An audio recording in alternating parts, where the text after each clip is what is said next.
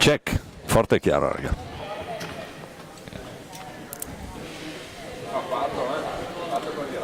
Partiamo.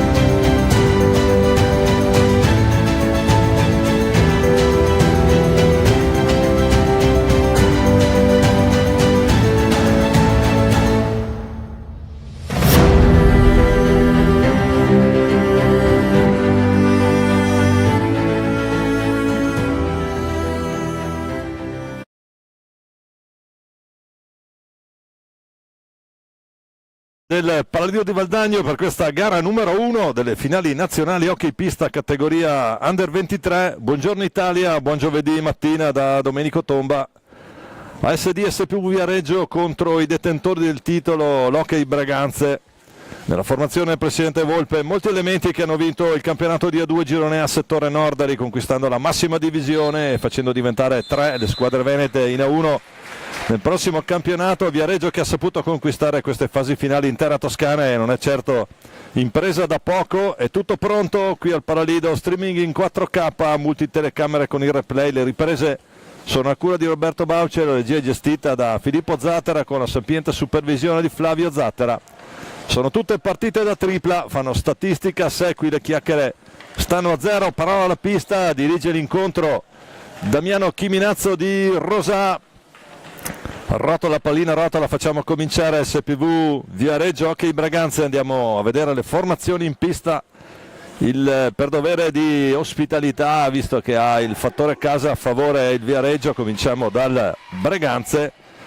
Il portiere Giuseppe Tagliapietra, il capitano, il numero 5 Pietro Agostini, il 31 Filippo Calderone, l'88 Cristian Bumbum Costenaro, l'8 è Davide Graziani, il 27 Giovanni Tagliapietra, il 13 Antonio.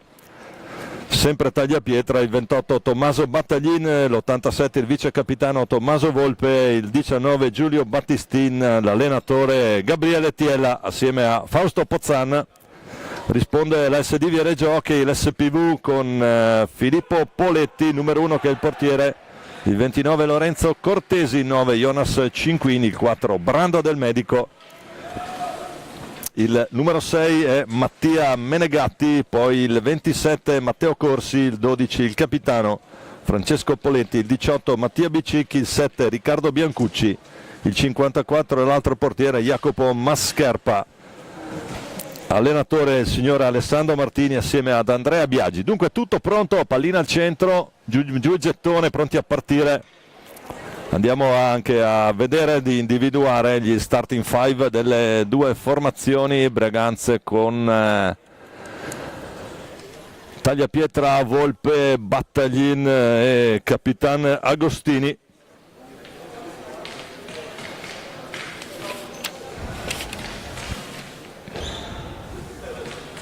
Pietro Agostini e Giovanni Tagliapietra. Giovanni Tagliapietra tra l'altro autore della doppietta che nella finale di ritorno di A2 ha un po' lanciato verso il ritorno in A1 il Braganze. Dall'altra parte invece cominciano in porta Filippo Poletti, poi fuori troviamo Francesco Poletti, Jonas Cinquini, Mattia Bicicchi e Lorenzo Cortesi. Poi adesso li andiamo ad individuare. Il 29 Lorenzo Cortesi, il 9 Jonas Cinquini, il 18 Bicicchi, il 10 Mascherpa, il 12 è il capitano Francesco Poletti. diciamo si gioca agli ordini del signor Damiano Chiminazzo di Rosà, qui della provincia di Vicenza. L'ausiliario è Alberto Fabris, in supervisione sotto la nostra postazione il presidente FISR Veneto Giorgio Grigolato. Intanto si accomoda in porta Giuseppe Tagliapietra. Sono 3 i titolari Tagliapietra qui in questa formazione. Dunque comincia Breganze con Capitano Agostini dentro diretti per Tagliapietra, che ci ha provato. Cinquini intanto sulla pallina, Jonas Cinquini. Il primo fallo di squadra lo fischia Chiminazzo contro Breganze, quindi il primo fallo di questi campionati. Sarà una lunga cavalcata, sono 31 partite da commentare, sono tutte in diretta streaming 4K. Noi vi chiediamo già da ora scusa per pensieri, parole, opere e omissioni che ci possiamo ritrovare in questa lunga diretta. Non sarò da solo fortunatamente. Intanto attenzione, Agostini che ci prova, la risposta di Poletti col gambalone alto. Siamo già rientrati nell'altra metà con Bataglin, anche lui insieme a Volpe, entrambi nel Tagliapietra, del resto tutti nel giro della nazionale. Prova Agostini dentro, ci mette una pezza Poletti. Parliamo naturalmente di Filippo, che Francesco è in pista. Tanto Cortesi prova a gestirla.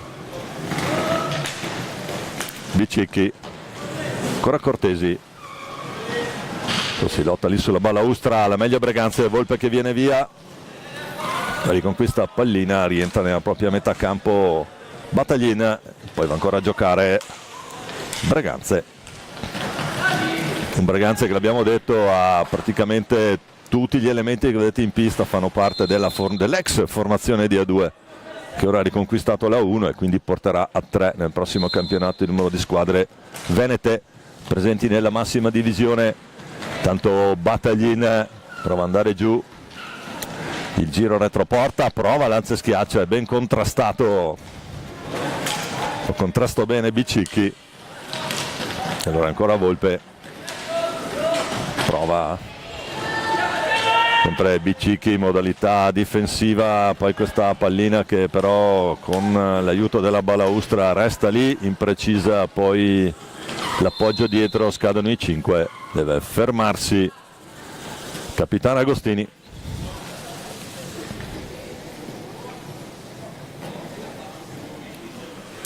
Tanto sotto la nostra tribuna col numero 12 Poletti, dicevamo un Breganze in tenuta naturalmente rossonera, la propria maglia, mentre in maglia bianca inserti rossi l'SPV, l'SD Viareggio Hockey. Cinquini la mette bene dentro, anticipo di Volpe su Bicicchi, poi ancora Volpe, prova ad andare via, si fa tutto il campo, deve girare retroporta e scaricare di nuovo per un altro tentativo. Agostini che incrocia il passo, fa fuori Bicicchi, approfitta di un'ottima posizione, la botta di Capitano Agostini che fa 1-0 Breganze. Dunque è breganzese la prima rete di questo campionato. Bello schema, è andato a liberare dal centrocampo, taglia tutta l'area, taglia tutta la metà campo e Agostini marca la prima rete di questo campionato. Subito la risposta del Viareggio, la risposta di Bicicchi.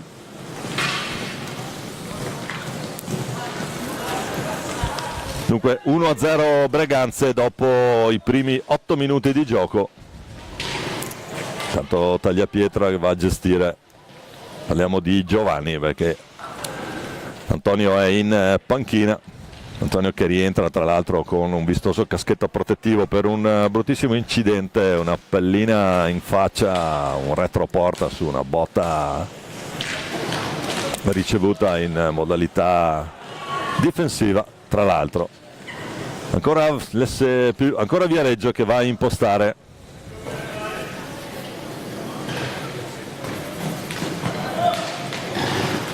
Con il capitano Francesco Poletti, poi Cinquini e Bicicchi che deve vedersela con il capitano rossonero, l'autore della prima rete di questi campionati, che fissa però il risultato sull'1-0 per Breganze. Ora Poletti cerca Bicicchi nella propria tre quarti, cerca di ripartire, pressa alto Breganze, riconquista pallina proprio Tommaso Volpe, che poi viene via in mezzo a due, va giù per vie centrali, lo scarico su capitano Agostini, si fa tentare dal tiro, poi c'è buono l'intervento proprio di Francesco Poletti in modalità difesa. Ancora può andare adesso Breganze, la risposta di Poletti, parliamo stavolta di Filippo, l'estremo difensore, e può ripartire la trama offensiva del Viareggio, proprio con Poletti che fa un po' da faro lì nella tre quarti. Cinquini, poi Cortesi Bicicchi che prova ad andare giù, deve ritornare sulla propria tre quarti, rischia qualcosa qui Poletti, poi va in mezzo a due, fa fuori Volpe, si presenta da solo davanti a Tagliapietra, ma chiude bene lo specchio della porta l'estremo difensore rossonero. Pallina che resta nelle stecche del Viareggio, terminano i 45 per andare al tiro, non c'è stato il tocco, pallina riconquistata da Bicicchi che fa fuori Agostini in velocità e poi può provare a reimpostare per Cinquini. Partita che sta scorrendo via in maniera a cui bello intanto l'intervento, l'accompagnata velenosa dall'altra parte, potenziale 3 contro 2 Cinquini, perfetto il tempismo su Tagliapietra, rinviene bene e fa ripartire i suoi. Diciamo Breganze che pressa molto alto come vuole Gabriele Tiella. Attenzione, adesso qui può presentarsi da solo, tira quasi un rigore da fermo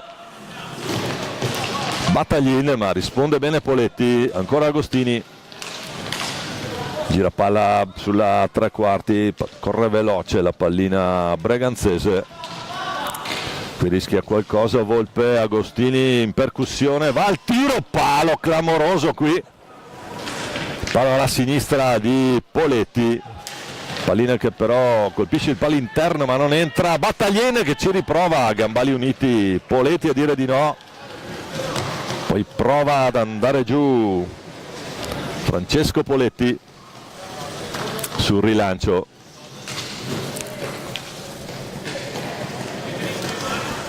Cortesi, Poletti, ancora Cortesi, bella l'idea, poi è impreciso l'ultimo assist, alla meglio Breganze che fa ripartire Volpe da metà campo. Agostini,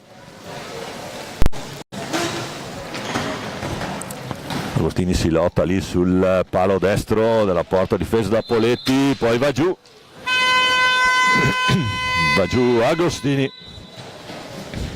Primo contrasto, se così possiamo chiamarlo, con Battia Bicicchi.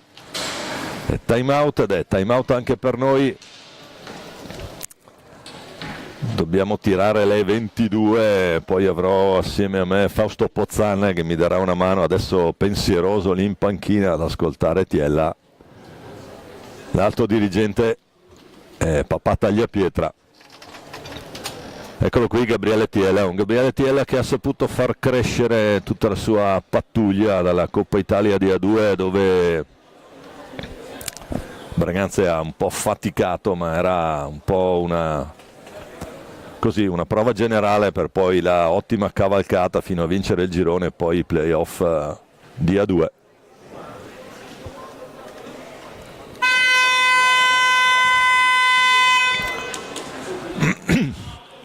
C'è anche il presidente sulla destra di Stefano Volpe, questa invece è la panchina.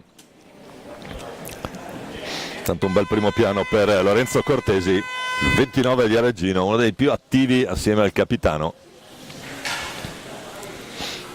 che è Francesco Poletti.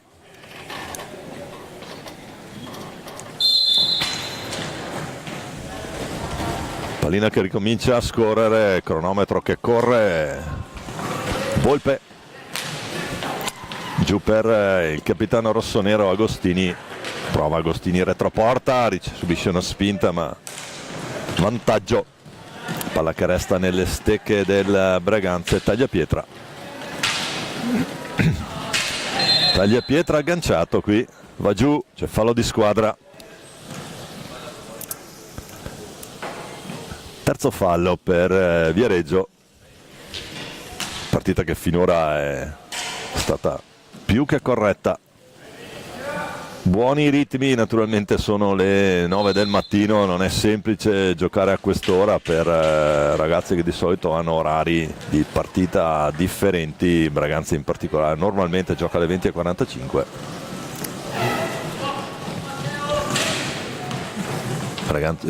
Viareggio adesso con questi scambi cortesi, eccolo qua in azione giù per Poletti.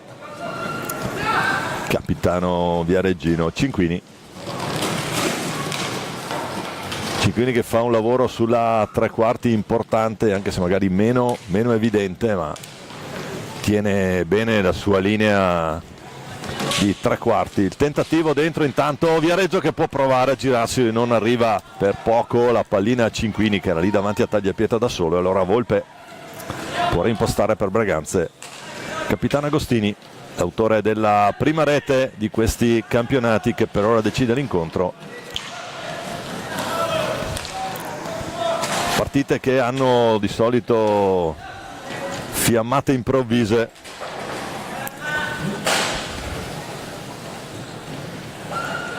E dove bisogna sapere anche gestire le energie, perché i giorni di gioco sono 4 e sono molto intensi. Intanto attenzione, c'è il fallo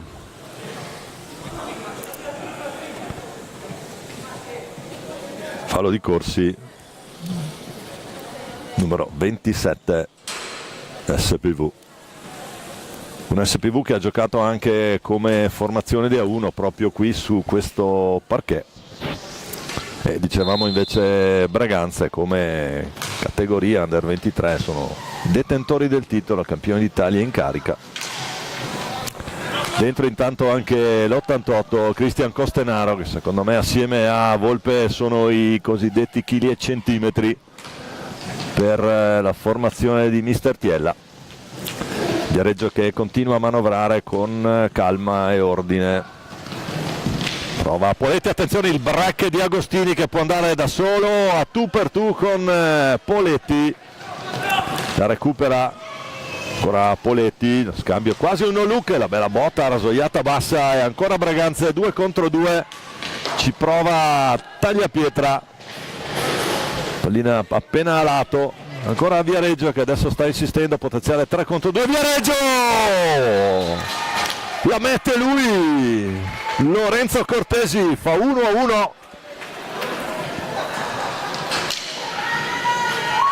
Gran bel gol, qui rasoiata a mezza altezza, prende anche la mira.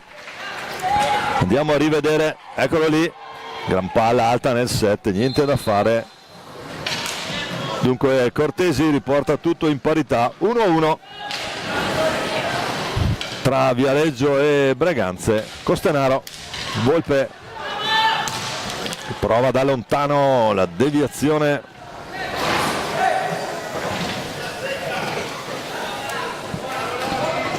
Sempre per Cortesi, l'autore della rete del Viareggio. Tanto Poletti a gestire. Bicicchi, ancora Cortesi che prova. Corsi in contrasto su Volpe, dentro intanto. Attenzione, entra e segna subito. Ci pensa Antonio Tagliapietra, riconoscibile dal caschetto, ne avevamo parlato prima. Entra, tira e segna. E anche il tempo di lasciare il cancelletto e porta avanti 2-1 Braganza. Antonio Tagliapietra,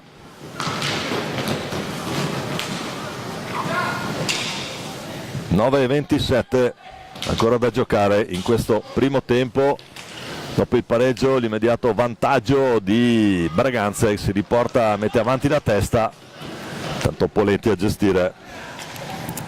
Attualmente quando parliamo il giocatore di movimento è Francesco, mentre il portiere è Filippo.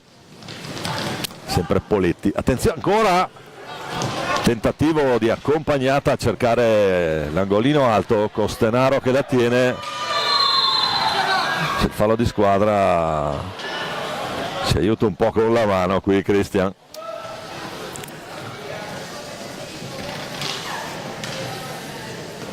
E Poletti a reimpostare, si fa tentare al tiro da lontano, alla meglio, poi va giù, attenzione, va giù Matteo Corsi, si continua a giocare. Volpe per Agostini, Costenaro e poi la palla rimane lì e fa 3-1 sempre lui, doppietta per Antonio Tagliapietra appena entrato, ne ha già fatti 2. Quindi virtualmente capocannoniere di questi campionati. 8:41, passa un minuto. E ancora Tagliapietra su una pallina, su una respinta corta di Poletti, lì il tapin vincente nel set. Eccolo qua il numero 13 rossonero in azione.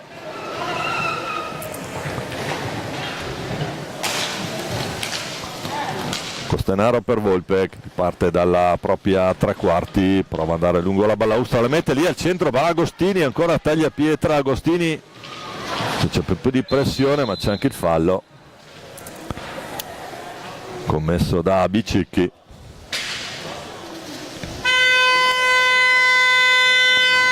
C'è dentro con il numero 4 Brando dal medico.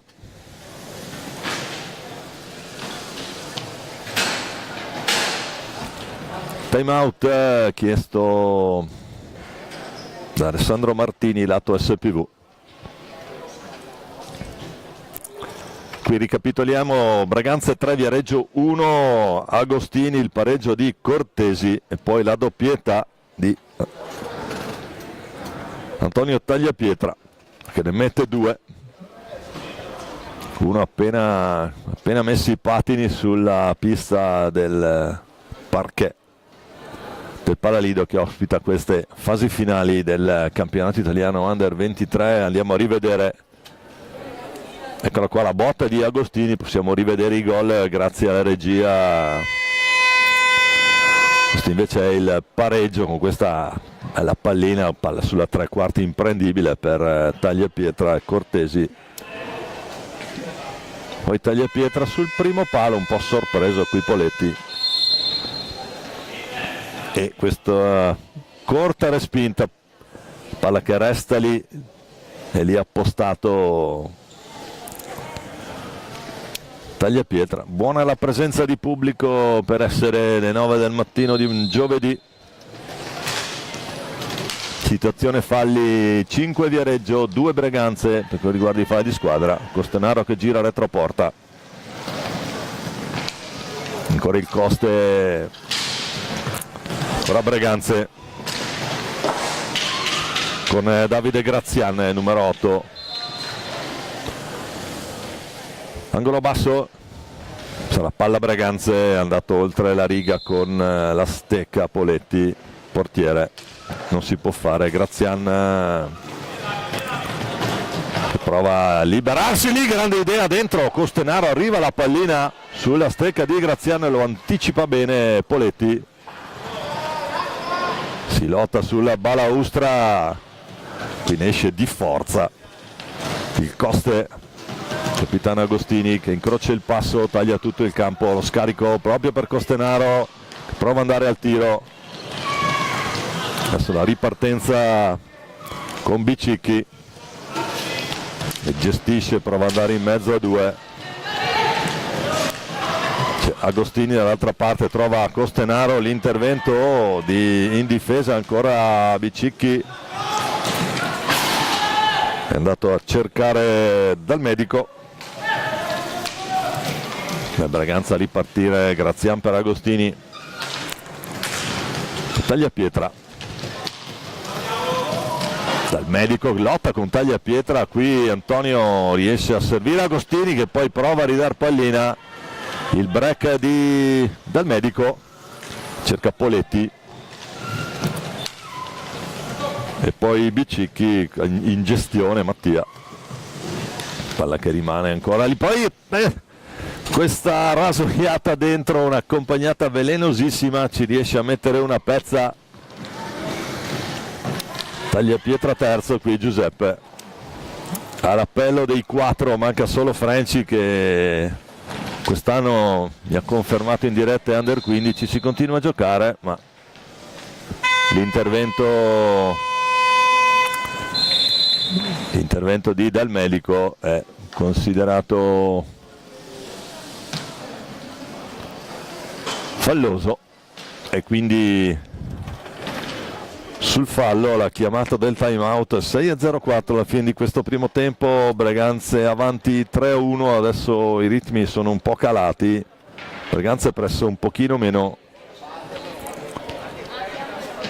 è un po' in gestione in questo momento della partita.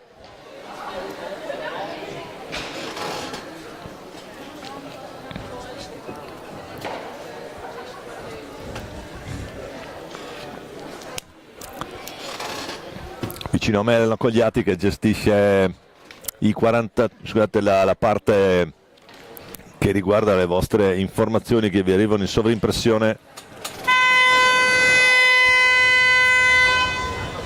come falli di squadra, punteggi e altre cose. Tiella e Pozzan, Pozzan serio e pensieroso, che poi mi darà grossa mano in giornata per riuscire ad arrivare alla fine. Alle 21 avremo anche la cerimonia di presentazione. Intanto la sirena richiama tutti in campo.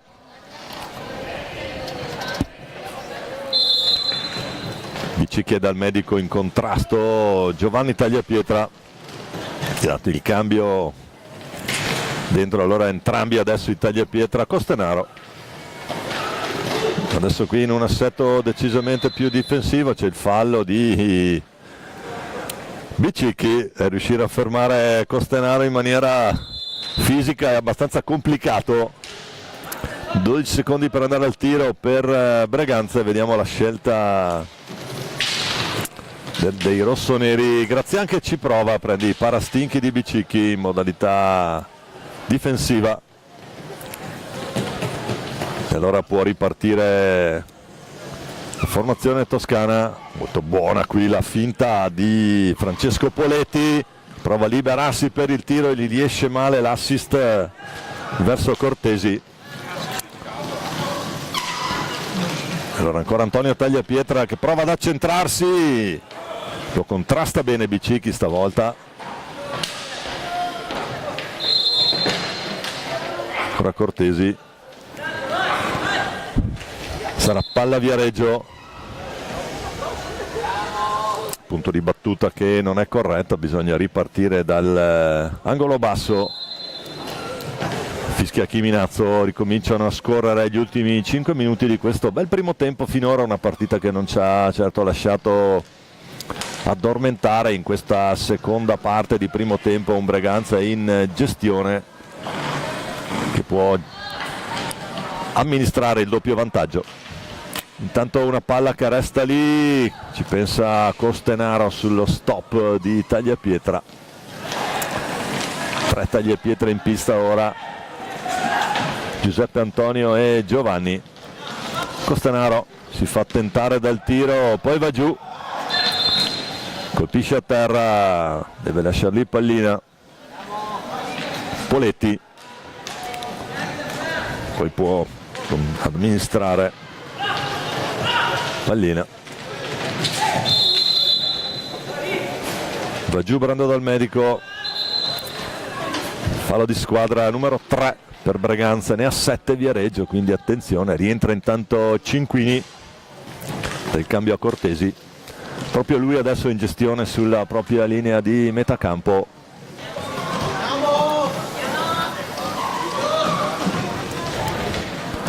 Prova Poletti, poi dal medico, ma alla fine ha la meglio Davide Grazian, fa ripartire Giovanni Tagliapietra. Ultimo uomo intanto dentro Battaglin con il 28, leggermente in ritardo su questo assist proposto proprio da Tagliapietra, mentre si lotta ora alla balaustra. Viene via Francesco Poletti che può provare a metterla, va sull'esterno della rete, sarà palla 2. Esterno della rete a sinistra dalla porta difesa da Giuseppe Tagliapietra. 3:24 ancora da giocare in questo primo tempo, con Breganza avanti 3-1.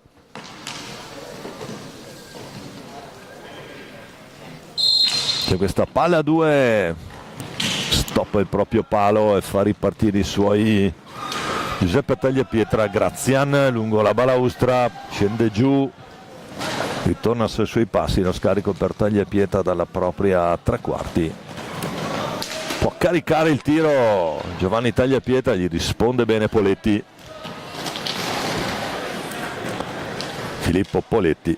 Ancora Graziana retroporta con Bicicchi a far buona guardia sul palo. Scarica per Tagliapietra.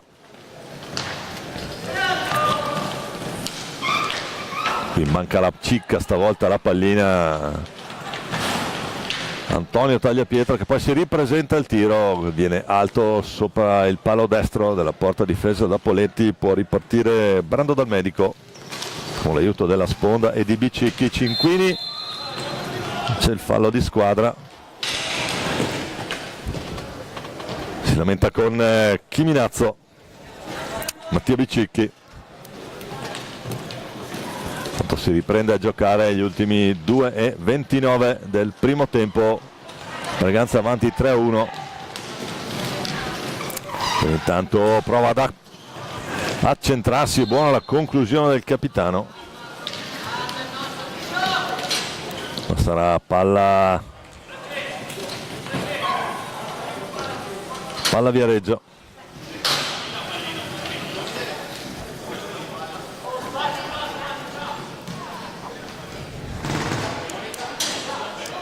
Poletti Dal Medico e Bicicchi con Cinquini davanti a Tagliapietra, in mezzo al sandwich dei Tagliapietra lì. Palla che rimane lì, attenzione, la sbroglia ancora Tagliapietra, l'intervento col guantone basso, poi l'intercetto secco di Dal Medico che legge bene l'azione e poi va anche al tiro. Impegna Tagliapietra, estremo difensore del Breganza. Siamo già dall'altra parte, l'idea dentro tra i fratelloni qui. Giovanni ha cercato Antonio proprio al centro dell'area, intanto è rientrato Tommaso Volpe, cerca Battaglin dietro alla porta Viareggina. Ancora Volpe, largo per Antonio Tagliapietra, il break va giù, attenzione, fallo di squadra su Lorenzo Cortesi.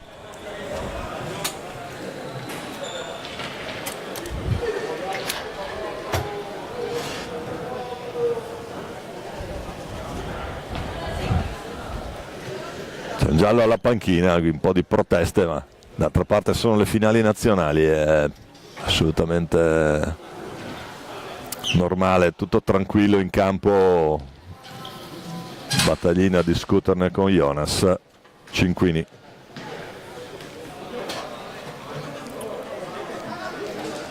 Tanto c'è da asciugare la pista.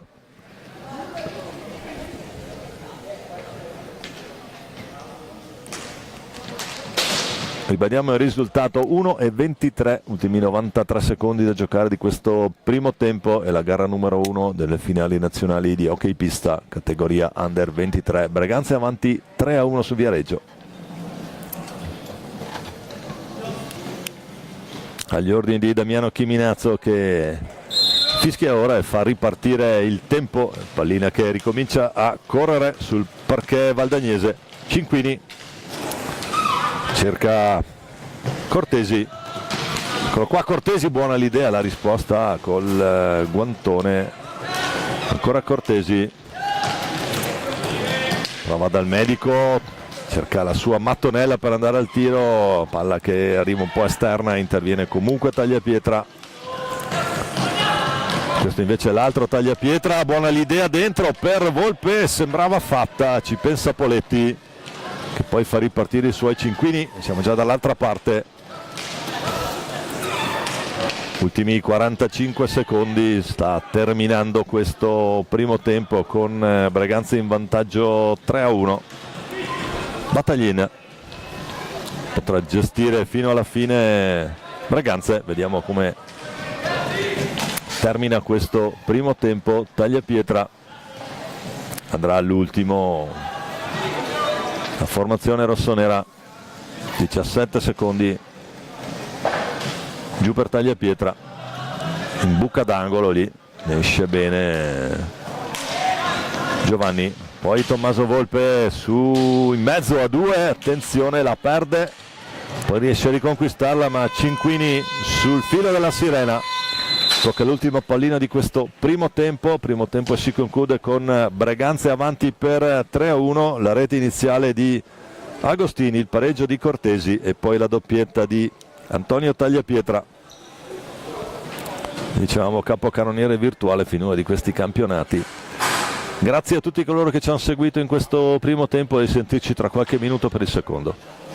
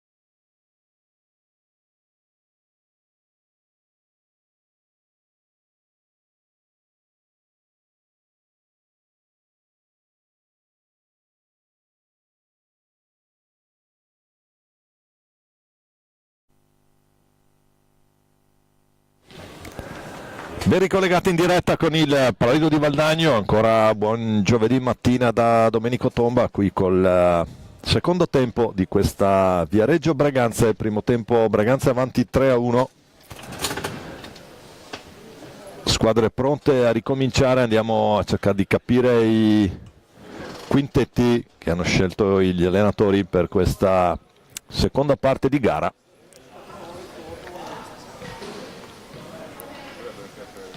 Per quello che riguarda Viareggio, Filippo Poletti in porta, poi con il 29 Lorenzo Cortesi, il 18 è Mattia Bicicchi, il 9 Jonas Cinquini, il 12 il capitano Francesco Poletti. Braganza che risponde con Tagliapietra,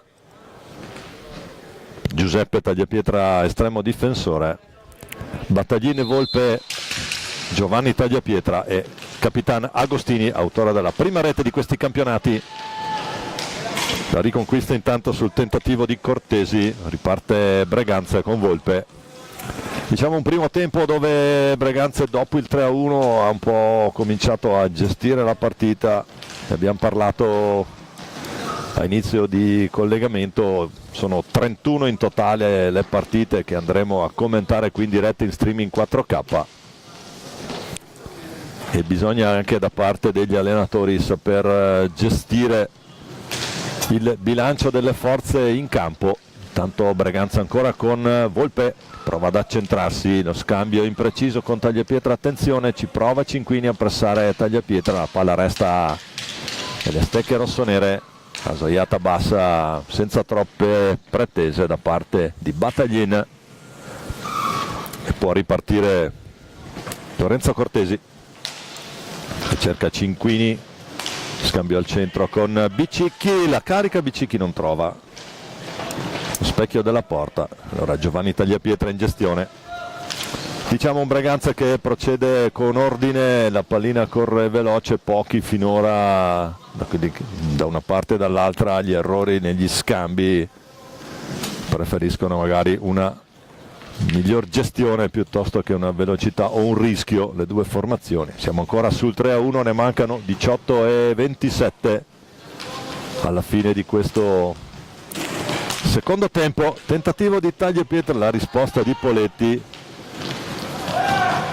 e poi in accelerazione prova ad andare in anticipo Poletti, ma ancora a Braganza e Tagliapietra, break adesso di Cortesi. Cortesi stoppato da Battaglini in anticipo sull'ultimo passaggio, allora Poletti, gestione adesso di Viareggio, prova ad andare dentro,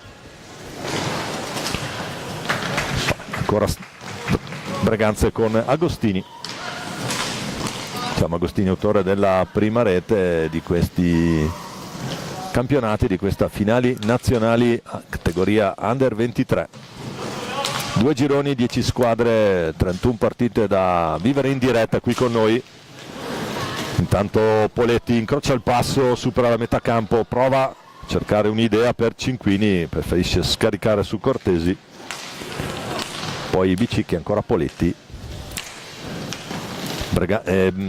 Viareggio che adesso attacca da destra a sinistra dei vostri schermi multimediali, perché ormai non possiamo più parlare di TV. Attenzione intanto Agostini, potenziale 2 contro 1 con Volpe, Volpe, la risposta di Poletti, chiude bene a gambali bassi qui l'estremo viareggino. Ancora Agostini, prova a venire via retroporta, 2-2 adesso del Braganza. Come tipo di schema, una delle formazioni, gli schemi di gioco preferiti da Tiella, ha sempre portato ottimi risultati. Tanto la riconquista con l'aiuto della sponda Battaglin, Agostini può caricare il tiro, prende anche la mira guardando il portiere, ma adesso Poletti deve uscirne con tunnel al compagno di squadra, accelera sulla balaustra, Poletti cambia passo, prova ad andare lì, la risposta di Tagliapietra, Giuseppe Tagliapietra, il 25 rossonero. Allora Tommaso Volpe supera la metà campo, trova un po' di spazio, poi c'è Cinquini con l'aiuto di Poletti, che la reinventa lì. Bicicchi, ancora Poletti. Bicicchi. Scambiano lungo la propria linea di metacampo i giocatori viareggini. Intanto Poletti fermato da Volpe, poi Agostini. Si chiude bene dietro adesso Viareggio. C'era un potenziale 3 contro 2 che non è andato. Ancora Agostini, prova lui, niente da fare, alla meglio il Viareggio che adesso esce dritto con Bicicchi che si deve inventare qualcosa. Fuori 1 metro dalla propria porta il guantone di Tagliapietra. Cinquini, palla che resta nelle stecche del Viareggio che deve provare ad accelerare, inventarsi qualcosa, è sotto di 2. È anche carico di 8 falli la formazione toscana. Notate bene, dico Toscana perché se poi confondo la Versilia con la Maremma è un disastro. Con attenzione, intanto grande idea del capitano e potenziale dall'altra parte, 2 contro 1 Volpe. Bicicchi capisce tutto, stecca bassa, stoppa l'assist potenziale di Volpe per Battaglin, non va il contropiede rossonero. Ancora Tagliapietra per Agostini, manovra bene in questa fase Braganza, è in gestione assoluta finora dell'incontro. L'accelerazione, la frustata la deve fare Viareggio se vuole andare a ridurre lo svantaggio che finora vede la formazione rossonera avanti 3-1. Agostini fa fuori 2 lungo la balaustra, si presenta retroporta per Tagliapietra che poi la mette lì per Volpe, sembrava fatta, ma palla che rimane nelle stecche rossonere che avrà ancora 45 secondi da giocare. Può girarsi Agostini, doppio tentativo ancora lui. Tagliapietra, adesso è più ordinata la manovra breganzese, il tunnel di Volpe, lo scambio con Agostini, Battaglin sulla 3/4 e ancora Tagliapietra. Giovanni si fa tentare dal tiro, poi preferisce un comodo controllo retroporta, cerca l'alza e schiaccia, lo ferma Poletti che accelera sulla balaustra. Poletti può provare a girarsi, gli viene centrale, bassa la conclusione, Tagliapietra a dire di no. Può ripartire formazione rossonera, capitana Agostini per Battaglin, retroporta Agostini, Cinquini e Cortesi in difesa, ancora Agostini, il gambale di Poletti, poi si lotta lì alla balaustra, alla meglio Viareggio che ne viene fuori col suo capitano, si chiude in 3 a muro lì davanti a Tagliapietra, quindi torna sui suoi passi Poletti, lascia il campo a Brando dal medico. Ancora Cortesi, prova ad andare giù Lorenzo Cortesi, poi contrasta proprio Tagliapietra, un momento di indecisione lì, un fumble, pallina che resta ballonzola lì davanti alla stecca di Tagliapietra. Intanto attenzione, scadono, avrà 10 secondi per la ripartenza adesso Braganze. Tanto spero che immagini, audio e sovraimpressione siano di vostro gradimento qui dal Palio di Valdagno. Le riprese sono di Roberto Bauce, la gestione della regia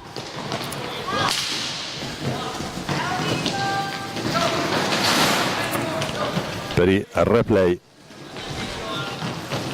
Tanto Cinquini che riparte,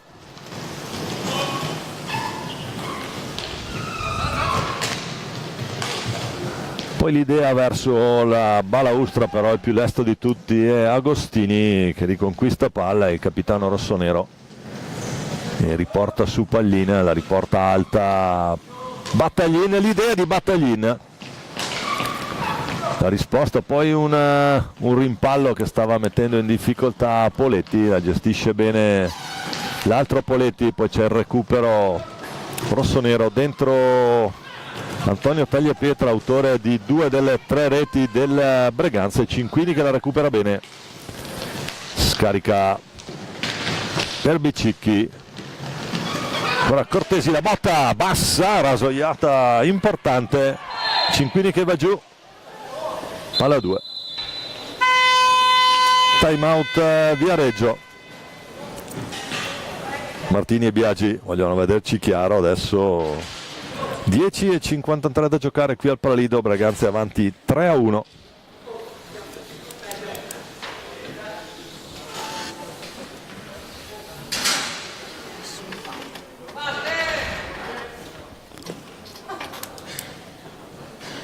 Situazione falli che vede Viareggio caricato di 8, Braganze solo 4 con 10:53 da gestire.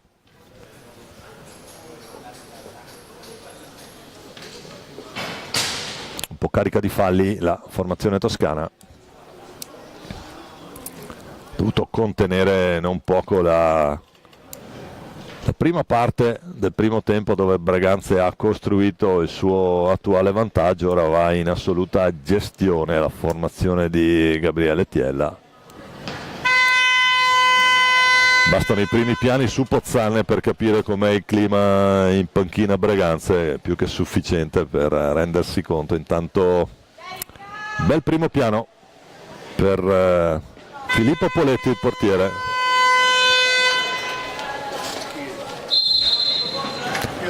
Torniamo in diretta con Bum Bum Costenaro, è entrato anche lui per Antonio Tagliapietra.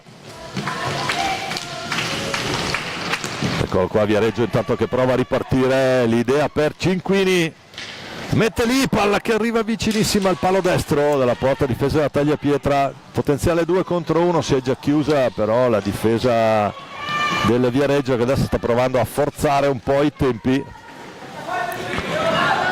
con Riccardo Biancucci, il numero 7, è andato in pressione, ne è entrato, c'è il fallo di squadra fischiato a Braganza, quinto fallo, e attenzione perché si è accesa la luce, anzi scusate, fischiato a Viareggio, si accende la luce rossa lato panchina Viareggio. Tagliapietra, elegante lo stop qui di Antonio Tagliapietra, lotta poi con Cinquini, alla meglio proprio lui, la finta di Cinquini, poi un'indecisione di Brando Dal Medico che perde palla. Costenaro, fisico e esperienza, qui sfrutta benissimo i suoi chilogrammi, poi vuole portarla troppo Coste, palla che torna nelle stecche viareggine, gestisce pallina Cortesi. Brando Dal Medico con il numero 4, finta di Brando Dal Medico, poi la botta non troppo lontana dalla porta difesa da Tagliapietra, non trova il bersaglio il numero 4 viareggino.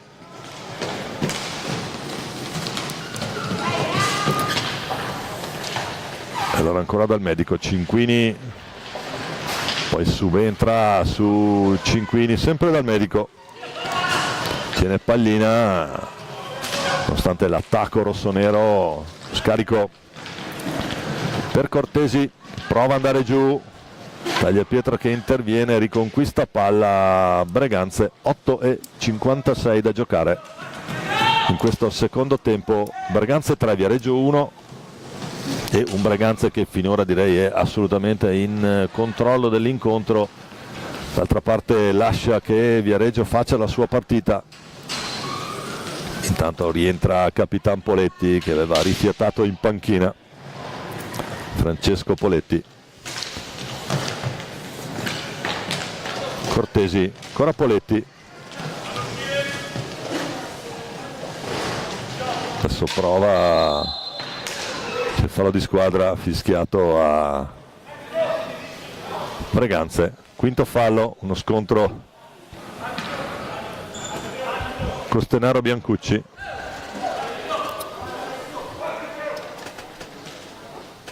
Chiede di poter sistemare la sua visiera a Bauer Tree Poletti.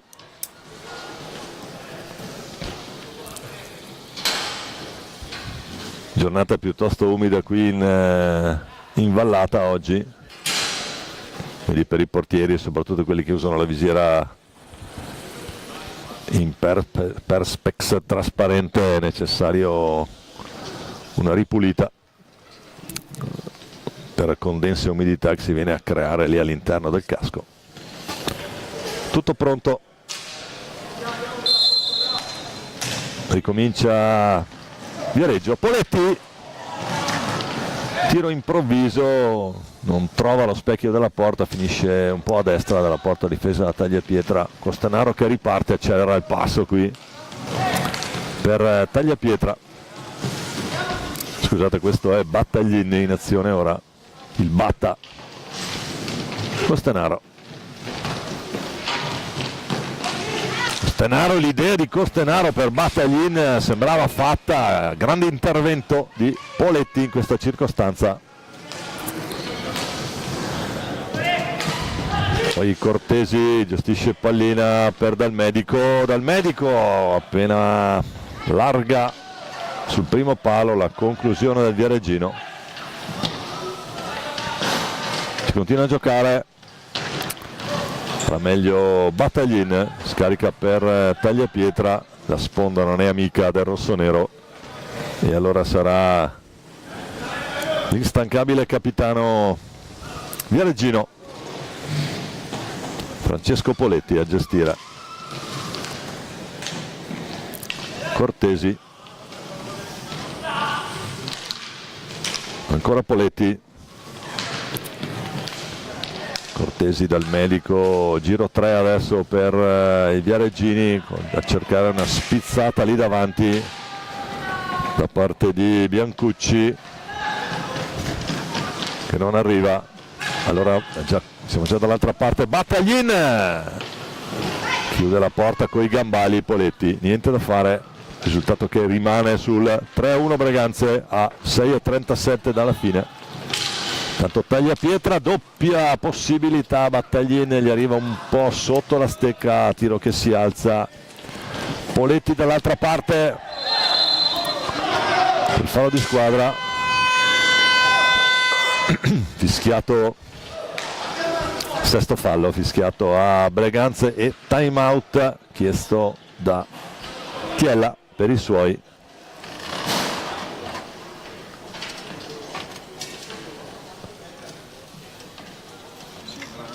Siamo a 6:24 da giocare, Breganze 3, Viareggio 1, partita che adesso si è assolutamente stabilizzata, vedremo questi ultimi 6 minuti, primo piano intanto per la panchina rossonera.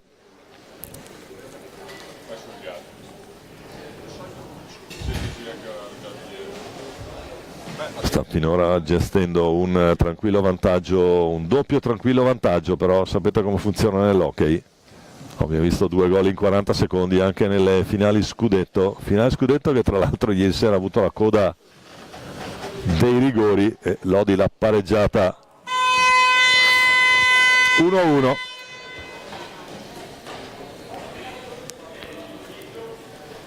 Intanto ritorniamo qui in diretta, palla nelle stecche viareggine, richiama la distanza Chiminazzo, ci prova Dal Medico che non va, e allora Volpe tiene palla, scarica per Battaglin,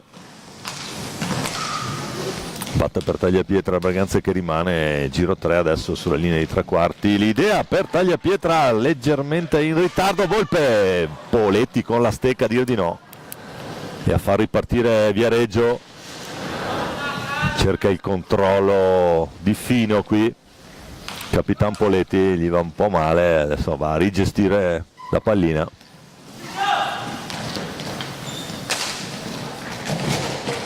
Brando Dal Medico con calma verso Lorenzo Cortesi, Cortesi fa tentare dal tiro, la palla che resta lì si impenna, è in gestione di Giuseppe Tagliapietra. Costanaro, attenzione al Coste che prova, adesso ancora Tagliapietra che fa fuori il suo diretto avversario, va lì, si distende, stoppa tutto Pippo Poletti, anche lui l'ambito nazionale Filippo.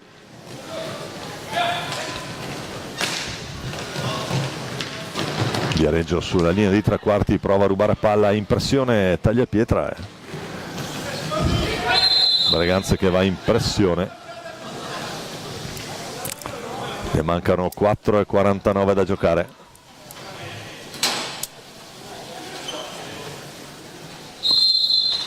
Tagliapietra e Volpe. Un Breganze che dà la sensazione di voler gestire anche le risorse. Tanto Volpe con calma sulla tre quarti, Tagliapietra, Volpe prova a metterla lì. Sul tentativo di assist c'è la pronta risposta del capitano di Poletti.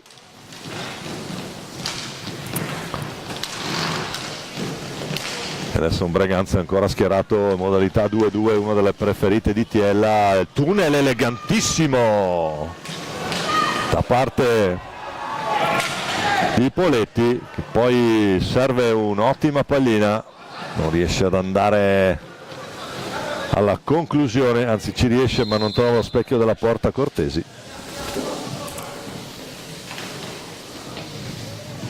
Al fischio di Chiminazzo, palla che torna nelle stecche della formazione veneta, detentrice del titolo Under 23. E fino a questo momento sta ribadendo quella che è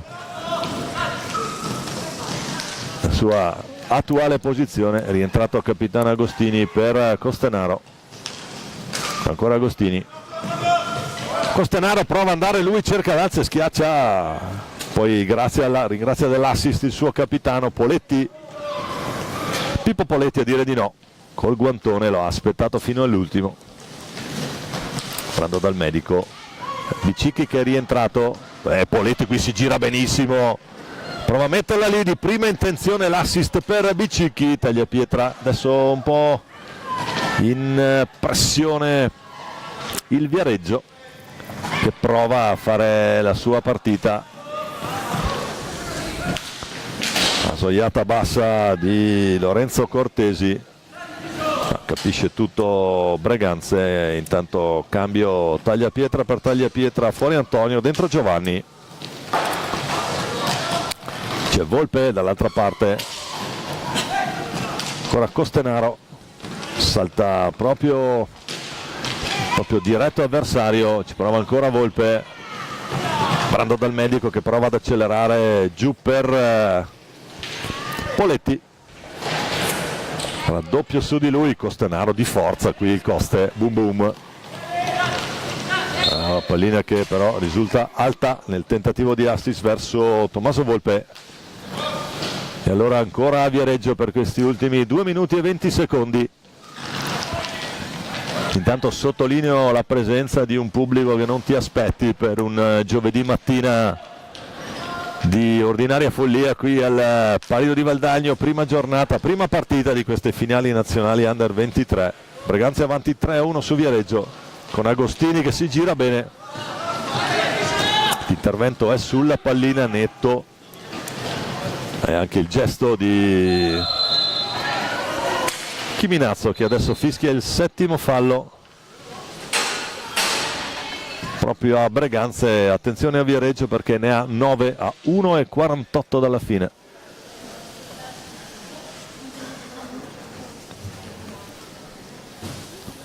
Pista da pulire, entra Daria che fa parte dello staff, riconoscibili dalle maglie arancioni, tantissimi volontari che sono impegnati in questa finale nazionale. Del resto non sarebbe possibile organizzare eventi di questo tipo.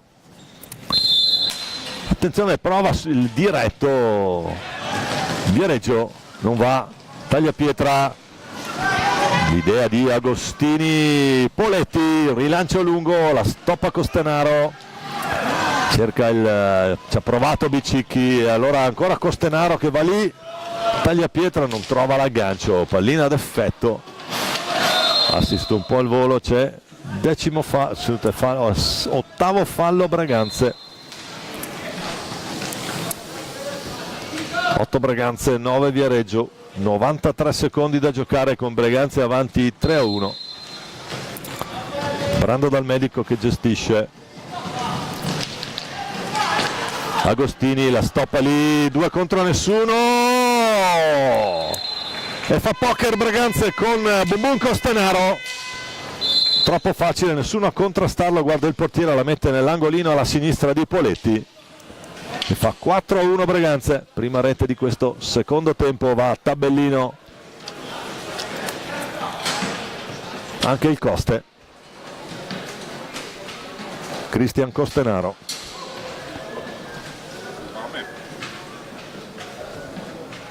Andiamo a rivedere il replay, mi richiama giustamente il comandante Zattera perché l'opportunità che abbiamo a volte non la sfrutto.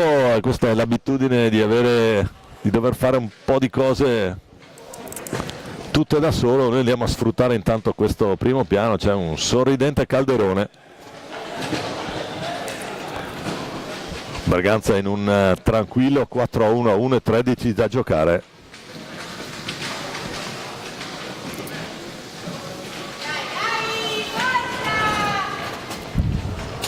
Palla ancora nelle stecche dell'SPV Viareggio. Time out a Braganza. Vediamo. Pallina da rimettere al centro. Che non si è capito questo fischio, non c'era richiesta di time out, suonata a caso qui la sirena, capita. È il bello anche della diretta. Bicicchi a gestire per Poletti che supera la metà campo. Poletti che prova a tagliapietra, dire di no. Volpe adesso è evidente che giocherà col cronometro. Braganza farà possesso, eccoli qua 2-2 dietro tagliapietra e Calderone. Filippo Calderone, neoentrato che lui. Poletti, direi l'MVP di questo Viareggio. Ultimi 35 secondi di gioco effettivo. Sempre Poletti, l'assist lì in mezzo a 2 Bicicchi con la pallina che arriva dalle parti della tre quarti viareggina, va in pressione tagliapietra. Bicicchi che ne viene fuori, attenzione però Agostini, può caricare una botta, gli dice di no Poletti. Ancora Agostini, manca la palla, si lamenta un po' e poi Bicicchi è lì davanti, taglia pietra in anticipo, gran lettura. Ultimi secondi, Agostini terrà pallina, 3-2-1. Termina la prima partita di queste finali nazionali Under 23. Braganza batte Viareggio 4-1 e conquista i primi 3 punti di questa manifestazione. Antonio Tagliapietra potenziale, anzi non tanto potenziale, capocannoniere. Adesso andiamo a rivedere, grazie alla regia di Flavio Zattera, con quale le reti. Anzi l'ultima rete, che è quella di Costenaro, arrivato in anticipo, ha potuto colpire a botta sicura. I saluti tra le due squadre, ripetiamo i marcatori. Nel primo tempo apre Agostini, il pareggio di Cortesi, poi doppietta di Antonio Tagliapietra. Nel secondo tempo non succede niente fino a 1:13 dalla fine. Costenaro segna il 4-1, la chiude qui.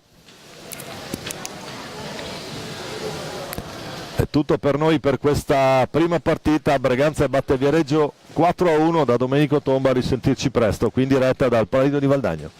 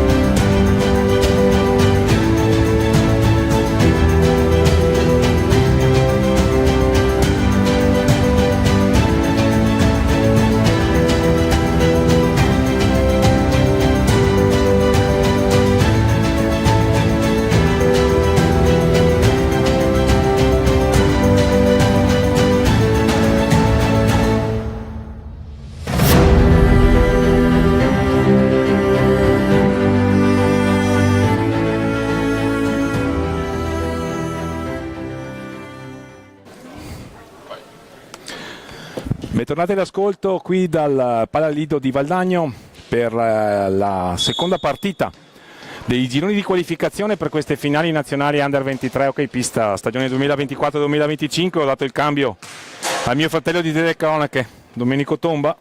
Sono Fausto Pozzan e vi do di nuovo il benvenuto sul canale YouTube della piattaforma digitale hockey pista. La regia è di Filippo Zattera con la sapiente supervisione di Flavio Zattera. Tra qualche istante Giovinazzo Seregno. Diamo lettura delle formazioni che saranno dirette dal signor Luigi Luna, coadiuvato al tavolo da Alberto Fabris per quanto riguarda il Seregno. Nella divisa classica dei colori sociali bianco-verdi, calzoncini verdi e calzettoni bianchi. I portieri, va bene, vediamo poi. Allora, Mattia Schirino il 44, Andrea Durcini il numero 8, Edoardo Febbo il 36, Enea Pasquale il 2, Riccardo Tessarolo il 7, Marco Tremolada che è il capitano il 33, Luca Vaghi il 30, Samuele Ceccacci il numero 18 e Leonardo Reggio il numero 12. Questi due sono i portieri. L'allenatore è Riccardo Alberio con il fisioterapista e il vice Giorgio Trabattoni. Per quanto riguarda il Giovinazzo, che ha cambiato maglia, i colori sociali bianco-azzurri, ovviamente Giovinazzo bianco-verdi, chiedo scusa agli amici pugliesi, però si schiera qui con una maglia bianco-azzurra, calzoncini neri e calzettoni bianchi. Il portiere è Alessandro Donnini con il numero 10. Abbiamo poi Matteo Faelli con il 7, Giulio Donnini con il 69, Diego Guarguaglini con il 9, Filippo Montauti con il... No, questo è il Castiglione da Pescaia. È il Castiglione, giusto? Chiedo scusa agli amici toscani, chiedo scusa, portate pazienza, siamo stati presto. Questa è Seregno Castiglione, chiedo scusa ancora. Allora, il Castiglione ovviamente è qui invece schierato con la divisa sociale bianco-azzurra, maglia bianco-azzurra, calzoncini neri e calzettoni bianchi.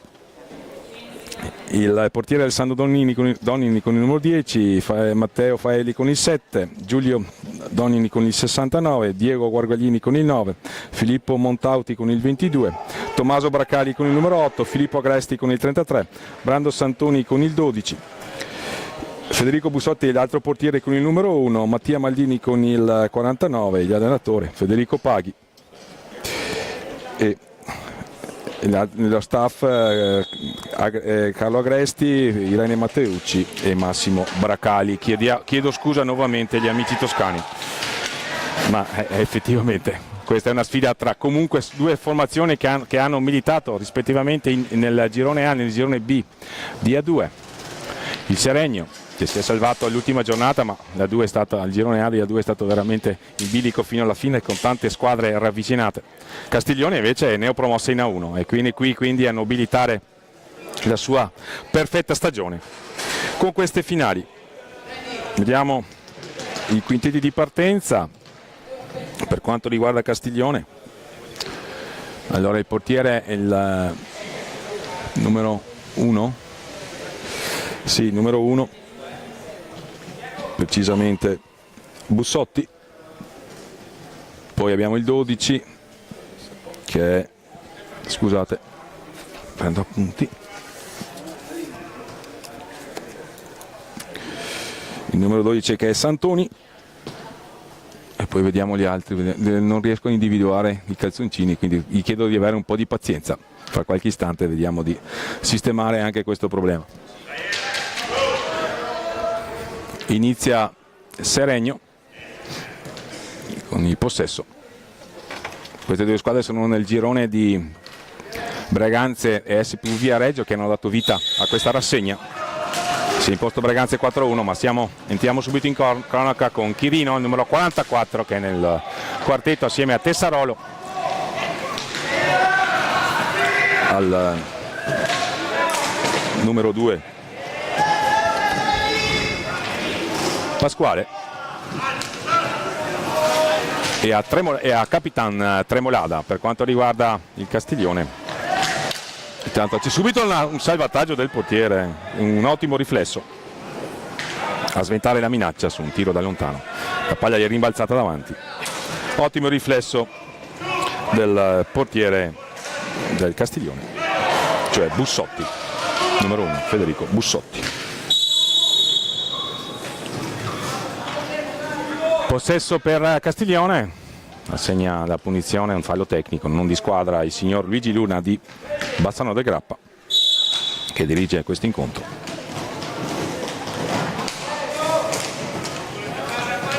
Il 12 Santoni, il capitano Montauti, Filippo Montauti. Ancora il possesso Castiglione.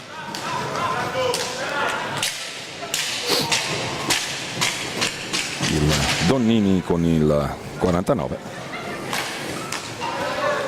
ma ha recuperato palla Seregno, in possesso con Pasquale. Fasi di studio, siamo a 18 minuti e 20 dalla fine della prima frazione di gioco, punteggio quindi 0-0. Riparte Castiglione in possesso.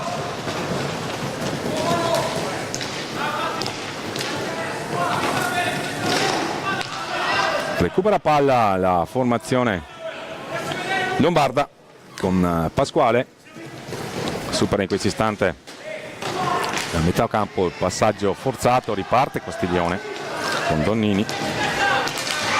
Conclusione, fa buona guardia la difesa di Seregno, pressione alta però della formazione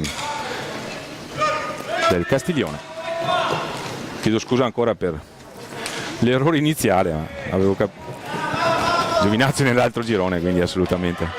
Picchirino va a sfidare Bussotti, che gli nega la gioia della prima marcatura per la formazione lombarda. Ben piazzato sul suo palo il portiere toscano.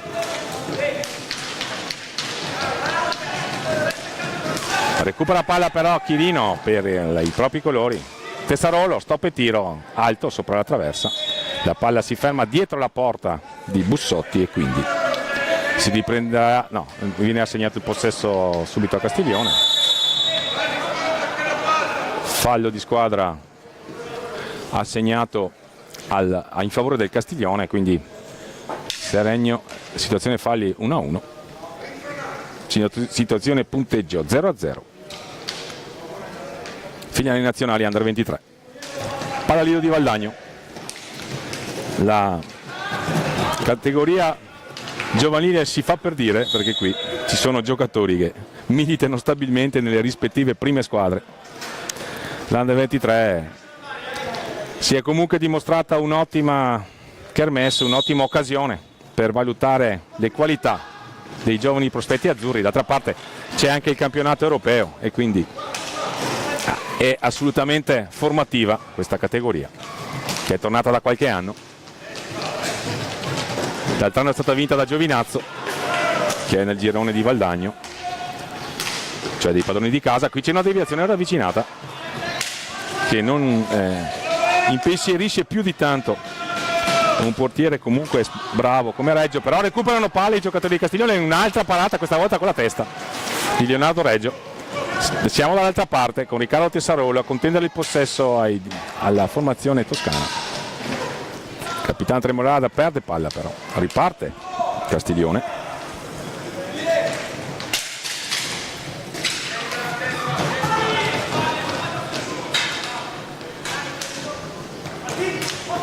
Quindi il suo numero 7 adesso a scambiare con Donnini, 49. Numero 7 è Faelli.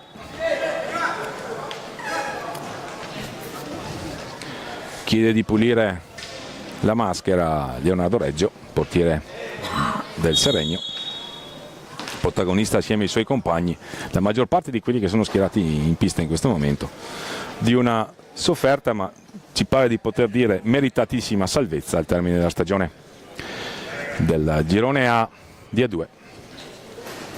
Girone B di A2 che invece ha visto proprio il Castiglione conquistare la promozione in A1 e ritornare nella massima categoria dalla quale mancava da qualche anno. Castiglione ha dei trascorsi assolutamente importanti, facciamo un po' di storia negli anni 80 soprattutto, con Fulvio Aloisi in panchina, il papà di Alberto che ha guidato la formazione Under 19 alle recenti finali di Correggio, Follonica che è arrivata terza.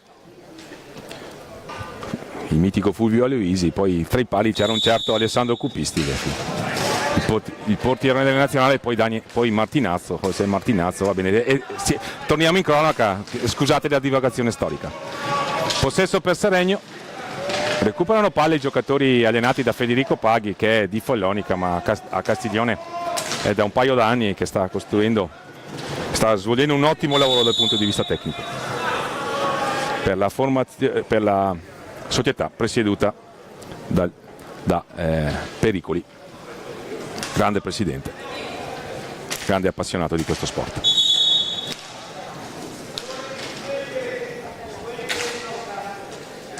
Il richiamo del signor Luigi Luna, una regola che da tecnico letteralmente ci fa impazzire, è quella che prevede che al massimo dalla panchina possono rimanere in piedi solamente 2 addetti.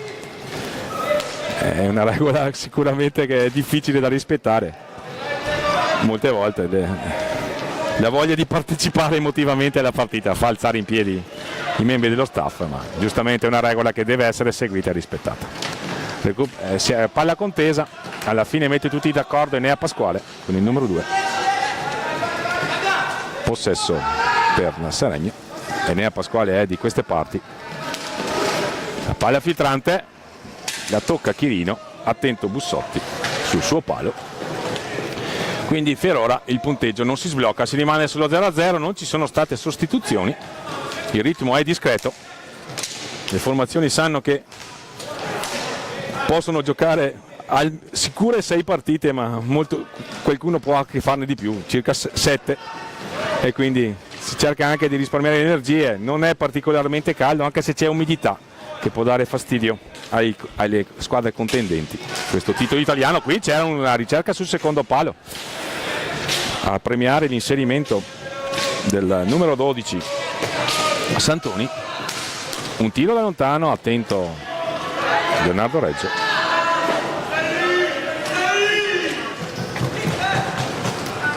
Siamo dall'altra parte però, con Chirino in possesso dello straniero di Seregno, credo sia cileno di nazionalità. Scambiano a metà pista i giocatori di Federico Paghi, il classico sistema 2-2, 2 avanti 2 dietro, poi qualcuno viene su per fare il blocco laterale.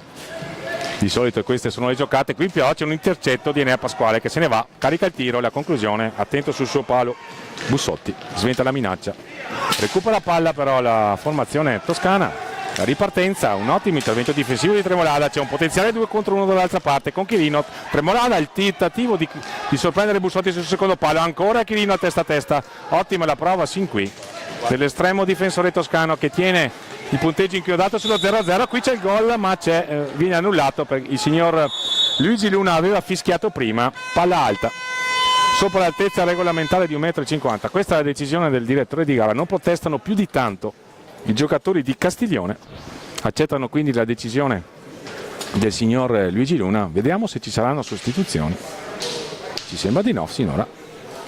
Il time out è stato chiesto da mister Riccardo Alberio, allenatore di Seregno. 13 minuti e 17 a termine della prima frazione di gioco, punteggio 0-0.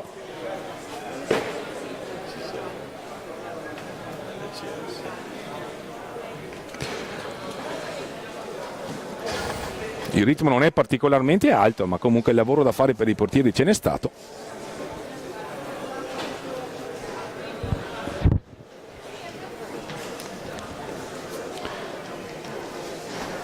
Castiglione e Seregno dunque sono nel girone con con Braganza e SPV Viareggio, che hanno dato vita alla Kermesse questa mattina alle ore 9. L'incontro è stato commentato dal mio fratello di telecronache Domenico Tomba. Non ho avuto un ottimo ingresso visto che ho clamorosamente sbagliato squadra, chiedo scusa.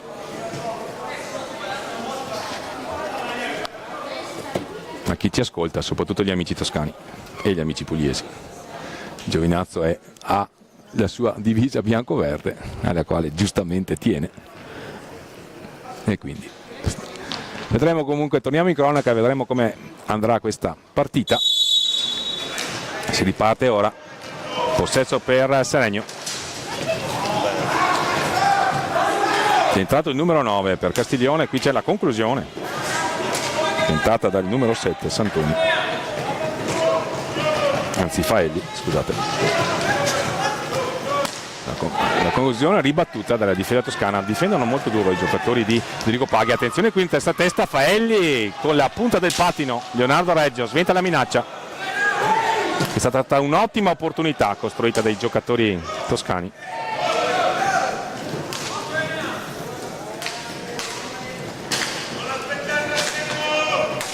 Faelli a scambiare ancora adesso il numero 9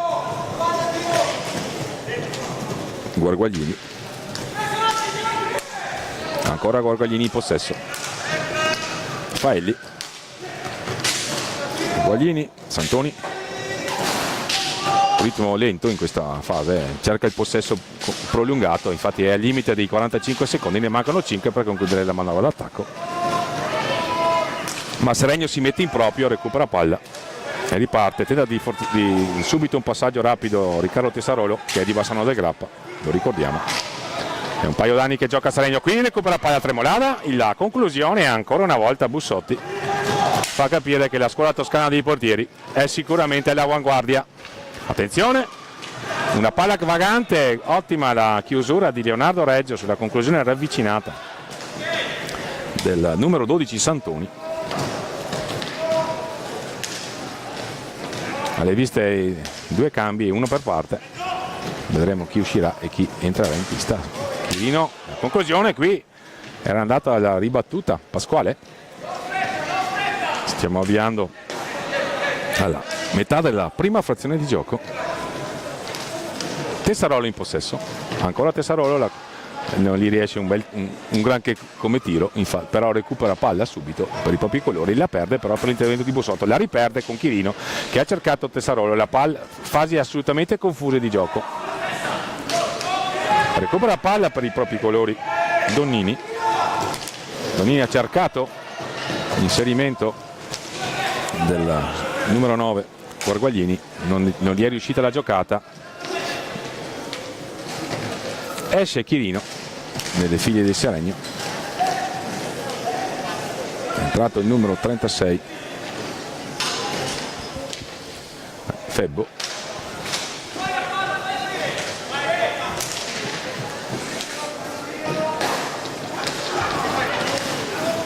Palla contesa del neo entrato, scusate, per Seregno.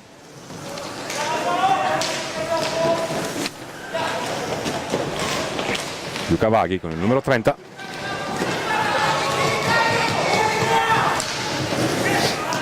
Ancora azione prolungata di Castiglione, sventa la minaccia Leonardo Reggio.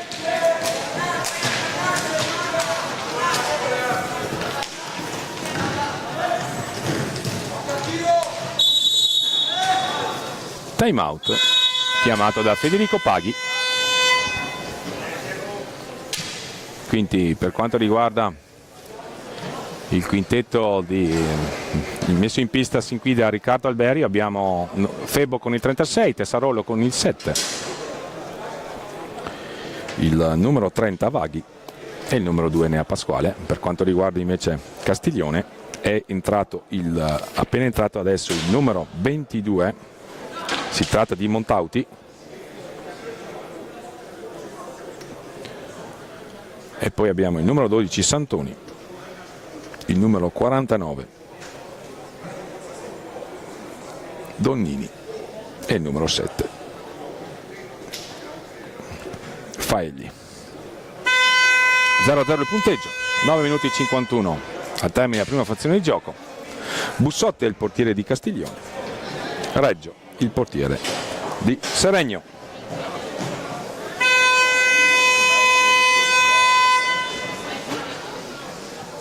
Si riparte qui dal Palalido di Valdagno, gara 2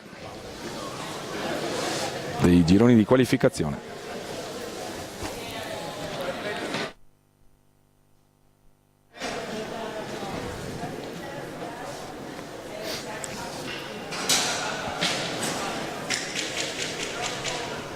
Montauti è il numero 22, che è appena entrato in pista. La conclusione di Pasquale a fare velo, c'era Luca Vaghi, non si è fatto impensierire più di tanto il portiere Bussotti. Questo è il girone A e qui c'è un cartellino blu in arrivo, sventolato a Luca Vaghi,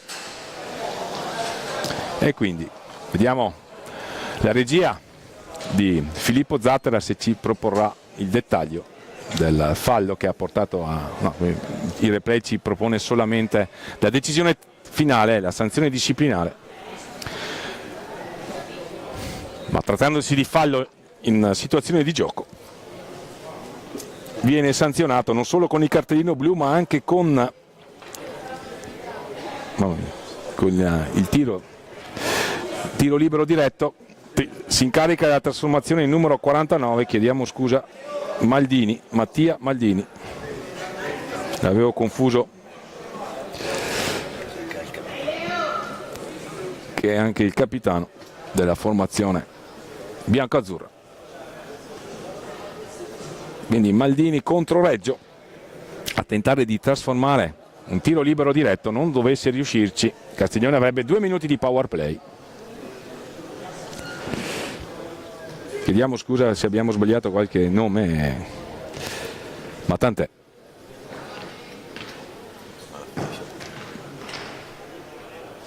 Promettiamo maggiore attenzione. Maldini contro Reggio, la rete di Maldini porta in vantaggio Castiglione a 9:36 dal termine. Mattia Maldini porta in vantaggio quindi il Castiglione trasformando un tiro libero diretto concesso per l'espulsione temporanea di Luca Vaghi.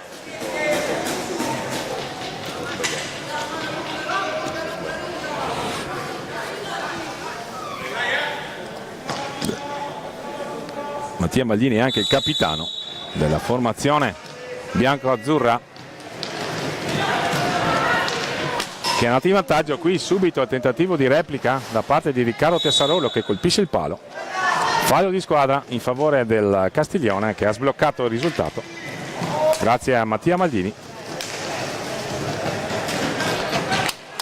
Va a ribellarsi Santoni, in ottima l'iniziativa del numero 12, ancora Santoni, la conclusione trattenuta dai gambali di Leonardo Reggio.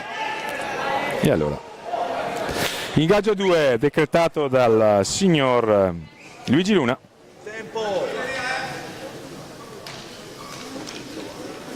L'autore della rete è Maldini contro Chirino, dotato di ottima tecnica Maldini, come ha dimostrato trasformando la rete del vantaggio su tiro libero diretto. Qui Chirino si è messo in proprio, è andato a sfidare i riflessi di Bussotti, che è rimasto impassibile sul suo palo, ha sventato la minaccia.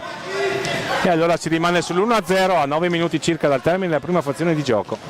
È in vantaggio Castiglione a legittimare la sua promozione in A1, conquistata con un playoff sicuramente acceso e sicuramente in equilibrio contro il Pumas Viareggio, che sarà protagonista del girone B di queste finali Under 23. Ancora Castiglione in possesso, l'avevamo già sottolineato in sede di primo commento di questa partita, dominio nel possesso palla, ma Seregno ha avuto le sue opportunità, sono state sventate ottimamente dal portiere Bussotti. Un altro cambio, rientra Tremolada a caccia della palla vagante, ci arriva Febbo, il tentativo di chiudere una potenziale ripartenza in tre, transizione in tre dei giocatori di Riccardo Alberio, che hanno alzato la pressione, rimangono alti e cercare di recuperare immediatamente palla. Meno 8 minuti e 10 al termine della prima frazione di gioco. Castiglione avanti 1-0, ha segnato Mattia Maldini un minuto fa circa, trasformando un tiro libero diretto. Chiede di pulire la visiera il portiere di Castiglione, Federico Bussotti. C'è una sostituzione intanto ordinata da coach Federico Paghi. È uscito il numero 12, entra il numero 9. È uscito Santoni ed entra, vediamo, dovrebbe essere Diego Guargaglini.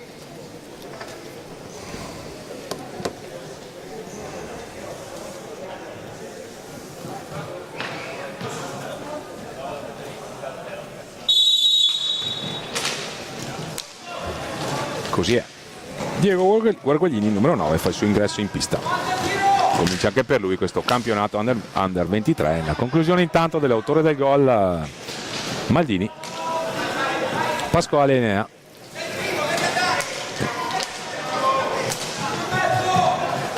Chirino si inserisce lungo sponda, un blocco irregolare. Questa è la decisione di Luigi Luna. Situazione falli. 5 quelli commessi da Seregno, 2 quelli commessi da Castiglione. Attenzione, Guarguaglini forse voleva cercare Faelli, non l'ha trovato.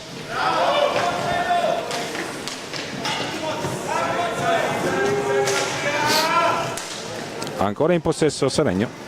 Chirino, la conclusione è assolutamente fuori misura. Castiglione in campo con Montauti, numero 22, Mattia Maldini, numero 9, Guarguaglini, Diego Guarguaglini con il 9 e il numero 7. Faelli.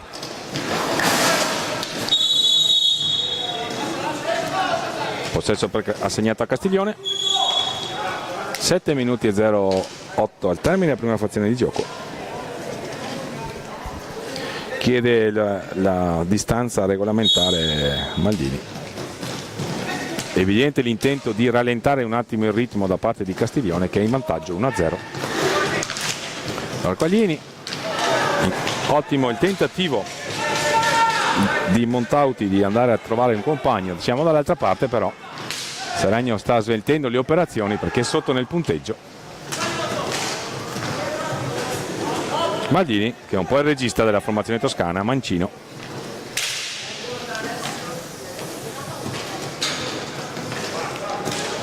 Ancora possesso prolungato e lento da parte di Castiglione. Faelli va a contendere il possesso a Chirino, che alla meglio non ravvisa irregolarità il direttore di gara.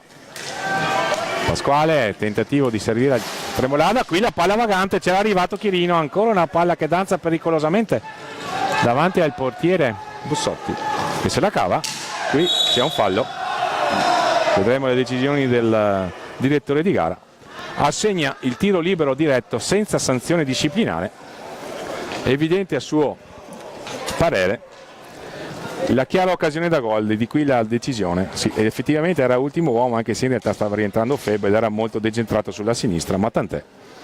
Non ha segnato la sanzione disciplinare con il cartellino blu, ha segnato il tiro libero diretto e allora Castiglione ha un'altra opportunità per allungare nel punteggio. E crediamo proprio che ci andrà il suo numero 49. Il capitano Mattia Maldini, che ha sbloccato il risultato trasformando abilmente un tiro libero diretto. Vedremo se concederà il bis o se Leonardo Reggio confermerà le sue ottime qualità di portiere e sventerà la minaccia.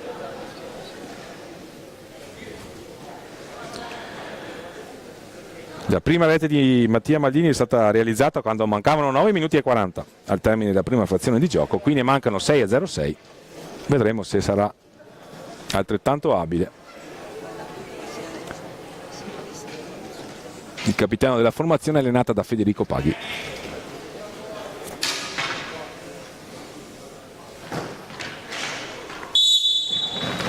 La conclusione è la respinta di Leonardo Reggio, questa volta non ha tentato di andare a puntare il portiere, ha scelto di portare palla avanti di una trentina di centimetri e poi di scagliare il tiro.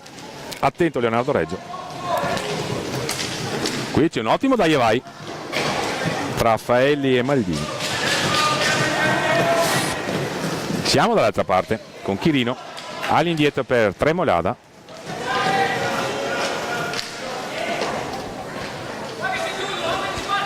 Febbo, il suo tecnico lo invita a cercare di aprire gli spazi. Effettivamente la formazione toscana si chiude molto bene a protezione del proprio estremo difensore. Qui si mette in proprio Leonardo Febbo a cercare di trovare spazio per la conclusione. Va a subire fallo di squadra.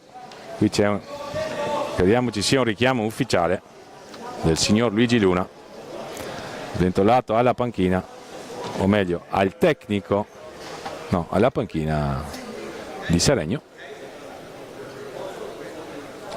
Warning che da quest'anno, o meglio da quest'anno è sanzionato con il cartellino giallo quindi che ha fatto il suo ritorno nel regolamento dell'hockey pista.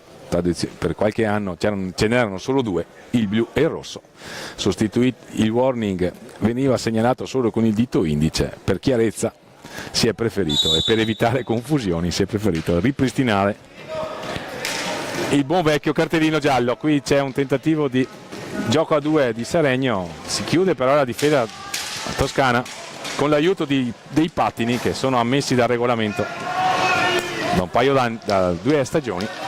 Qui si era messo in proprio Guarguaglini, ha perso palla, fasi un po' confuse di gioco, siamo a meno di 5 dall'intervallo. Qui Chirino va a sfidare e segna Chirino. Il pareggio di Seregno si è messo in proprio, è stata l'unica disattenzione, se così si può dire, del portiere Bussotti, che sin qui aveva disputato un'ottima prova.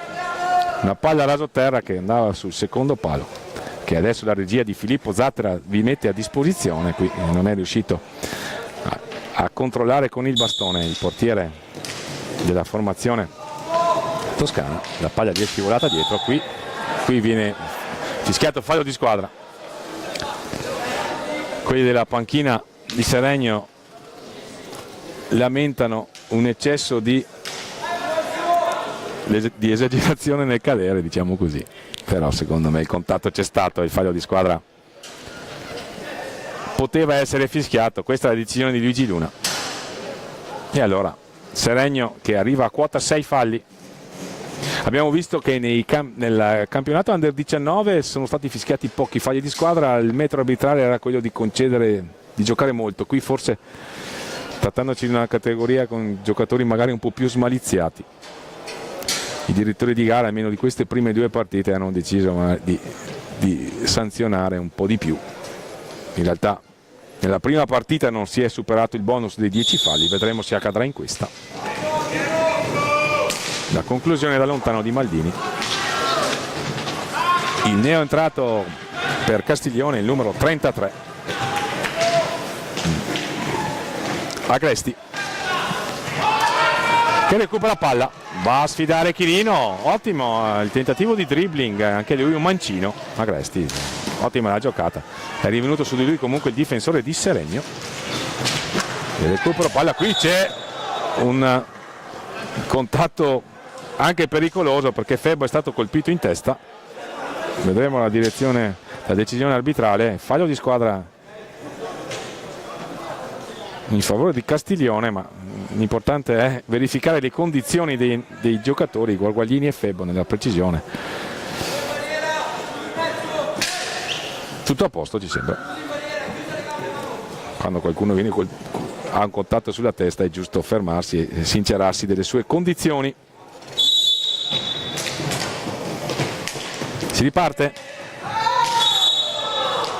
e qui c'è un blu in arrivo per il neo entrato Agresti.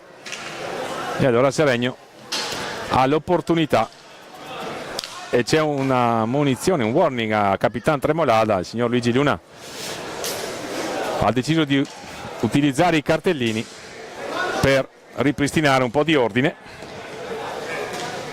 Vediamo la situazione di gioco, ma ritorniamo in diretta con Chirino, che si incarica di tentare la trasformazione e di operare il potenziale sorpasso in favore di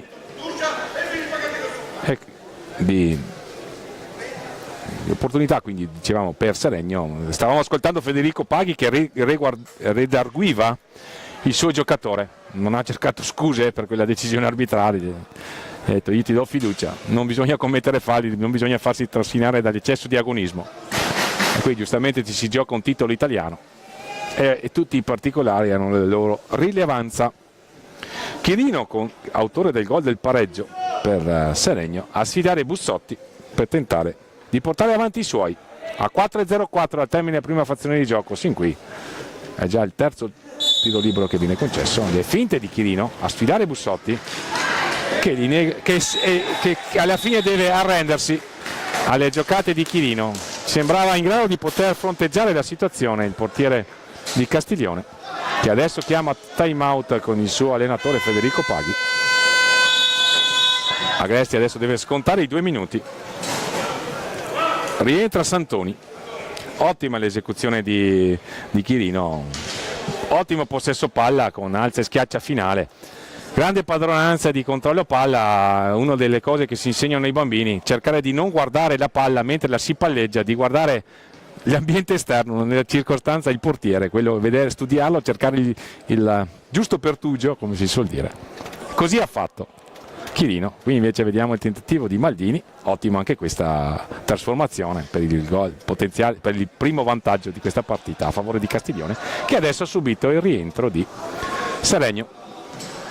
Il pareggio di questo signore, il numero 44 Chirino, che ha beffato Bussotti, autore figli di un'ottima prova, e poi la trasformazione del tiro libero diretto a consentire a Seregno di portarsi in vantaggio per 2-1 ed iniziare quindi questi ultimi 4 minuti della prima frazione di gioco avanti nel punteggio.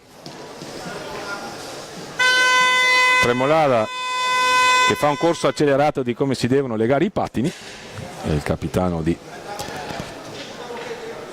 Seregno, il signor Luigi Luna glielo concede. E allora siamo pronti a ricominciare. Guarguaglini sulla sfera a metà pista, anni dietro per Capitan Maldini, vedremo se riuscirà a inventarsi qualcosa con la sua proverbiale tecnica, il loco di 2 compagni a favorire l'ingresso. Si mette in proprio Maldini, perde palla però per l'intervento del numero 36 Febbo della formazione lombarda, autrice sicuramente di un'ottima stagione di A2, dove ha conquistato la salvezza l'ultima giornata, ma erano almeno in 7 a contendersi la salvezza all'ultimo turno. Qui Tremolada si mette in proprio il tentativo di assist per Febbo, forse avrebbe potuto tentare il tiro perché Febbo era marcato. Riparte però la formazione toscana. Guarguaglini, la conclusione fuori dallo specchio della porta. Montauti ha cercato di contendere il possesso, ma ancora Chirino. Una serie di dribbling aerei del numero 44 con il signor Luigi Luna che chiede rispetto per le sue decisioni e sventola un altro warning. Ne ha sventolati parecchi, warning o cartellino giallo che dir si voglia, la classica ammonizione. Gli altri 2 cartellini sono un po' più pericolosi per chi si deve sventolare, in particolare quello di colore rosso perché significa doccia. E abbiamo avuto una dimostrazione ieri sera in gara 2 dei playoff con espulsione definitiva di Francesco Compagno. Vedremo quante giornate di squalifica verranno decise dal giudice sportivo. Da regolamento è comunque una con il cartellino rosso e poi vedremo se il giudice sportivo appesantirà la sanzione. In ogni caso la finale scudetto è in perfetto equilibrio, una vittoria per parte. Si gioca domenica a Trissino, partite che saranno riprese dall'emittente di Stato, mentre le prime 2 sono state riprese da questa piattaforma digitale che ci assicura la ripresa di tutte le partite del campionato nazionale Under 23, vale a dire hockey pista, FISR TV.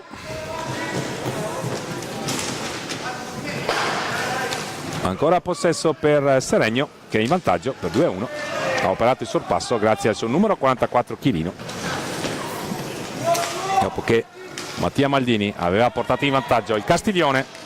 Ci mette in proprio Mattia Maldini, dimostra un'ottima tecnica individuale, va all'indietro da un compagno, il numero 12 Santoni.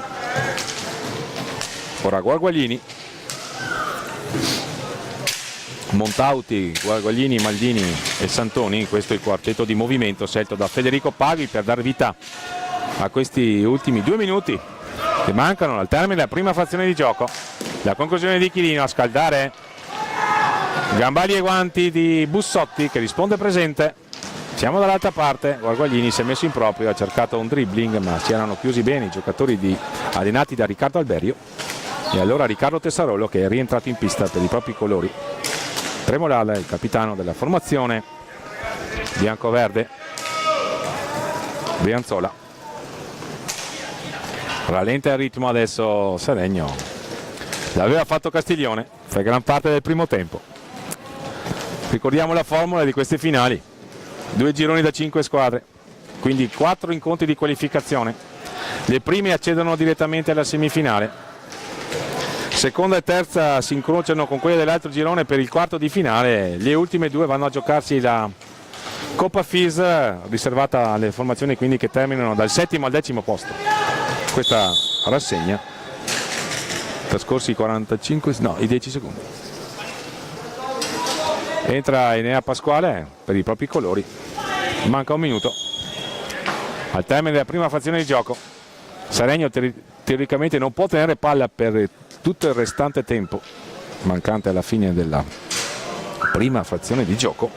Rientra il numero 7 Matteo Faelli nelle fila di Castiglione, che è sotto nel punteggio.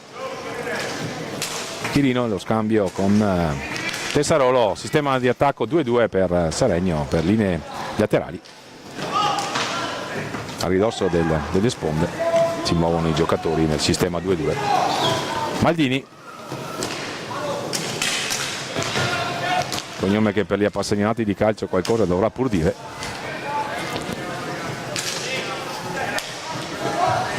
Ma se la cava molto bene questo giocatore, con ottima tecnica. Terza palla da Castiglione, che non è riuscita a varcare la metà pista nel termine assegnato dal regolamento. Tessarolo, il blocco di Luca Vaghi, che è stato espulso temporaneamente. Qui un fallo di squadra, sta caricando anche Castiglione. In realtà Seregno è prossimo ad esaurire il bonus, ne mancano 2, Castiglione ne ha 5.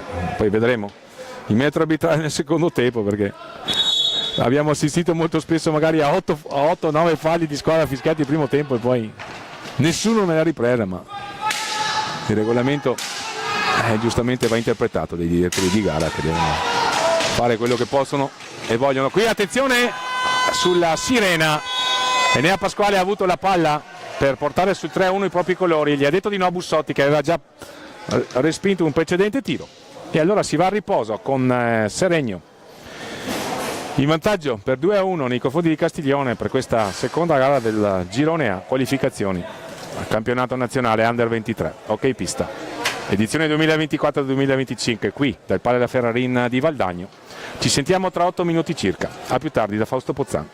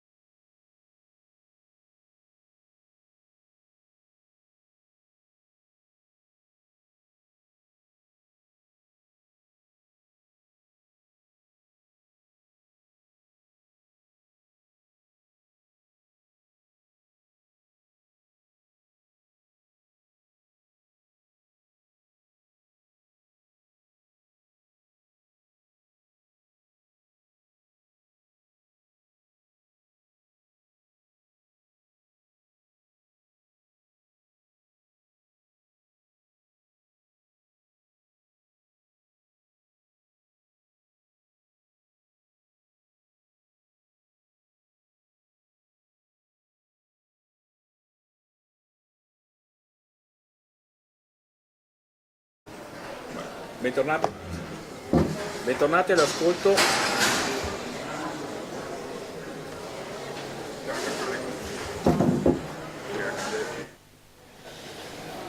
Bentornati all'ascolto, gentili signore e signori, qui dal Palalido di Valdagno per questa gara 2 del girone A di qualificazione campionato nazionale Under 23 stagione 2024-2025. Di fronte Seregno e Castiglione.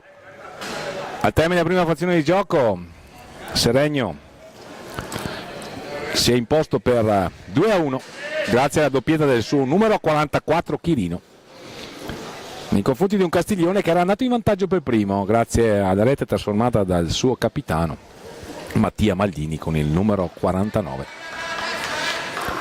Castiglione pronto a ripartire, allenato da Federico Paghi con Bussotti tra i pali, Maldini, il suo numero 12 Santoni, Guarguaglini e Faegli con il numero 7, Guarguaglini con il numero 9, Santoni con il 12. Mentre per quanto riguarda Seregno, con il gol di Chirino che mette a segno la sua personale tripletta dopo 17 secondi dall'inizio della ripresa. Seregno in campo con Reggio tra i pali, Pasquale, Chirino, Vaghi e Febbo. Con il 36 qui possesso per Seregno. Un Castiglione che sta smandando dopo aver iniziato in realtà molto bene questa partita. Era andata in vantaggio la formazione toscana grazie a Mattia Maldini, ma c'è stata la reazione di Seregno che si è affidata al suo giocatore di maggior tecnica, vale a dire Chirino, che ha segnato una tripletta, una anche su tiro libero diretto, battendo molto bene andando a sfidare molto bene il portiere Bussotti e mostrando un'ottima tecnica individuale, soprattutto nella capacità di palleggiare a testa alta, di guardare il movimento del portiere per cercare lo spazio e per trafiggerlo.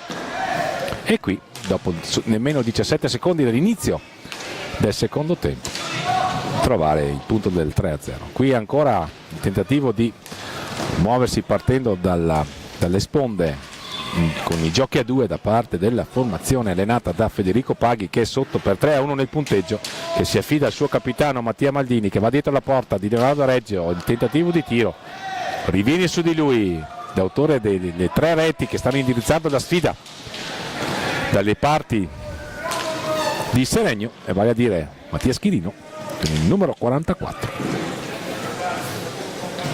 a consentire un possesso prolungato ai propri giocatori. Qui Pasquale lo ha cercato, l'ha trovato, passaggio leggermente impreciso, ma sarà ancora possesso per la formazione biancoverde di Seregno. Seregno, lo ricordiamo, un po' di storia, ha vinto uno scudetto al termine di una serie di playoff infinita nel 1991, sfidando l'allora Roller Monza, società che purtroppo non c'è più.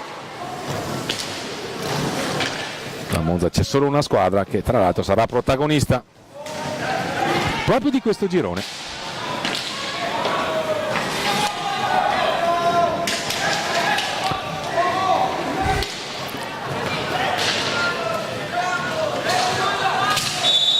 È una formazione, qui c'è in arrivo un altro cartellino blu, con la possibilità quindi per Seregno, anzi per Castiglione, di riaprire la contesa. Il cartellino blu è stato sventolato a Mattias Chirino, che ha agganciato il giocatore avversario, come ci fa vedere la sapiente regia di Filippo Zattera. E allora Mattia Maldini, che aveva portato in vantaggio proprio eseguendo magistralmente un tiro libero diretto, cercherà di riportare sotto i suoi colori a 17:41 dal termine, con Seregno avanti per 3-1, con situazione falli che vede Seregno appesantita di 8, mentre Castiglione ne ha commessi 5-5. ma quel che è più importante, vedremo l'esito di questo tentativo di tiro libero diretto. Non dovesse venire trasformato, Castiglione avrebbe 2 minuti di power play per cercare di realizzare una rete e ristabilire tra l'altro la parità numerica tra le squadre in pista. Mattia Maldini, la finta di tiro, l'alza e schiaccia, ha cercato la finta, poi ha cercato un'alza e schiaccia, gli è scappata la palla sopra l'altezza regolamentare di 1,50 m, e allora Seregno avrà 2 minuti a giocare in inferiorità numerica salvo reti. Pasquale allontana subito la palla, stile liberazione vietata dell'hockey ghiaccio, e allora vedremo come architetterà questa gestione del power play la formazione di Castiglione. Tiene 2 giocatori molto larghi,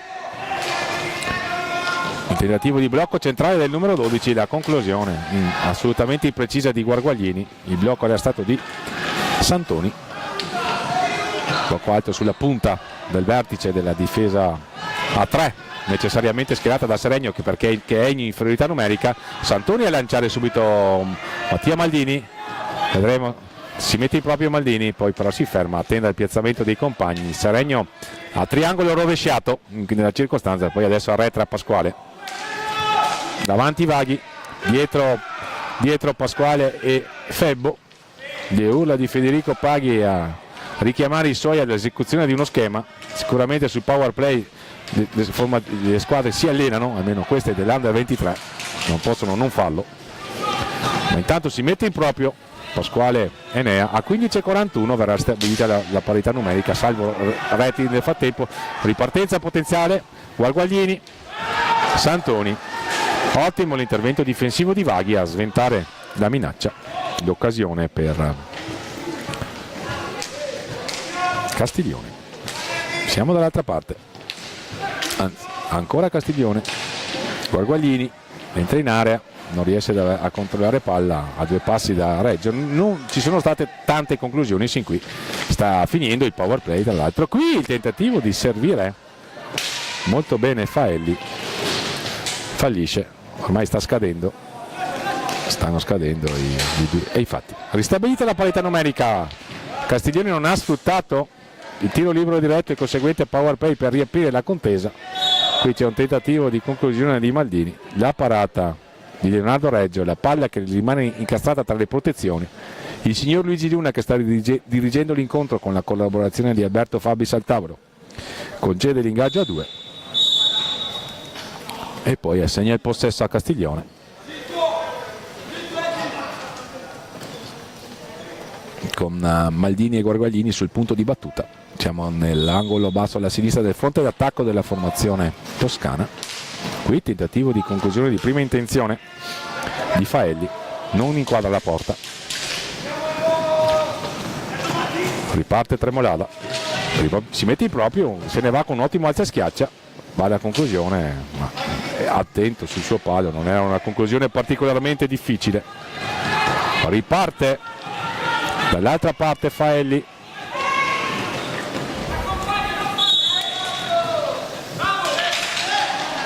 il sesto fallo di squadra commesso da Castiglione.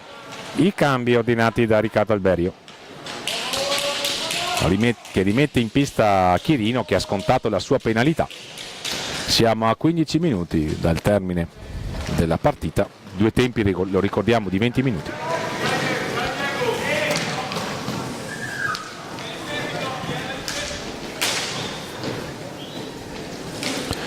Possesso per Seregno, che non sta alzando particolarmente le cadenze. Febbo la finta di tiro all'indietro per Chirino. Tremolada. Febbo. Guarguaglini ha conquistato una palla vagante, va alla conclusione, respinta da Reggio. Leonardo Reggio, portiere di Seregno. Tremolada, la palla consegnata per Febbo, la conclusione, forse avrebbe fatto meglio a cercare Enea Pasquale, che era libero al centro dell'area. Dall'altra parte va a subire fallo Mattia Maldini, è il nono, quindi Seregno prossimo a esaurire il bonus.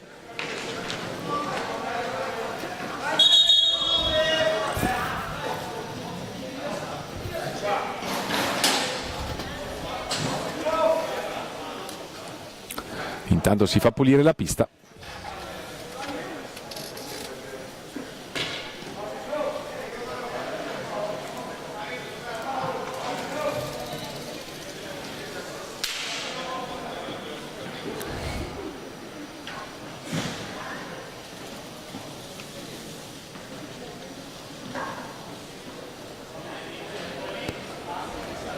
Sarà possesso per Castiglione. Sono trascorsi quasi 6 minuti dall'inizio della ripresa. Seregno avanti nel punteggio per 3-1. Nella partita precedente Breganzi aveva concluso il primo tempo in vantaggio per 3-1. Seregno adesso l'ha raggiunto nel punteggio. Breganzi ha segnato il quarto gol nel finale e si è imposta per 4-1 nei confronti di SPV Viareggio. Qui invece siamo con Seregno avanti 3-1. Quindi per il momento le toscane sono soccombenti.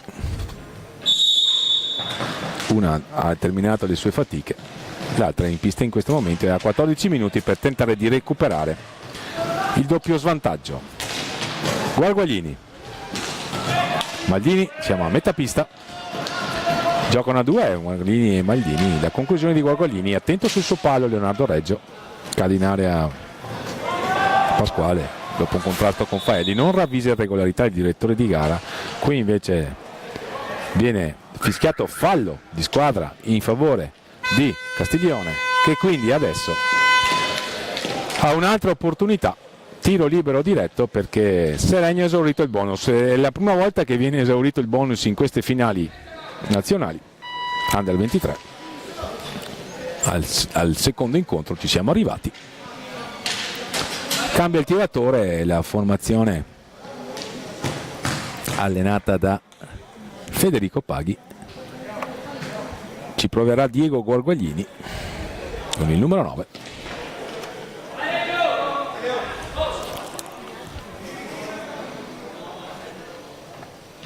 A provare a riaprire il match.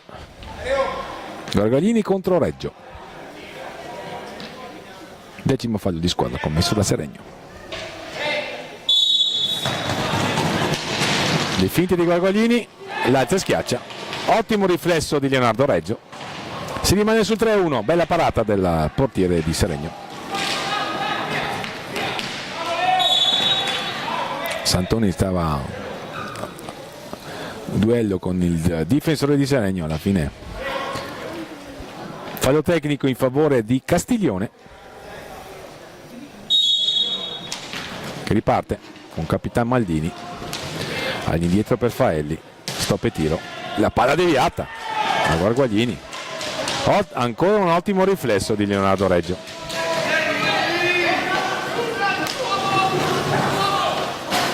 Si sta rivelando un ottimo portiere, l'ha già dimostrato quest'anno nel campionato di A2. Maldini in possesso, perde palla per l'intervento di Tessarolo. Non ci sta Maldini, con le buone e con le cattive si rimpossessa della sfera, se ne va dall'altra parte, cade in area, non fa giocare il signor Luigi Luna. Siamo dall'altra parte. Tremolada, la conclusione di Tremolada, parata da Bussotti, arriva Febbo, il più lesto di tutti, a proporre quindi una nuova trama offensiva per i propri colori. Chirino, cattivo controllo, poi si libera della sfera, servendo intelligentemente verso l'angolo basso alla destra del fronte d'attacco di Seregno. Tremolada che va a duello con Maldini. Il fischio del direttore di gara, il time out chiamato da Federico Paghi. 12:15 da giocare in questa seconda partita del girone A. Poi sarà la volta del girone B ad aprire le danze in quello che si annuncia essere un girone sicuramente importante ed equilibrato. A sfidarsi Giovinazzo e Correggio, a seguire Valdagno Sarzana e poi Monza Viareggio, Breganze Seregno, Pumas Viareggio Giovinazzo e Correggio Sarzana a chiudere, prima della presentazione ufficiale di tutte le squadre, la prima giornata di queste finali. Per quanto riguarda il proseguo della manifestazione, domani mattina prima gara, poi ci sarà alle 10 di questa sera, dopo la cerimonia di presentazione, Monza Castiglione, quindi ci sarà il debutto, anzi no, Monza giocherà la sua prima fatica alle ore 15. Per quanto riguarda domani invece Seregno Viareggio alle 9, Pumas Correggio alle 10.30, Giovinazzo Valdagno alle 12, Braganza e Monza alle 13.30 e via tutte le altre. Torniamo in cronaca.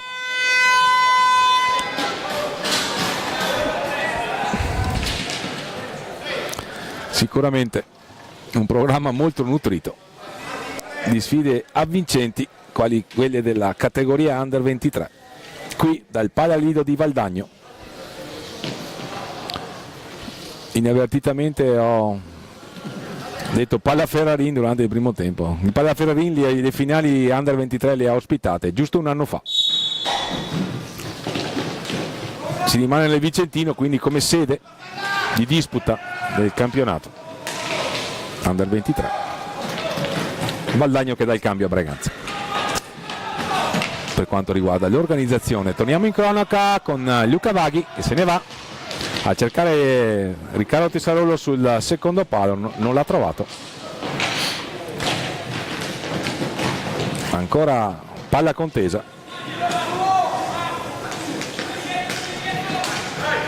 Possesso per Faelli, la conclusione non impensierisce più di tanto il portiere.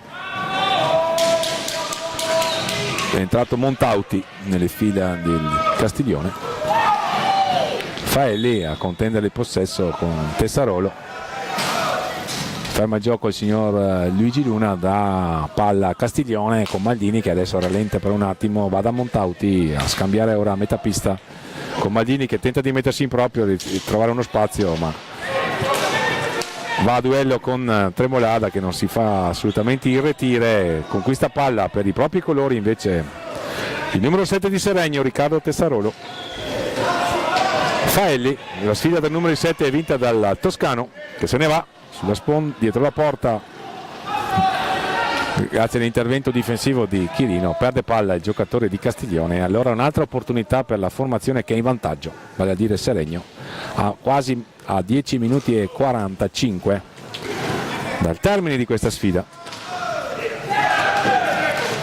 Tessarolo, Tremolada, si mette in proprio Tremolada, la conclusione con una mano, parata da Bussotti. Chirino, il più lesto, la conclusione di Tessarolo, la palla che esce sulle tribune del Palalido. Quando si riprende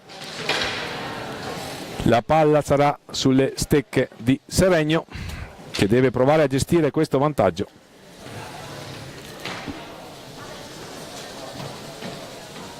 Gestire il vantaggio e magari anche le energie, visto che sono 4 giornate di gara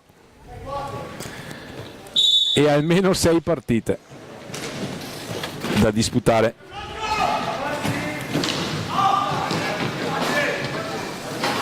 Ma per qualcuna saranno 7, almeno 7, salvo spareggi.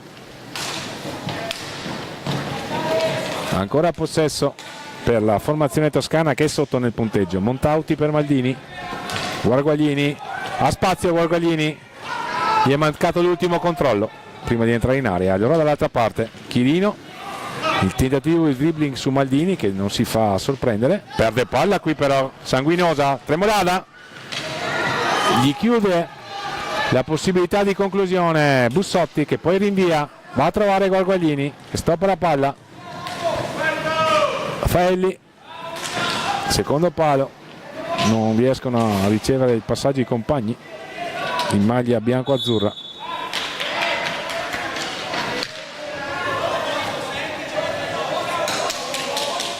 Siamo nell'ultimo quarto di gara, 9:20 al termine. Tremolada, Chirino, le finte di tiro di Chirino. Ancora Tremolada, Chirino, Vaghi, c'è un fallo di squadra fischiato contro Seregno. Riparte Castiglione.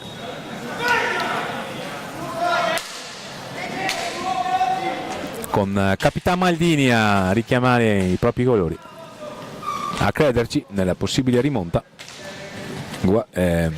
Montauti. Maldini ha pensato per un attimo alla conclusione, se ne va Maldini.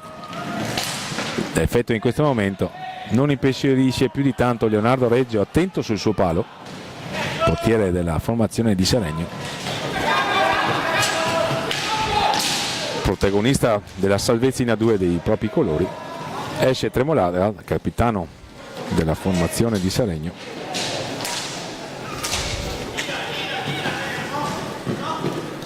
Pasquale all'indietro per Tessarolo. Vaghi, passaggio impreciso, recupera per i propri colori Faelli, tentativo di conclusione ribattuto da Chirino in ottimo ripiegamento difensivo. In possesso Pasquale Enea. Ora siamo con Montauti che recupera palla dietro la propria porta, ma il passaggio è impreciso. Pasquale per Tessarolo, tenta di trovare uno spazio sul secondo palo che però gli è chiuso rasoterra dal portiere Bussotti, che si è dovuto inchinare alla tripletta di questo giocatore in possesso palla, vale a dire Mattias Chirino. Pasquale, ottimo l'assist per Luca Vaghi, che ha tentato un tiro rapido rasoterra, controllato dalla stecca del portiere Bussotti, di Federico Bussotti, portiere di Castiglione. Maglini si mette in proprio, all'indietro per Guarguaglini, lo raddoppiano Chirino e Vaghi e gli portano via palla. Apprezzata la giocata difensiva dalla panchina di Seregno. Tessarolo recupera palla per i propri colori. Montauti qui, tentativo di alza e schiaccia di Maldini che cade, fa il play con il portiere di Seregno, Leonardo Reggio. Vaghi all'indietro per Pasquale. Attenzione, un altro fallo di squadra. Seregno si sta caricando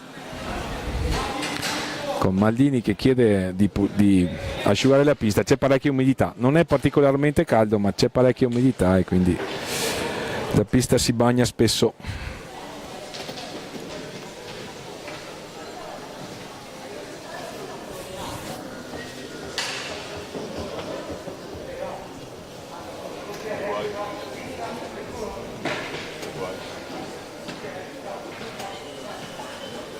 Vediamo a colloquio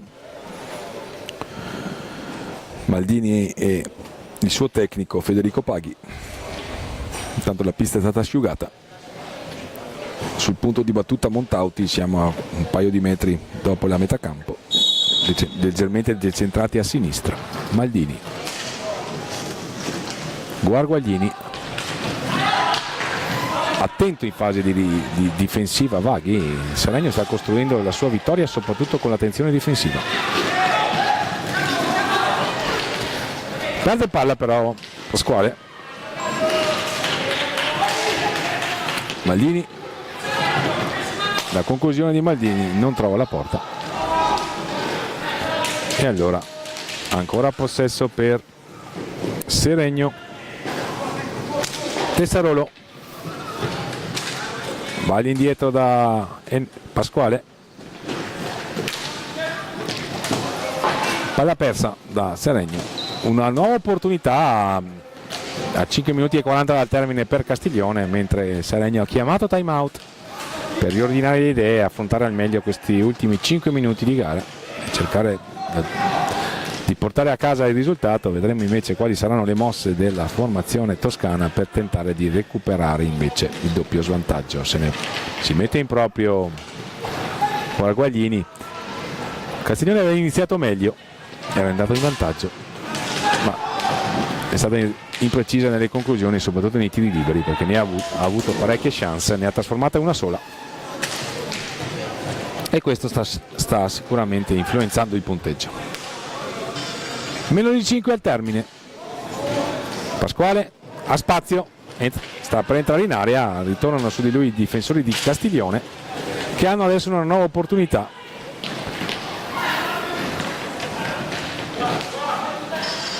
Quindi il numero 12 Bussotti, poi Guarguaglini in possesso in questo istante. Il numero 12 è Santoni, scusate, non Bussotti, Bussotti è il portiere.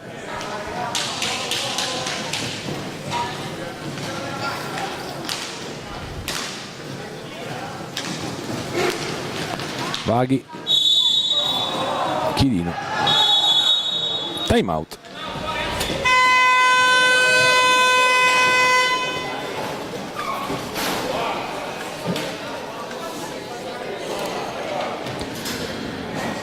e 16 al termine.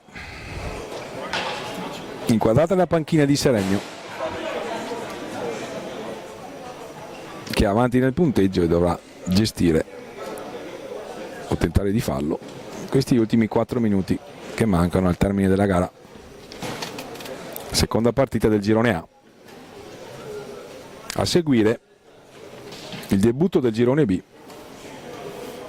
Giovinazzo contro Correggio.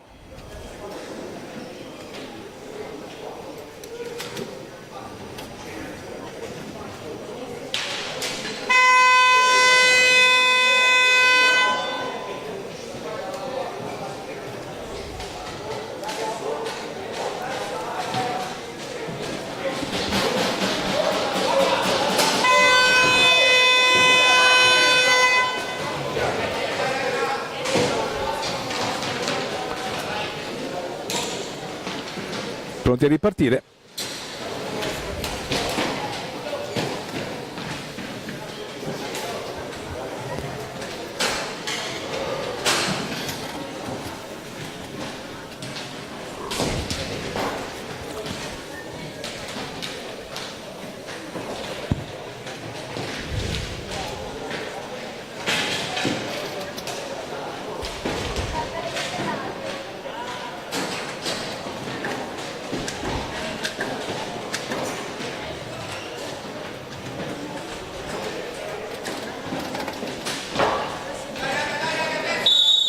Si riparte.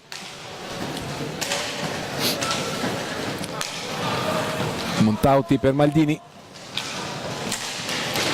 La conclusione di prima intenzione da lontano di Montauti ha creato qualche problema al portiere Leonardo Reggio, perché non ha assolutamente visto partire la palla, perché c'era davanti un paio di giocatori a fargli velo.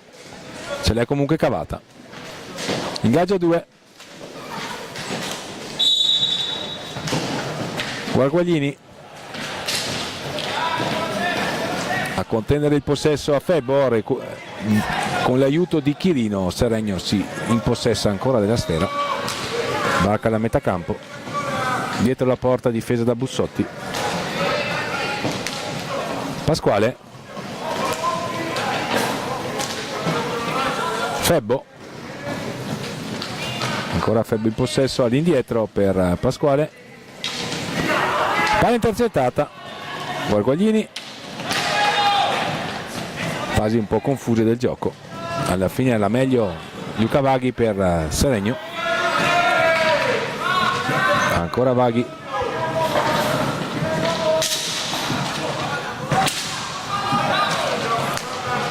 il tempo scorre ed è a tutto vantaggio della formazione brianzola, che è in vantaggio per 3-1, lo ricordiamo, grazie alla tripletta messa a segno da Chirino. Per Castiglione c'è la sola rete messa a segno da Maldini, che aveva portato in vantaggio i propri colori.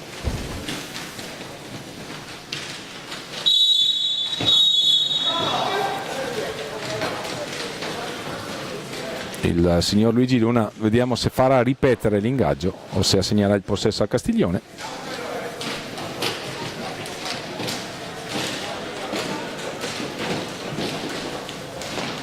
Fa ripetere. Si riparte.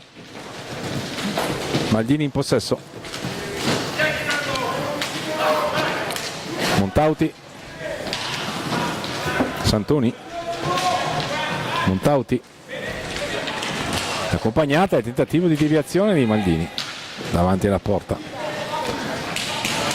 sfortunata nella circostanza della formazione toscana. Qui il passaggio all'indietro, la palla è contesa, Maldini va a trovare Santoni, ottimo intervento difensivo. Abbiamo sottolineato l'attenzione, la capacità di ripiegare dei giocatori allenati da Riccardo Alberio, che su questo stanno costruendo la loro per ora vittoria, mentre sono già pronte le prossime squadre che daranno vita all'incontro. Giovinazzo Correggio, è il debutto del girone B. C'è il fallo di squadra commesso da Montauti, che si becca la munizione dal signor Luigi Luna. 2-0-8, situazione falli, 13 commessi da Seregno, 7 commessi da Castiglione. 2 minuti e 08 al termine, un Seregno che è vicina a festeggiare i suoi primi 3 punti nel suo girone di qualificazione, a raggiungere quindi Breganze, che ha vinto il suo confronto per 4-1. Finisse così, SPV Viareggio e Castiglione, vale a dire le 2 toscane che fanno parte di questo girone, chiuderebbero la prima giornata, il primo impegno a quota 0, in attesa del debutto di Monza, che giocherà alle ore 15 contro il Viareggio.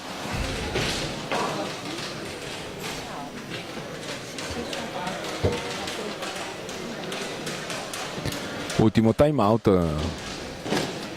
l'ha chiamato Federico Paghi.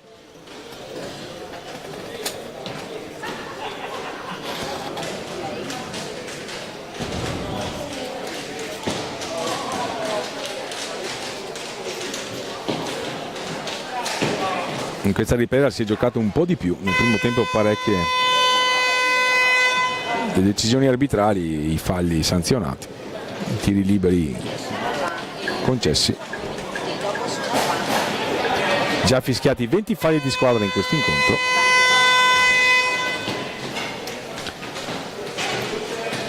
Che le telecamere di FISR TV, la piattaforma digitale della federazione, ci mettono a disposizione. La regia di Filippo Zattera, le riprese di Flavio, con la collaborazione di Roberto Bauce. Fausto Pozzana a commentare questo incontro, poi darò il cambio a Domenico Tomba, che inizierà il commento di questo girone B molto atteso, Giovinazzo Correggio e poi tutte le altre.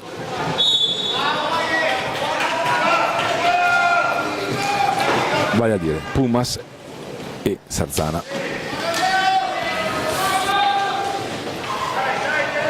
Mentre nel girone A, oltre a queste 2 squadre, ricordiamo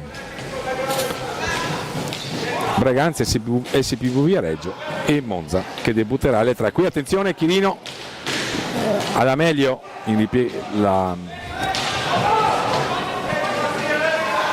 capacità di usare il bastone del portiere Bussotti.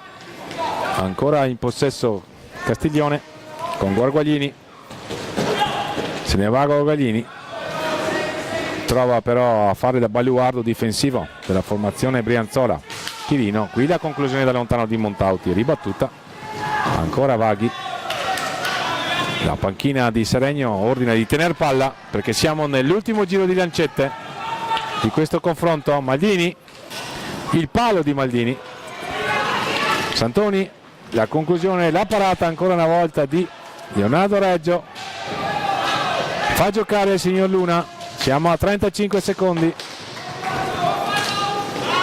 Vaghi per chiuderla definitivamente. Bussotti recupera palla per i propri colori, lancia Maldini, ma ormai c'è poco tempo, 25 secondi. Maldini entra in area. Ancora un ottimo intervento difensivo della formazione nata da Riccardo Alberio, che quindi sta incamerando i primi 3 punti di queste sue finali. Pasquale dietro la porta di Bussotti, sta finendo il tempo, si fermano i contendenti, finisce la partita. Fischio finale del signor Luigi Luna, quindi Seregno vince il suo confronto per 3-1 grazie alla tripletta di Mattia Schirino. Per Castiglione aveva segnato Mattia Maldini, tra l'altro portando in vantaggio la formazione toscana. Per il momento Fausto Pozzan vi ringrazia per l'ascolto. A seguire Giovinazzo Correggio qui dal Pala del Lido per queste finali nazionali Under 23 2024-2025. Grazie a tutti per l'ascolto.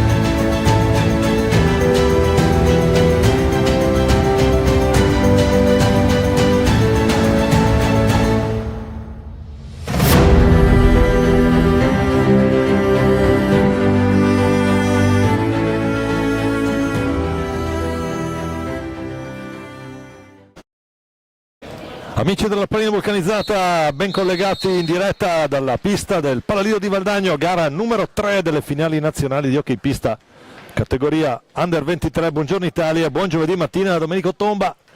La volta di Giovinazzo e Correggio ad affrontarsi sul parquet del Palalido in questa prima giornata delle finali nazionali.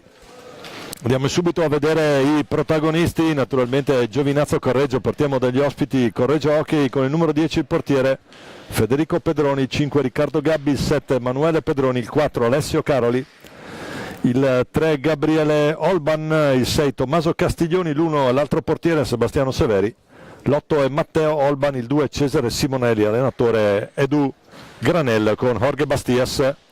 Risponde Giovinazzo con il portiere numero 71, il capitano Ottavio D'Angelico, il 6 è Nicola Cannato, il 9 è Luigi Turturro, il 70 Luca Mezzina, il 66 Paolino Colamaria, il 19 Michele De Bari, il 3 Michele Ferrara, il 74 Francesco Monticelli, il 36 Alessandra Matulli, l'altro portiere è Simone Pigato con il numero 1, allenatore Dino Camporeale. Vediamo come decidono di partire i due allenatori.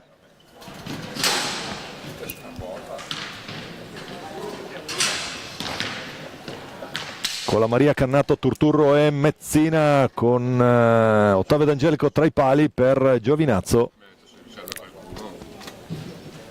Un saluto naturalmente a tutti coloro che a quest'ora del mattino ci stanno seguendo in diretta da Correggio e da Giovinazzo. Ciao Angela, perché tu mi segui in diretta sicuramente. Eccoli qua, vediamo come decide di partire Edu Granel, un Correggio che è stato protagonista della finale del girone A di A2, con molti di questi elementi che sono oggi in pista. Partiamo con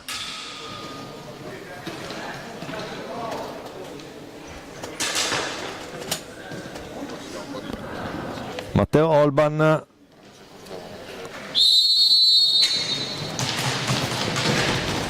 Riccardo Gabbi, Alessio Caroli in possesso pallina in questo momento, e poi con il numero 7 Pedroni, Manuele Pedroni, in porta c'è Federico, quindi li sentirete nominare magari entrambi. Attenzione, brutto rimpallo lì, pallina in faccia per Matteo Olban.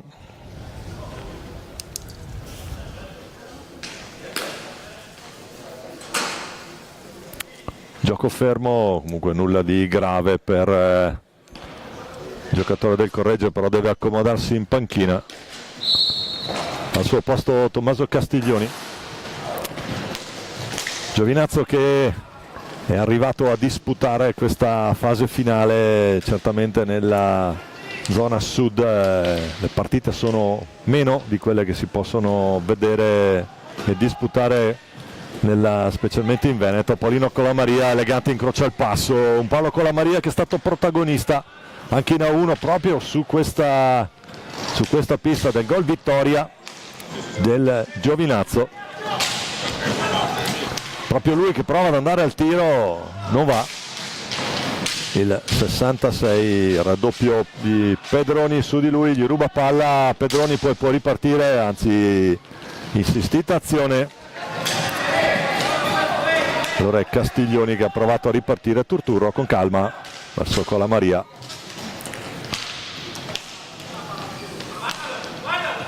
Ancora Turturro, poi Cannato, fa giro palla, gioca con calma in questa prima fase. Giovinazzo, il tentativo molto velenosa qui, questa accompagnata di Colamaria che ha tirato davanti al giocatore. Tanto prova a liberare, ha provato Gabbi a recuperare l'assist di Castiglioni. C'è di nuovo Colamaria adesso in possesso per il Giovinazzo in tenuta bianca con inserti verdi naturalmente. Il cuore bianco-verde della Puglia qui a Valdagno per queste finali nazionali. Un Giovinazzo che ha anche vinto il titolo Under 23. Attenzione, intanto Pedroni può andare 1 contro 1 verso Cannato che allunga bene la stecca e lo ferma. Poi recuperano la pallina in due, Paolo Colamaria a gestire. Un po' il faro di questa formazione, elemento nazionale under 23, le ha giocate un po' tutte Paolo, 17 e 19. Tra l'altro unico 2006 convocato quest'anno da Bertolucci per la nazionale under 23 all'Europeo. Ancora Cannato per Colamaria. Gira retroporta, trova l'appoggio su Luigi Turturro. Turturro che prova e impegna subito Pedroni. Federico Pedroni al primo intervento. Dirige l'incontro, non l'ho nominato prima, Claudio Ferraro di Bassano del Grappa.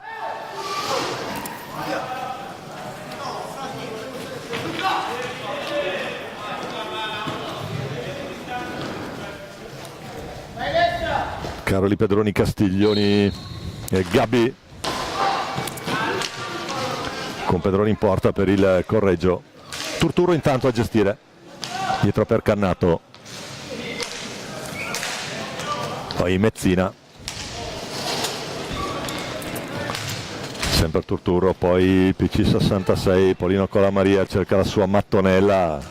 Ce l'ha qui al Palalido. Mezzina trova i patini proprio di Turturro. Ancora Colamaria, prova ad andare, contrastato efficacemente da Riccardo Gabbi. Dicevamo un Correggio che è stato protagonista della finale del girone A di A2, poi vinto da Breganze. Ho avuto l'opportunità di commentare gara 2 di ritorno proprio tra queste formazioni. Intanto va a cercare lontano Castiglioni, ma alla meglio Giovinazzo che può ripartire con Mezzina che carica anche il tiro, pallina che resta lì, Caroli che accelera. D'Angelico, prima pallina toccata dal portiere giovinazzese che la allontana.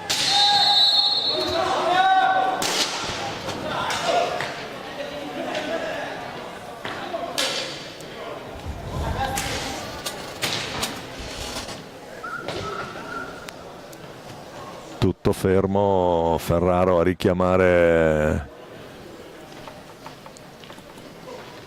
la panchina bianco-verde. Dino Camporeale a braccia conserte a controllare i suoi. Ancora Pedroni, Emanuele Pedroni in movimento, Castiglioni, poi Mezzina che accelera, vede Paolino Colamaria libero, dall'altra parte impreciso il controllo del giovinazzese. Il cuore bianco-verde di questa squadra, protagonista anche in A1 Giovinazzo, tra l'altro quest'anno una fase di ritorno del campionato di A1 assolutamente stratosferica. Cannato dentro, attenzione lì, per un attimo non riesce il controllo, deve ripartire dalla balaustra. Ancora Paolo Colamaria, controllo impreciso, deve andare al tiro Turturro, attenzione pallina pericolosissima, ci deve mettere il gambale Pedroni. Poi Turturro lotta con Caroli, alla meglio Pedroni, prova l'accompagnata Pedroni, Mezzina in velocità, poi scivola, colpisce a terra, secondo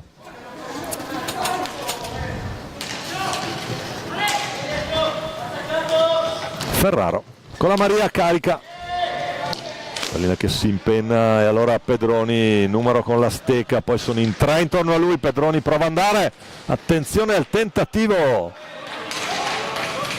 di Gabbi a tu per tu con D'Angelico, niente da fare.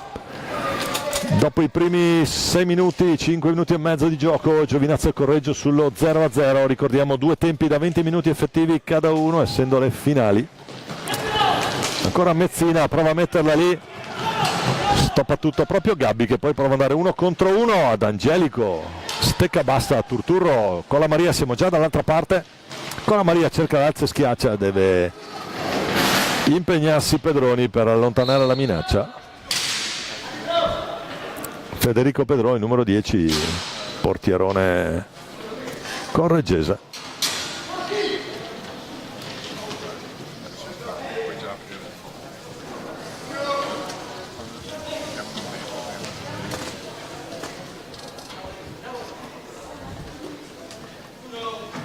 Adesso dentro con il numero 8 Matteo Olban.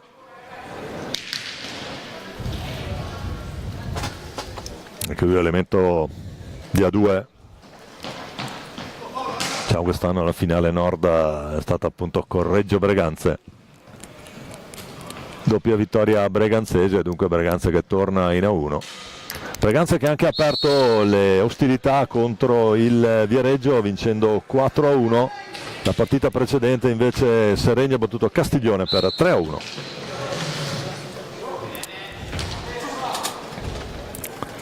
Invece siamo ora qui in diretta. Giovinazzo e Correggio ancora sullo 0-0. Formazioni che finora hanno giocato al piccolo trotto cercando di capire un po' la strategia avversaria. Pedroni intanto fa il numero, fermato da Turturro. Poi Caroli, ancora Pedroni dall'altra parte, cerca di servire Gabbi.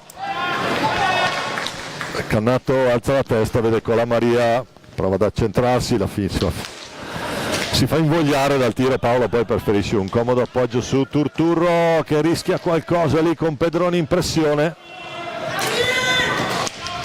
Dentro intanto con il 74 Monticelli.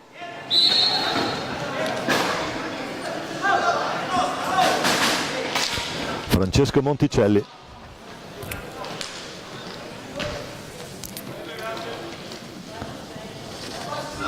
Cannato sulla pallina, diciamo prima la botta di Colamaria nel traffico, non trova lo specchio della porta, allora la va a recuperare Cannato sulla pressione di Olban.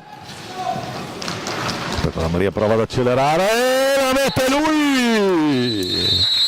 Paolino Colamaria! Percussione dentro, incrocio sotto la traversa, niente da fare, fa 1-0 Giovinazzo. Andiamo a rivedere il replay, eccolo qua, possiamo apprezzare il gesto tecnico. Ha provato a anticiparlo qui Pedroni, aveva letto bene l'idea di Colamaria che lo guarda e mette palla alta. E dunque fa 1-0.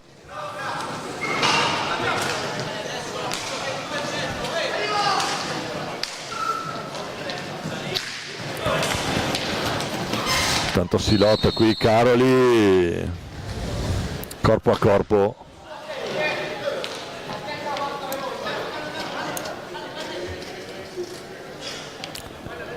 Colamaria Caroli, palla che sarà del Correggio con Olban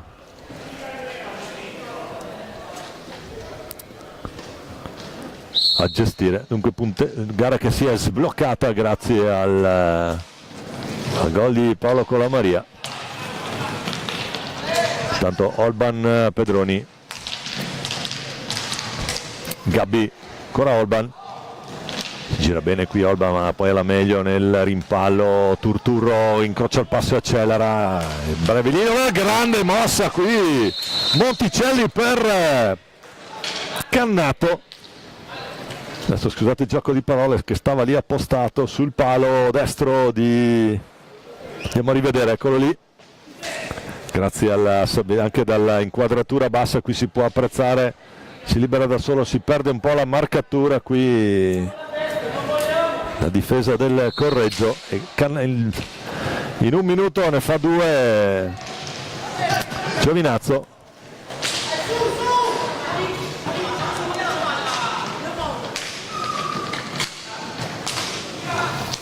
Quindi punteggio che cambia ancora qui al Palido, Giovinazzo 2, Correggio 0. 12° minuto letale qui per la formazione correggese. Mezzina per l'assist di Monticelli per Cannato. Schema che si chiude alle spalle di Pedroni. Ancora Luigi Turturro. Poi con la Maria Olban davanti a Steccalunga, la perde ma la recupera subito Giovinazzo. Cannato per Monticelli, la coppia che ha dato origine alla seconda marcatura. La finta di Turturro che poi tiene pallina, viene via, lotta con Matteo Olban, il numero 8, poi largo ancora per Monticelli. Pedroni gliela porta via, fa ripartire Correggio. Attenzione, palla a tela, sta arrivando lì, quasi un autogol, palla che è rimasta sotto al pattino di Monticelli. Con la Maria, siamo già dall'altra parte sul retroporta, la lotta con Olban, il raddoppio di Pedroni, scarico per Cannato, poi gestisce proprio per Monticelli. Intanto fuori Cannato e dentro di nuovo Mezzina. Luca Mezzina con il numero 70 per la formazione di Dino Camporeale, che conduce 2-0 in questa gara 3 delle finali nazionali Under 23. Turturro, Monticelli, ancora Turturro, si avvede del passaggio, allora Olban la può recuperare per Correggio. Ancora Olban si mette in proprio, c'è Calassi su Pedroni, ancora lui. Possesso prolungato, poi l'idea per Pedroni, ma in anticipo Monticelli con la Maria, ancora la botta di Colamaria che fa rimbombare la traversa della porta di Pedroni. Tanto D'Angelico, poi il più veloce di tutti, ancora Colamaria che si accentra, cerca il numero. Stavolta Pedroni legge bene l'idea del numero 66 biancoverde, sventa la minaccia, punteggio che resta sul 2-0. Gabbi intanto, si gira bene Gabbi, era buona per Pedroni, l'anticipo ancora di D'Angelico. Con calma Monticelli sull'idea di Turturro che adesso riprende pallina, prova ad alzare un po' la pressione. Correggio sotto di 2, time out chiesto proprio da Correggio, 8:59 da giocare.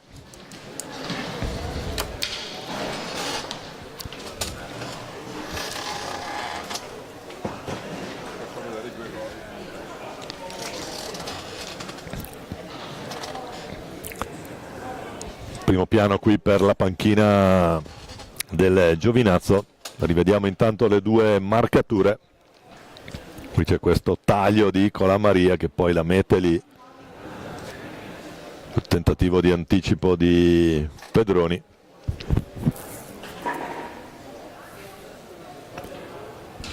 E poi questo schema di tutto in vero, tutto di prima, Turturro, Monticelli, Cannato che la conclude lì. Bella questa ripresa dal basso che consente di apprezzare la posizione di Cannato che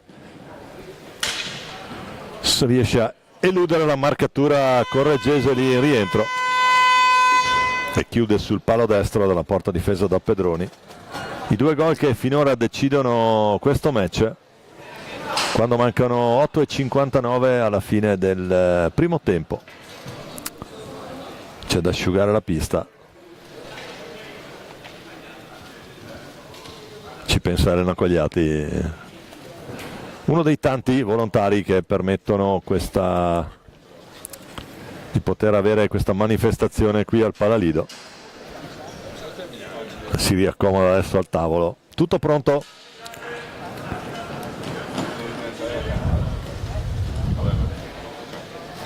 Fischia Ferraro, si può ripartire. Caroli per Olban e poi Pedroni dalla propria tre quarti, la cerca Pedroni, palla che finisce in tribuna in curva sud.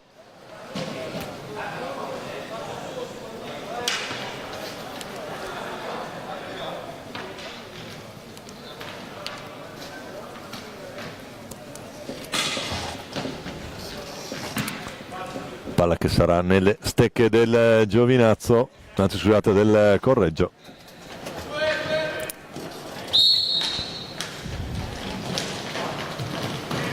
Caroli che prova giù per Pedroni, c'entra anche Gabbi, potenziale 2 contro 1, Turturro Mezzina, la botta di Mezzina ma è centrale, ci pensa, è ben piazzato Pedroni nella circostanza. Lo di fatto in questo contropiede 2 contro 1, Mezzina il controllo per Paolo Colamaria, la finta di Colamaria per Mezzina, non abbocca la difesa del Correggio e quindi Turturro Mezzina per vie centrali, largo Colamaria. E poi Monticelli, l'assist della seconda rete, buona l'idea dentro di Colamaria per Mezzina. Siamo già dall'altra parte con Pedroni in percussione, l'idea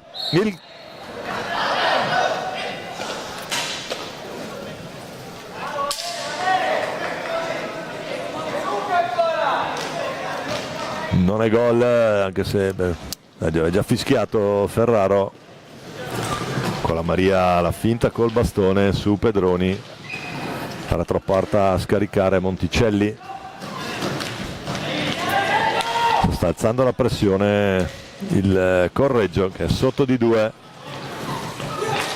Olban per per Pedroni, poi c'è questo errore, Monticelli la riconquista, stavolta era corretta la marcatura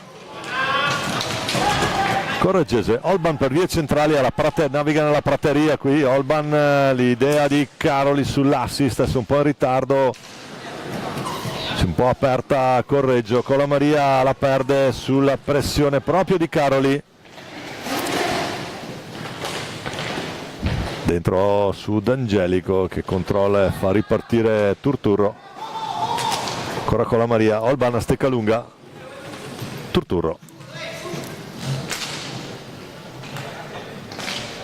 Giovinazzo adesso in tranquilla gestione, vorrei dire, ha sicuramente rallentato il ritmo e deve essere Correggio che deve provare ad accelerare qualcosa.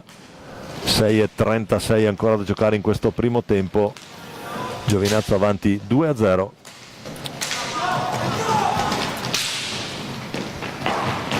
Tanto Pedroni su Mezzina, c'è il fallo.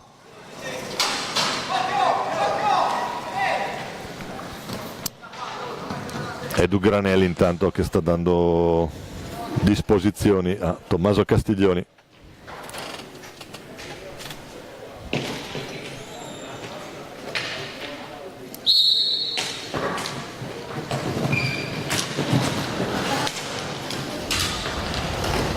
Poi Gabbi qui bene, cerca di servire Pedroni, ancora Gabbi, D'Angelico con la stecca bassa. Mezzina, Colamaria, la botta di Colamaria, Pedroni fa buona guardia.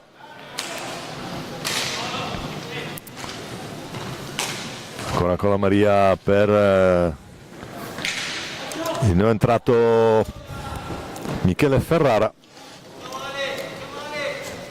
che rimane a retroporta, la cede a Colamaria che prova ad accentrarsi, lo scarico per Mezzina che restituisce palla a Ferrara con il numero 3, prova a allontanare pallina ma c'è una bella opportunità. Caroli è andato a cercare Olban davanti ad Angelico, niente da fare. Ancora Olban, tiene palla il numero 8 correggese, Gabbi contrastato da Mezzina ma Gabbi tiene pallina, poi Olban. Time out intanto chiesto da Dino Camporeale. Pedroni fermato da Monticelli, trattenuta, fallo di squadra, lo fischia Ferraro e c'è time out chiesto da Dino Camporeale. Riusciamo ad avere questi bei primi piani sulle panchine, non abbiamo il microfono in panchina.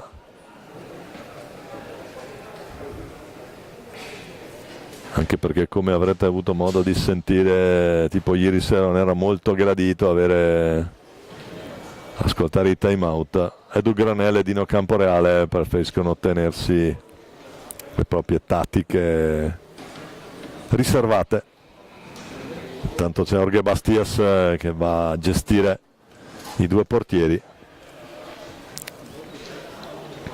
C'è da dire un Federico Pedroni incolpevole sulle due reti che ha ricevuto. Lì è saltata un po' la marcatura sul secondo.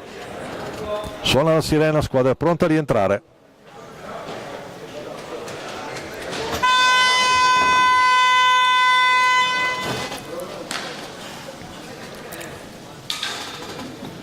Olban, Castiglioni, Pedroni e Caroli per Correggio. Ferrara con la Maria, Cannato e Monticelli.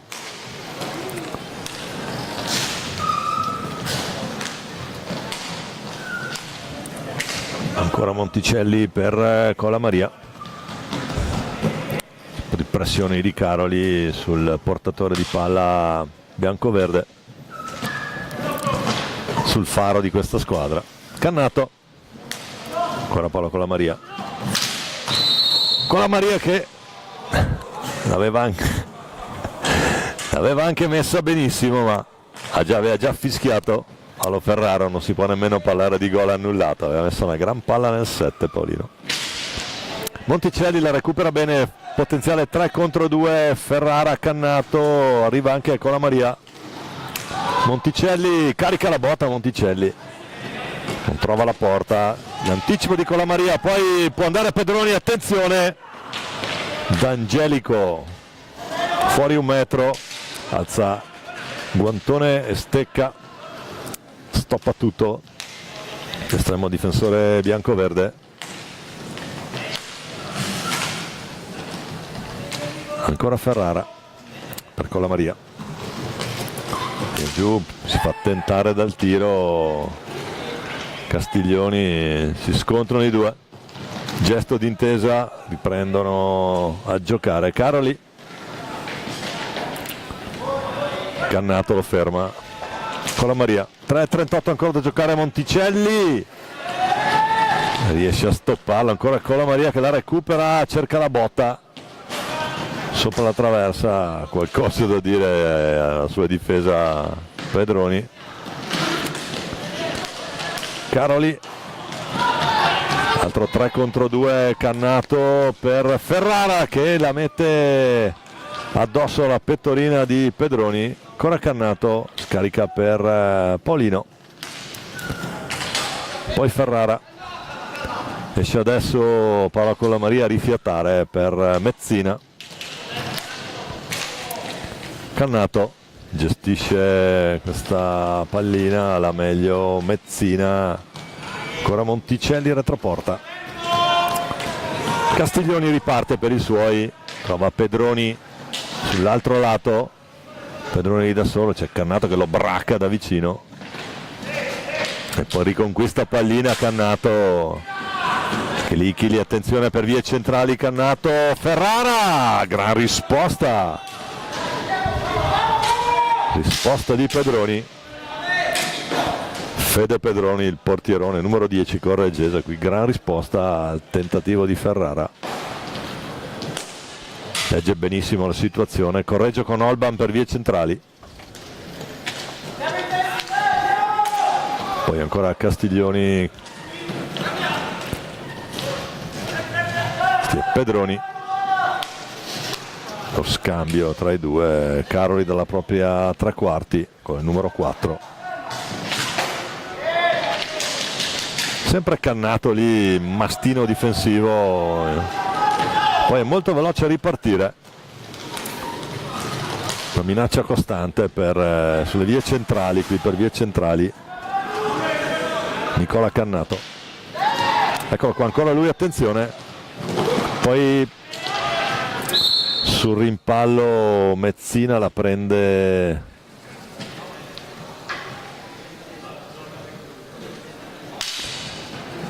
in bocca, accidenti, rimpallo D'Angelico che va a chiedere di poter pulire la maschera, esce Mezzina, rientra Paolino Colamaria. Per spiegare qualcosa a Ferrara.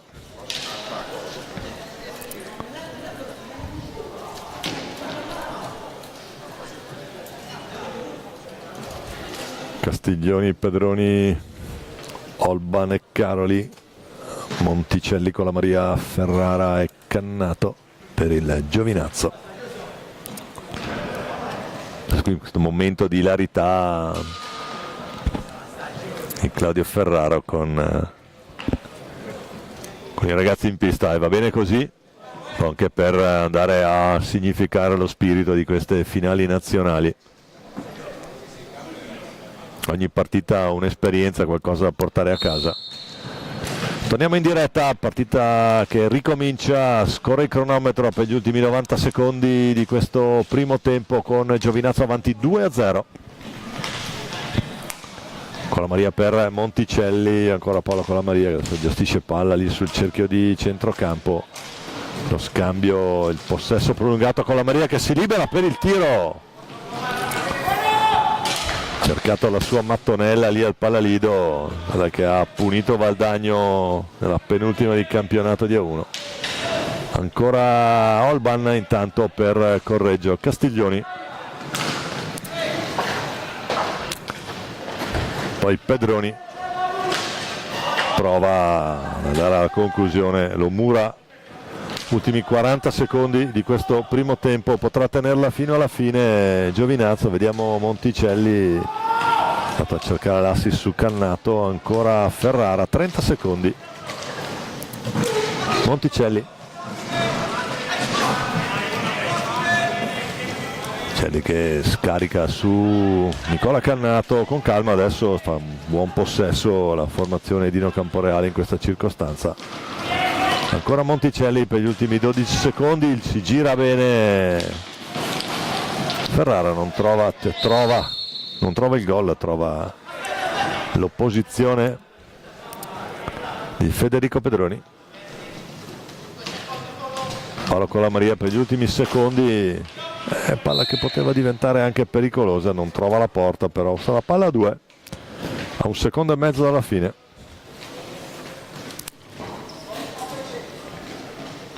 Fischia Ferraro. Finisce qui questo primo tempo, un bel primo tempo disputato senza troppi timori reverenziali e anche senza troppi ragionamenti tattici. Giovinazzo avanti 2-0 sul Correggio, sotto di noi Valdagno che comincia a scaldarsi. Sarà la prossima partita, il debutto dei padroni di casa tra Valdagno e Sarzana alle 13:30. A risentirci tra 8 minuti circa, qui sempre in diretta dal Palladido di Valdagno.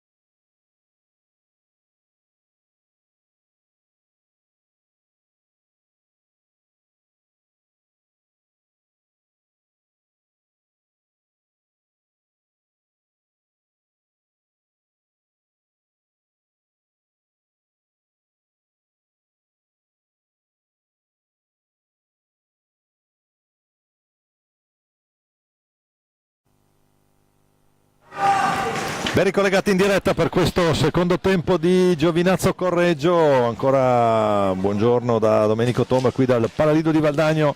Secondo tempo di Giovinazzo Correggio, primo tempo Giovinazzo 2, Correggio 0, i gol di Colamaria e Cannato. Vediamo come ripartono le due formazioni, Giovinazzo con Colamaria in possesso palla ora, poi Cannato, Turturro e Monticelli.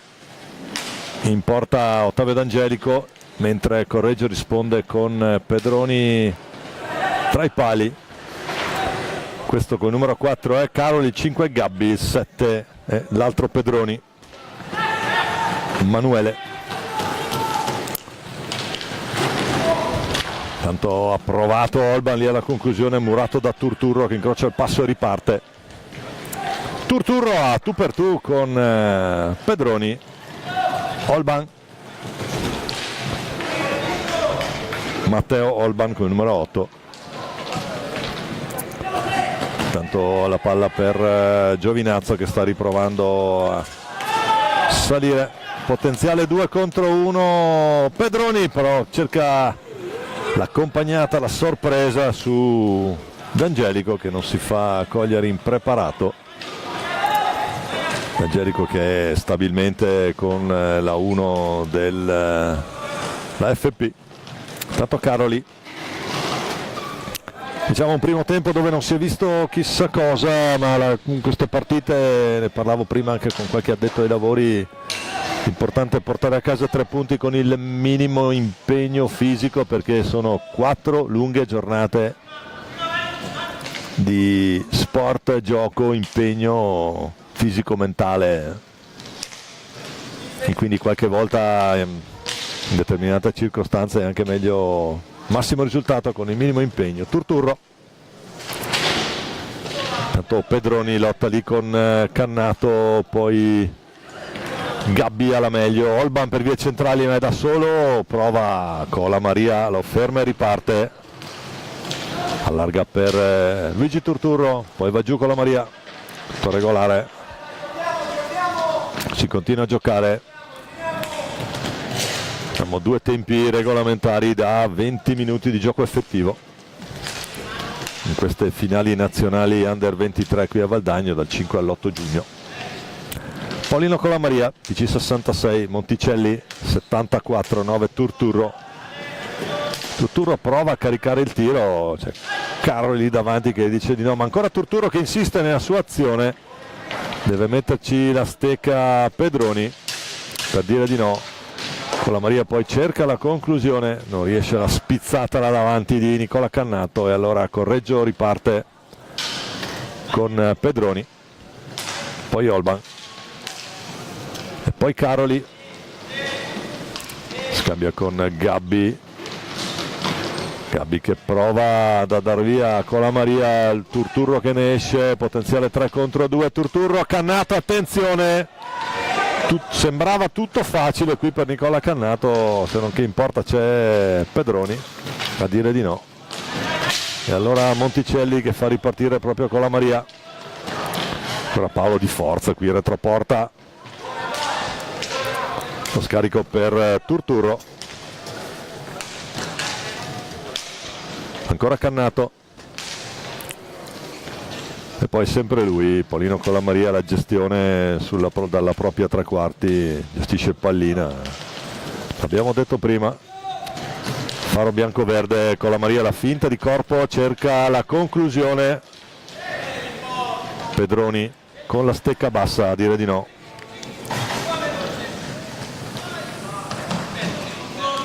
Tanto Caroli per Gabbi,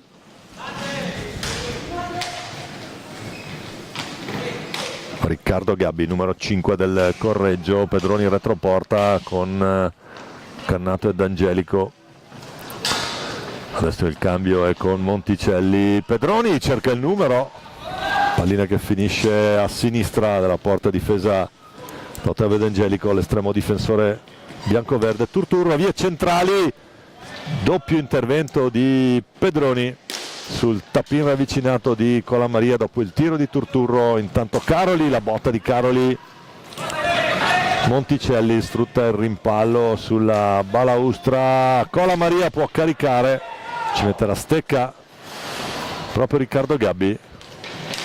Ancora Cola Maria cannato, doppio tentativo e risposta sempre di Pedroni col gambale.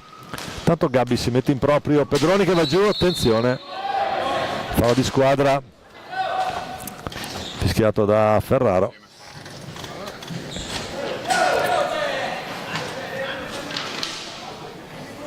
Andiamo a rivedere qui non ha dubbi l'arbitro bassanese.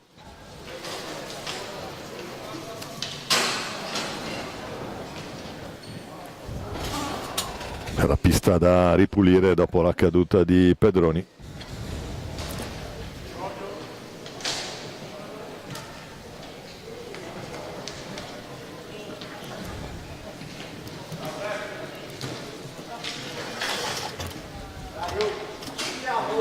Tutto pronto per ripartire, 14:37 ancora a giocare, partita ancora lunghissima, almeno per quelli che sono i tempi dell'hockey pista. Giovinazzo avanti 2-0.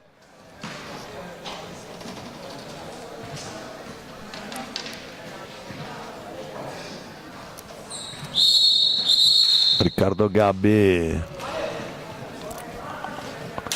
deve tornare in pista, riposizionarsi in gabbia Pedroni. Tutto pronto, si può ripartire, ricomincia a scorrere il tempo, sarà palla a 2, anzi no, viene fischiata palla alta prima che finisse nella parte posteriore della rete di D'Angelico. Luigi Turturro. E allora ancora con la Maria, attenzione però il break di Pedroni, gol! La riapre Manuele Pedroni. 14:21 da giocare, ruba pallina sulla tre quarti del Giovinazzo e fa secco D'Angelico. Andiamo a rivedere, ecco qua, incrocia benissimo, non la mette forte, guarda il portiere, la mette lì di precisione. Gol di Manuele Pedroni. Ancora Pedroni, prova ad andare via.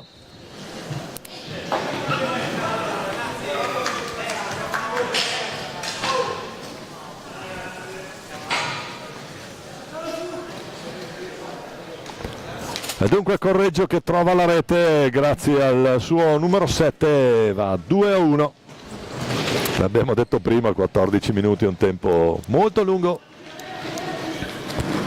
anche perché lo ricordiamo è gioco effettivo e quindi solo quando la pallina vulcanizzata corre anche il tempo, quando si ferma anche il cronometro. Monticelli intanto la recupera, cerca Paolo Cola Maria lungo sulla balaustra, Cola Maria prova a colpire, non va.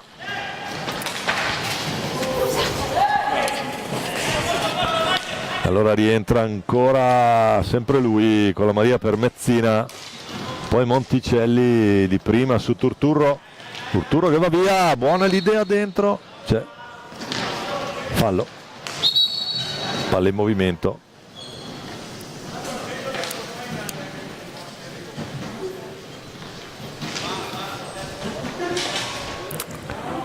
Intanto ai piedi delle due curve, in curva nord Valdagno e in curva sud Sarzana, pre-riscaldamento tecnico.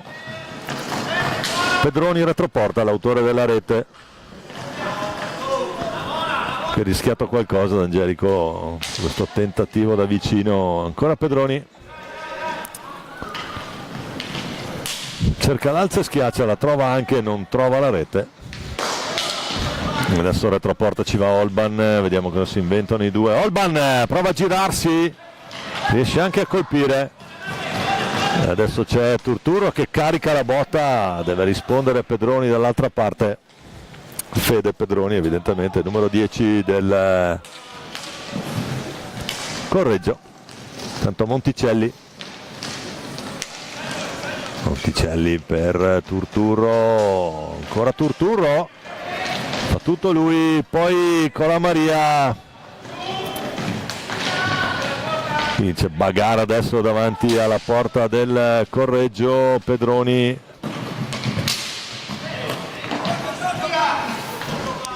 va per terra, Pedroni nel contrasto con Monticelli. Monticelli esterno della rete,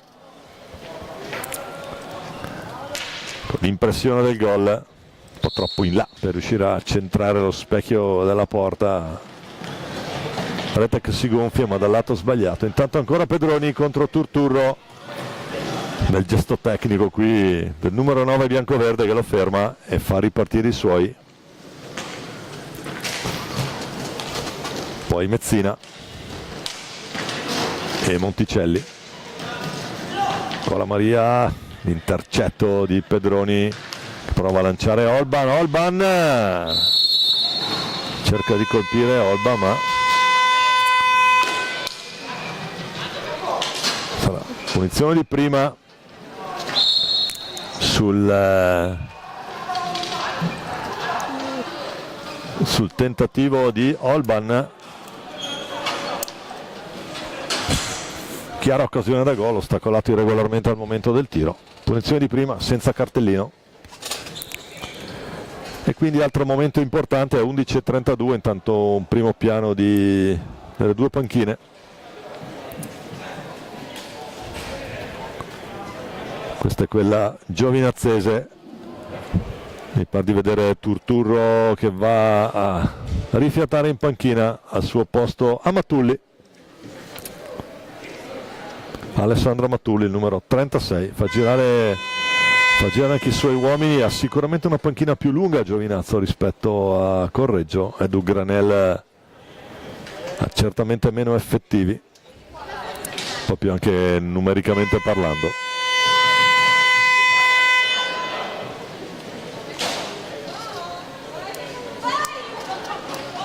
Qua Simone Pigato, l'altro portiere, è facilmente riconoscibile per la bionda chioma. Si incarica della punizione di prima Matteo Olban, il numero 8, contro D'Angelico. Fischia Ferraro, parte Olban, se la mette lui con un paio di ganci ravvicinati, gancio contro gancio e poi sopra alla stecca del portiere. E dunque Correggio riapre tutto a 11:28.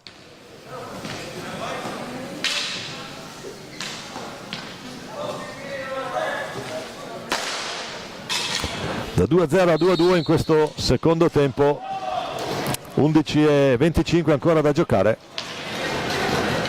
2-2 tra Giovinazzo e Correggio qui al Paladio di Valdagno. Pedroni intanto che riparte, potenziale 2 contro 2, attenzione, scusate, 2 contro 1, ma Mezzina stoppa l'assist lì possibile. Allora Caroli che la riprende, braccato da Paolo Colamaria. Olban, scadono i 5, secondo Ferraro. Olban, autore del pareggio su punizione di prima. Tanto a Matulli tocca la sua prima pallina in questa competizione nazionale.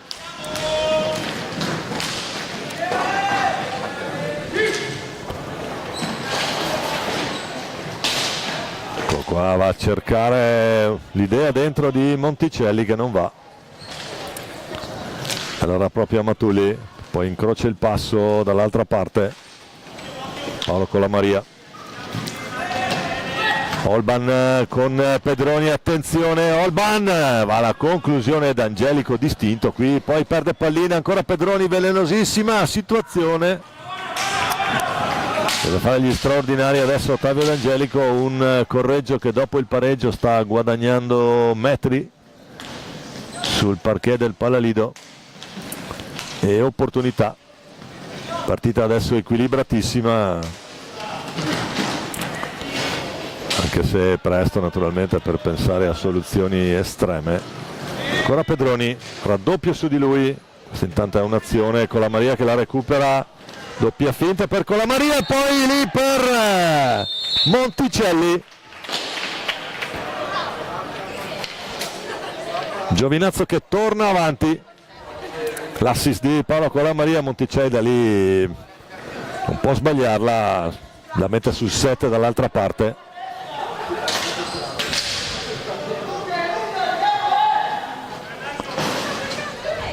(9:36 da giocare), il gol di Monticelli per il 3-2 Giovinazzo.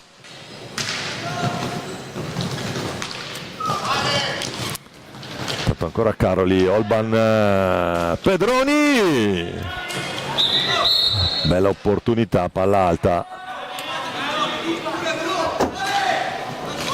Partita che adesso si è riaccesa dopo il pareggio del Correggio e il gol del Giovinazzo. Siamo sul 3-2, Pedroni qui di esperienza la porta via Monticelli, poi Paolo Colamaria, altrettanta esperienza, la recupera e va a portare su palla per i suoi. Poi va retroporta, la può mettere lì per Mezzina, deve fare gli straordinari qui Pedroni. Intanto è rientrato Tommaso Castiglioni, Matteo Olban lotta lì, Castiglioni la recupera, scarica per Caroli dall'altra parte, fa girare bene i suoi uomini e l'altra opportunità per Caroli con D'Angelico che si mette in luce, fa girare bene i suoi uomini Edu Granel, allenatore, il mister del Correggio, scuola catalana. Amatulli intanto per Giovinazzo, c'è un fallo di squadra, una probabile, vediamo se mima il gesto, mi è sembrata una trattenuta da parte di Caroli.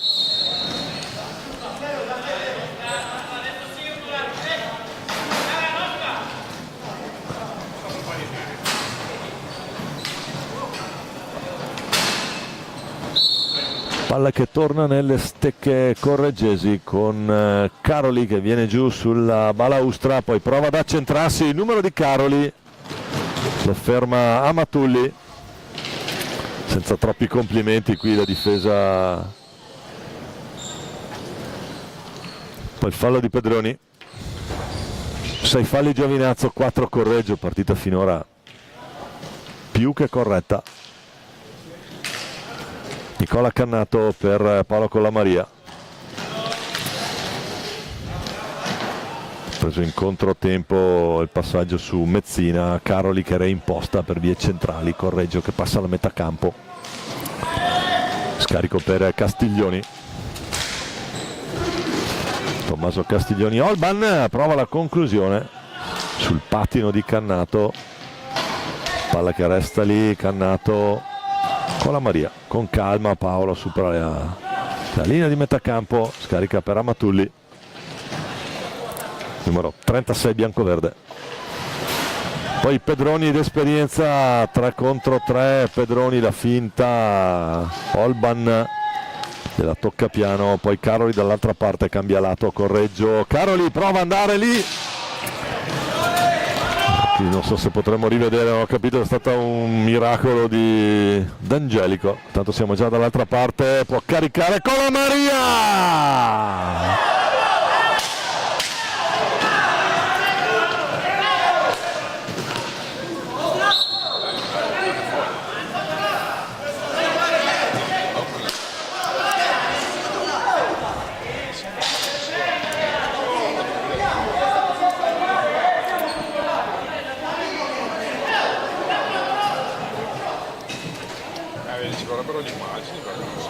Vediamo se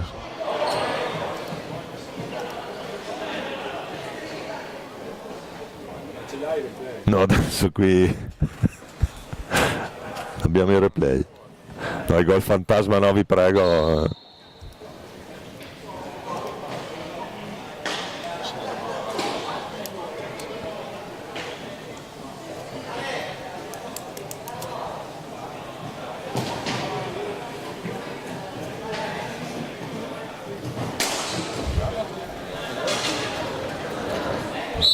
Si rimane sul 3-2, si continua a giocare.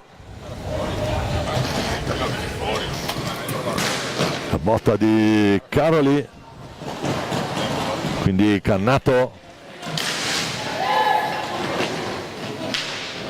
conclusione che resta lì con la Maria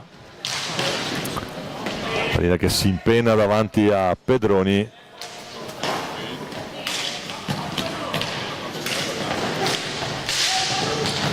È sempre lui, sempre Pedroni, l'altro però non l'estremo difensore. Mezzina intanto fa ripartire Giovinazzo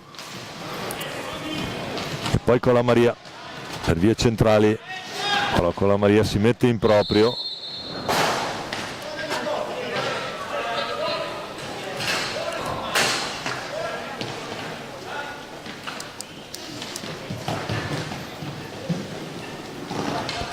rientra Ferrara con il numero 3 biancoverde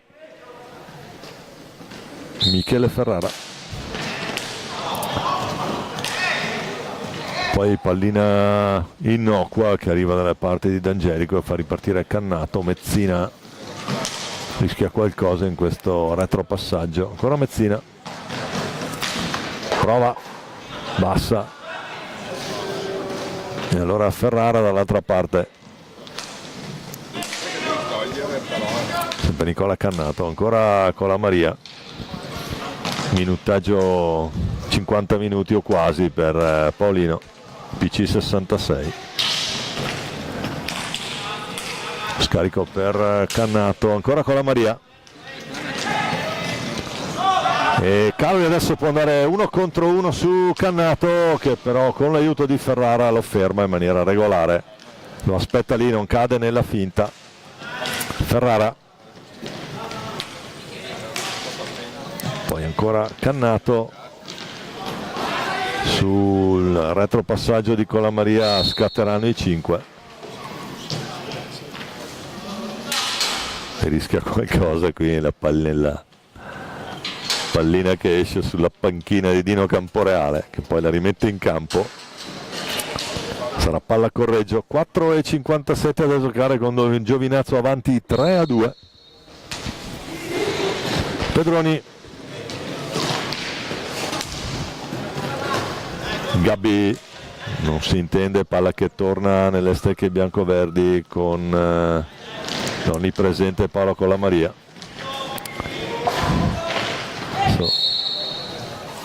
Palla alta, sarà di nuovo nelle stecche della formazione in casacca blu con inserti bianchi. Gabbi che la sbaglia. Succedono anche queste cose in queste partite, non solo qui in effetti, e poi la tensione cresce col passare, col trascorrere dei minuti. Adesso Giovinazzo, dopo essere stato avanti 2-0, è raggiunto sul 2-2, avanti 3-2. La Maria cerca un improbabile alza e schiaccia lì nel traffico. Tanto Ferrara riesce a uscire, lotta con Caroli.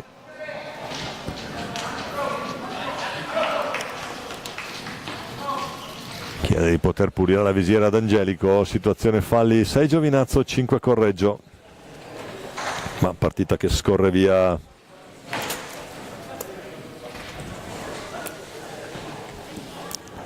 senza episodi disciplinari.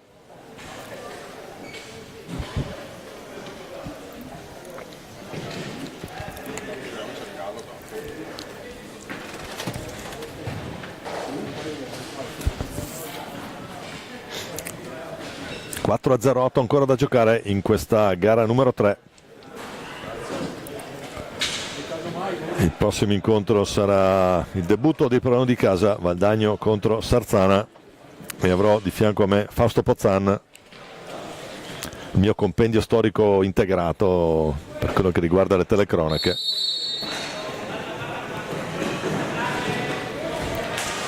Torniamo in diretta. Monticelli che è rientrato. Poi Cannato, ancora Ferrara, l'errore di Ferrara, attenzione, pallina che resterà lì, se ne impossessa Olban. che quindi recupera questa opportunità per Correggio. Pedroni, la finta di Pedroni, cannato Ferrara, si fa perdonare l'errore di prima. Ferrara l'idea dentro per Paolo Colamaria, la stecca di Pedroni a dire di no. Ancora Nicola Cannato, adesso fa girare la pallina, poi Monticelli, rimpallo favorevole alla FP. Ancora Ferrara per Cannato che supera, elegante, salta Pedroni, arriva sul fondo, trova l'appoggio di Monticelli, sempre Cannato, poi Colamaria che parte bene, cerca la conclusione,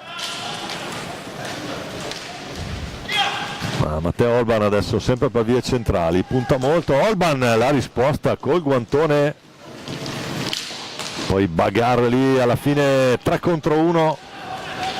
Colamaria, stavolta è buona, il gol di Paolo Colamaria, la finta e poi sul primo palo, andiamo a rivedere, eccolo qua, la riceve e poi la piazza lì sul primo palo.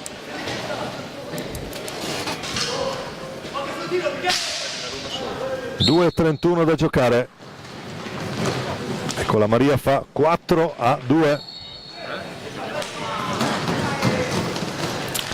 Ancora Monticelli con la Maria, Pedroni,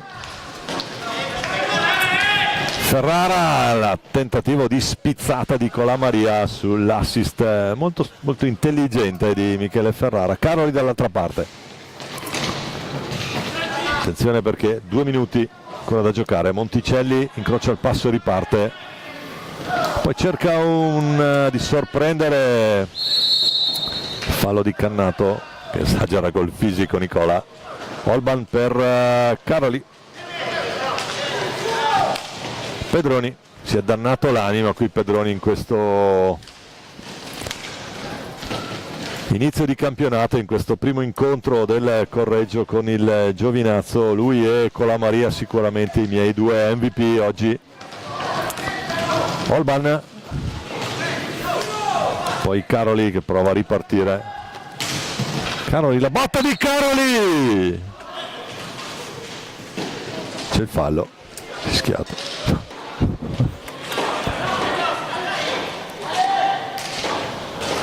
1:28 da giocare, nulla di fatto, è già il braccio alzato. Intanto Ferrara fa tutto da solo, alza e schiaccia e gol.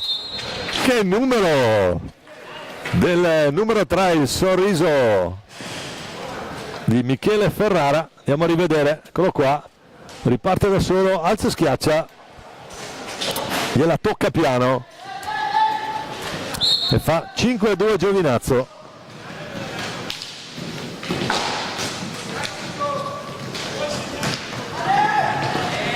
Quando manca un minuto scarso alla fine ci ha provato Olban, adesso sono 3 le reti di vantaggio da gestire per il Giovinazzo, con Colamaria che guadagna secondi preziosi. Ultimo giro di lancette per questa Giovinazzo Correggio,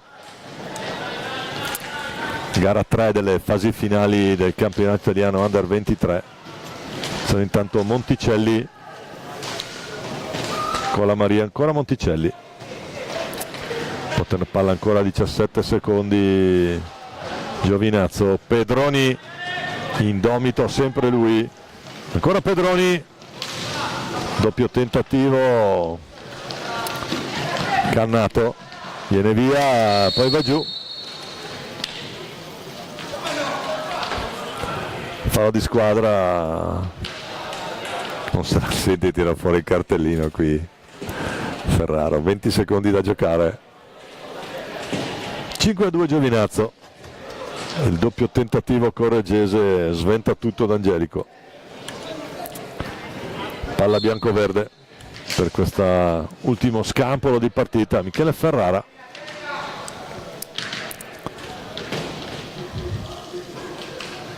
e resa con l'onore delle armi per il Correggio da parte della formazione giovinazzese. Bel gesto qui.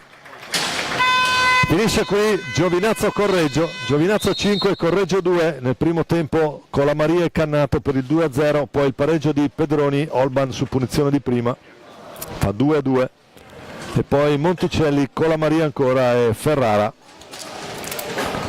per il definitivo 5-2. Questa gara numero 3 delle finali nazionali. È tutto per questa gara 3. Noi ci risentiamo tra un po' assieme a Fausto Pozzan per Valdagno Sarzana e il debutto dei padroni di casa sulla pista del Palalido. A presto.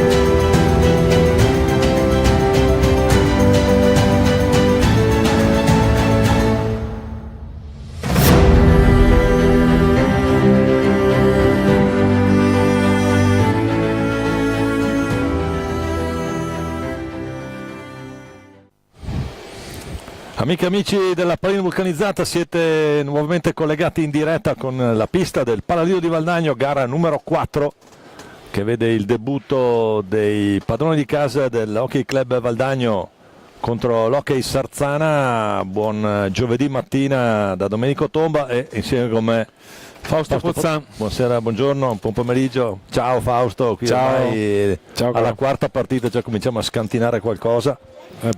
Dicevamo padroni di casa che debuttano sul Parque Amico contro la temibile formazione del presidente Corona, il Sarzana delle meraviglie, che ha saputo qualificarsi molto bene. Il team di Vianna dirige l'incontro Luca Molli di Viareggio.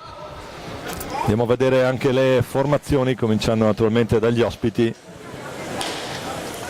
Hockey Sarzana in tenuta bianconera con il 44 il portiere che comincerà, Raffaello Ciupi, nazionale, Giampiero Andreani con il 46, 9 Carlo Vanello, il 54 Kevin Farina, il 77 Alessio Lavagetti, il 5 Santiago Marriche il Cino, il 24 Lorenzo Angeletti, il 79 Mirko Tognacca, l'altro portiere con il 50 Edo Stefanucci, l'allenatore José Oscar Vianna. Risponde Valdagno con il numero 1, il secondo portiere Giulio Checchetto, il 2 Pietro Crosara, il 3 Tiago Sanchez, il 4 è Marco Tomba, il 5 Giuliano il Ciupe Marche Giuliani, il 6 Niccolò Crocco, il 7 Leonardo Di Qui Giovanni, l'8 Mattia Antoniazzi, il 9 Mattia Cocco, il 10 il portiere Giovanni Cunegatti, l'allenatore il signor Dario Rigo. Formazioni per il saluto al centro del campo. Diciamo l'incontro è diretto da Luca Molli di Viareggio, con la collaborazione di Alberto Fabris al tavolo. È il debutto della formazione di casa, sicuramente a farsi assegnare le finali ti dà una grande responsabilità. È importante rompere il ghiaccio per Valdagno, romperlo bene, al cospetto però di una formazione che hai fatto bene a ricordare, va assolutamente rispettata. Ma ne abbiamo parlato a microfoni spenti, sicuramente con Ciupi e il Cino Angeletti, tutti i giocatori di grandissima esperienza. Andiamo anche a vedere come vorrà partire, come partiranno, se è corretto il quintetto che ci hanno dato sugli H2.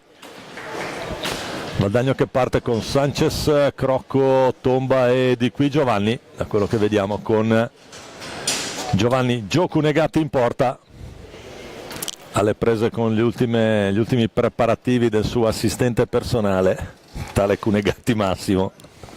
Genitore. Ci siamo fatti mandare un paio di curriculum sia di Dario Rigo che di Max Cunegatti, se ne abbiamo bisogno li raccontiamo e finiamo la partita senza Sì, è meglio telecronaca. commentare, perché stiamo parlando di storia di questa disciplina quando facciamo questi due nomi.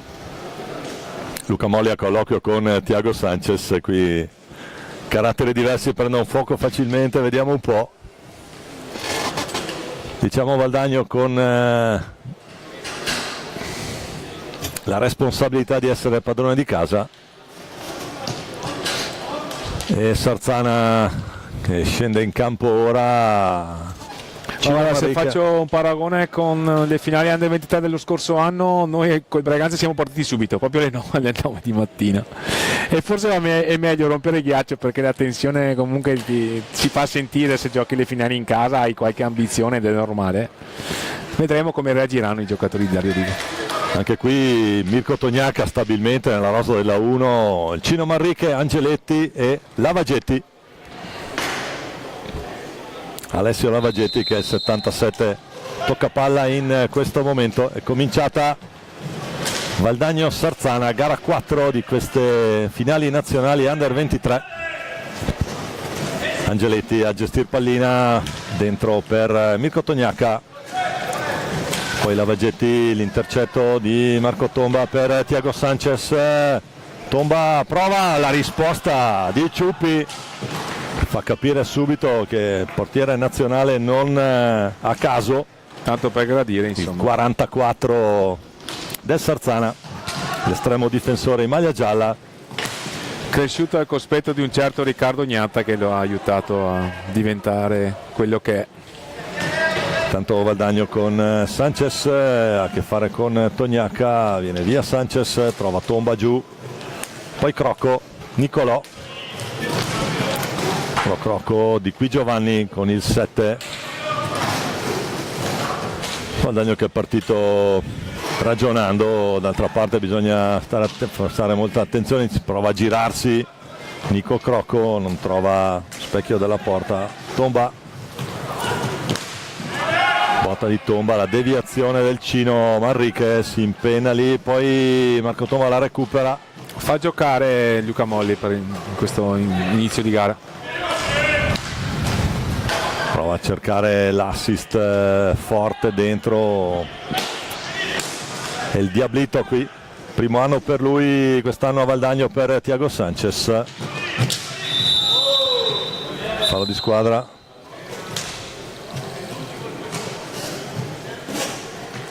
Primo richiamo di Luca Molli. Primo e ultimo da quello che abbiamo sentito da qui.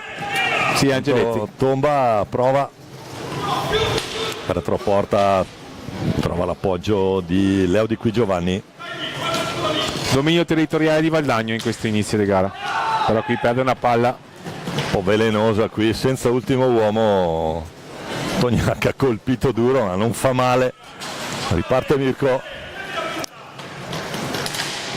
Prova la riconquista Sanchez, poi Di Qui Giovanni, ancora Tomba, prova sul primo palo, Ciupi, sigilla bene, Beh, il tema tattico è Valdagno a fare la partita, Sarzana a difendere basso, raccolta attorno al suo portiere che si fa trovare pronto e alla ricerca magari di qualche ripartenza. È come nel caso di qualche istante fa con Mirko Tognaca, che ha recuperato una velenosissima pallina sulla tre quarti valdagnese. Tanto Marco Tomba giù per sempre Sanchez. Ancora Sanchez prova l'assist, la riprende lui. Tomba prova la risposta ancora di Ciupi, centrale. Pressione alta di Valdagno che cerca il recupero palla immediato appena conclusa l'azione di attacco. Il Cino Manrique raddoppio su di lui ed è riuscito nella circostanza, poi la riperde però. Può andare al tiro Tognaca, la finta, Crocco. La difende bene Valdagno.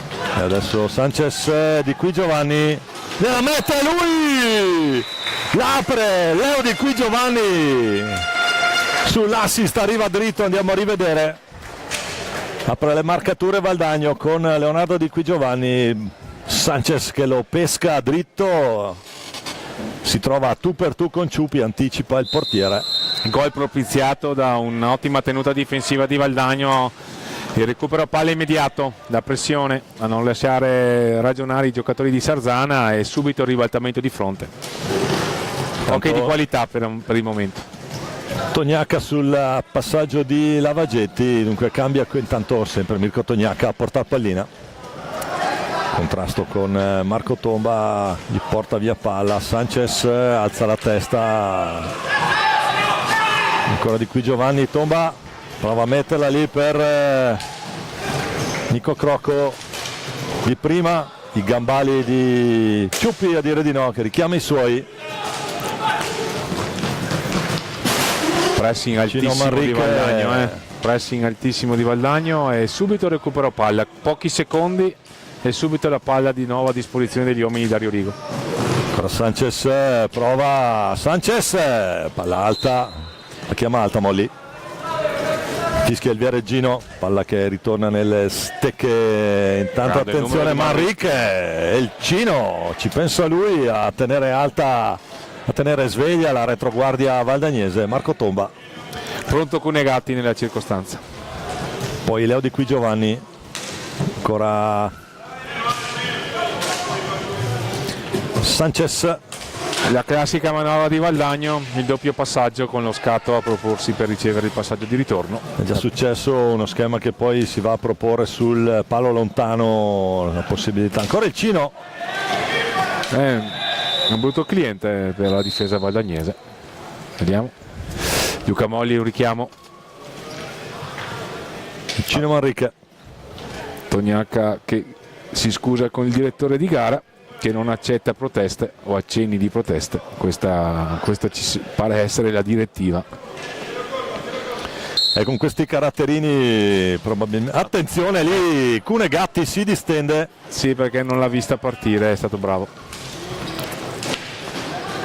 Ancora Lavagetti. Sarzana ha reagito, forse se riesce a passare la prima linea di pressione sono dolori per Valdagno. Sempre per il Cino Manrique. E questa forse è la strategia. Poi Sanchez che accelera e fa ripartire i suoi, palla che torna. Sanchez ha cercato Leo Di Qui Giovanni, ha cercato il numero qui, sì. Di Qui Giovanni. Sì, l'ha cercato sul secondo palo in precedenza. Angeletti qui lotta come un leone qui con Leonardo. Cino Manrique. Bello il pick and roll tra Manrique e Tognaca. Non si è ancora Manrique, attenzione. La partita è viva perché Sarzana sta forse provando a trovare qualche contromisura alla prima pressione di Valdagno e se ci riesce può andare in porta. Thiago Sanchez che va retro a porta, poi non trova sbocchi la manovra. Tentativo, l'assist su. Ritmi indemoniati comunque di Valdagno. Sta un po'. Sta spingendo. La pressione è avanti 1-0, 13:47, ancora da giocare il gol di Qui Giovanni. Cino Manrique, lo scarico impreciso. 5 secondi. Scadranno i 5 sulla pressione di Manrique. Primo time out, lo chiama Sarzana. 6 minuti e 25 dall'inizio della gara. Valdagno avanti 1-0. Adesso fuori Marco Tomba, dentro Giuliano Giuliani. Sì, per provare a tenere il ritmo alto. Comunque ha avuto un ottimo impatto con la partita Valdagno ed è stata, ha fatto vedere quale sarebbe il suo tema tattico. Il recupero palla immediato, il possesso palla non sterile ma finalizzato subito alla verticalizzazione, a cercare la porta. Una pressione alta, la sta anche, devo dire, gestendo bene Luca Molli sui caratteri che tendono ad incendiarsi. Finora tutto assolutamente tranquillo, 1-1 a situazione falli. Beh, lo conosciamo, sicuramente è un arbitro che non tollera proteste. Comunque l'esperienza ce l'ha e alla fine le letture regolamentari che fa sono quasi sempre condivisibili. Si torna in pista. Sono trascorsi 6 minuti e mezzo dall'inizio della gara. Valdagno avanti 1-0 grazie al gol realizzato da Leo Di Qui Giovanni sull'assist di Thiago Sanchez. Palla che torna nelle stecche rossonere. Manrique per Angeletti, ancora il Cino che adesso gioca da ultimo uomo. È buona questa trama di Sarzana. Un crocco per Sanchez, prova, Non trova la porta. Thiago non trova la porta. Thiaguito Sanchez, primo anno per lui qui a Valdagno, quest'anno ha fatto vedere. Sarzana si schiera con il vertice basso a cercare la deviazione e trovare un gran pareggio. Gran gol di Mirko Tognacca sull'assist di Lavagetti. La deviazione nel 7 imprendibile lì. Stavo sottolineando il fatto che Sarzana aveva cambiato strategia, giocava con il vertice basso, 2 laterali e la punta, ha eseguito alla perfezione questo schema con il tiro da lontano, la deviazione di Tognacca. Attenzione qui, non fischia Molli. Tutto regolare, si continua a giocare. E qui di un non nulla non si chiudeva questa transizione 3 contro 2. Valdagno pare aver accusato il colpo del Angeletti. Angeletti poi Manrique. Ancora Angeletti, prova ad accentrarsi. Thiago Sanchez che la riporta su per il Valdagno con Ciupe Giuliani dall'altra parte a far da ultimo. E attenzione qui, che gol! Ancora l'assist di Thiago Sanchez per Di Qui Giovanni che si gira, perdonami, alla Tatarani e la caccia nel 7. O si gira e si volta, se vogliamo citare la Jalapas. Comunque la premiata ditta Sanchez Di Qui Giovanni confeziona un'altra rete. 2-1 Valdagno. Sarzana aveva trovato le contromisure con questo rombo col vertice basso in fase offensiva, intendo, ma subito l'accelerazione di Valdagno. Stiamo divertendo, 8 minuti di partita di alti punti tecnici. Ma soprattutto squadre che giocano un bel hockey da vedere, anche da commentare, devo dire, perché sì, Sarzana ha trovato le contromisure alla pressione alta di Valdagno, perché nei primi minuti il recupero palla di Valdagno era stato qualcosa di veramente apprezzabilissimo. Il pareggio, gran pareggio di Mircone Tognacca sull'assist di Lavagetti. Forse il tentativo di tiro di Lavagetti di trovare la rete, ci ha messo la stecca Mirko Tognacca e il pareggio poi ancora Sanchez per Di Qui Giovanni e il risultato fissato per ora sul 2-1, 11:24 da giocare. Sanchez per il Ciupe Giuliani, ancora Sanchez che prova, a conclusione la risposta di Ciupi, la palla per il Cino. Sarzana che ragiona con l'obiettivo di superare la prima pressione di Valdagno. Angeletti dietro per Mirko Tognacca, ancora Lavagetti, pronto un cambio lì da parte di José Vianna. Ancora il Cino Manrique. Non è facile andare, spasso un paio. Non è facile giocare con giocatori che ti pressano veramente a tutto campo, però Sarzana sta trovando le posizioni. Dentro Giampiero Andreani con il 46 per eludere la prima pressione. Attenzione qui, un assist al bacio del Ciupe Giuliani per Leo Di Qui Giovanni. A buona sorte la difesa del Sarzana. Poi il Ciupe a stecca bassa la recupera sul tentativo di far ripartire i suoi da parte di Tognacca. Di qui Giovanni. Valdagno sta ricominciando a ottenere frutti dalla sua pressione. Sarzana aveva trovato qualche contromisura, ma negli ultimi 2 possessi è stato veloce il recupero palla di Valdagno. Qui si mette in proprio Sanchez, gran numero e grande risposta di Ciupi. Spostona di Ciupi, che legge bene l'idea del portoghese.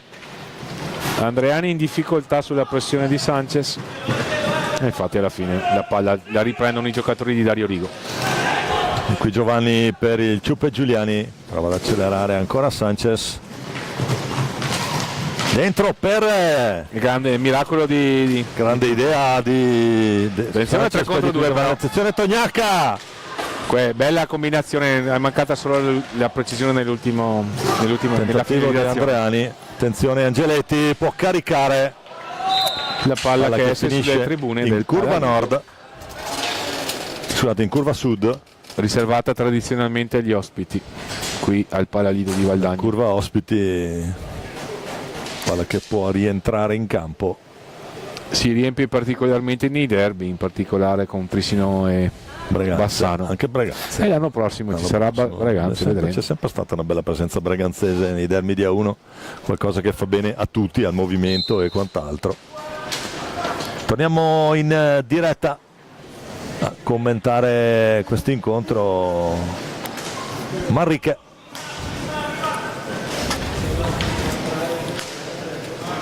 A 2 adesso, 2 dietro Sarzana. Sulla maglietta scritto Maurice, io sull'H2 ho Manrique, da quello che so è Sì. Manrique, il Cino. Lo chiamo il Cino così non sbaglio. Angeletti prova ad accentrarsi. Prova a scatenare i tuoi potenti mezzi mediatici per risolvere Prendere l'arcano. un'occhiata. Palla 2, Sì, Occio. dietro la porta. Dal regolamento si ferma il gioco. Tra palla 2, 8:36, Valdagno 2, Sarzana 1, partita bellissima per ora con Giuliano Giuliani, prova, Non ha trovato la porta. non trova la porta e allora deve riposizionarsi Sanchez che cerca la velocità. Chi è entrato con il 9? Cocco? Mattia Cocco, omonimo Omonimo di chi ha appena del giocatore appeso che i pattini al chiodo dopo una carriera ragguardevole. ex Valdagna, ex Breganza, ex Sandrigo. Attenzione, la botta e la risposta di Ciupi. Non ha fatto una piega con quel quanto di sinistro. Sanchez. Ancora Sanchez. Mattia Cocco lì lotta con Angeletti, Sanchez che tiene palla. È come si è liberato della palla Iuname sulla mezza trottola Sanchez dietro porta. Ciupe Giuliani, Eccola lì. Giuliano Giuliani, buona l'opportunità. Non si Incomprensione. capiscono qui il Ciupe. Adesso la palla è per Lavagetti, l'autore dell'assist per la rete Del momentaneo pareggio. del momentaneo pareggio del Sarzana. Giuliano Giuliani la recupera a rifiattare Thiago Sanchez, dentro Pietro Crosara, ancora Giuliani, Mamma mia.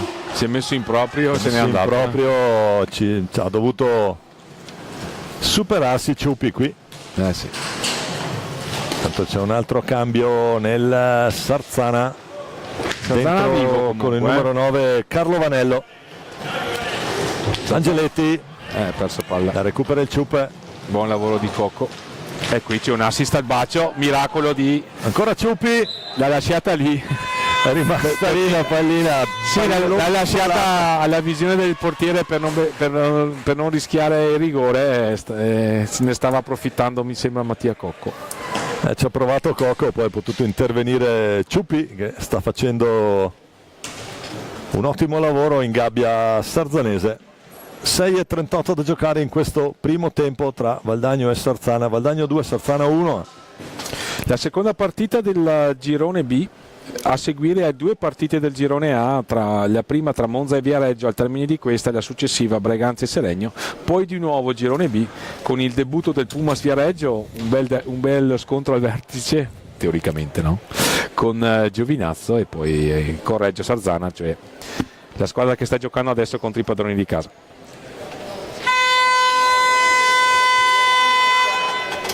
Risuona la sirena, Oseviana che spiega qualcosa ai suoi. Tianello, Lavagetti.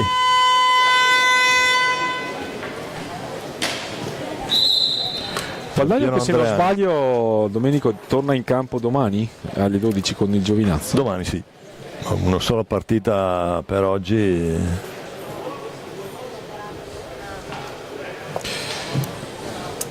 Anche Molli a spiegare qualcosa a Ciuppi. Tutto pronto, fischia Luca Molli, riparte la pallina, riparte il cronometro, Lavagetti. Buon lavoro in disimpegno.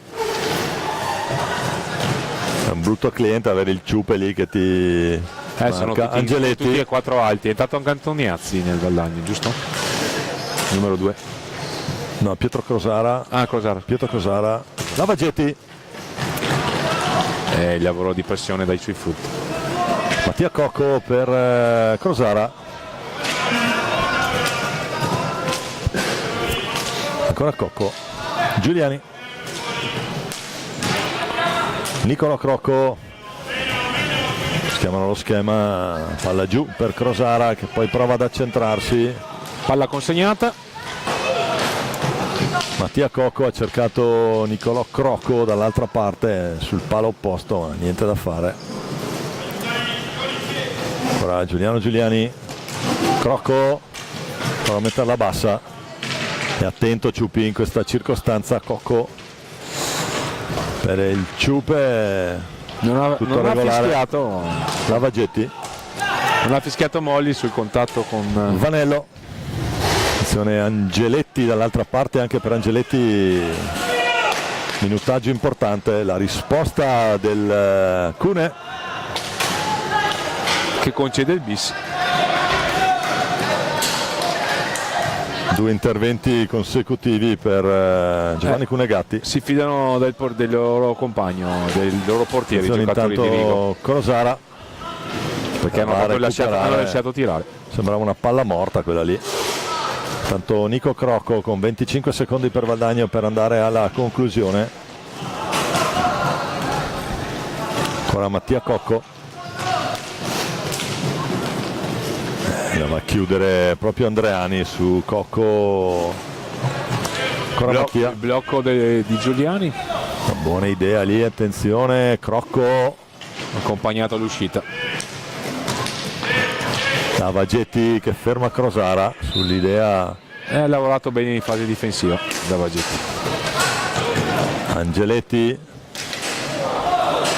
Poi Cune. Giovanni Cunegatti, come si dice, per non saperne leggere né scrivere. Norino Wright le a calcio in tribuna. Sì. Tanto c'è Sanchez pronto a rientrare da quello che vediamo. Dario Rigo abbraccia Conserte. 4:15 alla fine di questo primo tempo. Valdagno avanti 2-1. Bella partita. Forse Rigo l'unico appunto è non essere riusciti a capitalizzare le numerose occasioni. Dovrebbe essere soddisfatto dell'approccio alla gara, anche perché, ripeto, la prima partita è sempre insidiosa, se non altro dal punto di vista psicologico. È sempre la più difficile in assoluto, questo lo sappiamo. Tanto Giuliano Giuliani, Lavagetti che la recupera, può anche andare alla conclusione. Mattia Cocco, Giuliani di prima su Nico Crocco. Fa tutto bene qui, e poi la risposta di Ciuppi. Fa tutto bene Valdagno, tutto di prima. Sì, un'ottima uscita dal primo accenno di pressione di Sarzana dall'inizio della partita. Meno di 4 al termine, Valdagno avanti 2-1. Rientra Thiago Sanchez.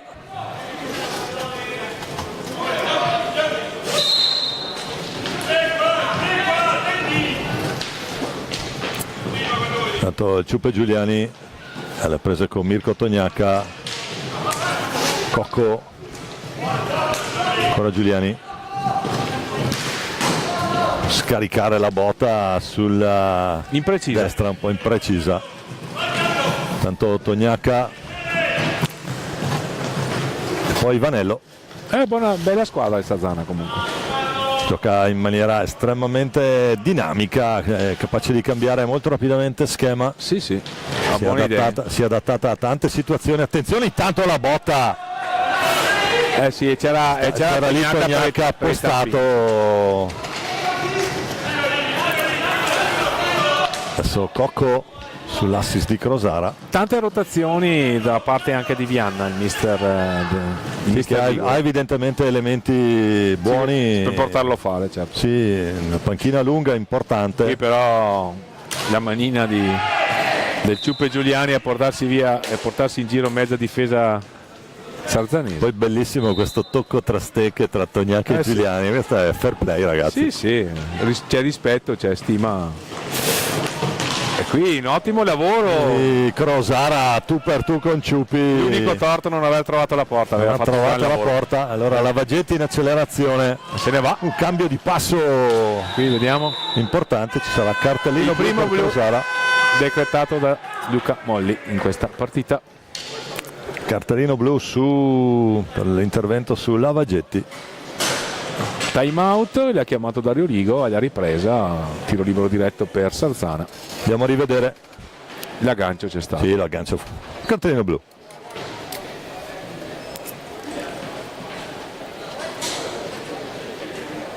Non fa una piega Dario Rigo a spiegare come impostare la propria squadra, verosimilmente nel caso in cui Giovanni Cunegatti parasse il tiro libero. 2:26 ancora da giocare in questo primo tempo. Guadagno momentaneamente avanti 2-1, c'è punizione di prima alla ripresa dopo questo time out per Sarzana per il fallo di Crocco. Beh, ai punti se Valdagno merita assolutamente il vantaggio, anzi dovrebbe essere un po' più largo. Sarzana si è affidato al suo portiere, però ha trovato anche delle contromisure per superare soprattutto la prima linea di pressione, che specie nei primi minuti è stato un fattore sicuramente che ha influenzato il match. Valdagno aveva bisogno probabilmente di entrare subito in temperatura in queste finali e il primo tempo ha confermato che lo può e lo sta facendo. Tognacca contro Cunegatti. Sì, la capacità di cambiare schema e modalità offensiva e difensiva di Sarzana è veramente molto buona. Attenzione, tutto pronto. Luca Sì. Molli. Tognacca contro Cunegatti. Parte Tognacca, fuori. Non ha trovato la porta. Non trova la porta. 2 minuti di power play per Sarzana, attenzione però. Doppia parata. E adesso Sanchez. Vediamo che fa, vediamo se si mette in proprio o se sceglie il possesso. Per Mattia Cocco. Giuliani. La potenzialità per andarsene in giro con la palla questi giocatori ce l'hanno, però l'hanno persa. Attenzione Lavagetti. Cattivo controllo di Tognacca. Lavagetti l'aveva pescato con un assist al basso. Bene. La fischia Molli. Vedremo se Sarzana proverà a raddoppiare sul portatore di palla per avere un'opportunità. A uomo fisso su Sanchez nella circostanza Vanello. Giuliani decide che la palla intanto se la tiene lui. Attenzione il Ciuppe. Prova ad andare la botta del Ciuppe. E un'altra qui è andato molto vicino, ci è mancato davvero poco la manona di Ciupi. Assolutamente. Vediamo adesso come costruisce questo 4 contro 3 la formazione rossonera ligure del presidente Corona. Ancora Lavagetti, sì, un presidente Corona che è anche referente per il settore giovanile. Responsabile nazionale del settore giovanile. E quindi non l'ho visto prima, ma quando gioca Sarzana è impossibile che non ci sia, perciò Magari arriverà.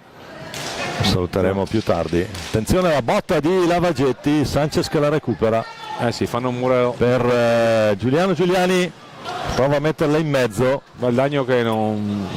Ormai ha superato indenne i 2 minuti di inferiorità. Cocco, poi Vanello, prova la botta Vanello, la risposta di Pronto a rientrare Cunegatti. uno che conosci.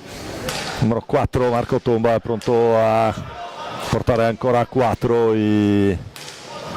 Non porta i blocchi Sarzana nella costruzione del 4 contro 3, preferisce rimanere largo a trapezio come si suol dire. Esaurito il power play, fallo di squadra in favore di Valdagno, quindi Valdagno verosimilmente ha 20 secondi per portare il... E Marco Tomba era andato a dire però stavo andando in porta, va bene. 19 secondi Valdagno che ha passato indenne questo power play. momento di difficoltà. Vediamo se tiene palla fino alla fine. Non pensa proprio, È infatti. il tentativo di Marco Tomba, ancora Ciupi a dire di no, finisce qui. Tutti a bere un tè caldo, anzi no, perché siamo a giugno. No, perché le temperature sono andate su, non è caldissimo come accennavi prima, è molto umida la situazione, quindi Sì. No, la pista non è, questa volta non c'è stato particolare bisogno di asciugarla. è stata molto lavorata nella serata di ieri per averla in ottime condizioni per le partite di oggi. Dunque termina questo primo tempo con Valdagno avanti 2-1 sul Sarzana. Ci risentiamo tra circa 8 minuti, sempre in diretta qui dal Palido di Valdagno, Domenico Tomba. A più tardi.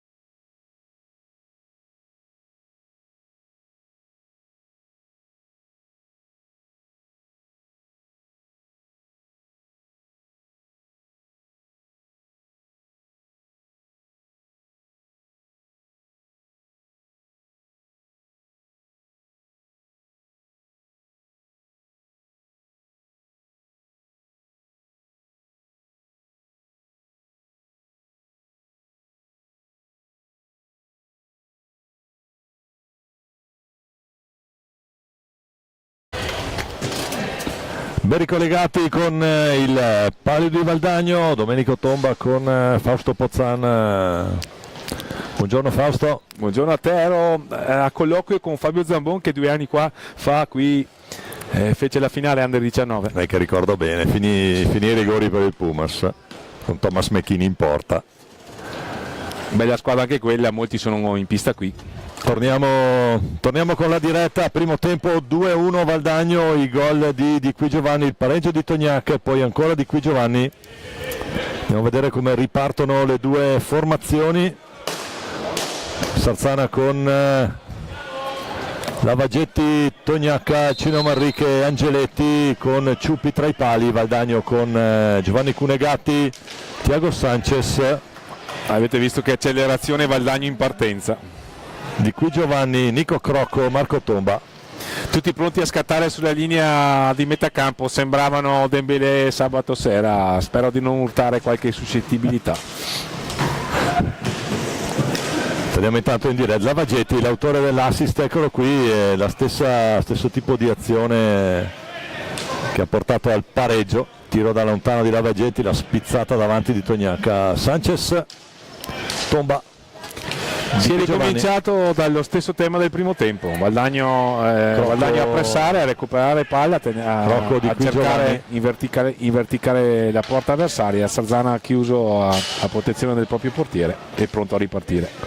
Ancora Crocco, di Qui Giovanni, Cino Manrique in pressione, tiene palla il di Qui, viene via, ne fa fuori 2 retroporta, poi la mette lì. Ci prova Marco Tomba, gol. Non l'ha vista entrare il signor Molli e può essere che non sia entrata effettivamente. Da qui è difficile. Solo la tecnologia potrebbe aiutare in questi casi.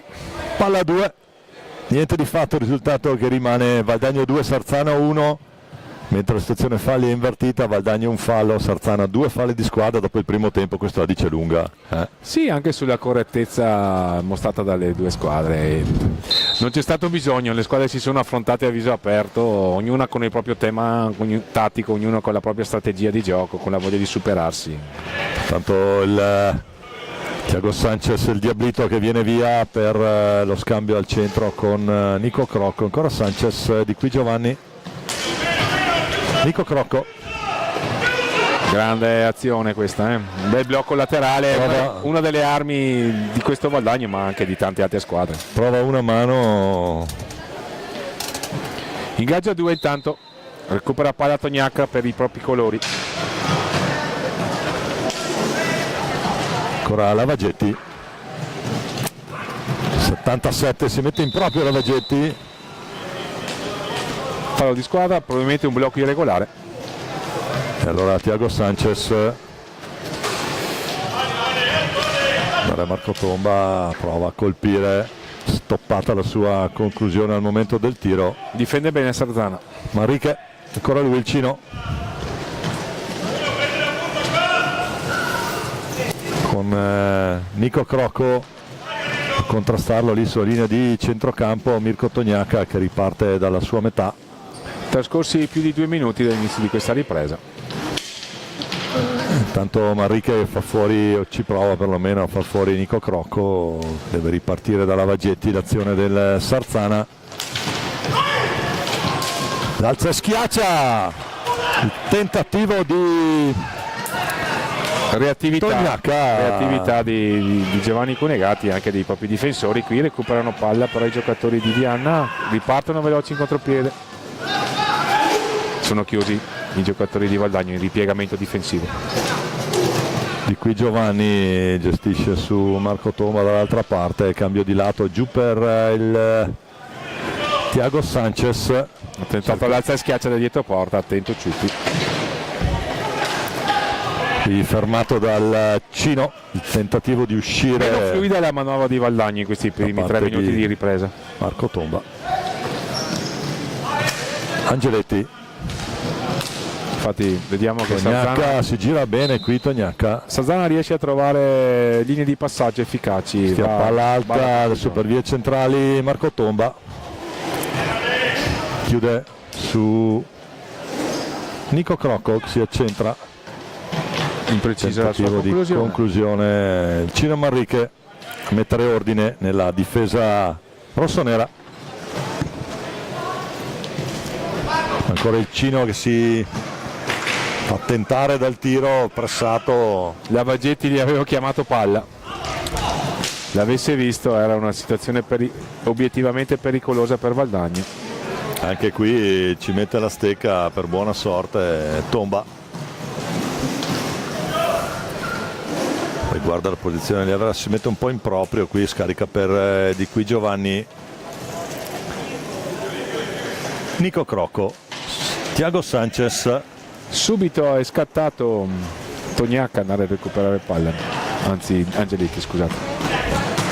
Poi il Cino Manrique col fisico. Col pattino si è aiutato Marco Tomba per liberarsi dell'avversario. Tanto Sanchez tomba dentro per Di Qui Giovanni, sembrava fatta, fatta. Ma si è difeso bene nella circostanza Ciuppi. L'ennesima difesa ottima della propria porta del portiere sarzanese. Lo trattiene qui, sì. Duellano da terra qui, tentativo di lotta greco-romana tra Andreani e Tomba.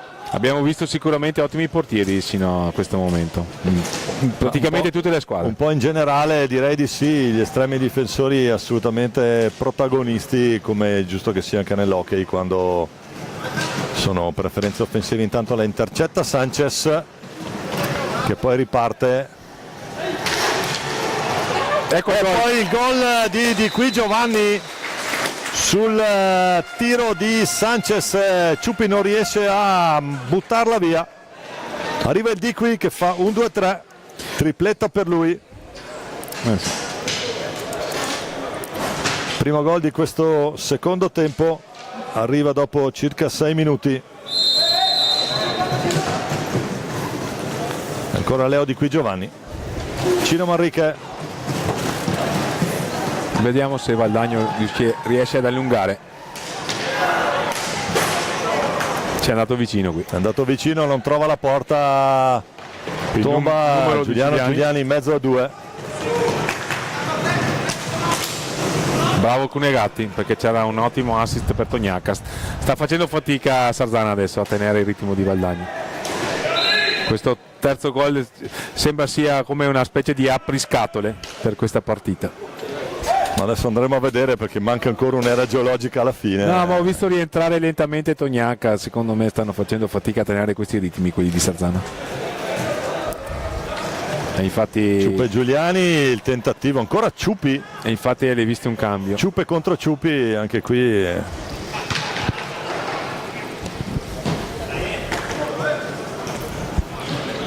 Cino Manrique, Tognac, Angeletti, ancora Tognac.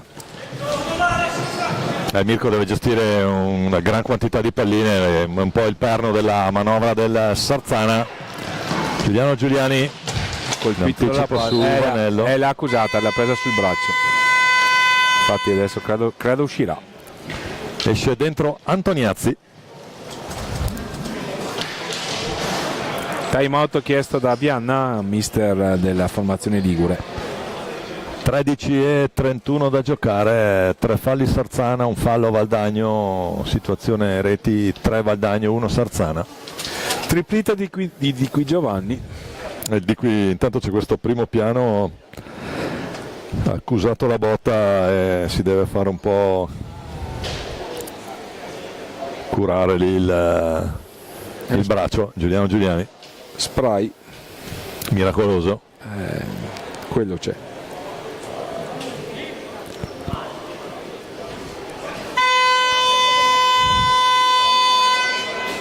Dal Pola.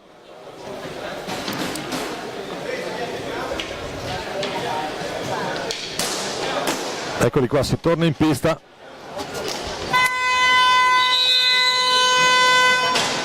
E diciamo prima Fausto sulla questione prima partita, sempre molto difficile dal punto di vista impatto psicologico sulla manifestazione in generale, quindi c'è anche da tener conto di quello. Sai, questi sono appuntamenti che sicuramente vengono preparati, ci si lavora per tempo e non si vede l'ora di scendere in campo, di fare verificare l'assetto della squadra, se l'impostazione tattica è quella giusta. Valdagno secondo me ha lavorato bene, si vede una squadra che a tratti dà spettacolo, però mi è piaciuto che Sarzana. Per Cino Manrique, attenzione, c'è Andreani là davanti, lo scarico per Tognaca, poi Angeletti. Per il Cino, anticipo di... No, qui è bravo Angeletti a stecca lunga a difendere bene. Crocco forse poteva fare un'altra finta di passaggio. Poi Manrique in anticipo sul cambio di mano di Marco Tomba. E allora di qui Giovanni che incrocia il passo, supera la metà campo sarzanese. Scarica per Tomba, ancora Crocco. E ancora il di qui. Antoniazzi, Tomba, su girapallina Valdagno a chiamare un po' fuori Sarzana.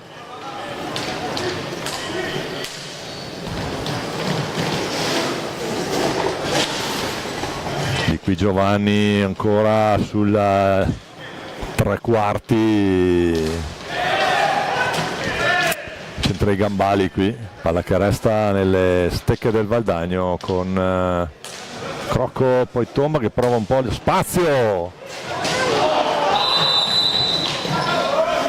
C'era una pallina che era rimasta lì, la manca Antoniazzi.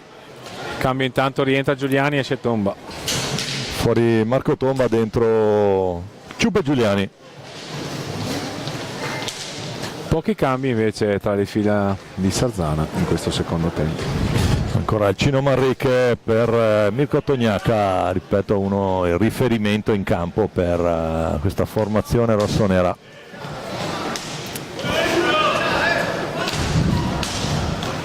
Angeletti.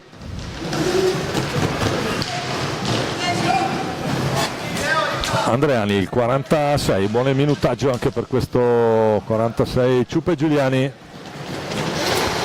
prova ad andare giù, la mette lì, ma il più lesto di tutti è Mirko Tognaca che poi si libera in bello stile, si libera di due tentativi valdagnesi di recupero palla. Manrique si è messo in proprio, nell'ultima conclusione non ha trovato la porta, ma buona l'iniziativa del numero 5 rossonero.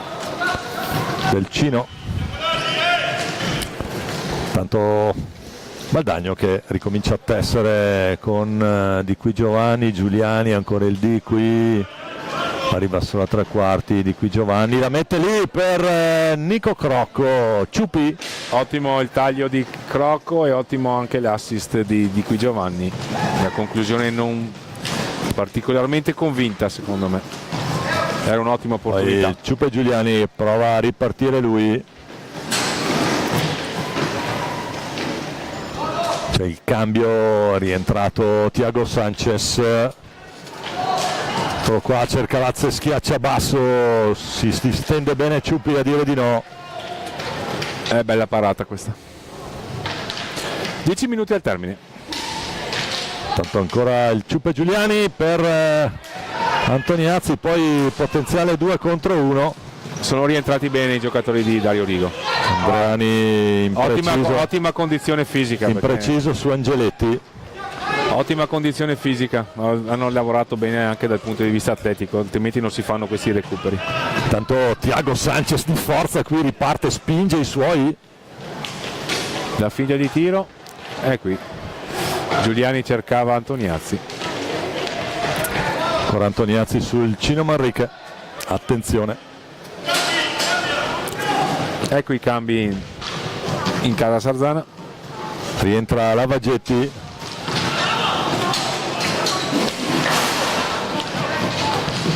Poi Antoniazzi, lo scarico su Sanchez con calma, il diablito per il Ciupe. Dietro la schiena il passaggio. Prova a metterla di precisione Sanchez. Si era liberato il tiro con una semitrottola.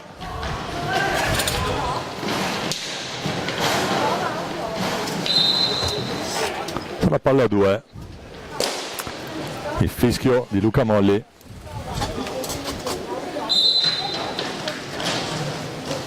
Ancora di qui Giovanni, scusate, Ciupa e Giuliani, attenzione, potenziale 3 contro 2 Lavagetti, vediamo cosa pensa al tiro Lavagetti, Deviato. deviazione Toniazzi, modalità difesa, poi Sanchez per il Ciupe in surplus. e ancora adesso Sanchez, cambio di passo incredibile qui del Pick and roll eseguito alla perfezione dai giocatori di Dario Rigo. tanto attenzione la ripartenza al Cino Manrique, la botta di Manrique, il Ciupe per Thiago Sanchez, il tunnel, È mancato solo il gol, ma è stata una bella azione questa, e anche questa ripartenza però molto apprezzabile.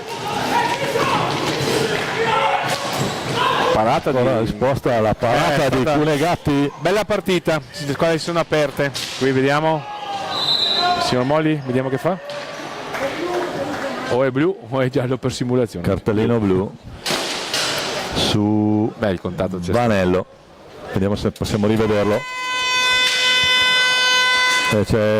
Non trova la pallina, Vanello è andato a cercare palla dall'altra parte. Io ho avuto la sensazione che Molli guardasse per un attimo prima il giocatore di Valdagno per magari ipotizzare una simulazione, invece no, guardato, è andato dritto per la sua strada. Vediamo se il dettaglio del replay.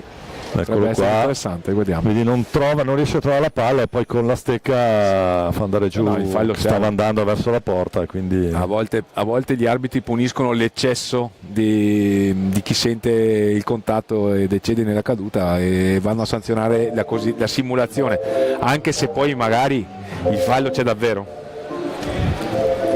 In questo caso invece è ineccepibile la decisione del direttore di gara. 7:39 da giocare qui al Pallalido, Guadagno 3, Sarzano 1. Alla ripresa sarà tiro libero diretto per provare ad allungarla in casa Valdagno. Vediamo chi se ne incarica.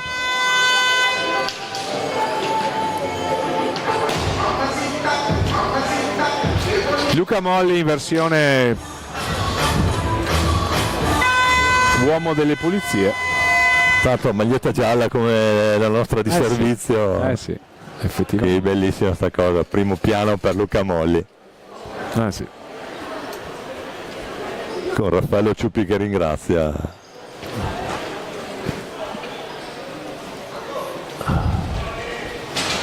(7:39) Giuliani contro Ciupi per allungare il punteggio a favore dei propri colori.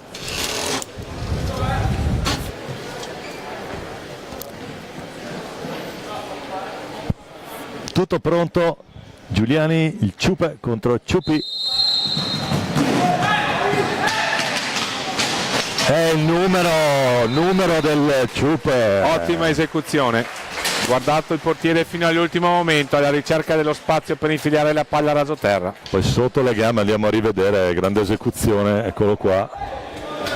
Un paio di ganci, poi sotto lì, ben giocata. Nulla da fare. Guadagno che passa 4-1 qui al Pallalido, la punizione di prima di Giuliano Giuliani. A 7:25 da giocare. Lavagetti. Poi Angeletti giù per Tognacca. Largo per il Cino Manrique. Nico Crocco, il contrasto su Lavagetti che cerca l'assist dentro, poi una pallina che rimane lì, l'appoggio di Antoniazzi impreciso, Cino Manrique, Lavagetti può andare, l'alza e schiaccia di Lavagetti, Bel gol. gran bel gol del numero 77 rossonero, Bel gol. grande rete, ottima realizzazione, un bel numero. Ottima tecnica individuale. Si mette in proprio e la caccia dentro Il signor Molli fa giocare. Alessio Lavagetti. Sanchez, vediamo che se la chiude subito. No, non trova la porta. volevano il doppio tocco i giocatori di Sarzana, invece il signor Molli non ha ravvisato irregolarità. Attenzione, qui una deviazione. La manona di Cunegatti. Ciupe Giuliani all'ultimo momento è bloccato al momento del tiro, e qui dico la verità, voglio rivedere i replay perché vederla Fallo di squadra per Guadagno. bisognava essere lì. Adesso si ride anche in pista, vabbè, va bene. Sta spiegando la sua decisione il signor Luca Molli, ha fermato il gioco. Qui c'è un contatto poco lecito, ne ha fatto le spese il portiere sarzanese, è passato di lì. Chi è? Luca Antoniazzi? Mattia Antoniazzi. Mattia Antoniazzi, scusa. Punizione Valdagno, Ciupe Sanchez sulla palla. Dietro porta Antoniazzi, sulla destra Crocco. Vediamo se c'è uno schema. Lo schema c'è, ma Non trova la porta. c'è il tiro. Il Cino Manrique. E qui l'eccesso di alza e schiaccia da parte di Sarzana. Avrebbero fatto meglio a cercare una conclusione più semplice, erano davanti al portiere. Tanto Giuliano Giuliani, ma lui si mette porta su pallina con la collaborazione di questo numero 3, Thiago Sanchez.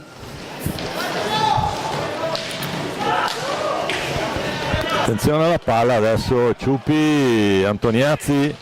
Spazza via tutto il portiere ligure. E qui Sanchez 1 contro 3, tra poco gli riusciva. È andata quasi bene, un controllo impossibile. C'è un cambio Blocco dei pronto. Lavagetti e il blocco irregolare, giustamente c'è contatto fisico, non si può. Per regolamento il blocco è ammesso a 50 cm dall'avversario. E qui devo dire la verità, la direzione finora, direzione di gara impeccabile in tutte le decisioni, per quanto, ripeto, la nostra idea di commentare la direzione di gara è assolutamente lontana. Tanto Sanchez, Grande tiro e grande risposta di Ciupi. la risposta di Ciupi col casco. Lavagetti intanto che accelera. Fallo di squadra. Situazione falli, 3 Valdagno, 5 Sarzana. Intanto ancora in accelerazione Sanchez. Qui Ciupi stava per combinare un pasticcio, vediamo la decisione. A 2. Se fischia rigore non c'è nulla da dire. Non l'ha fischiato. Palla 2. Il Cino contro Thiago Sanchez. Tognacca Angeletti.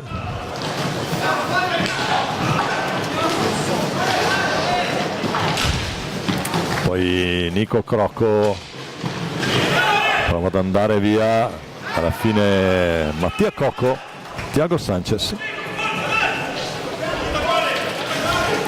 L'unico neo nella prestazione di Valdagno è il fatto che a 4 minuti dal termine la partita non è ancora chiusa per i volumi di gioco espresso. Ma l'importante era appunto rompere il ghiaccio e magari poi ci si rilassa, si gioca meglio le prossime partite. Tanto attenzione ancora Tognacca per Lavagetti.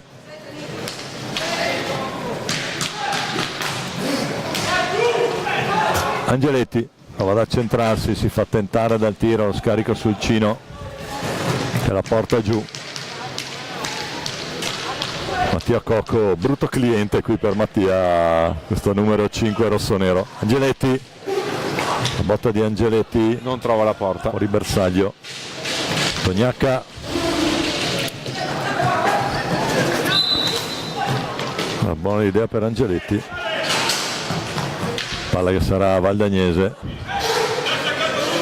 Thiago Sanchez, Ciupe, Giuliani, Prova ad accentrarsi Giuliani, palla che non passa di tanto sopra la traversa di Ciupi.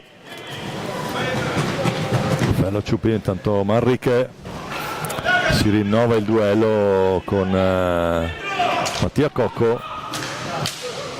Toniacca ancora la risposta. Avevamo qui. visto Giuliani in versione battitore baseball. Intanto potenziale, no, c'è 2 contro 1, grande risposta ancora di Raffaello Si è Ciupi. sdraiato.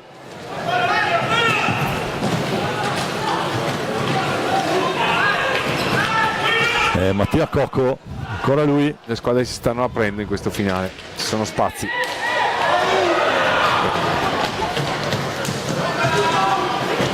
Poi Nico Crocco che gestisce per Sanchez, prova ad andare lui.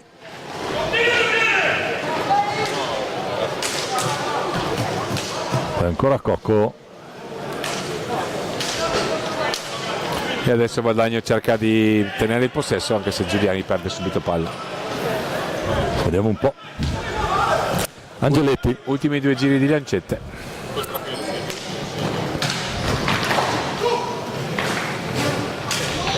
Toniacca cerca l'alza e schiaccia. Lo stop di petto non si può. Time out. Chiamato da José Viana. Vuole gestire questo minuto e 55 che manca alla fine.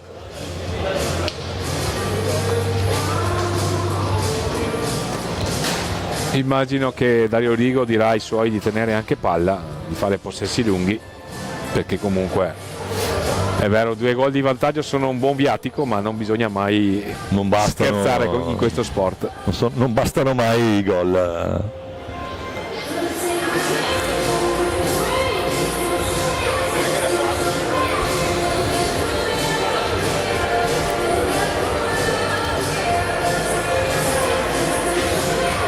Comunque Luca Molli che va a pulire la pista. È una chicca. No, un personale grazie al direttore di gara che si assume anche questo onere che potrebbe essere tranquillamente gestito da altri, da qualcuno dei nostri volontari. Tuttavia è da considerare la valutazione, l'occhio.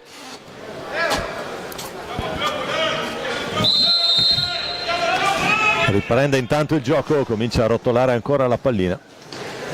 1,50. C'è Di Qui Giovanni in possesso, un Di Qui Giovanni autore di 3 delle 4 reti del Valdagno. Sanchez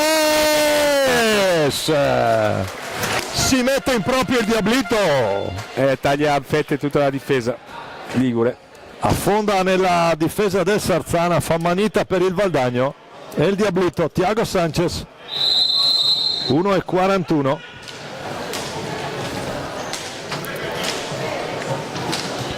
Va a tabellino anche lui. Ancora Toniacca per Angeletti. Sanchez che riparte col Di Qui, potenziale 3 contro 2. Poi va giù, tutto regolare, si continua a giocare. Toniacca per Vanello.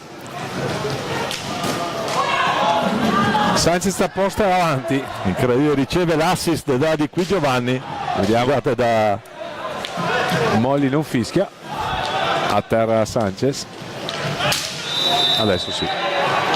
Blu in arrivo per Di Qui Giovanni.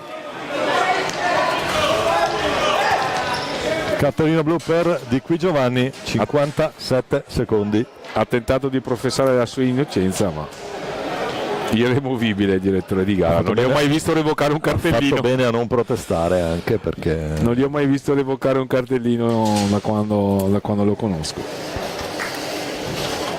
Cosa più unica che rara. la Vaggetti contro Cunegatti.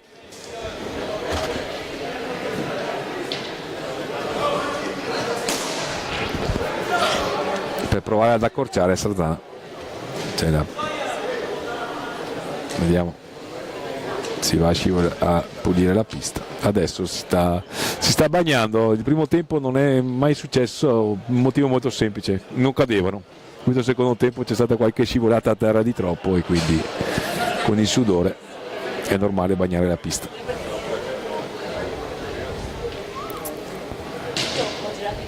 Tanto c'è un nervoso Massimo Cunegatti, Partita sostanzialmente corretta al di va a là prendersi una boccata d'aria. al di là delle decisioni arbitrali che comunque ci stanno, come è giustamente rilevato. Ma finora Rigo e Molli che confabulano lì sulla pista e anche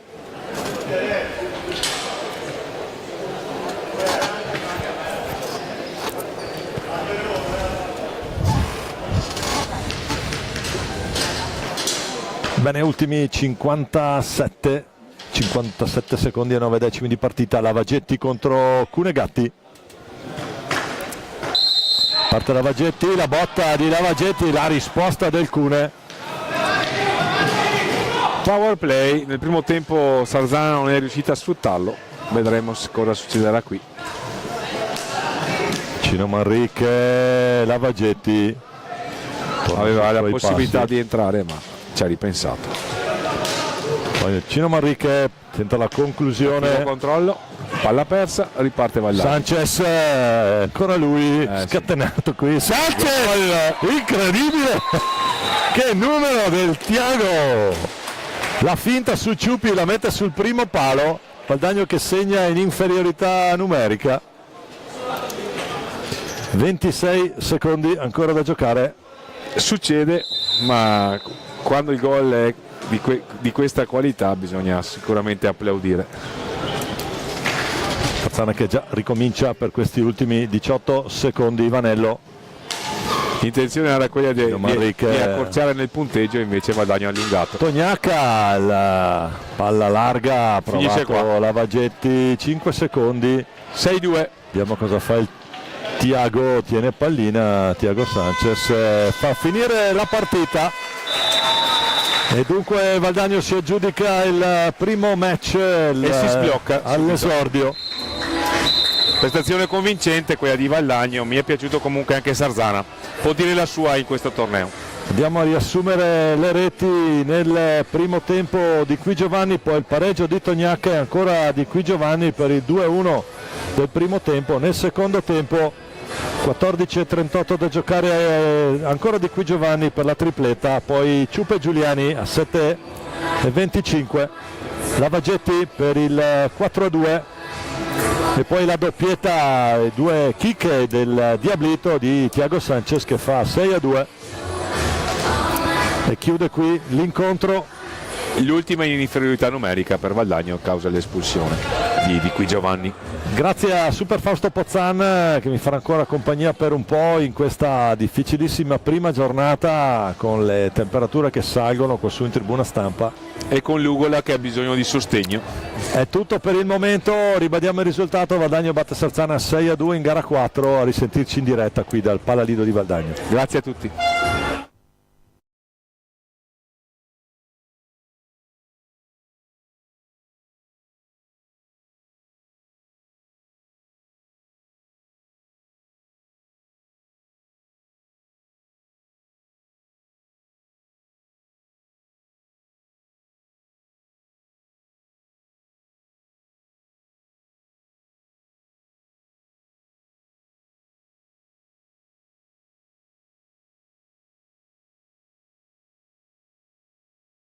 Monza e SPV Viareggio in questa gara numero 5. Partite che finora ci hanno riservato emozioni e gran bel gioco. Adesso andremo a vedere chi sono i protagonisti di questo match che veniamo a commentare. Sono Domenico Tomba, sempre buon giovedì mattina qui dal Palalido di Valdagno, arbitra l'incontro Sergio Nicoletti di Trissino. Cominciamo con il Viareggio, con il numero 1 Filippo Poletti, il 29 Lorenzo Cortesi, il 9 Jonas Cinquini, il 4 Brando Del Medico, il 6 Mattia Menegatti, il 27 Matteo Corsi, il 12 Francesco Poletti, il 18 Mattia Bicicchi, il 7 Riccardo Biancucci, il 54 l'altro portiere Jacopo Mascherpa, gli allenatori Alessandro Martini e Andrea Biagi. In tenuta nera inserti rossi per l'SPV sulla destra dei vostri schermi, a sinistra in maglia bianca rosso-blu l'HRC Monza, il numero 1 è il portiere, il capitano Luca Borgonovo, il 5 Giulio Piccoli, il 4 Marco Gariboldi, il 7 Ottavio Ponti, l'8 Carlo Maria Riva, il 2 Tommaso San Giovanni, l'altro portiere Mattia Stien, il 6 Michele Pesavento, l'allenatore Richard Lorenzo Alberto. Tutto pronto, dicevamo dirige Sergio Nicoletti di Trissino, vediamo come partono le due formazioni.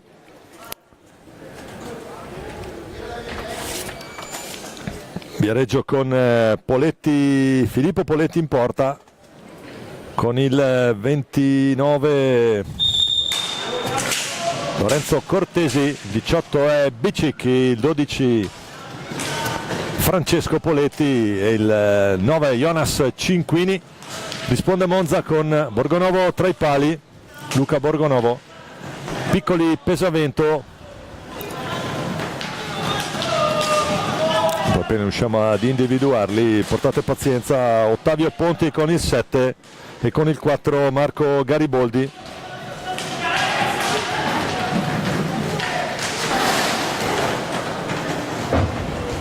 Piccoli che intanto riconquista palla per il Monza, un Monza che è un po' a ranghi ridotti, manca Alleuva, mancano gli argentini. Michele Pesavento ci prova subito. Michele Pesavento che è il giocatore che dal punto di vista esperienza assieme a Piccoli è un po' l'ossatura di questo Monza, del Monza che vediamo qui oggi al Palio Valdagno in questa gara numero 5 della prima giornata delle fasi finali del campionato italiano Under 23, che finora ha riservato bel gioco e emozioni qui per chi è sugli spalti. Dobici che si gira trova Poletti, dicevamo Viareggio in tenuta nera, inserti rossi, attenzione Poletti, numero Borgonovo a dire di no.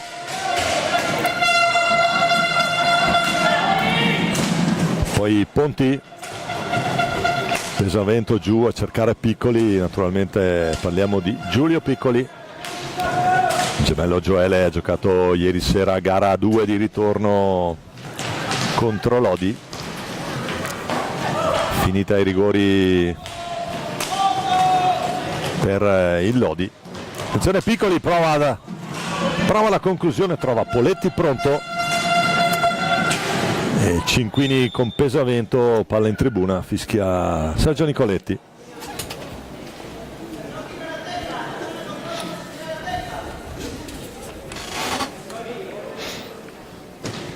Tanto vi riassumeremo al primo time out i risultati finora su questo parquet di questa prima giornata di campionato. Bicicchi,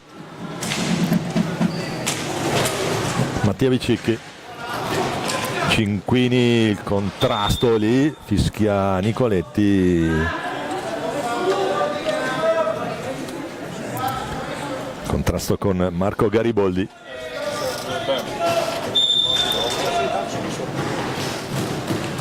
Tanto ancora Bicicchi per Viareggio a gestire pallina sul passaggio di Poletti. La riconquista Monza con Piccoli che mette in movimento Ponti l'intesa con Gariboldi, poi Piccoli tutto regolare, Bicicchi giù per Poletti, ma Michele Pesavento è il primo ad arrivare sulla pallina e poi fa tranquillamente ripartire con l'appoggio di Piccoli. Ancora Michele Pesavento che sgroppa nella prateria qui e prova a sorprendere Poletti, in tempo a mettere il patino nella girata. Michele Pesavento, se ne sono andati i primi 3 minuti di questa Monza Viareggio. Tanto Poletti che va giù, Pesavento che riparte, non riesce allo scambio con Gariboldi. Poi ancora Piccoli, Pesavento, Poletti la recupera, Jonas Cinquini passa la linea di metà campo, l'appoggio verso Bicicchi. Mattia Bicicchi, il numero 18 di questa formazione. Ancora Pesavento, riporta avanti Monza. Ritmi abbastanza blandi, adesso caldo che si fa un po' sentire probabilmente anche in pista. Formazioni comunque per ora molto guardinghe entrambe. Pesavento che ci prova, l'intercetto proprio di Mattia Bicicchi che trova Cinquini dall'altra parte. Cinquini il numero, Bicicchi può provare la conclusione, sbroglia Pesavento. E poi un tentativo da parte del Monza, Ponti a cercare Gariboldi.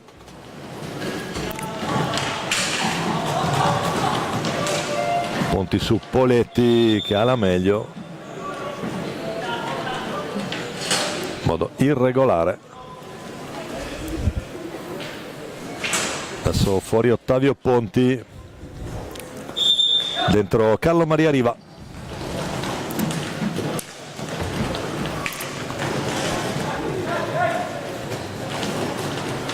Va ad accentrarsi Poletti, palla che finisce fuori, proprio fuori dal palazzetto.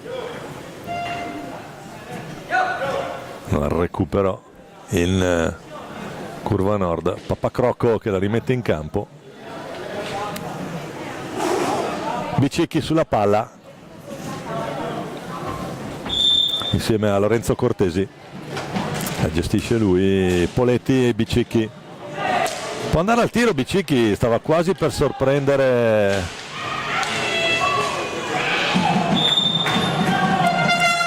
Borgonovo che deve distendersi per stoppare la conclusione via Regina.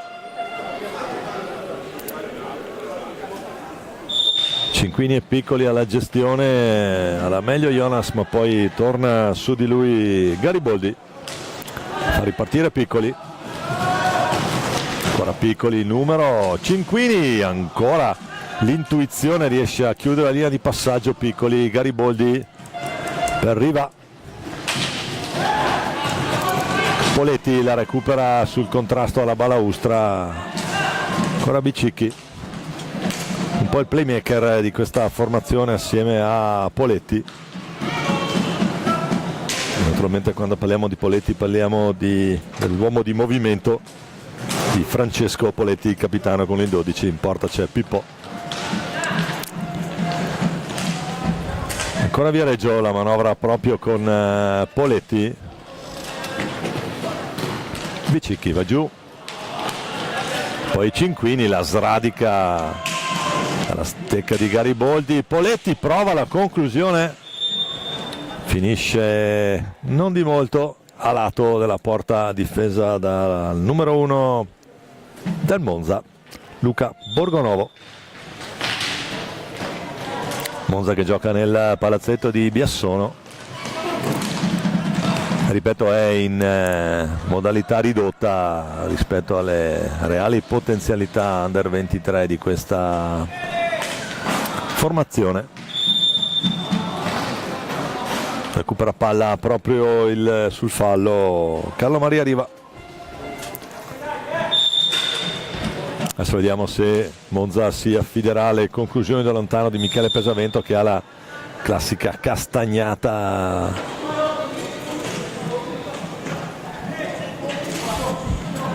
Nicoletti a discutere con Michele Pesavento, che lui è monzese, ma un Monza a trazione veneta con Piccoli e Pesavento lì.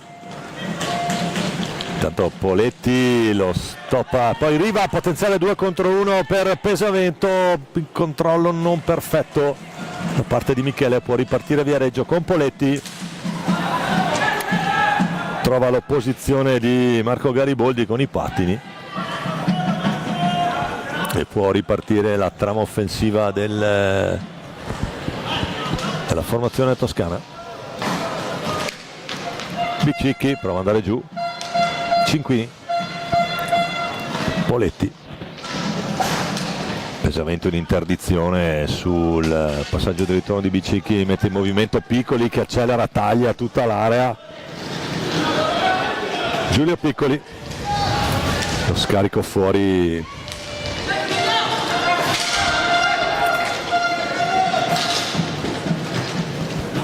Riva può provare la conclusione, ma capisce tutto Capitan Poletti, che fa Bicicchi, fa ripartire Cinquini.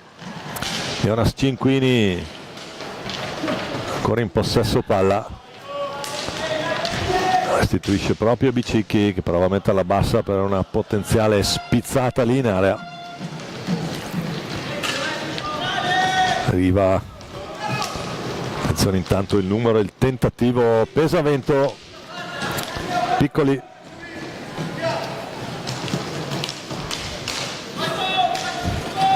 arriva ancora Pesavento, Monza che si muove bene, si fa tentare dal tiro Pesavento, attenzione, la mette bassa per Riva, era ottima l'idea ma Riva non riesce a concludere, alle spalle di Poletti. E ora Jonas Cinquini che fa ripartire Viareggio,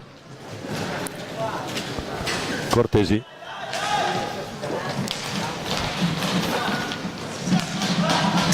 Poletti con il neoentrato Brando Del Medico. Attenzione lì, occasione ghiotta proprio per Del Medico appena entrato, ma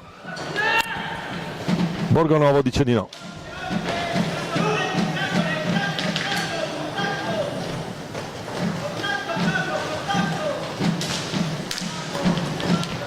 Ora Capitan Poletti a cercare Del Medico, Cortesi, ancora Del Medico, ne è entrato, ne salta un paio, torna sui suoi passi, prova Cortesi dalla distanza, non trova la porta e allora Monza con Piccoli, fa tutto lui, attenzione, grande assist dentro, si chiude perfettamente lo schema, passa Monza,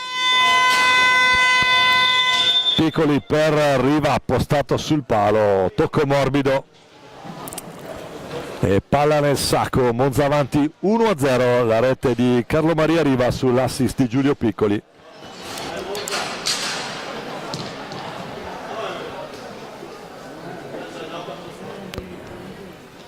Si sblocca il risultato di questa gara 5.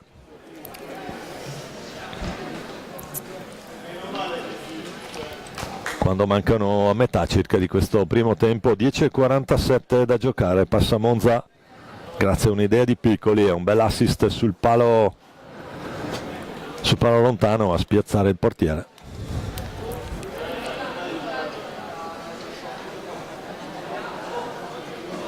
Ora c'è il time out chiesto dal Viareggio. Gli altri risultati della giornata: in gara 1 Breganze 4, Viareggio 1, Castiglione Seregno 1-3, nel senso Seregno ha battuto Castiglione 3-1, Giovinazzo ha battuto Correggio 5-2 e nella gara precedente a questa Valdagno 6-2 sul Sarzana, con un gol in inferiorità numerica di Thiago Sanchez. Tanto Monza che riparte dopo il vantaggio. È entrato Ponti, Pesavento, scadono i 10 per uscire.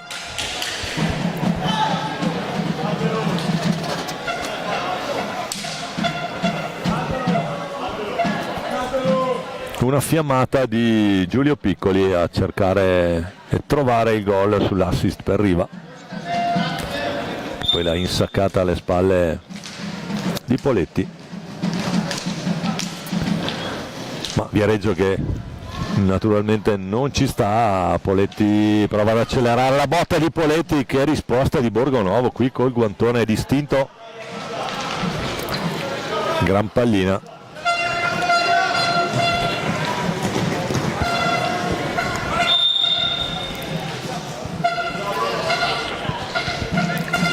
Viene fischiato un bracco irregolare, probabilmente Cinquini su Ponti.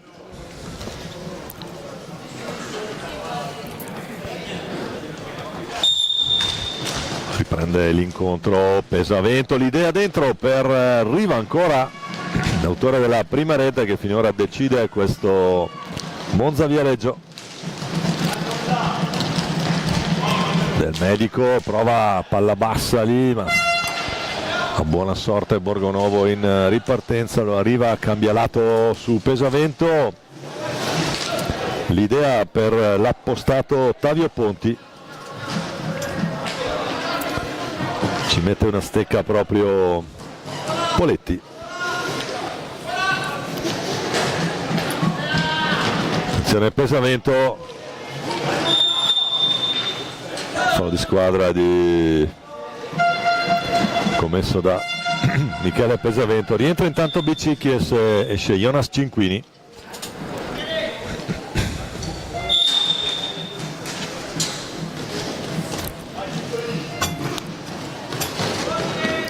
Viareggio che riparte con il suo capitano Poletti.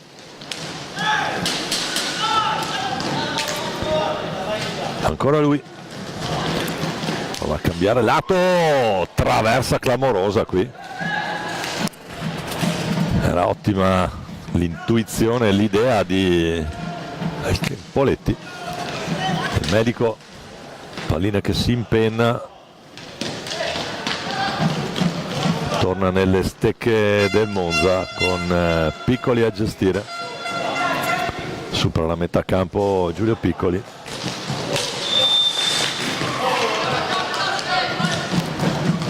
Ancora Poletti, da solo contro 3 cerca il tunnel, non lo trova. E allora riparte Monza, Ponti. Gariboldi la mette al centro, era buona l'idea per Riva, ma capisce tutto Bicicchi che riparte, prova la conclusione rasoiata bassa lì, non trova la porta.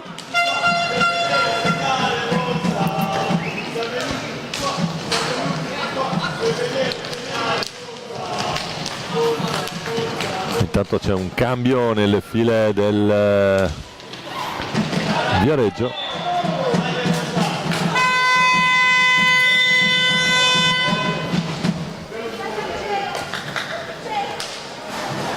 È entrato con il 27 Matteo Corsi.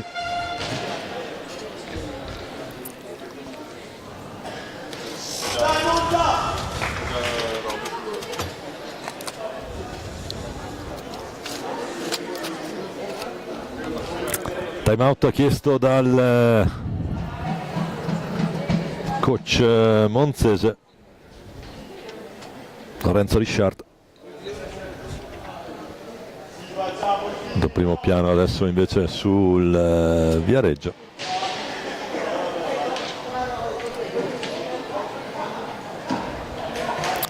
Papà Poletti all'abbeveraggio dei suoi.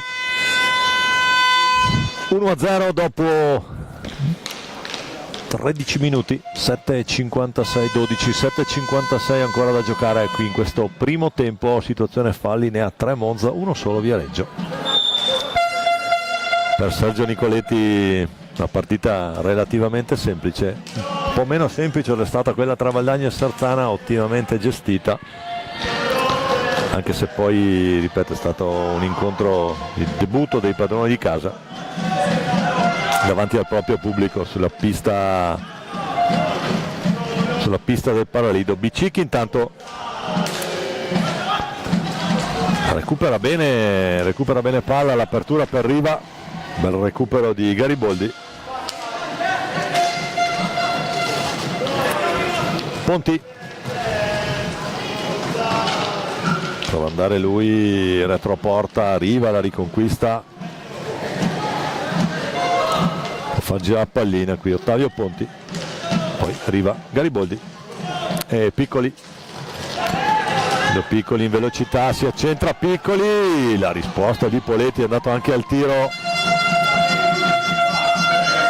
Capitan Poletti. Siamo già nella 3/4 del Monza. Borgonovo, bel intervento, la palla arrivava nascosta alla sua destra. Giulio Piccoli,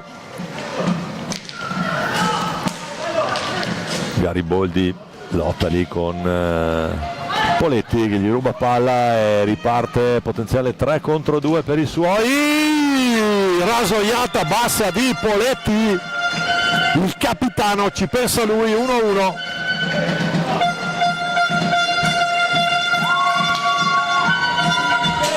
e 23 da giocare, pallina nascosta e veloce che arriva raso terra.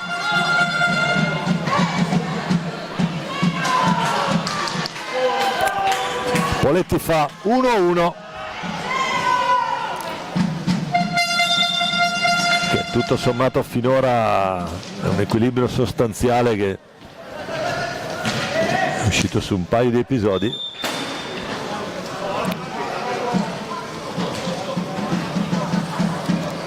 Formazioni che si controllano a vicenda. Ritmi per ora diciamo accademici, a parte un paio di folate offensive.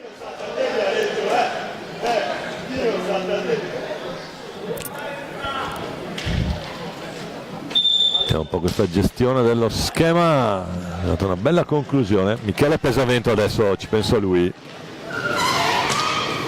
idea dentro per Ottavio Ponti, la stecca di Poletti che aveva compreso il passaggio stavolta. Fanno tutti i Poletti in attacco e in difesa.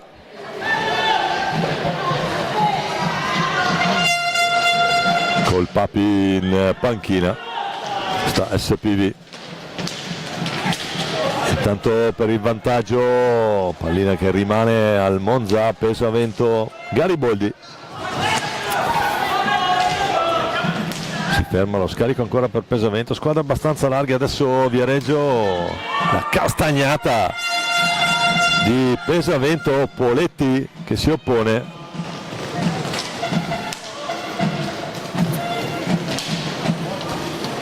Ancora Michele Pesavento che riconquista pallina, scarica su Gariboldi che ha spazio, stoppato da Del Melico al momento del tiro. Piccoli.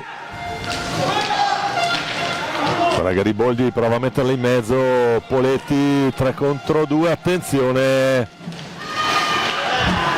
Alla meglio Ponti. Fa ripartire sempre Pesavento. Non vuole correre rischi, intanto Pesavento la recupera ancora.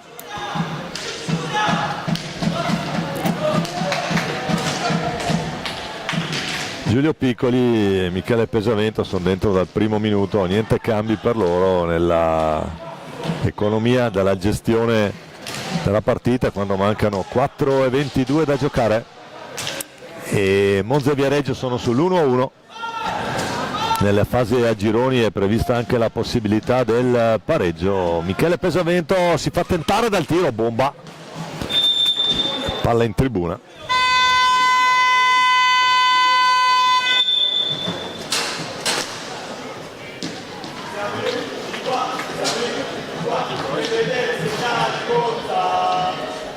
Mentre ci arriva anche qualche coro monzese qui dalle tribune del Palalido.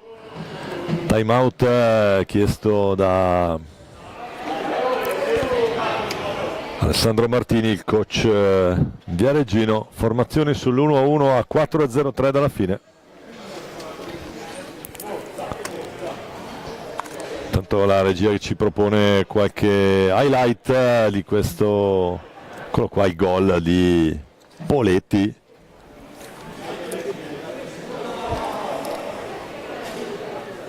Passa tra il guantone e il corpo di Borgonovo.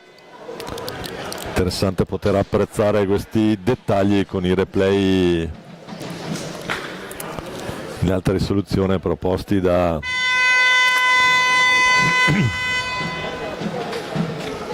Filippo Zattera.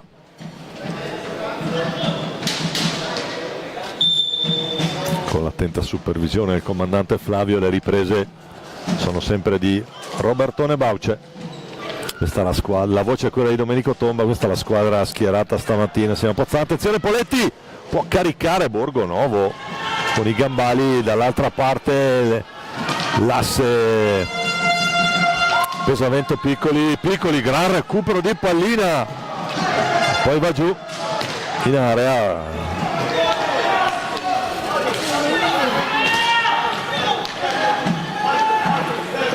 Tutto regolare per Sergio Nicoletti, trissinese anche lui come Piccoli. Tanto Ponti Si ferma sull'angolo basso alla destra di Poletti, scarica per Gariboldi, tutto fermo, fallo di squadra.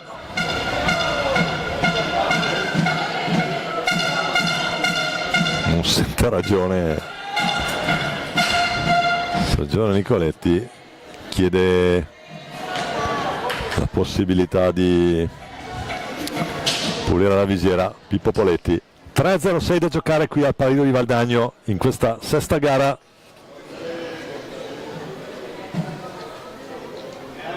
Scusate, quinta competizione tra Monza e Viareggio.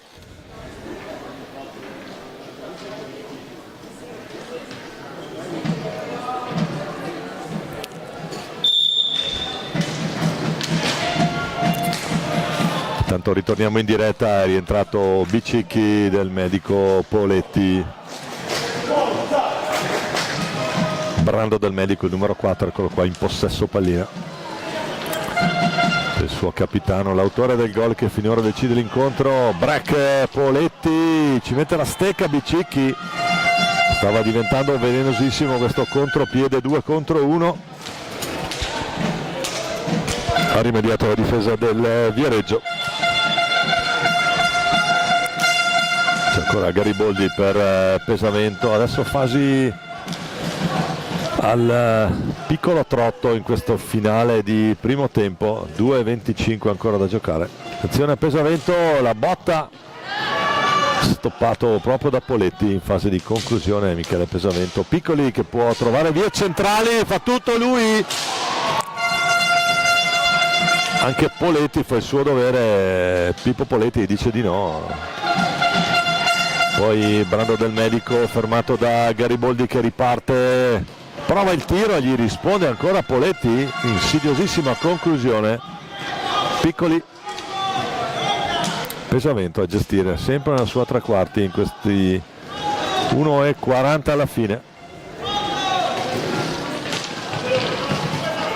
Tanto Poletti sradica palla, Gariboldi si presenta dalle parti di Borgonovo, Bicicchi, palla che resta al possesso viareggino. Cinquini per Bicicchi, ancora Cinquini, Jonas Cinquini, Poletti, Bicicchi. Adesso Monza un po' di pressione la prova a mettere con Ponti, ma finora la gestione pallina del medico. Bicicchi, non c'è nessuno lì davanti, deve inventarsi qualcosa. Bicicchi stoppato al momento del tiro. Giulio Piccoli, comincia l'ultimo minuto di questo primo tempo. Il duello Jonas Cinquini, attenzione, palo incredibile, a botta sicura di Poletti e poi palla che esce, palo interno ma non entra la pallina. A 39 secondi, occasionissima Viareggio. Monza un po' sulle gambe, è un Monza che ha la panchina decisamente più corta rispetto al Viareggio, quindi deve avere una gestione anche più accorta delle risorse in generale. Del medico, prova ad andare lui, ultimi secondi, attenzione l'errore, Piccoli, Poletti, una parata che vale un gol. Era andato 1 contro 1 testa a testa.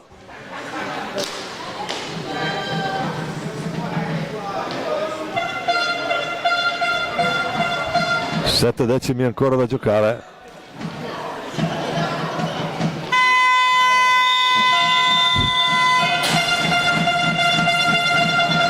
Finisce qui questo primo tempo, Monza e Viareggio sull'1-1, le reti, l'apertura a 10:47 di Riva sull'assist di Piccoli, a 6:23 il gol di Poletti, risultato fissato sull'1-1, risentirci tra qualche minuto.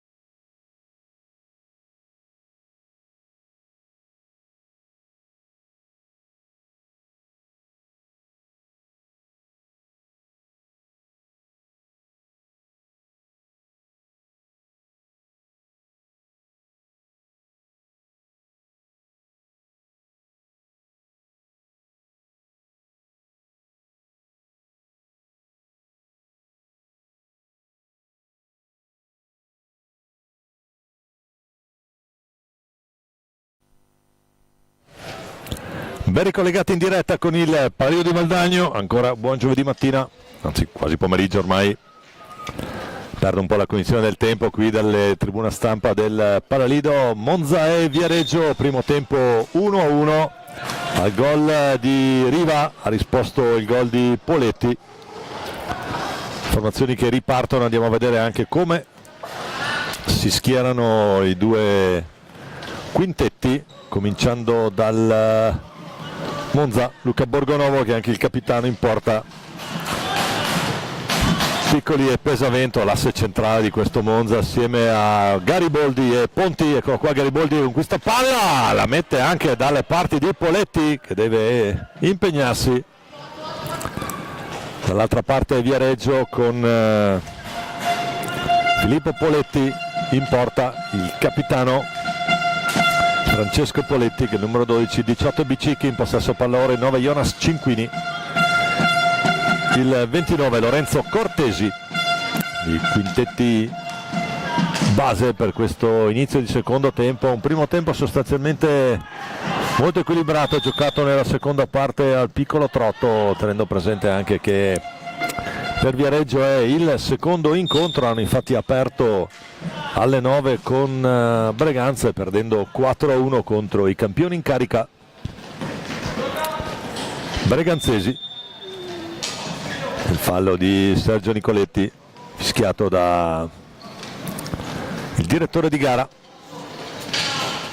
Poi Poletti, risposta di Borgonovo, pallina forte centrale a mezza altezza, Piccoli da solo, numero, scarico per Gariboldi, Michele Pesavento. Forte e preciso l'assist verso Ponti, ma scadono i 5. Evidente il gesto del direttore di gara. E allora Cortesi per Poletti, poi Bicicchi, ancora Cortesi, cerca Cinquini giù, il contrasto di Pesavento, giravolta e riparte la botta di Pesavento, palla che resta lì, potenziale 3 contro 2, attenzione un po' scoperta adesso Monza, Cinquini per cercare Cortesi che è un 50 cm troppo indietro per poter colpire alle spalle di Borgonovo. Ancora Poletti, la palla che si impenna lì, pericolosissima, non entra, deviazione con i gambali. Ancora Giulio Piccoli, incrocia il passo, giù per Pesavento, cerca Piccoli dall'altra parte. Sono loro due l'asse portante di questa formazione under 23 monzese che, l'abbiamo ribadito prima, manca alle uva, mancano gli argentini e quindi è un po' a ranghi ridotti anche per quello che riguarda i cambi. Tanto Jonas Cinquini che recupera pallina, prova a ripresentarsi dalle parti di Borgonovo, ci mette una pezza a Pesavento con l'aiuto di Ponti, scusate.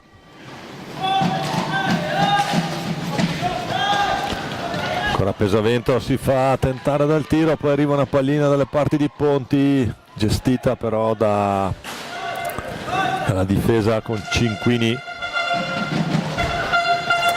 Piccoli prova, mette lì un assist molto interessante, poi esce sulla destra dalla porta difesa da Poletti. Tanto c'è Riva, se non erro, pronto al cancelletto. Pesavento, l'interdizione di Poletti, Francesco Poletti, il capitano viareggino, l'autore della rete che finora decide insieme al gol di Riva l'incontro. 1-1 tra Monza e Viareggio dopo 4 minuti di questo secondo tempo. Sono tempi da 20 minuti di gioco effettivo. Idea lì, Cinquini non si avvede, c'era stato un rimpallo, gli aveva messo una pallina proprio sulla stecca. Poletti prova ad accentrarsi, contrasto di Piccoli a dire di no, poi col fisico Giulio Piccoli incrocia il passo e accelera il tricinese. Piccoli dietro per Gariboldi, che probabilmente non si aspettava tanta generosità. Attenzione, break intanto, Pesavento. Piccoli, prova ancora Poletti, colpito il capitano dal rimpallo.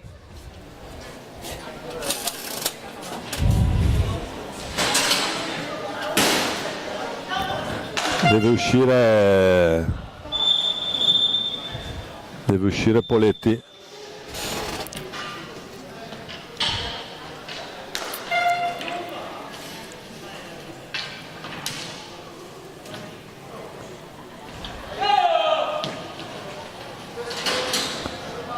Deve affidarsi alle cure dei sanitari, speriamo nulla di grave per il capitano Viareggino, anche perché è uno degli elementi che maggiormente supportano la formazione dell'SPV. Intanto Michele Pesavento fa girare pallina per i boldi della propria tre quarti, la finta su, poi la recupera Del Medico. Del Medico, Cortesi cerca aiuto, deve tornare su Jonas Cinquini,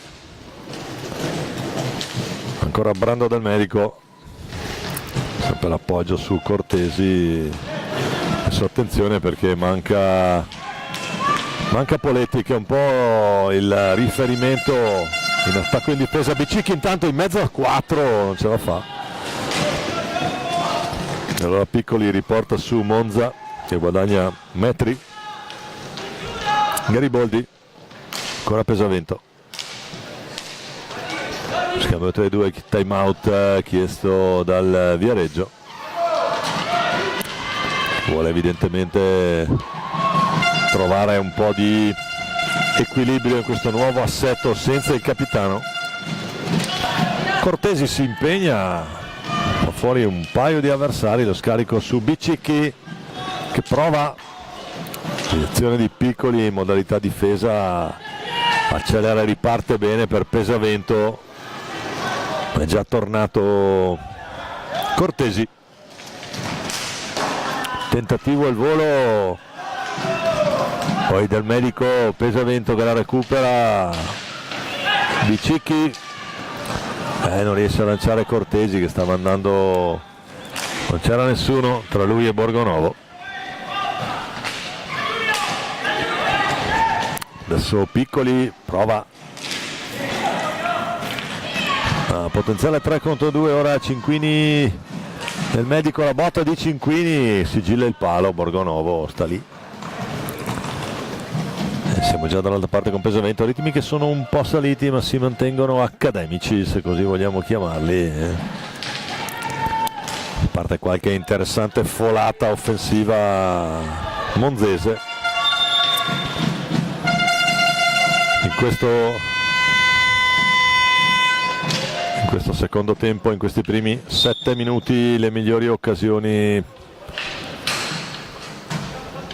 direi per Viareggio, che adesso però deve rinunciare temporaneamente al suo capitano.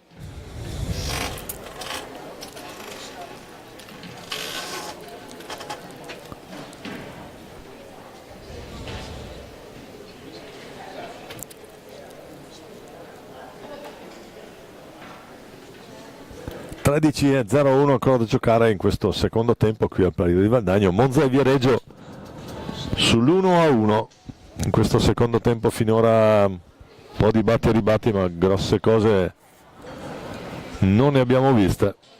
Situazione falli 5 per Monza, 1 solo per Viareggio. È un Monza che gioca e vive sull'asse Piccoli Pesavento, panchina un po' corta.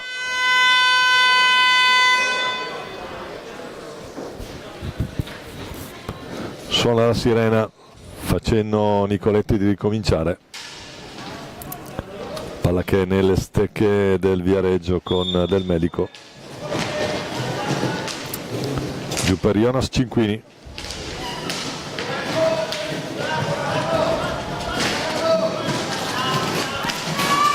ancora Bicicchi. Conta 5 Nicoletti, si ripartirà dal...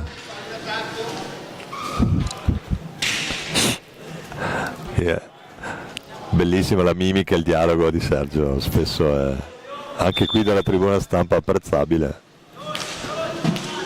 Voleva battere dalla zona di difesa, ma in 5 secondi a zona d'attacco. Piccoli, Cinquini che fa ripartire Del Medico, poi vede Bicicchi giù, è già riuscito a tornare il Monza, che ha dentro adesso Carlo Maria Riva, l'autore della rete, che assieme al pareggio di Poletti decide finora il risultato di questo incontro, che è sull'1-1 quando mancano 12 e 16 da giocare. Cinquini contro Piccoli, alla meglio il trissinese che scarica per pesamento, può andare giù Michele, gran pallina dentro, poi Jonas Cinquini non approfitta del momentaneo vantaggio dell'assist di Poletti. Poletti, naturalmente mi riferisco al portiere, perché il capitano è fuori per infortunio momentaneo, un brutto rimpallo. Attenzione, Cinquini stava per avere la pallina buona sulla ribattuta davanti a Borgonovo.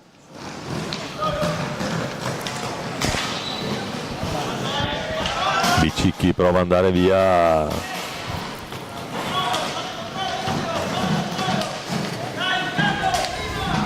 trovato Cortesi, possesso palla ora a Cortesi, gol!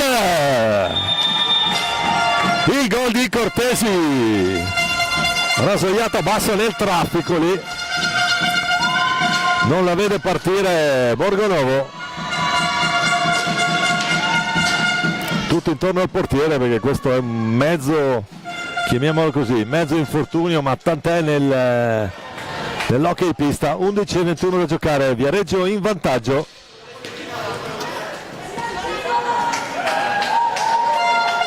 Con il gol di Lorenzo Cortesi.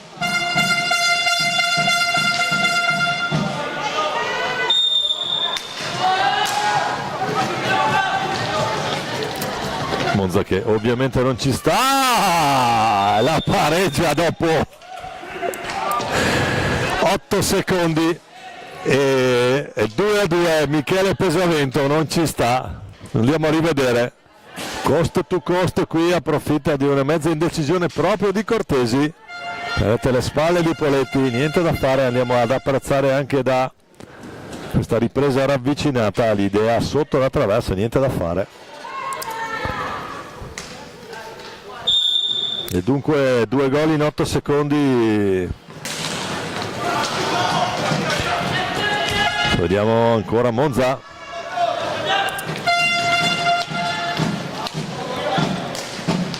Ottavio Ponti, Michele Pesavento, l'autore del gol del pareggio, ancora lui dentro per Piccoli, Deona, Gariboldi, non va, ancora Gariboldi deviato. Partita che si è improvvisamente accesa in questa, a metà di questo secondo tempo. Momentaneo pareggio, momentaneo vantaggio, momentaneo perché è durato veramente poco, del Viareggio, immediata risposta di Michele Pesavento che fa 2-2 Monza.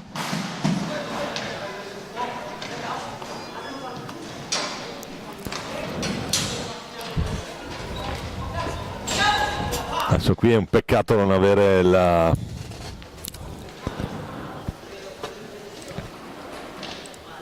possibilità di ascoltare i time out per entrambi i giocatori. Intanto è rientrato Capitan Poletti, vistosa fasciatura per lui, e qua adesso faccio facile a dire che le 2 reti sono arrivate con Poletti fuori. Comunque un Francesco Poletti che stoicamente ritorna in pista, il capitano del Viareggio. 10:33 da giocare, 2-2 tra Monza e Viareggio, una partita che è vissuta di episodi nell'ultimo minuto, 2 gol in 8 secondi, davvero niente male per le emozioni.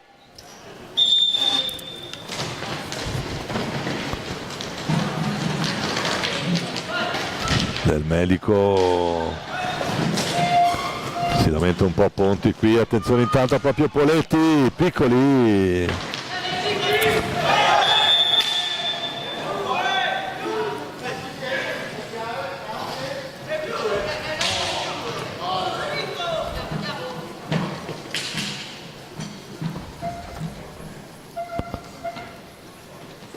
Fallo di squadra, palla che torna nelle stecche del Monza, pantalone blu, maglietta bianca, righe verticali rosso-blu. Tanto scusate, del Medico da solo. Siamo già dall'altra parte, l'altro numero 4 Gariboldi, Poletti a dire di no. Adesso partita che si è accesa, Cortesi prova ancora, stavolta gambale basso di Borgonovo a dire di no. Si è presentata accesa in questi ultimi minuti con il rientro in pista di Capitan Poletti, la pressione adesso, scadono i 5.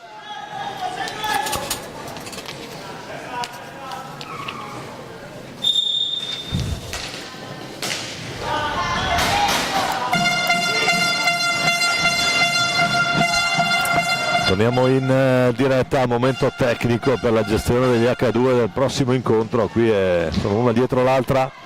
Attenzione, il tentativo, ancora l'idea verso Cortesi da parte di Riccardo Biancucci, nuovo entrato nelle file del Viareggio, c'è Giulio Piccoli per Michele Pesavento,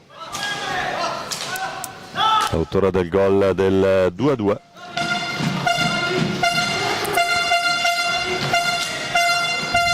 Pesavento deve fermarsi per la pressione di Poletti, adesso va uomo 1 contro 1, corre qualche rischio se vogliamo il Viareggio, però recupera la palla con Del Medico, Poletti davanti a Pesavento, la risposta di Borgonovo col guantone, no, la recupera Cortesi con calma verso il suo capitano che nonostante la fasciatura continua a sciorinare un hockey di pregio. Del Medico, ci riprova Del Medico, la botta alta poi sull'esterno della rete ed è palla 2, time out chiamato proprio dal Monza. 8:21 da giocare, 2-2 tra Hockey Roller Club Monza e SPV Viareggio.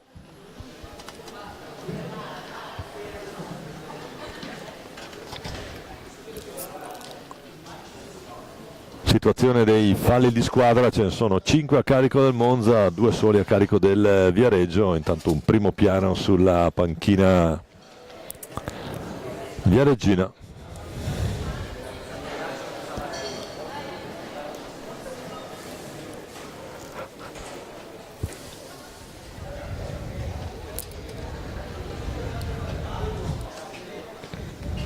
In questa seconda parte del secondo tempo, partita che si è particolarmente accesa dopo le 2 reti in 8 secondi da una parte e dall'altra.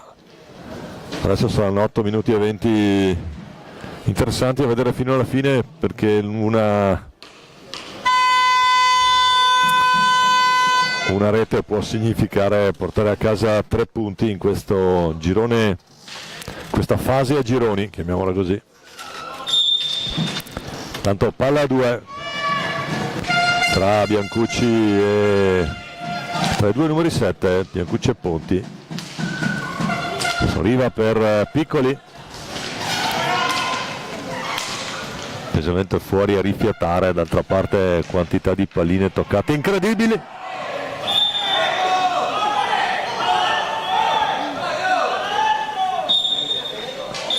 C'è il gol del Monza, sembrava esterno della rete, il gol che ha segnato a Ottavio Ponti. È un momento importante, l'abbiamo detto, ne mancano 8 alla fine, andiamo a rivedere. Ecco lì, la palla è all'interno, poi la va a controllare, sì, la pallina entra nettamente, si dispera Poletti.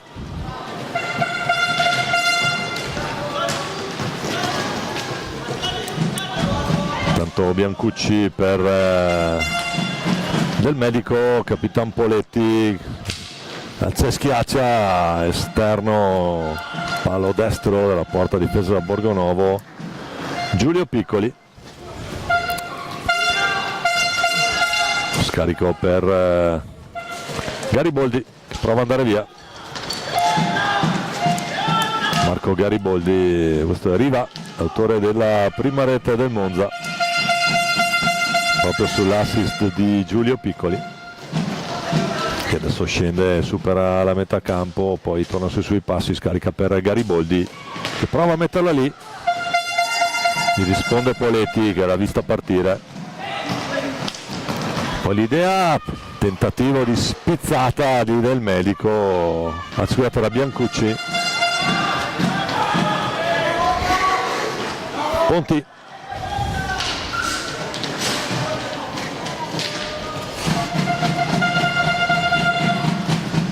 Cortesi. Portapalla per Viareggio, ancora Poletti. Ne mancano 6,5 alla fine, ancora lunga, Bicicchi al cancelletto da una parte e dall'altra. Tanto lottano Poletti e Piccoli, alla meglio Giulio, che su questo parquet di partite con le giovanili del Trisi ne ha giocate davvero parecchie, assieme a Gioele.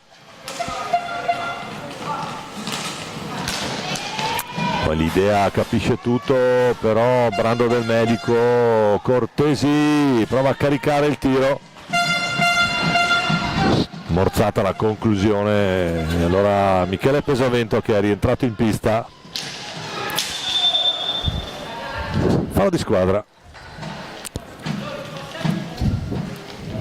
fischiato contro Viareggio, terzo fallo.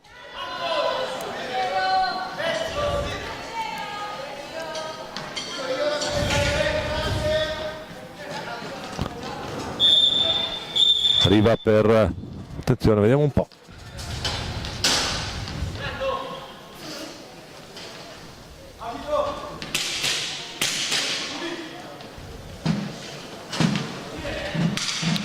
Borgonovo cerca di richiamare l'attenzione di Sergio Nicoletti, ci accomodati pure, pulizia della visiera.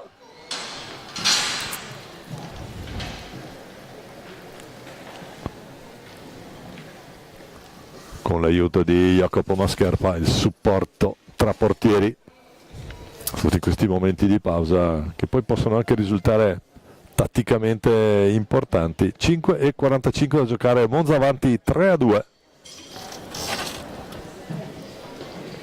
Primo piano per l'arbitro trissinese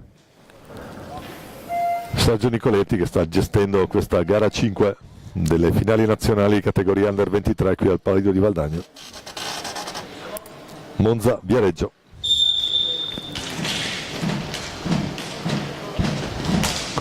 Comincia a correre il cronometro, Gariboldi prova a far tutto lui, lo stoppa Poletti. Adesso è Viareggio all'assalto, Biancucci, Cortesi, poi Poletti ancora, Poletti a Biancucci, la conclusione di Biancucci, si distende Borgonovo, poteva risultare molto insidiosa. Pesavento che non saprà piazzare, come ha fatto in occasione del gol del pareggio, un numero, eccolo qui, va via da solo, si presenta davanti a Poletti che gli dice di no.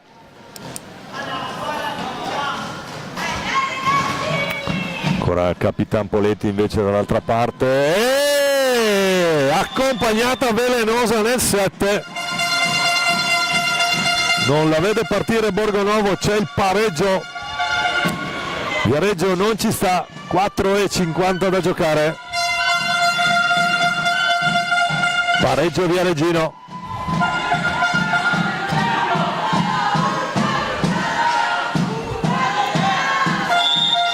Il capitano, anche se con questa vistosa fasciatura, la mira la mantiene perfetta. Poletti ci deve mettere il casco stavolta sul tentativo di Gariboldi. Bicicchi intanto è rientrato, ancora per Poletti che adesso, galvanizzato dalla rete, cerca, è da solo però lì, scarico Cortesi. Bicicchi, Riva, vediamo cosa sceglierà di fare ora Monza, perché qui sul 3-3 se te la giochi un po' tutta. Potenziale 2 contro 2, Riva prova, Bicicchi, ci pensa lui invece. Biancucci ha cercato di addomesticare pallina al volo, lì niente da fare, allora Poletti fuori per Cortesi, ancora Bicicchi, adesso fasi un po' concitate, 3:48 alla fine. Potenziale 2 contro 1, Pesavento, doppia opzione, Poletti non si fa sorprendere.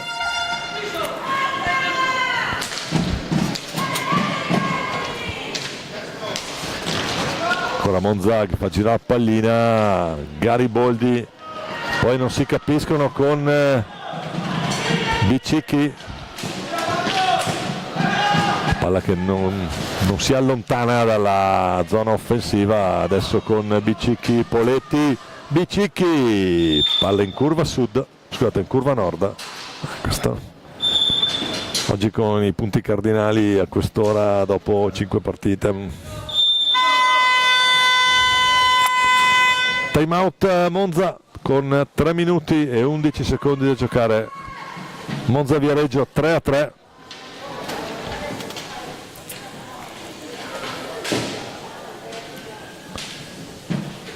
Primo piano per la formazione viareggina che ha recuperato con il suo capitano, anche se acciaccato,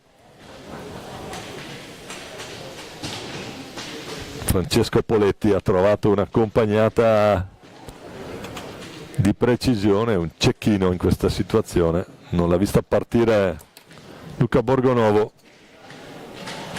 ha tirato nascosto davanti all'uomo, bella conclusione, e ha trovato il pareggio.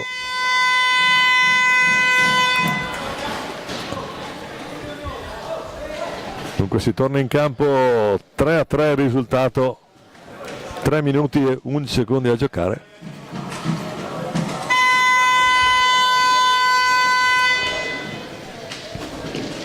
Palla in zona d'attacco per Viareggio, Bicicchi con Cinquini, si riparte, ancora Cinquini che scambia con Bicicchi nell'angolo, prova a uscire adesso Viareggio, Cortesi, ancora Poletti, rischia qualcosa adesso Viareggio perché praticamente senza ultimo uomo, perdi una palla lì, vanno in porta. No, si tratta di fare una scelta ben precisa dal punto di vista tattico. Piccoli intanto vede Gariboldi che prova la conclusione e poi recupera anche palla, sbaglia però l'appoggio, penso scadranno i 5, eccolo qua, non riesce a liberare Giulio Piccoli, scadono i 5 secondi.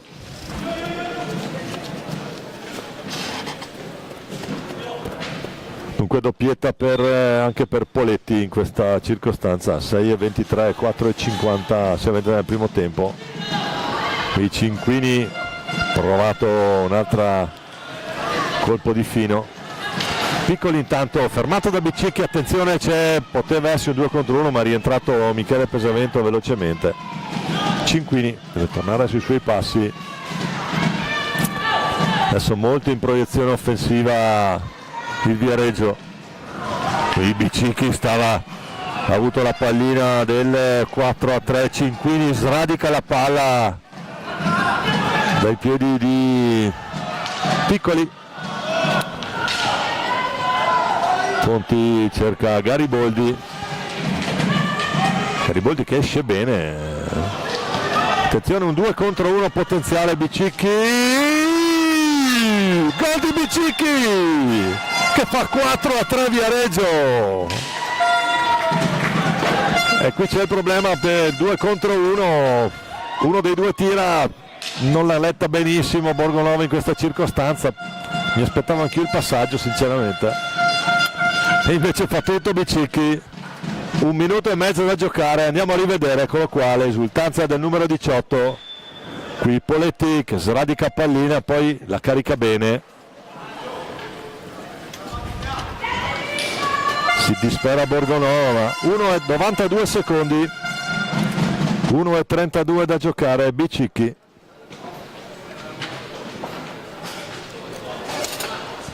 Per il 4-3 Viareggio, ora attenzione perché nella precedente circostanza il vantaggio era durato poco, vediamo un po' com'è adesso invece la risposta, ma c'è in campo questo numero 12 che prima non c'era, bisogna dirlo. Risposta intanto di Poletti.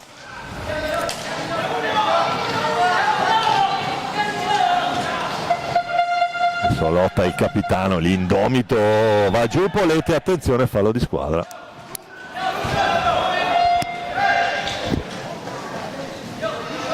Sei a 3 sezione falli, non vedremo certamente punizioni prima per il 10º, attenzione Cortesi, vediamo cosa fa Cortesi, tiene pallina giustamente, ultimo minuto, Cinquini, Cortesi può tenere palla solo 30 secondi però a Viareggio, ancora Cinquini, Pesavento al recupero e ce la fa, Michele Pesavento, 40 secondi. Pesavento, la botta, non trova il tocco, la chiama alta, palla che torna per il possesso del Viareggio che può tenerla fino alla fine, ora Poletti prova ad andare via, fallo di squadra, 7º fallo Monza, giustamente pressione sul portatore di palla perché ne mancano 26 e 8 decimi alla fine.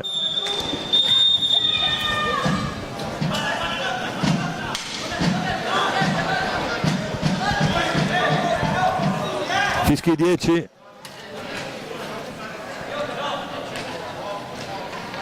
Adesso vediamo.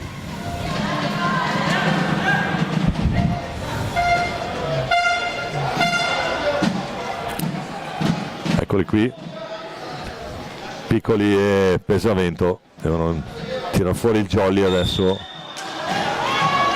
Pesavento prova ad andare, va giù, tutto regolare, Poletti che lancia Cortesi che tiene pallina, resiste a una carica, Piccoli che la recupera, Pesavento per gli ultimi 10 secondi, attenzione ancora lì il tentativo, Poletti a dire di no. E allora Bicicchi finisce qua, Bicicchi tiene pallina, l'autore della rete del 4-3, Viareggio la porta a casa, gran partite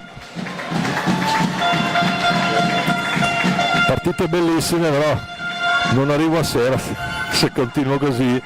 Andiamo a recuperare le informazioni di servizio. Primo tempo 1-1 alla rete di Riva, ha risposto Poletti.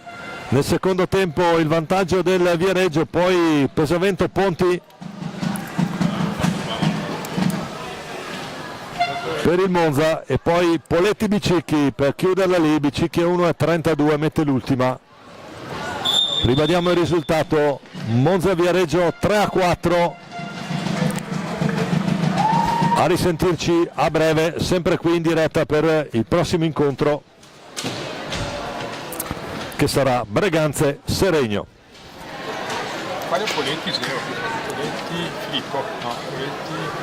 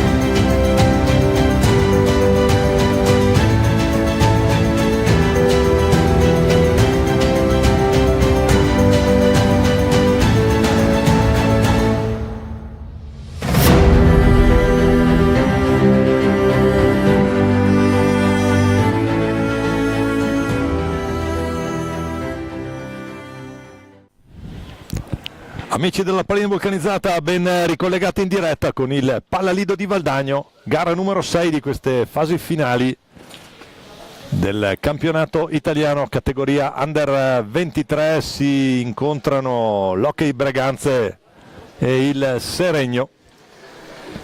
Entrambe le formazioni sono già state impegnate nella mattinata. Breganze ha regolato 4-1 Viareggio, mentre Seregno ha avuto ragione del Castiglione per 3-1. E adesso vediamo, sale l'asticella. Eccole qua intanto le classifiche dei due gironi. Nel girone A Castiglione, Breganze e Viareggio con 3 punti, Monza e Seregno con 0. Nel girone B Valdagno e Giovinazzo, Valdagno che ha battuto 6-2 Sarzana e Giovinazzo che si è imposto sul Correggio Hockey per 5-2 grazie alla regia del duo Zattera, Filippo e Flavio. Andiamo a vedere anche le formazioni in campo. Breganze con Seregno, cominciamo dagli ospiti. Mattias Cirino, il cileno, con il 44, l'8 Andrea Duroni, il 34 Leonardo Lanzani, il capitano, il 36 Edoardo Febbo, il 2 Nea Pasquale, il 7 Riccardo Tessarolo, il 33 Marco Tremolade, il 30 Luca Vaghi, il 12 è il portiere Leonardo Reggio, allenatore il signor Riccardo Alberio. Il Breganze risponde con Giuseppe Tagliapietra tra i pali, poi Pietro Agostini, il capitano, Filippo Calderone, Cristian Costenaro, Davide Grazian, Giovanni Tagliapietra, Antonio Tagliapietra, Tommaso Battaglini, Tommaso Volpe, Giulio Battistin che è l'altro portiere, allenatore il signor Gabriele Tiella. Andiamo anche a vedere come dirige l'incontro il signor Mario Trevisan, che vi aspettereste tutti fosse Veneto, invece di Viareggio.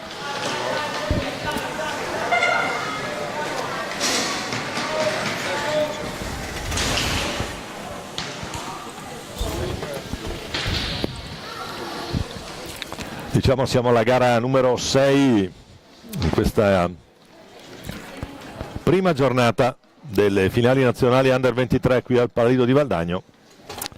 Le riprese sono curate da Roberto Bauce, alla regia tecnica Filippo Tiella, la supervisione del Papi. Tutto pronto?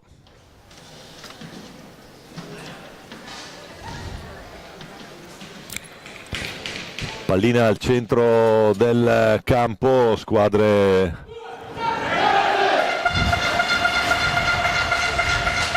con Fausto Pozzani in panchina che mi ha aiutato durante questa giornata. Vediamo come decide di cominciare mister Tiella, un Tiella che ha già portato la formazione di A2 a vincere il campionato e a tornare in A1.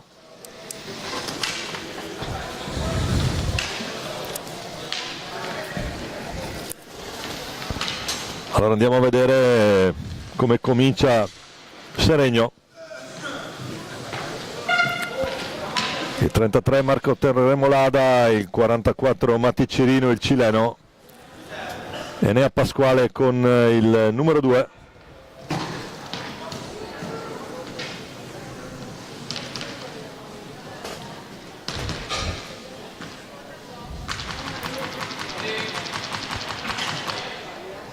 Tutto pronto, Pasquale sul punto di battuta per Cirino.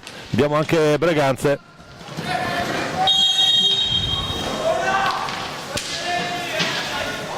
Vediamo anche chi è il capitano perché è a rotazione nella formazione di Tiella.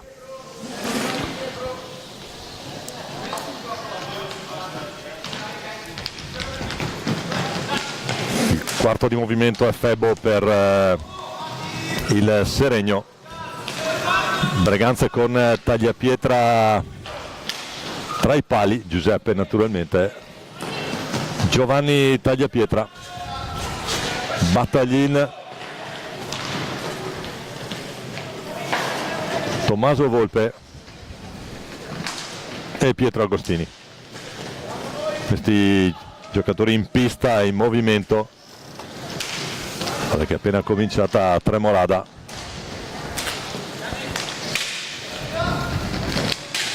Marco Tremolada, che è anche il vice capitano è Lanzani. Attenzione, intanto siamo agli ordini di Mario Trevisan.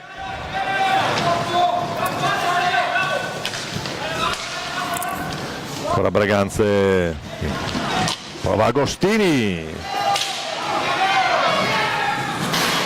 che si lamenta per un tocco sulla stecca. Intanto Cirino, cileno stoppato proprio da Agostini.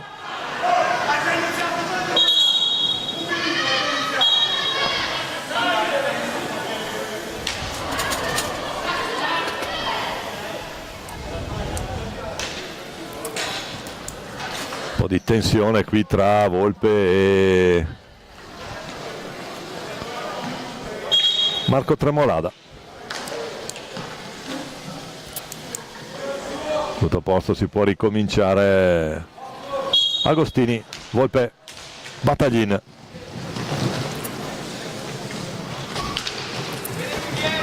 Con Breganze che, giova ricordarlo, è campione in carica di questa categoria. E a Pasquale intanto in interdizione Febbo. Edoardo Febbo con il 36.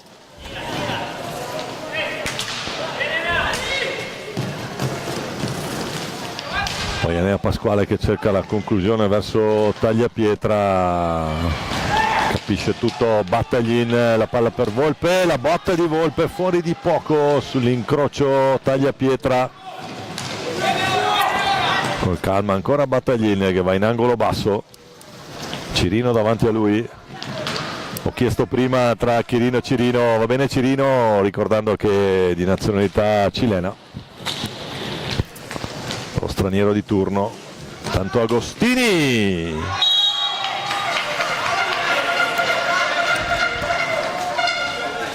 gli risponde bene Leonardo Reggio,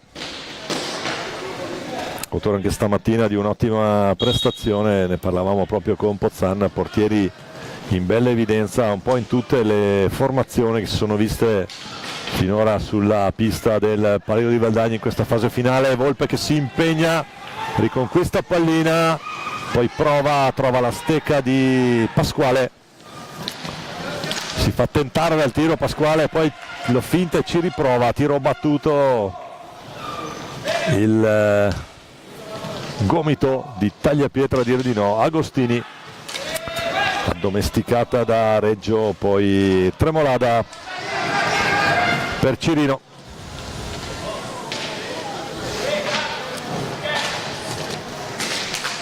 Ancora Tremolada per Enea Pasquale, cambia lato Seregno.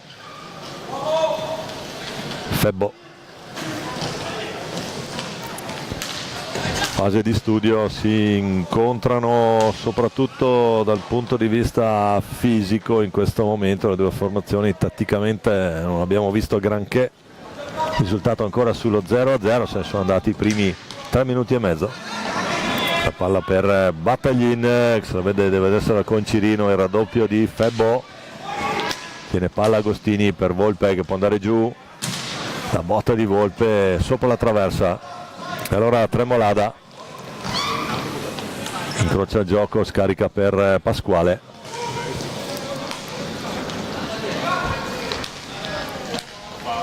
Ancora Febbo, Enea Pasquale, anche lui cresciuto qui su questo parquet. Enea che, tra parentesi, giova anche ricordarla, poi lo vorremmo ricordare anche nella fase di presentazione delle squadre, il nipote di Orazio Manni, più che un allenatore, un educatore di giocatori di hockey, il mago per tutti, prestigiatore professionista che sapeva gestire e mixare bene la passione per questo sport assieme ai suoi trucchi di magia, soprattutto per i più piccoli che lo ricordano con grandissimo affetto. Naturalmente ci sta seguendo da altre locazioni Agostini col casco, Reggio, siamo già dall'altra parte. Questo è Febbo, la risposta di Tagliapietra. e Battaglina adesso a recuperarla, va giù, tutto regolare, Tremolada cerca Cirino, poi Pasquale carica una bordata a terra, ancora la risposta di Tagliapietra, adesso Seregno in pressione sull'estremo difensore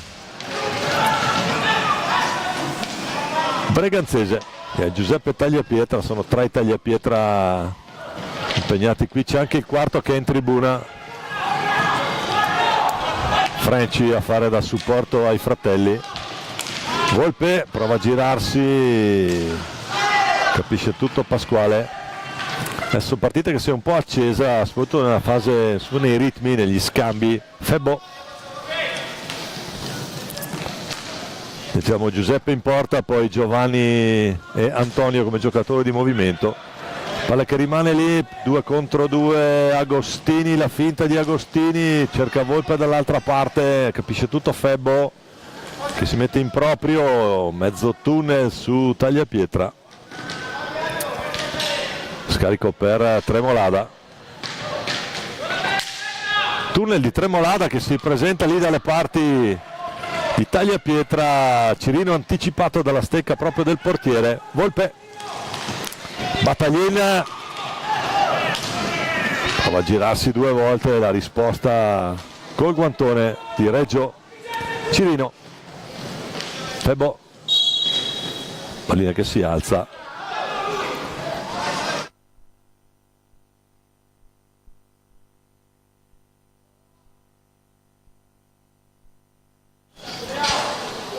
è pronto il primo cambio, entra Cristian Bumbum Costenaro, eccolo qua, i chili e centimetri di Tiella, cerca l'alza e schiaccia Volpe, Tommaso Volpe che sta Pietro Agostini,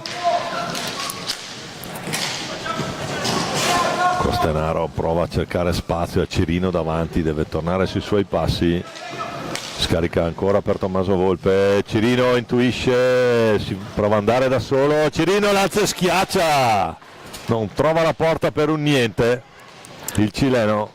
Seregno vicinissimo al vantaggio. Dall'altra parte Costenaro, qui attenzione sul rimpallo, stava mettendo in difficoltà Reggio. Ancora il tentativo, il rilancio lungo, sempre Seregno, Cirino con Pasquale, Tessarolo, attenzione, non va, ha provato Riccardo Tessarolo, scuola Bassano.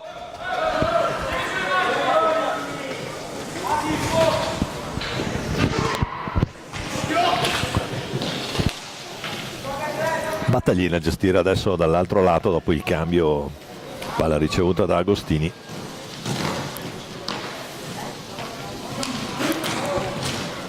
Agostini, retroporta con Cirino,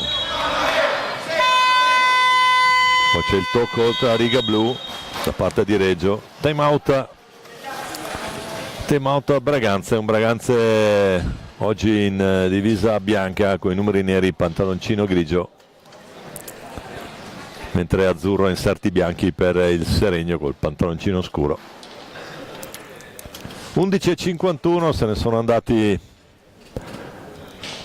8 minuti e qualcosa di questo primo tempo. Braganza e Seregno 1-0 molto tattico, squadre che si conoscono e si temono, qualche folata offensiva da una parte e dall'altra, ma finora non abbiamo visto molto di più. Il primo piano è sulla panchina del Seregno, allenatore Riccardo Alberio con il vice che è Giorgio Trabattoni.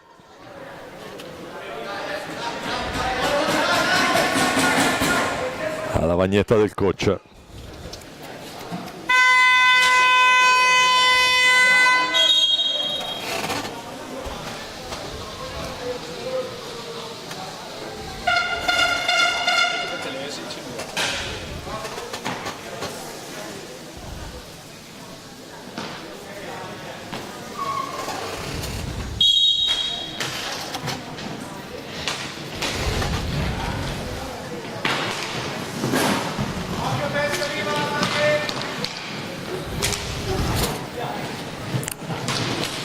Allora mi hanno informato male su Cirino, adesso farò fortissima ammenda su questo numero 44, un grande amico del Ciuppe Giuliani, argentino di San Juan, portate pazienza. Cresciuto nel Concepción Patin Club di San Juan, prestigiosa scuola hockey argentina. Nel 2022 era nella nella preselezione dell'Argentina 19, campione del mondo in carica. Attenzione intanto alla botta, torniamo in diretta e le mie personali scuse proprio a Matti Cirino.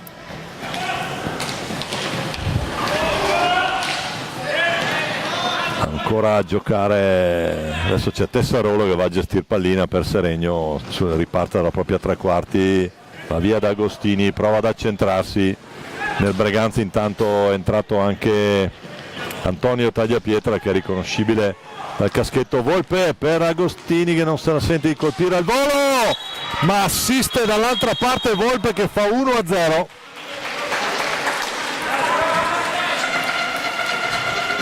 Sembrava un'azione destinata, andiamo a rivedere. Agostini riceve questa pallina, poi sembra non faccia nulla, in realtà la mette dall'altra parte, c'è il taglio dentro di Costenaro che distrae Reggio e quindi Volpe fa 1-0 Breganze a 10:38 dalla fine di questo primo tempo.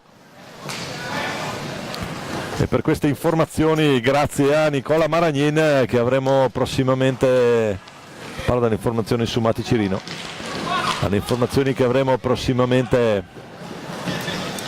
anche qui in diretta, ci darà una grande mano nelle prossime giornate. Questa è solo la prima delle 4, speriamo di arrivare bene in fondo, anche perché avremo anche la cerimonia di presentazione alle 21 che manderemo in diretta. Non la posso commentare perché devo fare altro.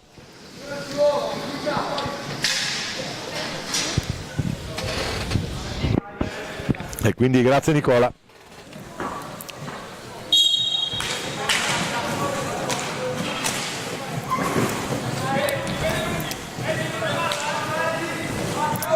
Ancora Breganze avanti dopo il vantaggio. Agostini è stoppato da Tessarolo. Tagliapietra. C'è uno solo dentro.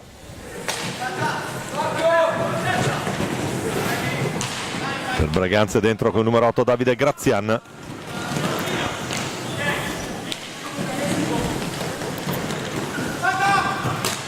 Tiro di Grazian è un po' largo sulla destra della porta difesa da Reggio. La riprende comunque Agostini, sempre Grazian che ci riprova, la deviazione si deve impegnare stavolta Reggio. Palla centrale con la pettorina Febbo.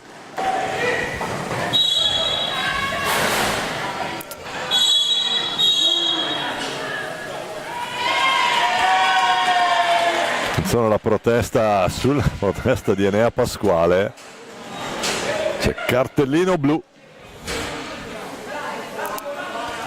2 minuti adesso, penso non ci sarà punizione di prima perché era a gioco fermo la cosa e quindi adesso Breganze dovrà gestire, anzi no, perché può rientrare in quarto di movimento, dovrà gestire il 4 contro 3 Seregno. Fuori Enea Pasquale per proteste, non ha avuto esitazioni Trevisan. Attenzione intanto Costenaro per Tagliapietra che la mette subito, facile facile lì dentro, si incunea bene Antonio Tagliapietra, fa 2-0. Passano 2 minuti, la trombetta che sentite in sottofondo, questo è Franci.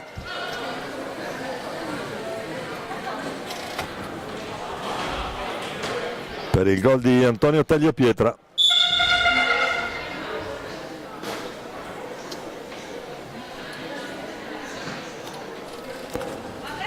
Sfrutta la superiorità numerica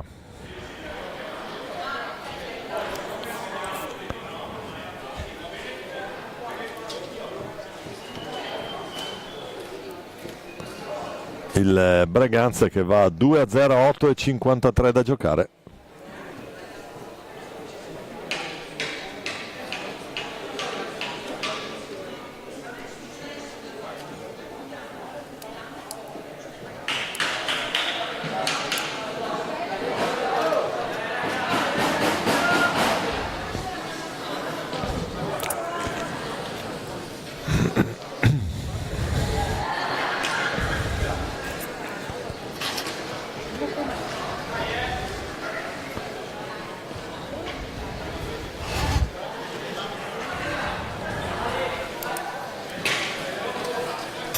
Luca Vaghi sul punto di battuta, ne ho entrato. Vaghi, Tremolada, Tessarolo e Cirino.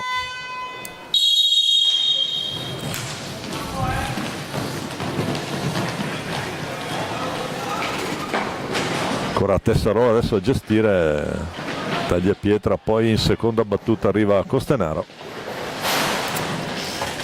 Su cui lottano lì Costenaro col suo fisico dentro per Grazian, ma capisce tutto Tremolada che può far ripartire i suoi. Vaghi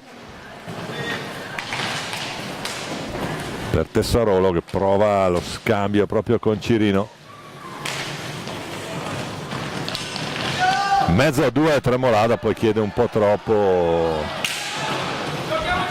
Giovanni Tagliapietra. Dentro quindi entrambi i Tagliapietra in pista. Questo è Giovanni con il 27, il 13 Antonio, riconoscibile dal caschetto che indossa per protezione dopo l'infortunio subito al volto. No. Una pallina vulcanizzata che ha fatto parecchio male lì in faccia. Antonio Tagliapietra cerca il numero, ma Tessarolo d'esperienza porta verso l'esterno. Scambiano i due Tagliapietra, adesso Giovanni per Grazian.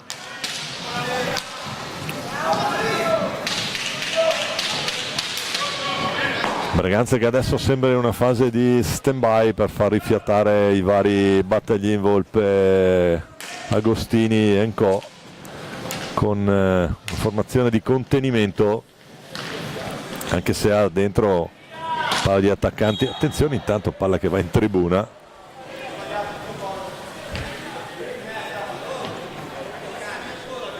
E qui non è che si può andare tanto per il sottile, chiede anche scusa a Giuseppe Tagliapietra, ma se devi mandare via pallina. 7:12 da giocare, Breganze avanti 2-0, i gol di Volpe e Antonio Tagliapietra.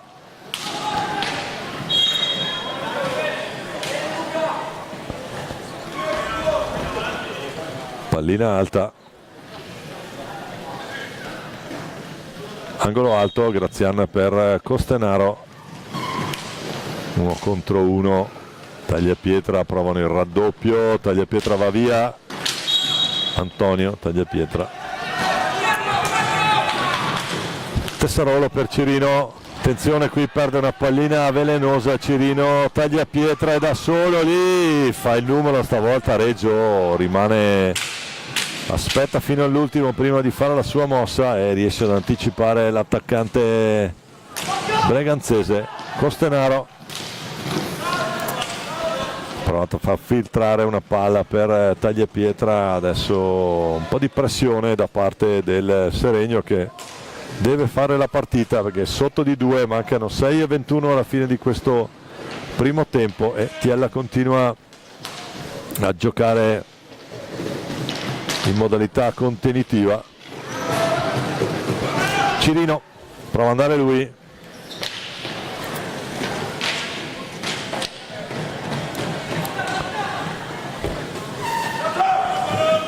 ancora Cristian Costenaro, la botta di Costenaro, Tessarolo che la recupera, poi prova, stoppato da Giovanni Tagliapietra che però è da solo contro 3.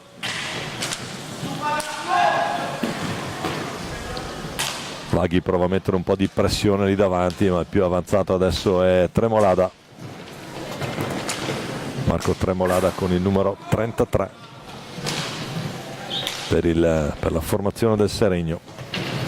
Tanto Costenaro dietro per Tagliapietra, che guadagna qualche metro, poi la mette lì per il fratello Antonio.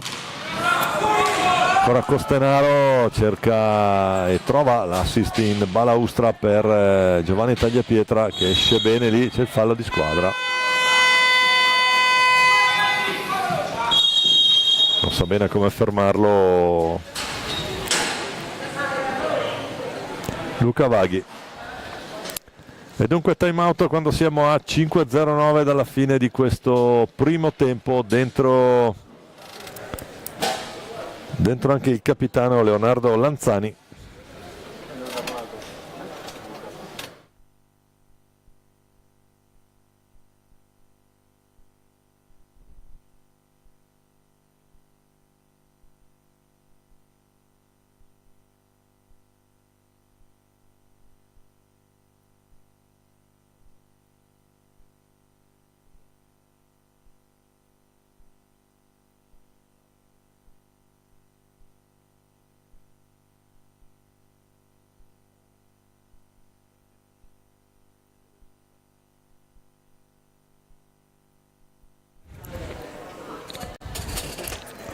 Primo piano per la panchina breganzese.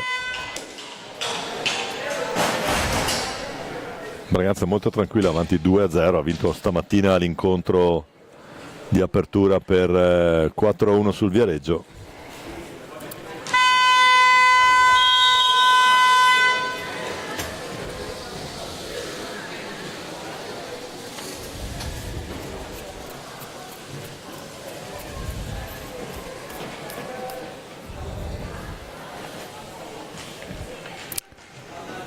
Intanto un po' alla volta Tiella fa rientrare i suoi grossi calibri, rientra Agostini, Tagliapietra la tocca proprio per lui. Pietro Agostini ha cercato di sorprendere Reggio, ma difficile. Grazian per Costenaro, 8,88, qui vecchi numeri che giravano proprio su questa pista erano Osvaldo Raed e Massimo Tatarani, che qui di gol ne ha segnati parecchi sotto sta curva. Attenzione, gran risposta di Reggio, Cirino riparte in velocità, si mette in proprio, fa tutto lui, deve scaricare per Enea Pasquale, che poi scarica una bordata verso la porta di Tagliapietra, che deve impegnarsi per stoppare. Tanto il capitano Lanzani ferma proprio Costenaro, non proprio semplicissimo. Agostini fa tutto lui, palla alta, peccato, finalizzazione del gesto tecnico non gli riesce, si impenna la pallina. Lanzani prova a uscire,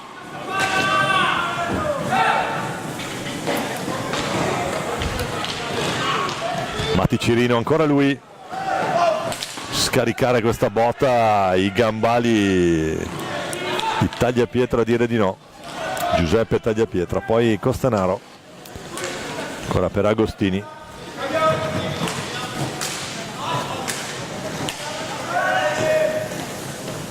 sempre Costenaro che gestisce verso Agostini l'asse. Adesso 2-2. D'altra parte c'è Grazian che affonda un po', Lanzani, sgomitano i due, tutto regolare nell'hockey pista. Tagliapietra,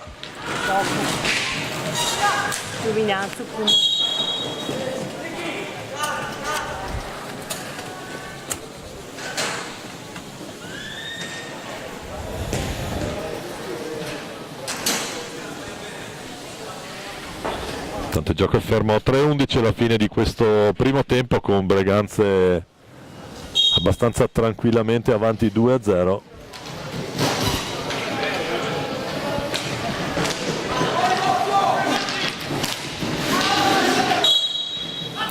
Il fallo di squadra fischiato contro Breganze, situazione falli, ne ha 1 Breganze, 2 Seregno. 3 minuti alla fine del primo tempo, partita assolutamente da questo punto di vista corretta. Una botta fortuita ad Agostini, poi va giù Costenaro.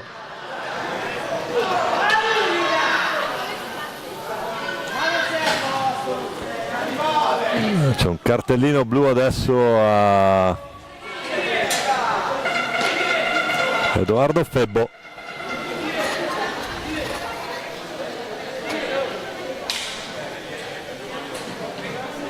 Sì, era precedente probabilmente l'episodio, si accomoda in panchina.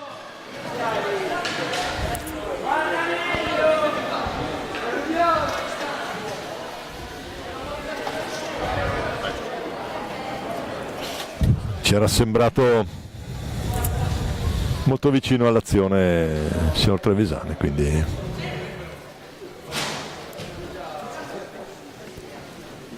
vediamo chi si incarica della battuta. Sembra Giovanni Gio Tagliapietra.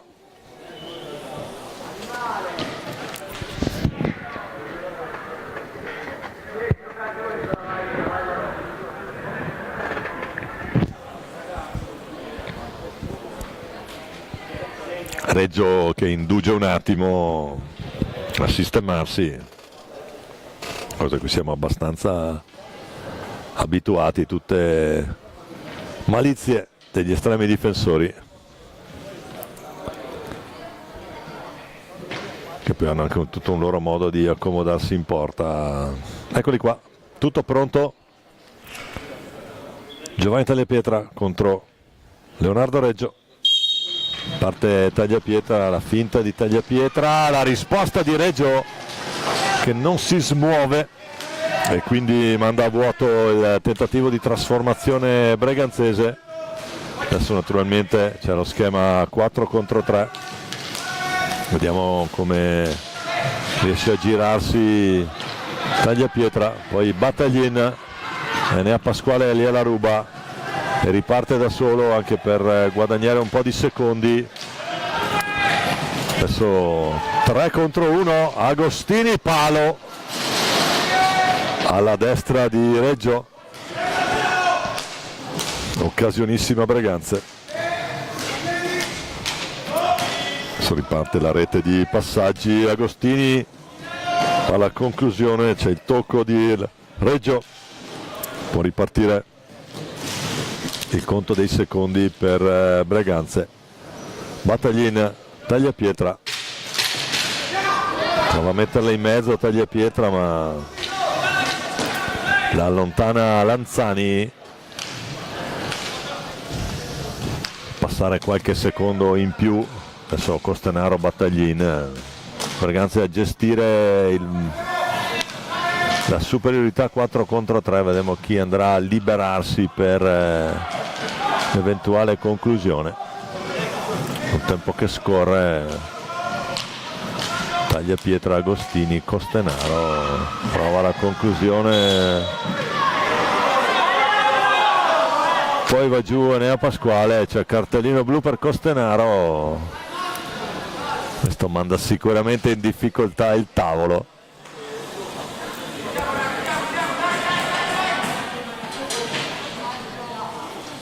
E vedremo un bel hockey 3 contro 3.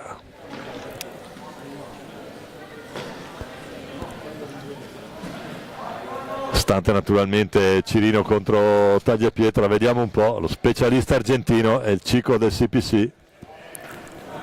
E mi scuso ancora per prima, ma poi avrò modo di redarguire il giocatore del Seregno che mi ha passato l'informazione sbagliata. Parte Cirino contro Tagliapietra, Mattias Cirino fuori.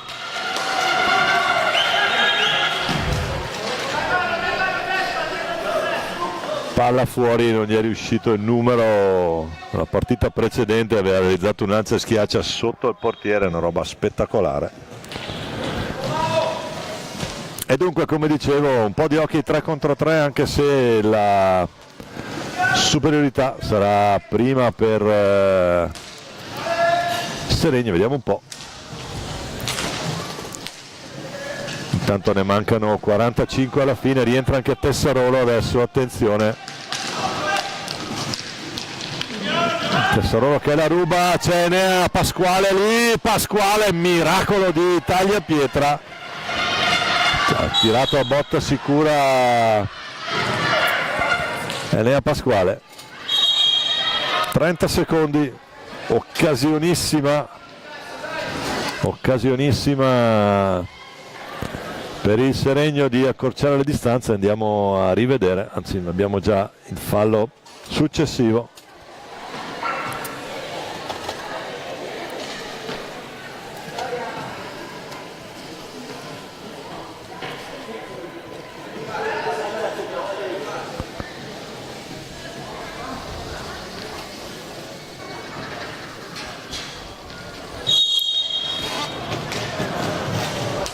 Intanto Tagliapietra riprende l'incontro, Lanzani retroporta, ultimi 22 secondi.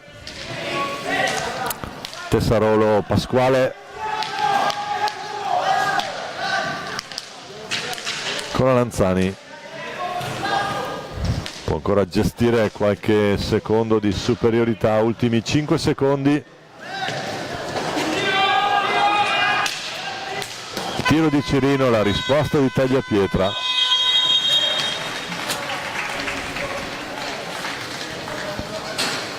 Finisce questo primo tempo con Breganze avanti 2-0, i gol di Volpe e Tagliapietra. Ci risentiamo tra qualche minuto, rimanete con noi in diretta qui dal Palio di Valdagna per questa scorpacciata di hockey.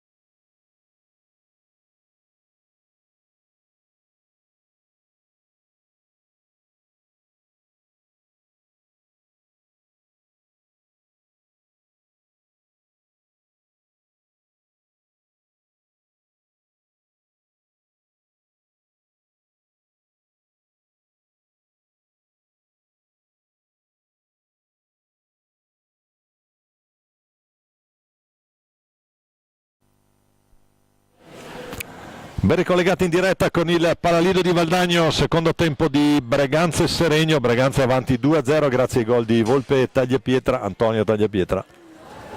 Andiamo a vedere come ripartono le due formazioni, cominciando da Seregno con Leonardo Reggio tra i pali, Enea Pasquale, il capitano Leonardo Lanzani, Matti Cirino e Marco Tremolada con il 33. Risponde Breganze dall'altra parte con Giuseppe Tagliapietra tra i pali, Agostini, Antonio Tagliapietra col 13, Tommaso Volpe è ancora in inferiorità il Breganze, quindi solo 3 giocatori in movimento per ora. Sembra pronto a entrare Tommaso Battaglin. Il fallo di squadra lo fischia Trevisan.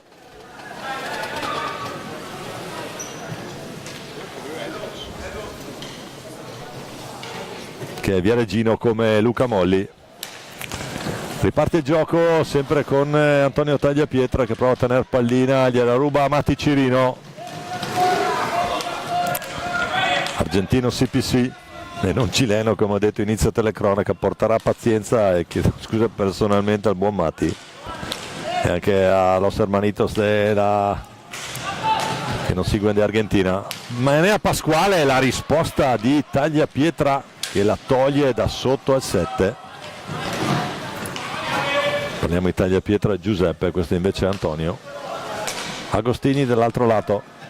Prova ad andare giù Agostini, trova l'incrocio con Battaglini, ristabilita quindi la parità numerica. Si ricomincia a giocare 4 contro 4. Matti Cirino che in anticipo proprio Battaglin per Agostini sulla pressione di Pasquale. Agostini riesce a tenere palla e poi lungo dall'altra parte per Tagliapietra. Volpe, lo scarico per Agostini, cerca la conclusione da lontano, stava scadendo il tempo per andare al tiro. Riparte l'argentino Matti Cirino, scambio con Enea Pasquale, numero 2. E poi ancora Agostini per vie centrali, ben controllato, però deve ritornare sui suoi passi e scaricare per Battaglin.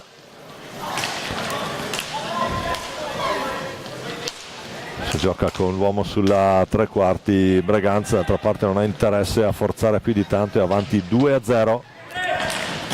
Adesso sono andati quasi 3 minuti di questo secondo tempo. Ricordiamo che sono 2 tempi da 20 minuti in questi campionati, non nella fase a gironi. Battaglin prova la botta, Battaglin fuori di poco, è stato il tocco di Leonardo Reggio. Per Antonio Tagliapietra prova Pasquale in anticipo su Battaglin.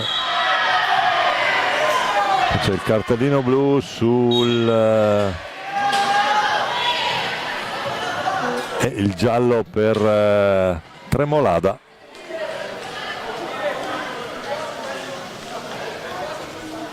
Non era stato precedentemente ammonito.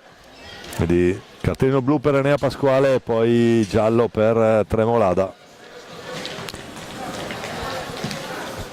Probabilmente per proteste.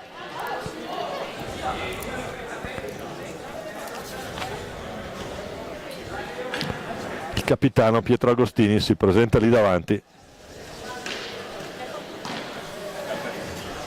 Almeno me lo danno come capitano, però non vedo la fascia.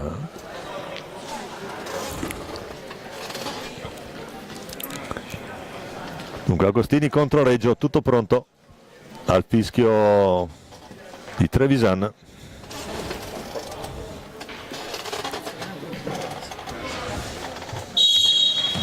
Parte Agostini, prova, gran risposta, che riflesso Reggio in questa circostanza. Lanzani, il capitano, si impegna, Volpe in raddoppio, fa ripartire Breganze. Poi Battaglin, ancora Agostini, Volpe, controllo impreciso. Adesso ci sarà naturalmente la ragnatela di passaggi per liberare qualcuno al tiro. Tagliapietra prova ad andare lui. Poi Matti Cirino in pressione, ma deve rientrare perché bisogna difendere in 3 contro 4. Chiamato intanto il tocco per i 45. Tagliapietra cerca il numero, palla alta, e quindi torna nelle stecche di Seregno. Esce Tremolada dentro Tessarolo. Scuola Bassano.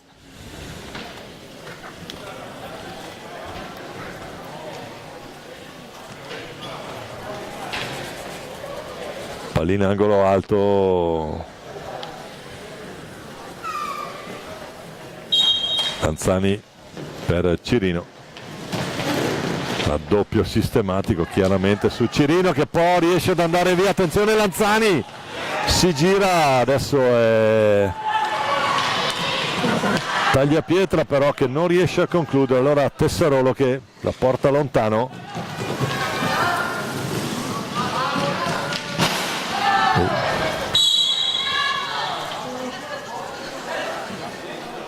Con l'aiuto della balaustra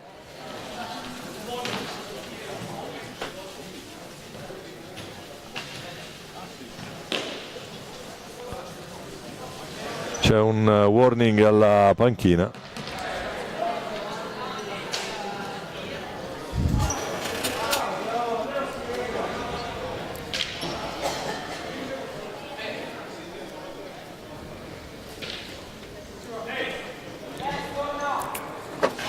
E si ripartirà con la palla nelle stecche breganzesi. Stava per dire rossonere, ma stasera è in tenuta bianca, in questa occasione il Breganze.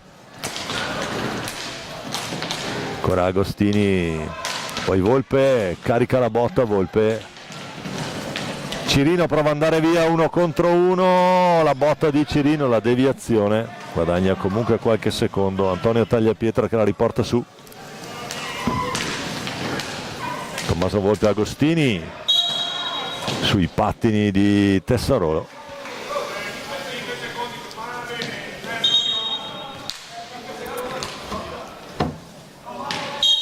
Vediamo chi farà rientrare adesso.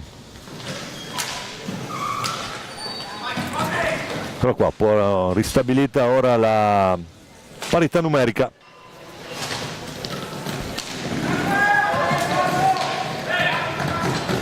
Luca Vaghi a completare il roster del Seregno. Agostini, poi la domestica proprio Vaghi, ma ancora Tagliapietra. Adesso fasi un po' confuse, fallo di squadra fischiato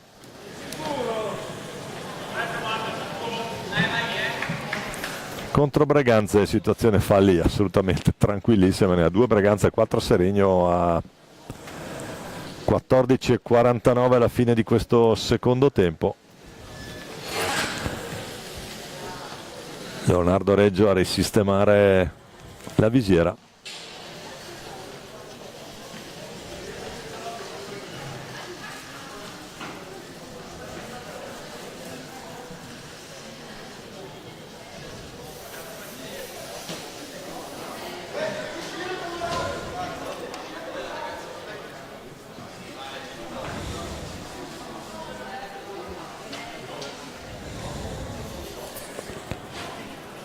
Anche un po' di ghiaccio spray probabilmente. Giustamente fa presente Giuseppe Tagliapietra che per questi interventi bisognerebbe uscire, non so a norma di regolamento, ma tutto regolare per Mario Trevisan.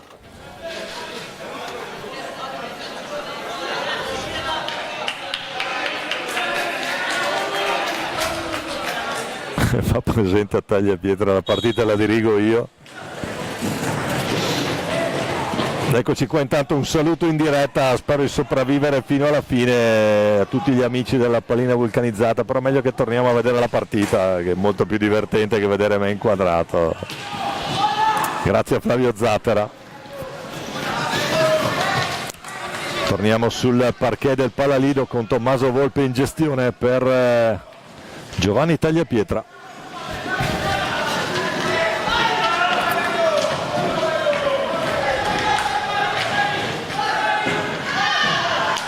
Ancora Breganze, sempre Tommaso Volpe sulla linea di centrocampo per Agostini.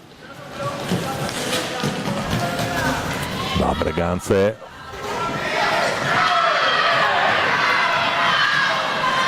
Si torna a giocare Tessarolo. Matti Cirino. La botta di Cirino passa vicino al palo sinistro della porta difesa da Tagliapietra.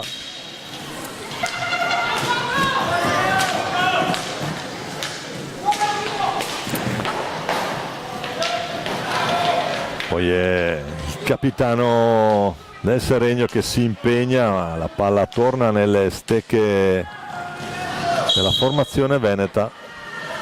Il fallo di squadra probabilmente è una trattenuta. Falli di squadra che si sono un po' alzati, 3 Breganze e 5 Seregno, 13:29 da giocare, time out Seregno. Lo chiama Riccardo Alberio.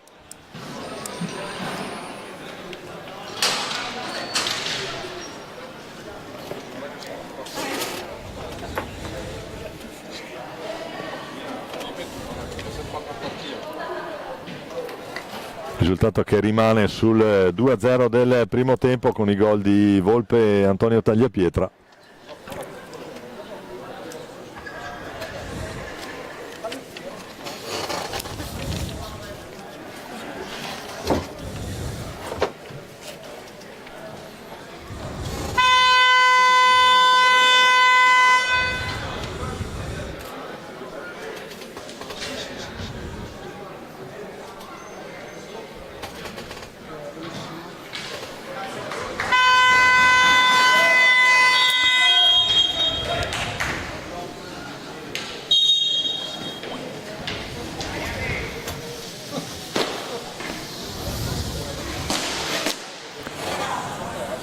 Tutto pronto per ricominciare il match, pallina che ricomincia a scorrere, Matti Cirino. Tessarolo che prova a scendere giù, palla a 2, pallina che termina la parte posteriore della porta difesa da Giuseppe Tagliapietra. Quindi chiamata la pallina a 2.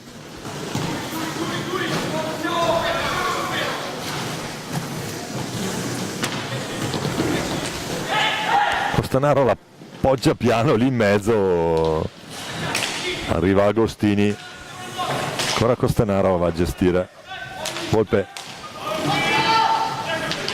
Costanaro qui, elegante controllo di Boom Boom, va in gestione, Matti Cirino la recupera, se ne beve un paio, incrocia il passo l'argentino, poi break di Giovanni Tagliapietra che va 1 contro 1 su Reggio. Lo aspetta a piè fermo e stoppa il tentativo di realizzazione breganzese. Agostini, quasi in questo momento di stanca della partita, vaghi per Tessarolo, adesso azione un po' più ariosa. Matti Cirino trova la conclusione secca lì. Cirino che nel Seregno da 2 è il miglior realizzatore in assoluto come numero di gol realizzati. Poi Giovanni Tagliapietra, Volpe, siamo già con la pallina nelle stecche breganzesi quando mancano 11:50 alla fine di questo incontro. Rientrato Agostini, Capitan Lanzani, ma un po' da solo qui.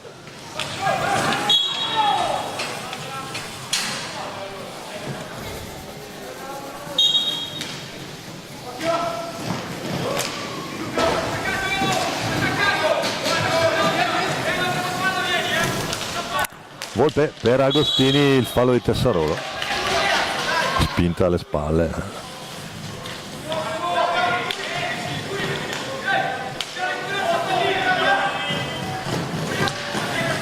Febo con il 36 che è il neoentrato, Edoardo nel quintetto iniziale, Costanaro, Agostini e poi Volpe.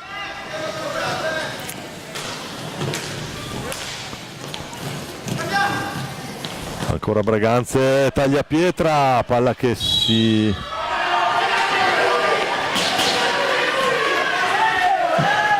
impenna, stecca alta e Trevisan indica il punto del rigore.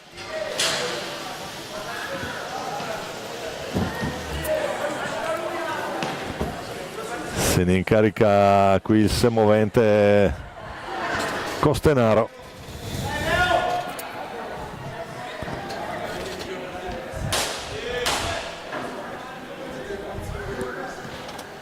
Costenaro contro Leo Reggio, vediamo un po'.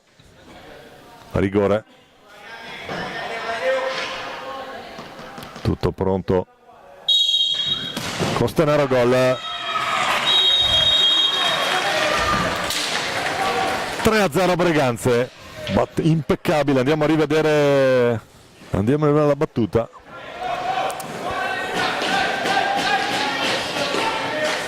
Al fischio Secoli, imprendibili sul palo sinistro.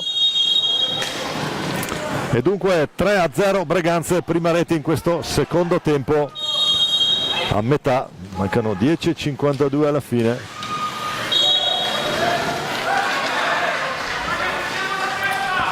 Cristian Costenaro.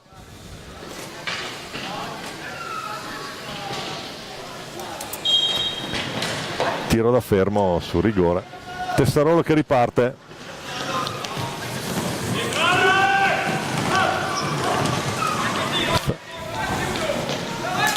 Luca Vaghi.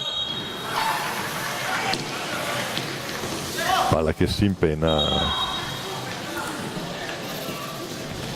Viene dichiarata alta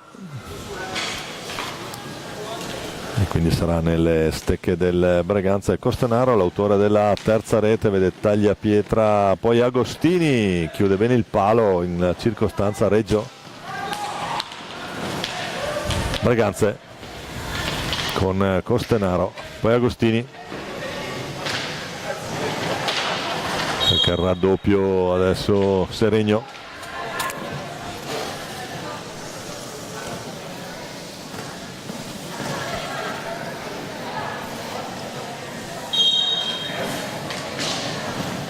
Tessarolo fa ripartire pallina per Seregno lungo la balaustra.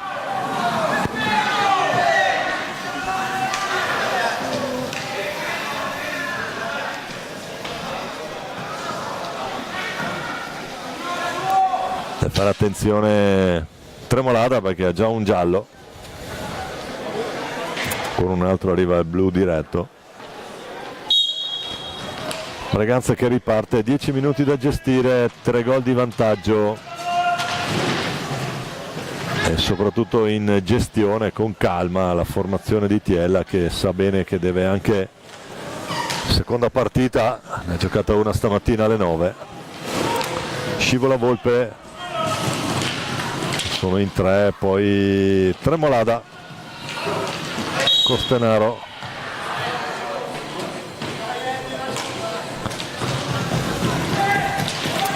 Agostini, la botta di Agostini fuori di non molto, Tremolada che può ripartire.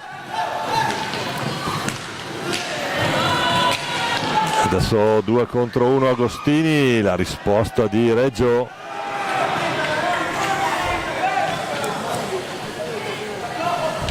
Uno dei migliori assieme Tessarolo, molto attivo anche il bassanese.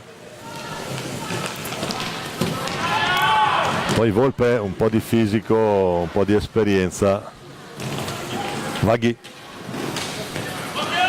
cerca un alzo e schiaccia, non trova la conclusione efficace. Agostini in velocità. Adesso sembra un Breganze orientato a gestire il timing più che il punteggio. C'è un'area da pulire.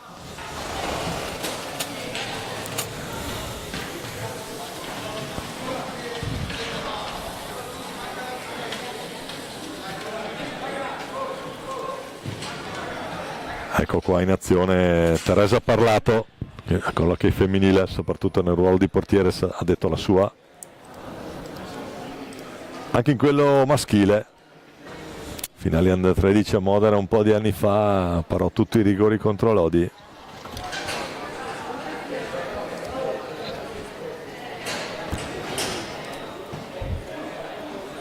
Andiamo a rivedere l'ultima rete di Cristian Costenaro, questo impeccabile rigore senza neanche caricare troppo, mette una palla di precisione. E poi il saluto al settore della tifoseria breganzese, che è proprio lì sotto la curva dove adesso si sta accomodando Leonardo Reggio. Dunque 8:44 alla fine, Breganze avanti 3-0.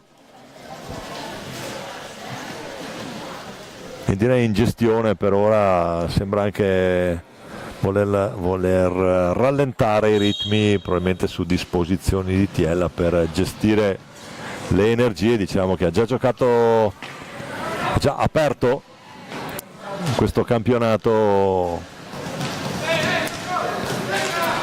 il Breganze. Il primo gol è stato di Agostini. Sono in contropiede adesso, 2 contro 1 Agostini, taglia pietra Agostini, ma riesce a chiudere. Sono ancora tentativo il volo di taglia pietra proprio per Agostini. Tessarolo si accentra la pressione di Tagliapietra. Tessarolo, Tagliapietra,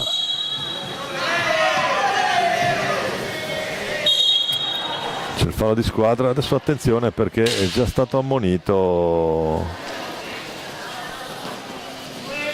si prende un cartellino blu, è la seconda ammonizione.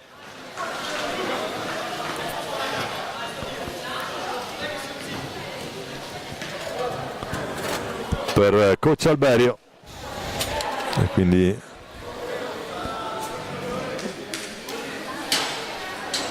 deve togliere un giocatore di movimento. Seregno richiama Tessarolo in panchina.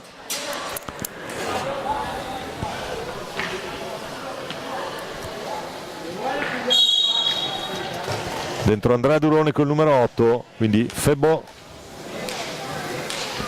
Duroni e Cirino a gestire questa inferiorità numerica di 2 minuti. Adesso starà di capire anche Breganze come vorrà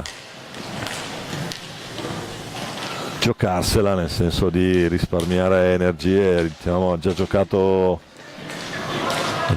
stamattina il primo incontro, vincendo 4-1 contro Viareggio. Quindi probabilmente anche qui tanto taglia pietra. Costenaro fa fuori Matti Cirino, e lì con i fisici è un bello scontro.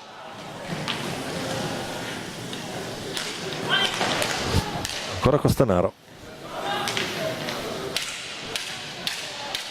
Volpe, c'è il giro a 4 adesso con Tagliapietra là davanti. Agostini, la botta di Agostini, non trova lo specchio della porta, poi cerca l'assist dentro Costenaro per Tagliapietra.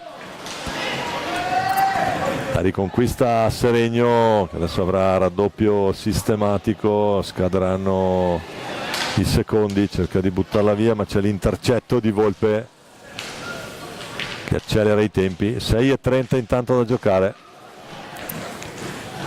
con Seregno anche carico di 9 falli. C'è luce rossa accesa a lato panchina del Seregno, c'è il tocco.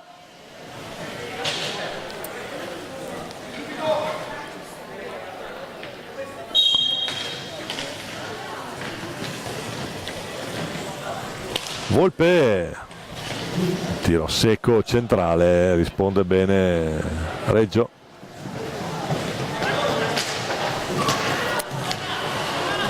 Ancora Volpe che la riconquista caparbiamente, continua a far girare la pallina Braganza e continua anche a scorrere i minuti. Cirino intanto la riconquista, vede Tremolada, un po' in ritardo, allora dall'altra parte c'è un 2 contro 1, cerca il numero ma non lo trova. Qui sfortunata l'azione del Seregno, altro 2 contro 1, Volpe, l'intercetto di Cirino. Adesso ristabilita la parità.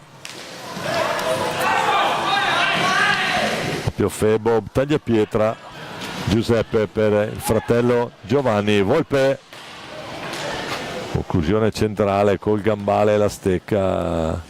Cirino che rifiata un po'. Ultimi 5 minuti di questo incontro con Braganza avanti 3-0.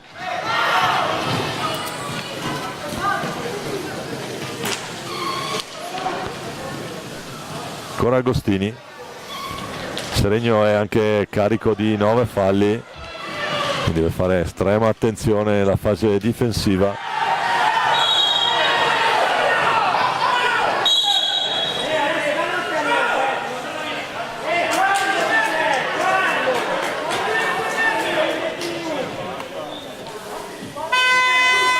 E il cartellino blu per Agostini e poi si scusa con Reggio. Non so se vi avremo la possibilità di rivedere l'azione, vediamo un po'. E qui c'è stato probabilmente contatto, non si può toccare il portiere. Colpo di stecca lì, lo vede lì Trevisani a 2 passi, estrae il cartellino. 4:38 da giocare, Seregno 9 falli, Braganza 4, Braganza però avanti 3-0 nel punteggio.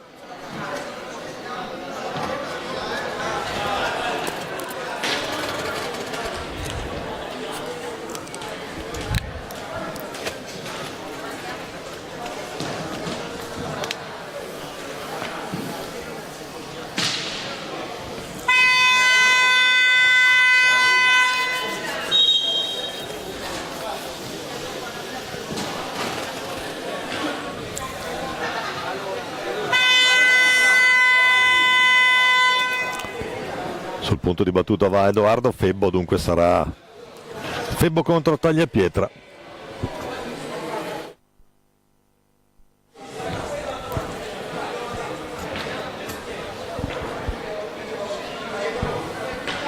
Tutto pronto, il fischio di Trevisan, può partire Febbo che la mette lì, doppio gancio.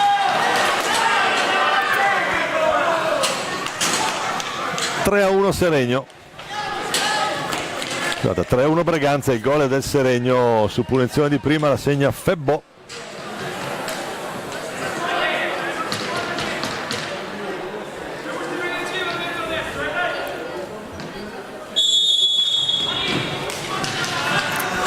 Può ripartire Braganza.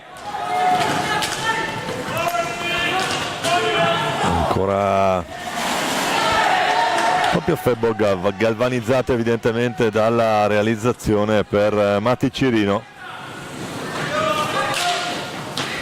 E ancora la ricerca del gol. Attenzione al Matti, anzi parliamo di questa, naturalmente parliamo di questo incontro.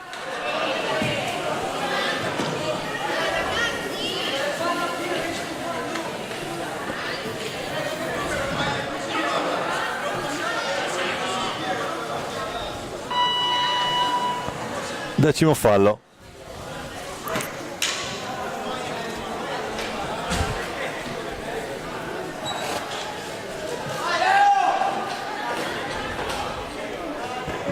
E quindi punizione di prima per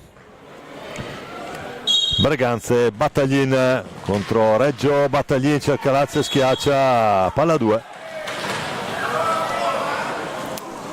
esce indenne da quello che poteva essere potenziale colpo del KO. 4 minuti e 06 da giocare. Giovanni Tagliapietra, Cessarolo, Volpe, ancora Tagliapietra, Antonio scusate, non Giovanni, Febbo, poi Battaglin che lancia Tagliapietra, non ci riesce, Cirino, il tentativo non va, allora Costenaro a ragionare, Tagliapietra, alta la conclusione, adesso c'è naturalmente un po' di bagarre lì davanti. Attenzione che la prima giornata, non facciamoci male. Cirino carica la botta, Cirino, Tremolada su Costenaro, lì è difficile. Ancora il Coste, suo controllo, fa tutto lui e poi non entra la pallina. Ancora Cirino, alza la stecca, pallina che era arrivata sulla riga.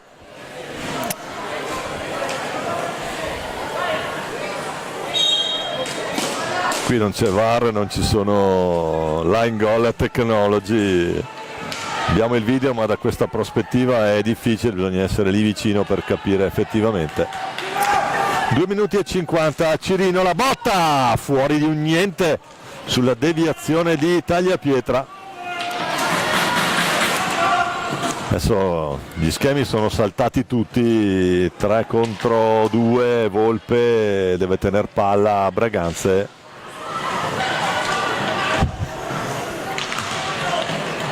Ancora Antonio Tagliapietra, Tommaso Volpe, 2-20. Costenaro pronto al cancelletto, c'è Agostini, vediamo come sarà il cambio di Tiella, attenzione, potenziale 2 contro 1, Tessarolo,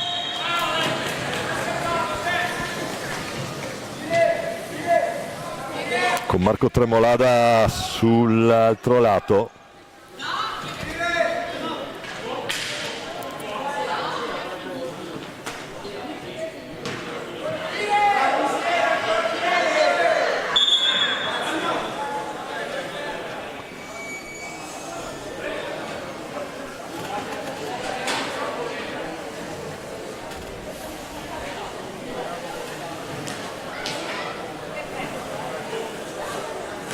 C'è da pulire l'area nella zona di Leo Reggio. Risultato sul 3-1 a 2:05 dalla fine.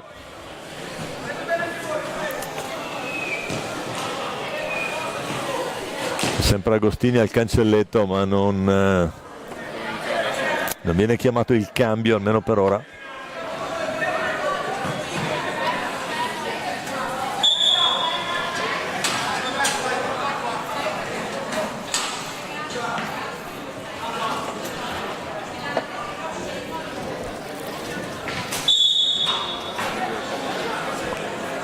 Tempo.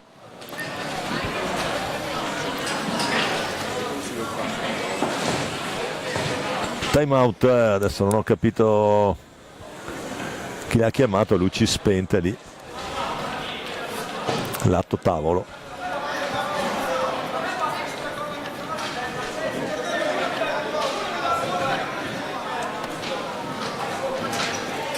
Due minuti e 05 alla fine di questo Braganza Seregno, partita si è accesa dopo il gol su punizione di prima di Febbo.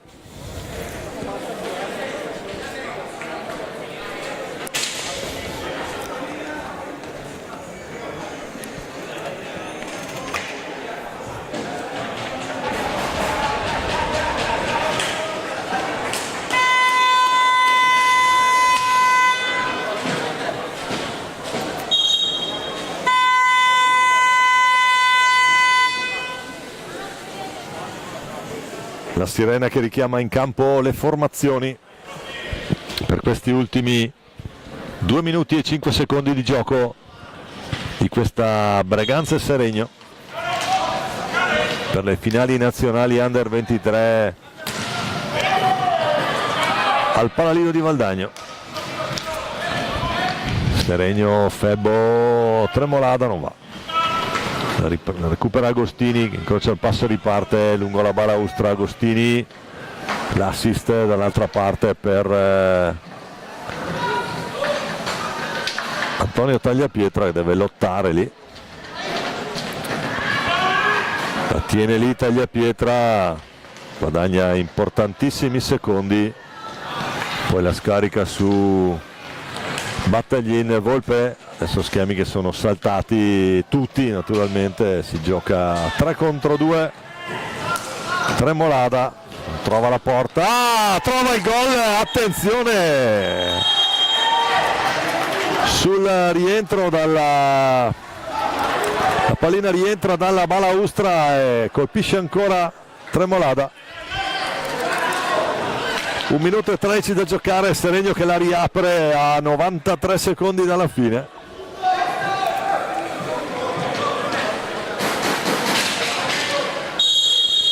Schemi saltati tutti, alla fine dai e dai, rischia qualcosa qui Braganza su questo passaggio cost to cost, cambio di lato. Volpe dall'altra parte per Agostini, comincia l'ultimo minuto.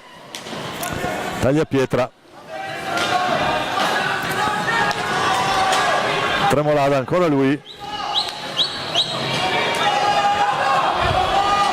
mette il quinto, Alberio mette il quinto di movimento e adesso vediamo se andranno all'ultima. Qui attenzione Febbo, Tremolada prova, la mette lì, Tessarolo sul guantone sul guantone. Adesso si lotta ancora Tessarolo,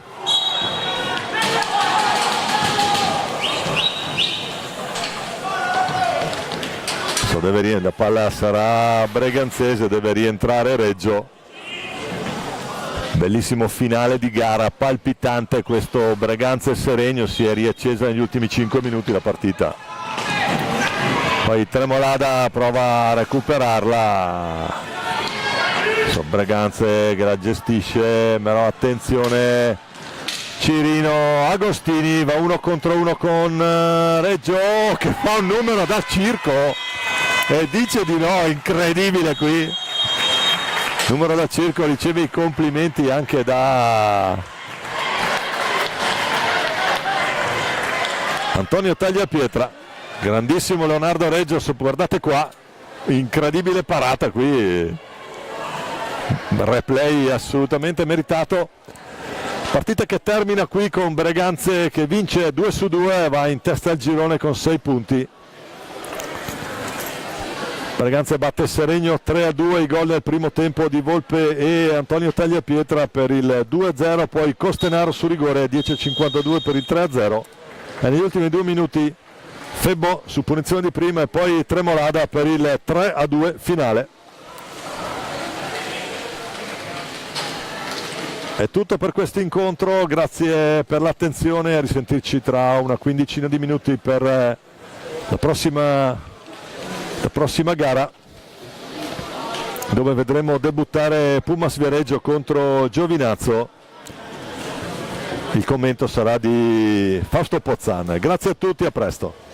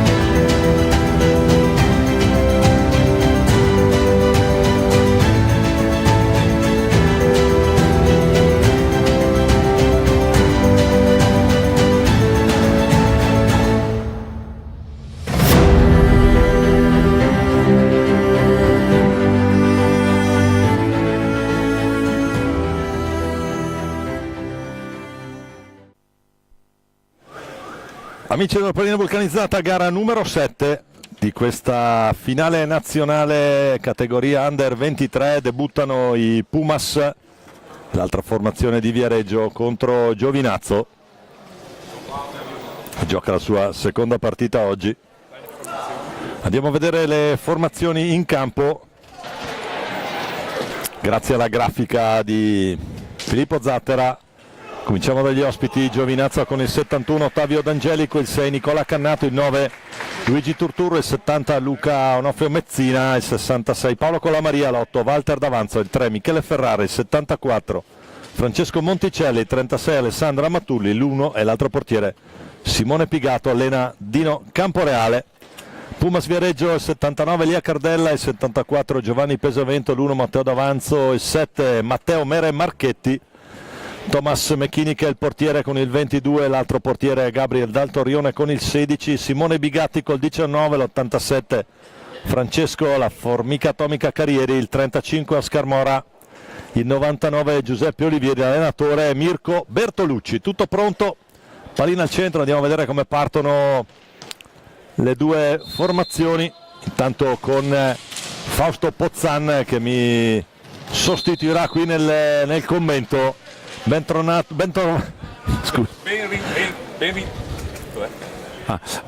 ritrovati e ben ritronato anche, sì. Ci stava ritronato. Ci sta il fatto che comunque Breganza è riuscito a portare a casa 3-2, non facile contro questo Seregno, Fausto. Sì, l'aveva già dimostrato questa mattina battendo Castiglione, che è un osso duro Seregno, e lo ha dimostrato. Andiamo un po' a vedere come partono le due formazioni. Intanto c'è Cannato che può andare 1 contro 1 con Mecchini.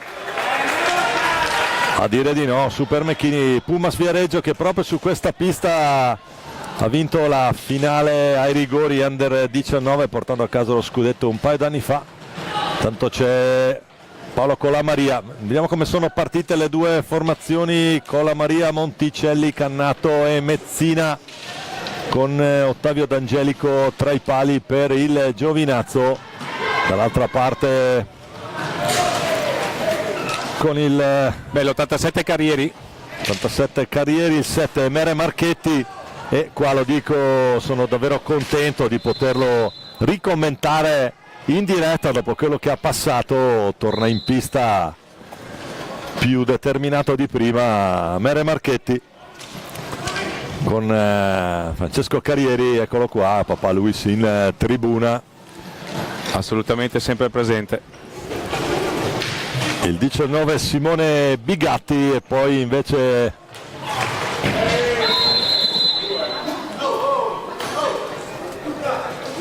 siamo già due fagli di squadra commessi da Giovinazzo. il 35 Oscar Mora, evidentemente a chiudere Thomas Mecchini, il portierone in porta, la vera muraglia nonché nazionale Under 23 evidentemente. Mora alla finta su Colamaria, può caricare la volta, la mette subito Mora, la carica subito, la finta su Colamaria e poi rasoiata bassissima che rimane un po' sul primo palo, e c'è subito Pumas avanti 1-0. Sì, sfortunato D'Angelico nella circostanza. Può ripartire adesso Giovinazzo con Paolo Colamaria.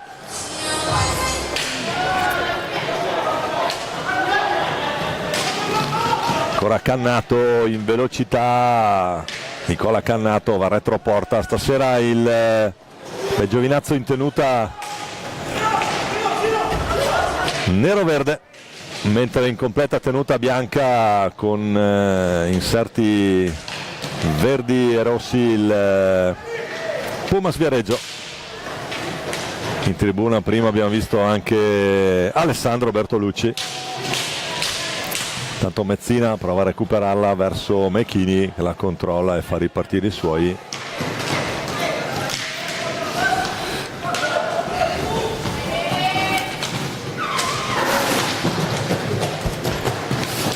Possesso prolungato di Pumas, che vuole provare a capitalizzare in questo frangente della partita il vantaggio.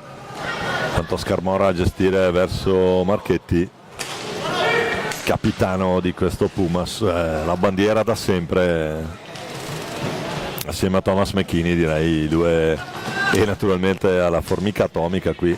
Sì. Oscar Mora, autore della prima rete.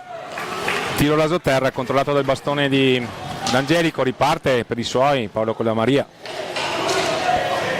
Il retropassaggio per Cannato, Monticelli, ancora Cannato, siamo a metà pista. All'indietro per Mezzina.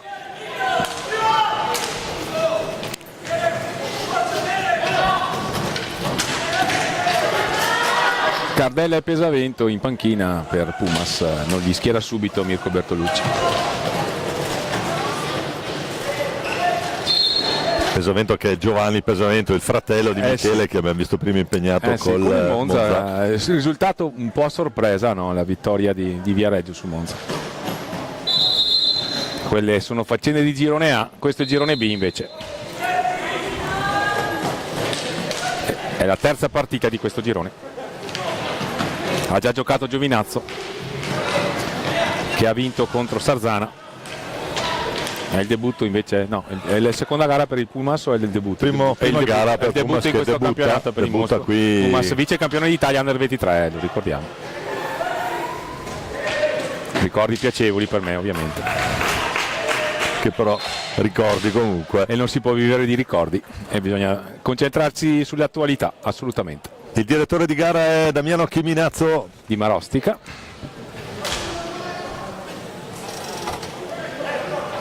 Rosà. Rosà. Marosta. Ora so. Vabbè, Sì, sì. Lavora a Marostica, quello sono sicuro. Stecca alta di Paolo Collamaria.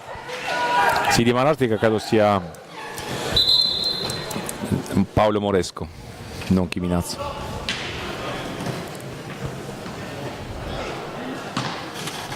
Sul punto di battuta l'autore del gol Mora, vicino a sé Marchetti. Siamo a metà pista. Monticelli e Collamaria in barriera.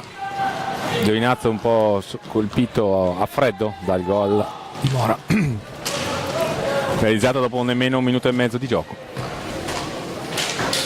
Dietro porta ora sta rallentando i ritmi Pumas, memore del fatto che questo campionato non si gioca in una partita sola, ma sono almeno 6, quando non 7 addirittura. Pumas lo scorso anno ne giocò 7 in effetti per arrivare alla finale. E lo stesso Giovinazzo, che giocò per il terzo posto in quel di Braganze giusto un anno fa.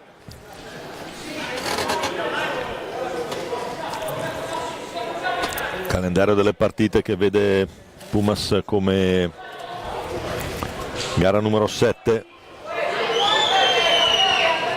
A seguire un'altra gara di questo girone, giusto Domenico? Tra Correggio e Sarzana, poi avremo la cerimonia di apertura ufficiale.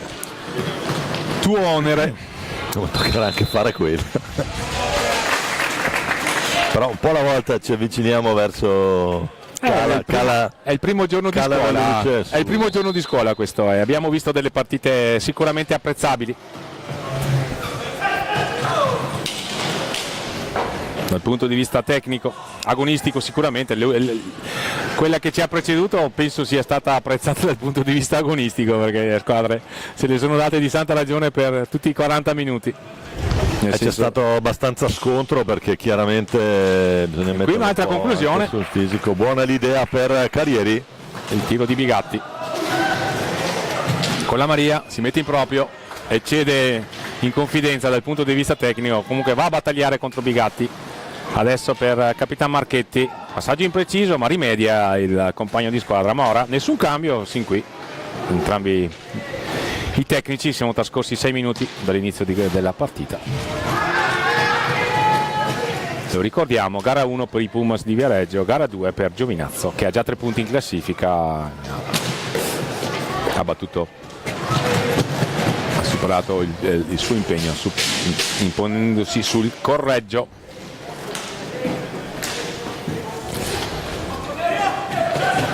Monticelli, siamo a metà pista. Fallo tecnico.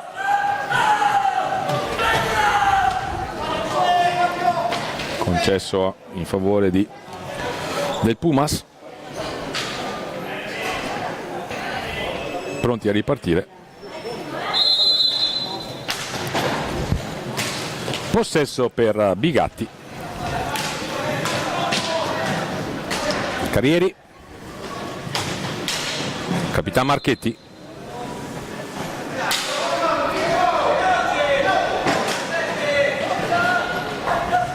ancora Pumas in possesso. Mora, il tiro da lontano, trova il pattino del numero 6 dell'FP Giovinazzo, Cannato, divisa che comunque ricorda il verde del colore sociale, ma poi il resto è nero, ricorderebbe forse più il Venezia che... E attenzione qui, un passaggio impreciso di Monticelli che cercava di premiare l'inserimento di Cannato. Si riparte a metà pista con il giocatore dotato di maggior tecnica individuale, vale a dire Paolo Collamaria nelle file pugliesi, però a proposito Carrieri, la conclusione, poi il gol bellissimo di Carrieri sulla palla vagante, un tap-in. Gliela tocca piano al volo, la formica atomica, raddoppia il Pumas. E soprattutto di giustezza, sembrava una volea alta di Yannick Sinner qui. Sì, di cui non conosciamo. Non gioca oggi la semifinale, la giocano domani, entra intanto dentro Bigatti, sì, anzi fuori Bigatti, dentro Cardella. Sì, come si comincia a fare entrare i calibri importanti, no? Il numero 79 Elia, non c'è Mattia però, è il figlio del Pumas.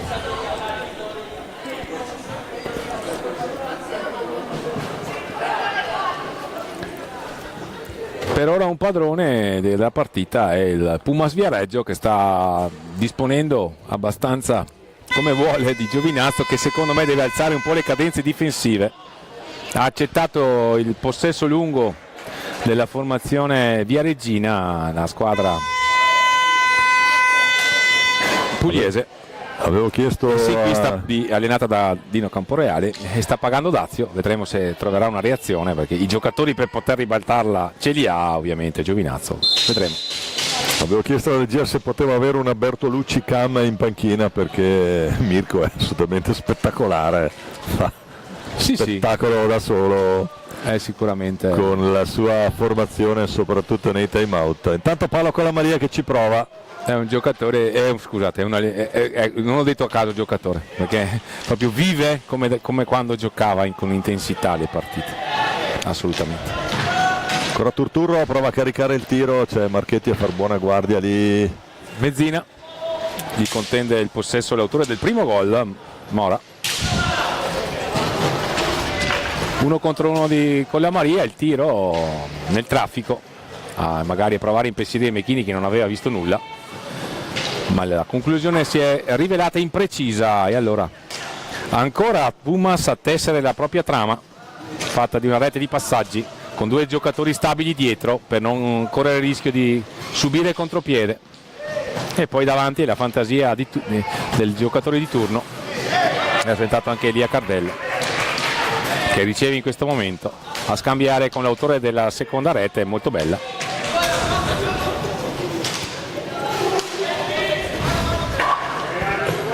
Francesco Carrieri. Marchetti, stop e tiro, trova i pattini di Mezzina, i ritmi non particolarmente alti, ne avrebbe bisogno Giovinazzo per provare a rientrare in partita, ma sin qui è stato un monologo Pumas. Qui la conclusione, la palla che rimbalzava e stava per essere preda del numero 87 di Pumas, tutti in maglia bianca oggi. Qui c'è il tiro di Collamaria che non inquadra la porta, poteva essere insidioso per Mechini. Ancora a contendersi il possesso le 2 formazioni, alla meglio Pumas con Cardella che trova Mora, all'indietro per Marchetti, pronti i cambi, Pesavento e il numero 99 Olivieri. Pesavento non è ancora entrato, Giovanni Pesavento, il fratello di Michele, che gioca nel Monza, ma che è stato nei Pumas fino alla scorsa stagione. Paolo Collamaria a lottare sulla sponda, alla meglio Marchetti ancora una volta. Mora alla conclusione, cercano sempre il tiro da lontano, magari con la deviazione sarà Olivieri più vicino. Con la Maria la finta di tiro all'indietro per Monticelli, Turturro vicino, Monticelli si mette in proprio, va al tiro, Mecchini risponde presente e allora Olivieri a manovrare per Mora. Ecco le rotazioni di Mirko Bertolucci, fa entrare Giovanni Pesavento che riceve la sua prima pallina della sua fatica, della sua partita. Cardella, Elia Cardella gioca di prima intenzione subito per Capitan Marchetti, si trovano i giocatori di Mirko Bertolucci. Giovinazzo li lascia giocare a metà campo e quindi in possesso stabilmente sulle stecche dei giocatori in maglia bianca.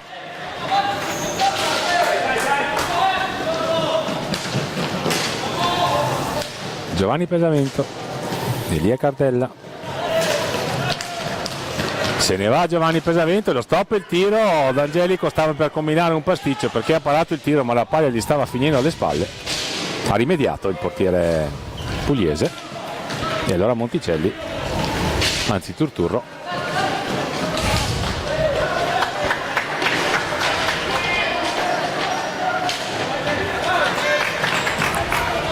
Monticelli, Mezzina e Colamaria, questi i 4 di movimento di Giovinazzo.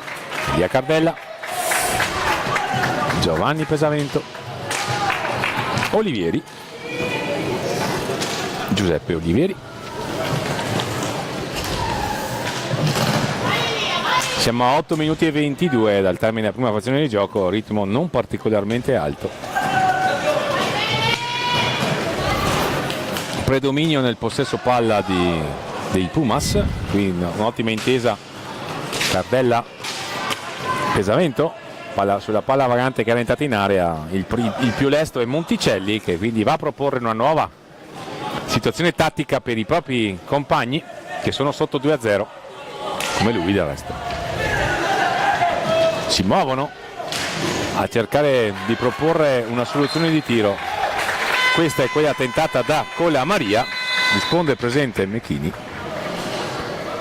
sarà possesso Giovinazzo quando si riattacca. Intanto time out chiesto da Mirko Bertolucci. 7:47 ancora da giocare, 2-0 Pumas. Fausto, direi che per ora la situazione dopo i 2 gol Pumas adesso è abbastanza in gestione di questa cosa, quindi certamente sta gestendo, perché ripeto ci sono anche da valutare e gestire poi la durata delle tempistiche. Assolutamente, e i giorni sono 4, è necessario, assolutamente.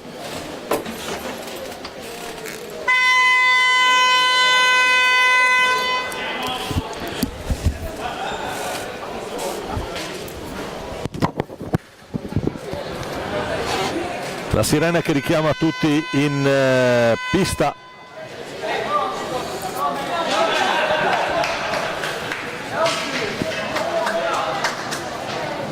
Dunque si riparte sul 2-0 Pumas con 7:47 da giocare.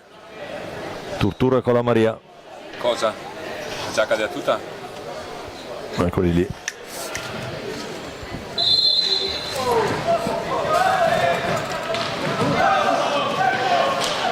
Ancora Paolo Colamaria retroporta, vediamo cosa si inventa Paolino.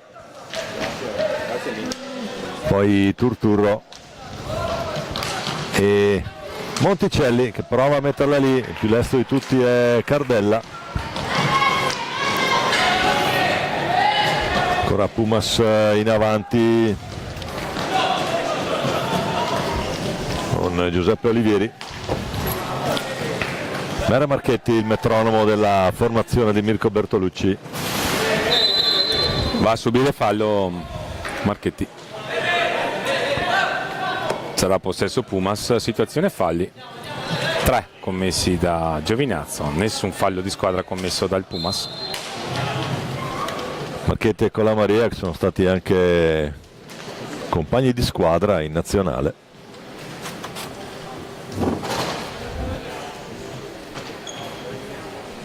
Europeo Under 19 a Uri in Svizzera. Intanto Olivieri a gestire pallina, il numero 99, bella girata di Colamaria che prova ad andare al tiro. Giovanni Pesavento, Olivieri, Cardella esce bene dal blocco. Marchetti, ancora Giovanni Pesavento in possesso, all'indietro per Elia Cardella, da questi Olivieri, riprende a testa della sua trama Pumas Viareggio. Ha provato ad alzare un po' la difesa Giovinazzo per cercare di spegnere le fonti di gioco viareggine. Qui c'è un recupero, palla infatti di Mezzina, se ne va. Nell'intervento in difesa di Pesavento che stoppa l'idea, palla che stava arrivando dalle parti di Paolo Colamaria. Turturro, Giovinazzo che riparte dalla propria tre quarti, Mezzina, Monticelli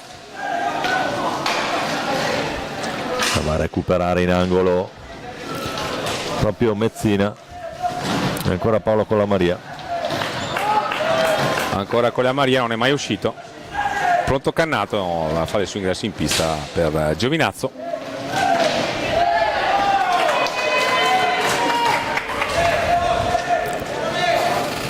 Cinque minuti e 30 ormai al termine della prima frazione di gioco, avanti Pumas 2-0, diretti di Mora e Carrieri.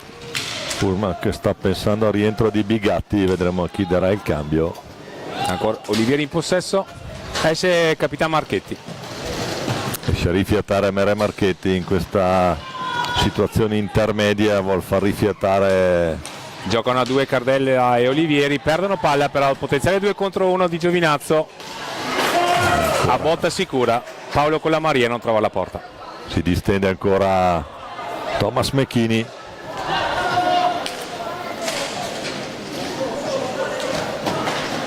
Che è anche portiere della nazionale, non da ieri, ha giocato sia l'Europeo Under 23 che il 19 a Uri. Tanto ancora Colamaria cerca l'alza e schiaccia, palla che rimane lì bassa. La allontana Mechini, ma se ne rimpossessa Turturro. La conclusione, attento Mechini, riparte la formazione viareggina con il suo numero 19 Bigatti. È rientrato Bigatti, ha dato il cambio a Mere, c'è di nuovo Mora anche in campo. Oscar Mora, autore della prima rete che ha colpito a freddo Giovinazzo. Tanto c'è la luce verde accesa lato Pumas, mentre Mirko Bertolucci vuole vederci chiaro. La conclusione intanto tentata da Bigatti, non trova la porta, buona l'iniziativa del 19. Staffilata di Bigatti.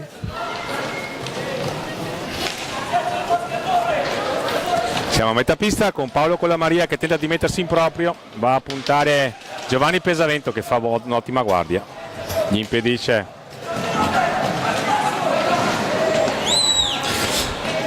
di andare. E allora Turturro per Colamaria, prova ad alzare un po' le cadenze Giovinazzo, è sotto nel punteggio, deve farlo. Qui sulla palla vagante ai limiti dell'area Mezzina, la conclusione sbilenca, non trova assolutamente la porta e allora ancora possesso per Pumas. Pesavento, Olivieri, Bigatti, torna all'indietro, trova ancora Olivieri che supera in 1 contro 1 Monticelli. Quando sta per entrare nell'area rientra il difensore, quindi deve ricominciare all'indietro per Bigatti. Cade Bigatti in uno scontro fortuito con Mezzina, non rileva irregolarità il direttore di gara. Si gioca Pesavento, si mette in proprio Pesavento, la finta di tiro, trova lo spazio, qui ha subito no, viene assegnato un fallo tecnico È andato in contatto con l'avversario Pesavento, che tra l'altro si vede sventolare un cartellino giallo, no, il numero 19. Warning comunque, o ammonizione che dir si voglia, per usare il nostro idioma, Domenico. Sì, Bigatti probabilmente Ha lamentato la decisione arbitrale. con Chiminazzo che Non accetta proteste. giustamente, ma finora abbiamo visto delle direzioni di gara assolutamente all'altezza di quelle che sono le partite che si sono disputate qui sul parquet del Paralido. E soprattutto abbiamo assistito a delle belle partite. La più bella secondo te, Domenico, sin qui? Ma quella che mi ha maggiormente sorpreso è Viareggio che batte Monza 4-3. Sì, a livello di sorpresa, sì, ma Poi, chiedevo come qualità di gioco. come qualità, adesso non vorrei sembrare il solito partigiano oppure essere Però lo tacciato faccio io per te, ottima prestazione di Valdagno. assieme a Anche se il Sarzana non mi è dispiaciuto. No, un gran bel Sarzana, questo attenzione perché E Seregno, me e poi un Seregno che sta dando tutto, che sta spendendo ogni goccia di energia a livello di impegno, allora sicuramente concordo, Seregno si è veramente impegnato al massimo. e anche Viareggio comunque che è stata autrice della sorpresa di giornata, se vogliamo, no? Perché dopo aver perso la prima con Breganze è andata a vincere contro il forse più accreditato Monza, forse, però, perché le partite bisogna giocarle. Sì, è un Monza che tra l'altro allora bisogna tenere presente due cose: a Seregno manca un personaggio come Fiazza, Assolutamente. che io in questo momento saluto e sostengo fortemente, torna presto, non tanto per la simpatia o per la sportività che sa mettere in campo, ma soprattutto per le sue doti tecniche. E Concordo. col Fiazza in pista questo Seregno sarebbe una bruttissima gatta da pelare, di più di quello che già è. Fallo di squadra intanto, tornando in cronaca. E assolutamente auguri a Fiazza, mi associo. Situazione falli, 2 li ha commessi Pumas, 3 Giovinazzo. 3 Giovinazzo. 1,38 al termine della prima frazione di gioco. Sì, qui il match ha un padrone ed è il Pumas Viareggio. In questo momento sembra proprio in gestione la formazione Sì, di ha iniziato Mirko con questo Bertolucci. ritmo e sta continuando. Attenzione però, che è un cliente assolutamente da non sottovalutare. Paolo Collamaria va a subire fallo ai limiti dell'area, chiede un intervento disciplinare e tecnico al direttore di gara più rilevante del semplice fallo di squadra, ma tant'è, signor Chiminazzo assegna fallo di squadra. Qui rivediamo la regia di Filippo Zattera che ci dà il dettaglio del fallo subito da Paolo Collamaria, la punizione ribattuta dalla barriera viareggina. Pesamento, attenzione, qui c'è un blu in arrivo e lo prende Paolo Collamaria, si era innervosito il 66 pugliese, va a commettere fallo nei confronti di Francesco Carrieri. Cartellino blu per Paolino Collamaria. E allora Pumas ha un'opportunità, Andiamo a rivedere. ci va Bigatti, eccolo qui il dettaglio del fallo subito dal numero 87, grazie alle regie di Filippo Zattera, la sapiente regia di Filippo Zattera. Le riprese poi sono di Roberto Bauce e di Flavio Zattera, la voce di Fausto Pozzan assieme a Domenico Tomba. Domani avremo rinforzi, Domenico, almeno. Parde sì, adesso speriamo bene. Sì, ne avremmo bisogno, anche perché io tra l'altro avevo anche un altro impegno, come noto. Vabbè, ma in panchina c'è già Tiella, dai. Assolutamente. Sì. No, mi ha chiesto di proseguire un'avventura assieme che alla fine è stimolante. Io ho già fatto la mia bella esperienza. Tu sei già campione queste d'Italia Under 11, questo non l'abbiamo ancora detto e sottolineato in cronaca diretta. Mi sembra che tu l'abbia detto, al di là di questo. Vabbè, comunque lo ribadisco. Sì, 2 settimane fa sono state 2 settimane di festa. Intanto andiamo a leggere. Andiamo a vedere il tentativo di trasformazione di Bigatti invece. Bigatti contro D'Angelico. Pumas per allungare, non dovesse realizzare avrebbe comunque 2 minuti di power play. D'Angelico pronto, fischia Chiminazzo, parte Bigatti, gol 3-0, freddo, glaciale, preciso. Trovo un altro aggettivo perché li ho finiti. Bel gancio e controgancio di Bigatti. Andiamo a rivedere il replay. Un tocco, un gancio, un altro ritardato, ancora lì. È un'esecuzione da manuale. Angolo in alto a destra, anche Angelico va un po' giù, in questo eccolo lì va un po' giù. Lo ha guardato fino in fondo, le ha colpito implaccabilmente.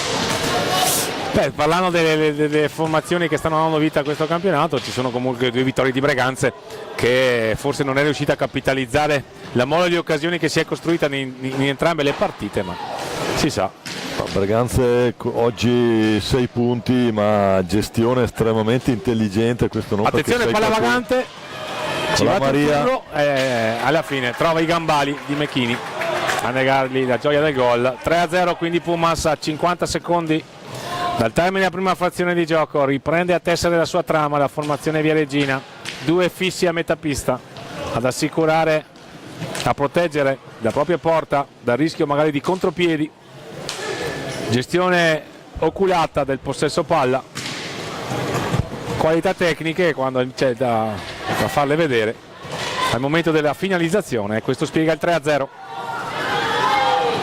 Giovinazzo sin qui non è ancora riuscita ad esprimere le proprie qualità, che ci sono peraltro, quindi il match non è chiuso assolutamente. Nell'hockey pista 3 gol si recuperano. Attenzione qui, la deviazione di Monticelli sul filtrante di Mezzina. Il signor Chiminazzo assegna il possesso a Viareggio. Mi pare di condividere la sua decisione perché non mi sembra ci siano state deviazioni. Si riparte. Pesavento per Carrieri che va a subire fallo. Il quarto, autore del fallo Turturro mi sembra. 4 secondi ormai. Questo primo tempo è ai titoli di coda.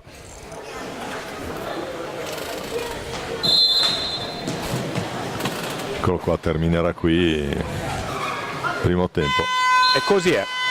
A risentirci tra 8 minuti circa. Vediamo il risultato. Pumas 3, Giovinazzo 0, fra una decina di minuti ancora qui in diretta con noi dal Paradio di Valdagno. A più tardi.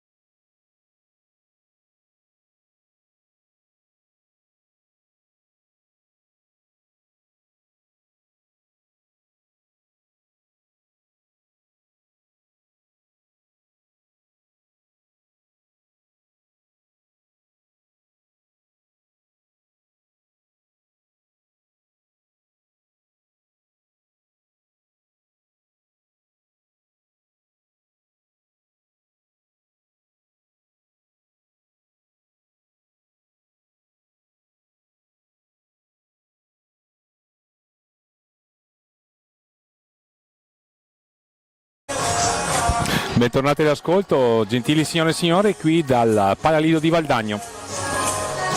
Tra qualche istante il secondo tempo della partita valida per il girone B di qualificazione, questi campionati nazionali under 23 di hockey pista. Pumas Viareggio che ha chiuso il primo tempo in vantaggio per 3-0 in virtù delle reti messe a segno da Mora, Carrieri e Bigatti.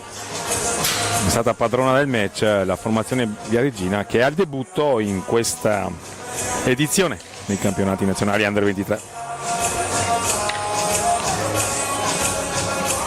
È la settima partita.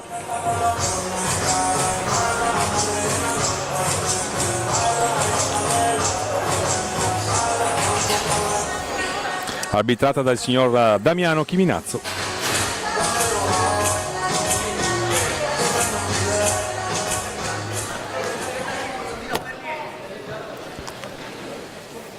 Vedremo quello che accadrà in questa ripresa. Sarà possesso per Pumas Viareggio, con Giovinazzo che ha inserito il numero 3 Ferrara.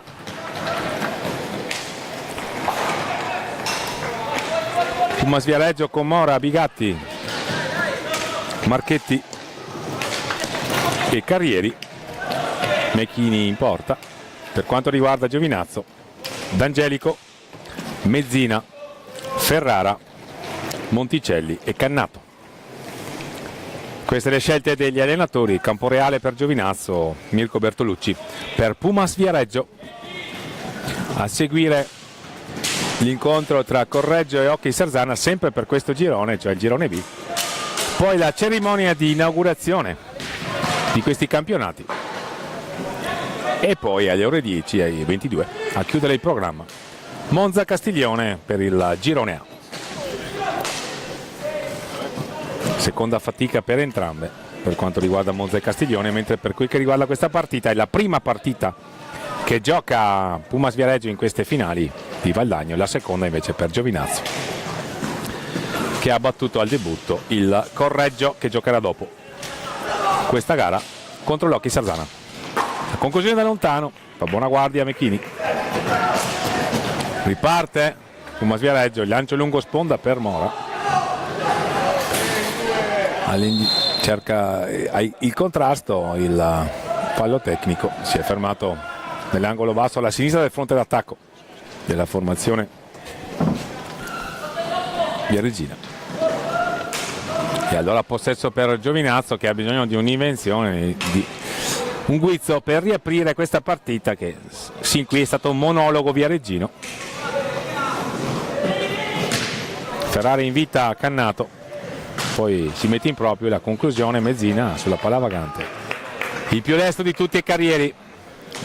Sembrano più in palla i giocatori di Mirko Bertolucci, vincono tutti i contrasti, i duelli, e questo legittima il loro triplo vantaggio sin qui. Marchetti in possesso, fallo di squadra, fischiato contro Giovinazzo, è il quinto.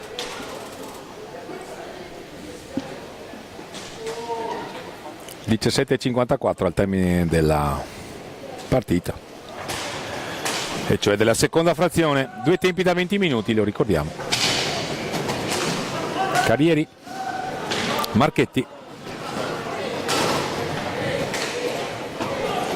Bigatti, autore del terzo gol viareggino, un'esecuzione magistrale di un tiro libero diretto concesso per il blu, sventolato addosso a Paolo Colamaria dal signor Chiminazzo, che adesso assegna possesso alla formazione viareggina, che è in vantaggio. Carrieri sul punto di battuta, vicino a lui Bigatti, e questo è il quintetto che ha iniziato la partita e che viene ripetuto dal tecnico Mirko Bertolucci. E allora dietro la porta, difesa da D'Angelico, c'è Marchetti, Capitan Marchetti. Riceve Mora. il bastone di D'Angelico a impedire il servizio per Marchetti. Ancora Mora e Marchetti a scambiare dietro porta, con Pumas Viareggio che congela il possesso palla, è avanti 3-0 nel punteggio, vuole risparmiare energie. È evidente l'intento della formazione allenata da Mirko Bertolucci: tenere il risultato, risparmiare le energie in un campionato che prevede almeno 6 partite in 4 giorni o 7. Questa è la formula che già da un paio d'anni quella scelta dalla federazione per tutte le categorie giovanili, dall'Under 11 all'Under 23. In contemporanea si svolgono le finali Under 15, mentre per quanto riguarda le altre categorie Under 11, Under 17, Under 19 e Under 13 gli scudetti sono già stati assegnati nei precedenti 2 weekend. È la festa dell'hockey giovanile ogni anno, a cavallo tra la fine di maggio e le prime 2 settimane di giugno. Mora, la conclusione da lontano, va e si impegna, nonostante il tiro da oltre metà campo era un tiro insidioso per D'Angelico, che risponde presente e sventa la minaccia. Riparte Giovinazzo con Cannato,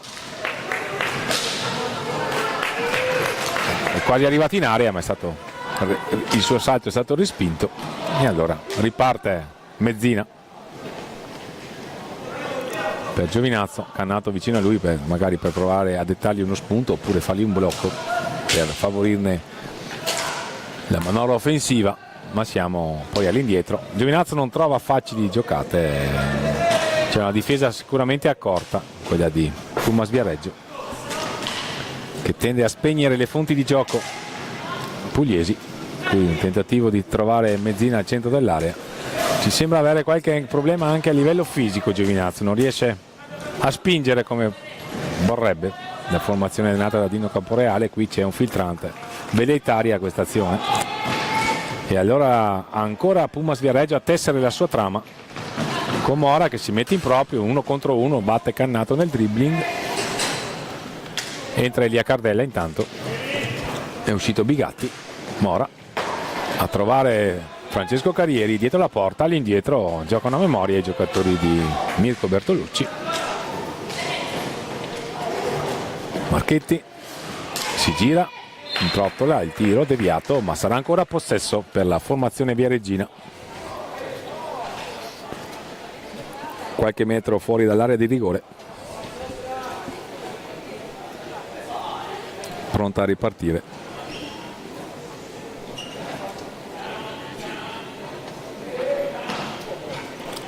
Il Giovinazzo con Monticelli per Cannato, non è più entrato Paolo Colamaria. La conclusione, la parata di Mecchini, molto attento il portiere viareggino, sin qui imbattuto, l'unico portiere che non ha subito reti sin qui per quanto riguarda questi campionati. Ora Mezzina fuori dallo specchio della porta, il suo tiro aveva sufficiente potenza e non altrettanta precisione. Qui il tentativo di trovare al centro dell'area Cannato da parte di Monticelli. Ferrara vince il contrasto, il tiro, ancora Mecchini a controllarlo, prova una reazione Giovinazzo, se non altro dal punto di vista dell'impegno. Attenzione, qui un tentativo di trovare sul secondo palo Ferrara che non riesce a controllare, un passaggio leggermente alto, quindi era difficile da controllare lo spunto ancora di Ferrara, e ci sembra il giocatore più volitivo di fila pugliesi. All'indietro per Monticelli, stop il tiro, la deviazione tentata da Mezzina, la palla dietro la porta, e il signor Chiminazzo, come da regolamento, decreta la ripresa con un ingaggio a 2. Mecchini chiede di pulire la visiera.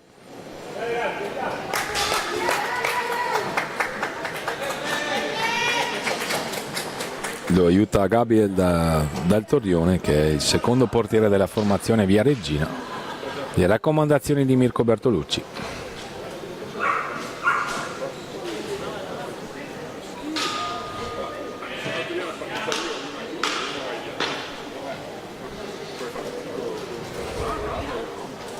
Qualche secondo di attesa. 12:53 al termine.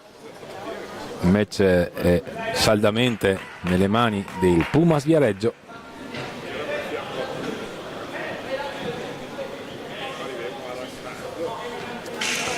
Mora contro Ferrara, ingaggia 2. Recupera palla per i propri colori il numero 3 pugliese. Monticelli 1 contro 1 con Mora, che gli chiude lo spazio. La conclusione di Ferrara interessante ma imprecisa, e allora riparte il Capitan Marchetti a servire Mora.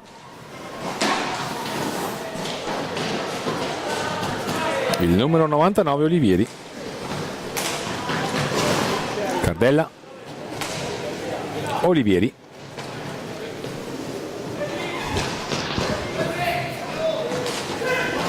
Cardella, il tentativo di servire Mora, si era liberato molto bene al centro, il tiro di prima intenzione controllato da D'Angelico, ma apprezzabile la trama orchestrata dai giocatori viareggini nella circostanza. Monticelli, ora siamo dall'altra parte con Ferrara all'indietro per Mezzina. Controllo impreciso di Monticelli, all'indietro per Cannato. È aumentata la percentuale di possesso palla di Giovinazzi in questo secondo tempo. Qui c'è un fallo con Cannato che era transitato nell'area riservata al portiere. C'è il time out chiamato da Dino Camporeale. 11:36 al termine di questo incontro. Nessuna rete nella ripresa. Conduce Pumas Viareggio grazie alle reti messe a segno da Mora, Carrieri e Bigatti nel primo tempo. Rientra Paolo Colamaria nelle file del Giovinazzo, dell'FP Giovinazzo. Per quanto riguarda invece Pumas Viareggio, è in pista con Cardella, Mora, Marchetti e Olivieri tra i pali Mechini.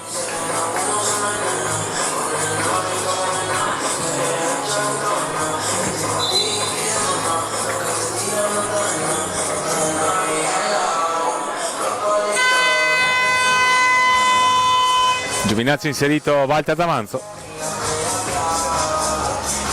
nipote d'arte, è nipote di Giambattista Massari, che salutiamo qualora fosse all'ascolto.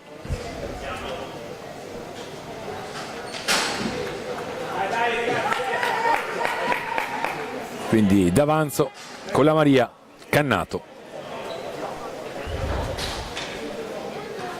e Amatulli per quanto riguarda i giocatori di movimento della FP Giovinazzo.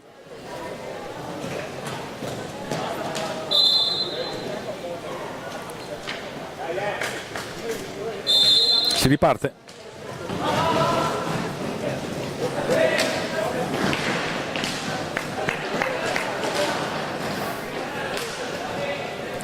Elia Cardella.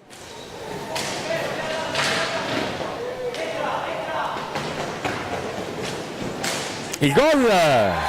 Ottima l'intesa da dietro porta. Pesavento Olivieri che di prima intenzione, ricevendo palla da dietro porta, batte sul suo palo D'Angelico. 4-0 Pumas. Una giocata particolarmente apprezzata dalla panchina viareggina, perché è una manovra probabilmente costruita con tante ripetizioni in allenamento.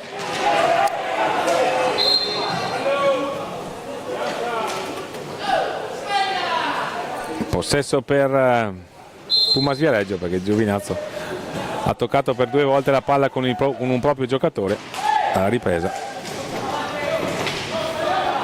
Il match in questo momento è assolutamente in ghiaccio per quanto riguarda Pumas Viareggio, avanti 4-0. La rete di Olivieri, che è la prima rete della ripresa, un assist da dietro porta di Giovanni Pesavento. Il scintille tra Colamaria e Olivieri.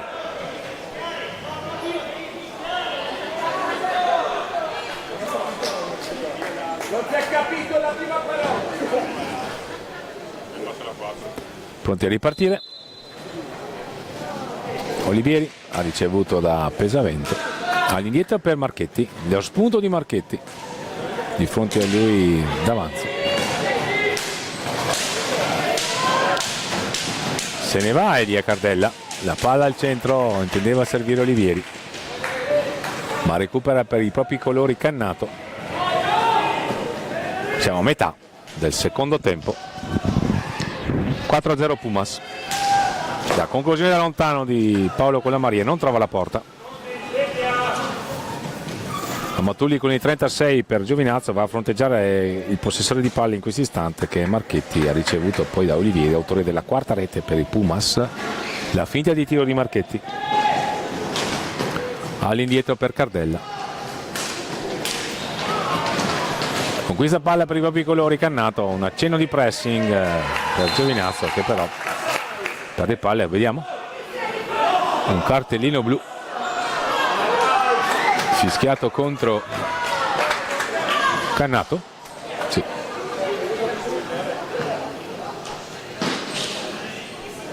Espulso Cannato e vediamo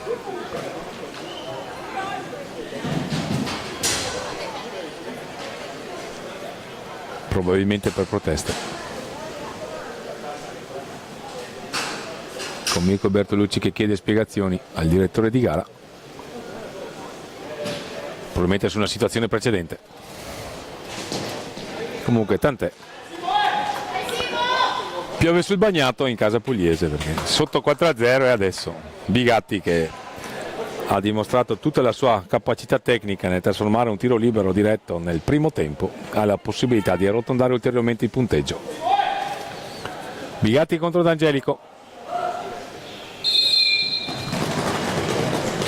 La parata questa volta di D'Angelico, che sventa la minaccia, ma Pumas avrà 2 minuti di power play che dovrebbe verosimilmente terminare dopo 7 minuti e 44 secondi. Possesso intanto per Giovinazzo.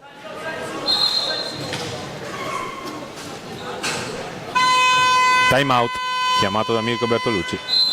Un cambio nelle fila di Reggine. Entra Olivieri, autore del quarto gol. Quindi quando si riprenderà escono Amatulli e Davanzo, rientrano Monticelli e Mezzina, Giovinazzo in 3, giocatori di movimento, espulso Cannato, presumo per proteste.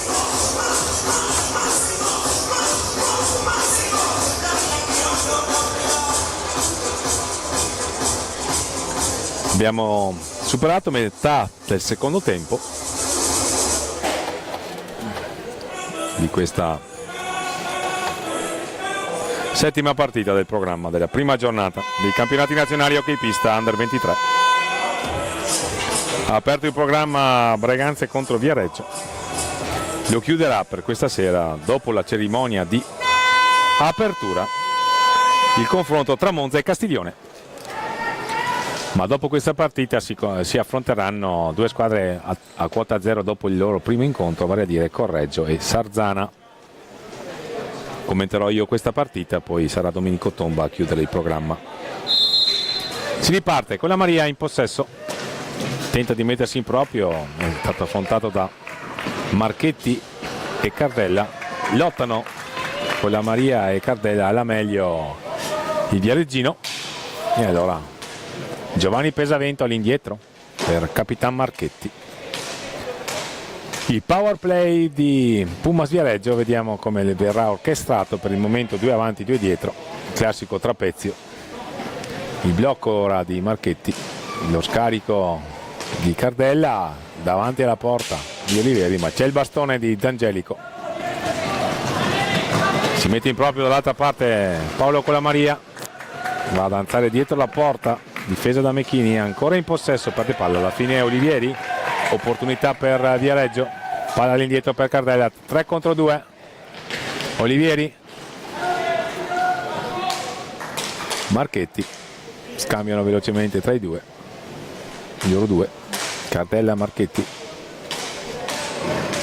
Olivieri. Marchetti ha girato la difesa pugliese, la conclusione di Marchetti, la parata di D'Angelico. Giovinazzo dovrà resistere verosimilmente per un altro minuto, se ne va Olivieri, poi si ferma, preferisce costruire il power play con tutti i propri effettivi. La formazione viareggina d'altra parte è in avanti per 4-0, non ha assolutamente bisogno di forzare, vuole provare probabilmente a costruire a colpo sicuro il tiro.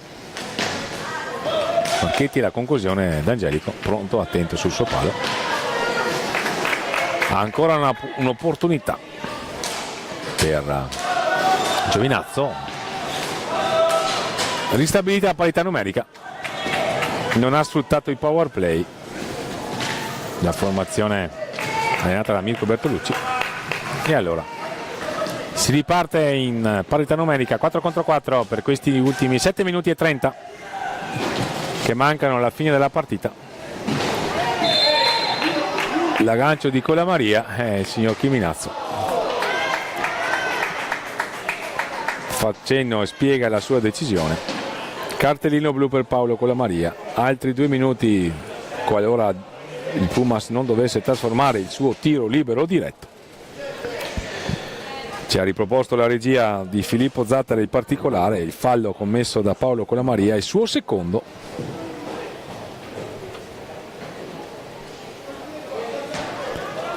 Si incarica del tentativo di trasformazione Elia Cardella. Vedremo se riuscirà a realizzare la quinta rete per i propri colori. Non dovesse riuscirci, altri 2 minuti di power play, che è tutto a vantaggio di Giovinazzo, che si troverebbe a svantaggio di Giovinazzo, scusate, che si troverebbe a giocare altri 2 minuti in inferiorità numerica. Effettivamente assolutamente difficile pensare di rientrare in partita, almeno per quanto mostrato sin qui. Cardella ha il tentativo di alza e schiaccia, non trova la porta, e allora assisteremo verosimilmente a un tentativo di sfruttare il power play da parte del Pumas Viareggio, ma intanto Mezzina per Giovinazzo a tenere palla, è raddoppiato, triplicato, ora conquistano palla allora i giocatori di Mirko Bertolucci, con Elia Cardella che rallenta, vuole ragionarci su, costruire questo power play il Pumas. Pesamento, Marchetti, Cardella non circola palla velocemente, un problema tecnico all'attrezzatura di D'Angelico, il portiere di Giovinazzo.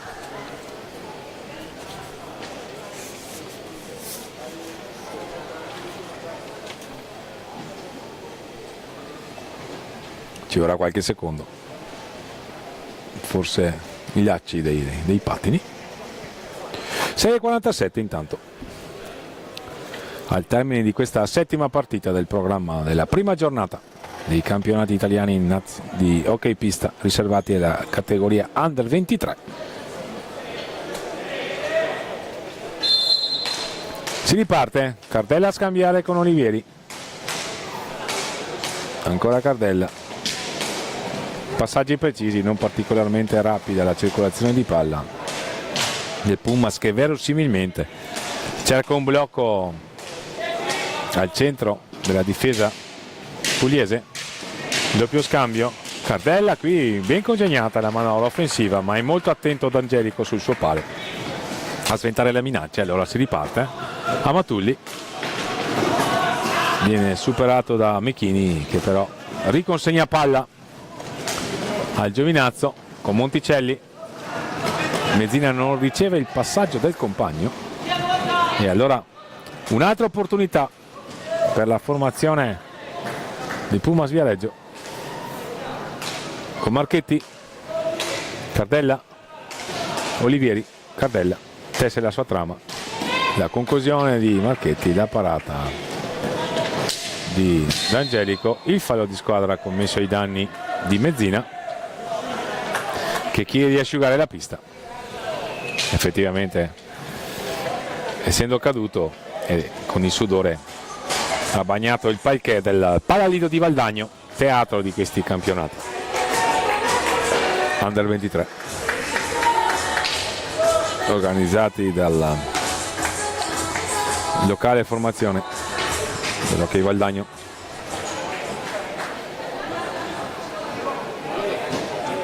Pronti a ripartire con Giovinazzo che deve resistere ancora in inferiorità numerica. Perde palla Matulli, va ad infastidire Cardella che si libera della sfera, va a servire Marchetti. Il tiro, la parata di D'Angelico entra d'avanzo, quindi per la seconda volta Pumas Viareggio non ha sfruttato il power play dopo aver fallito il tentativo di trasformazione del tiro libero diretto concesso per l'espulsione temporanea di un giocatore pugliese, decretata dall'arbitro il signor Damiano Chiminazzo. Recupera ottima la tenuta difensiva di Viareggio, una nuova opportunità adesso per comunque la formazione dell'AFP Giovinazzo con il suo numero 70 Mezzina. Monticelli e il gol di Mezzina, ottima la trama orchestrata sull'asse Monticelli-Mezzina, lo stop e il tiro a incrociare sul secondo palo e Giovinazzo se non altro accorcia le distanze a 4,48 e potrebbe anche tentare di riaprire il match se arrivasse rapidamente alla segnatura. Intanto Mirko Bertolucci opera un cambio, è entrato Walter D'Avanzo ancora una volta, entra Francesco Carrieri, esce Olivieri nelle fila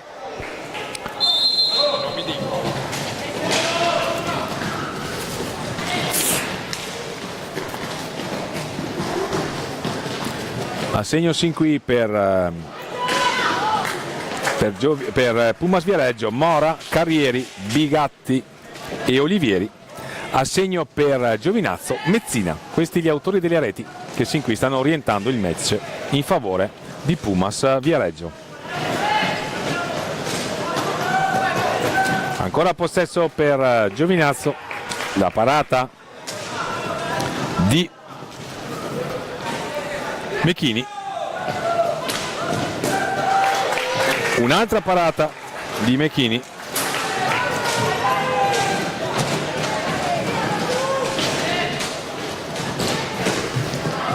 fasi un po' confuse del match, alla fine mette tutti d'accordo Francesco Carrieri.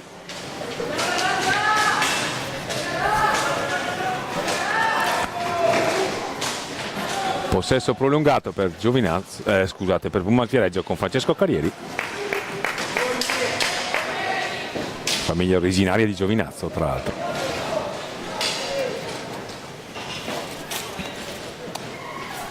Ancora dietro la porta Carrieri,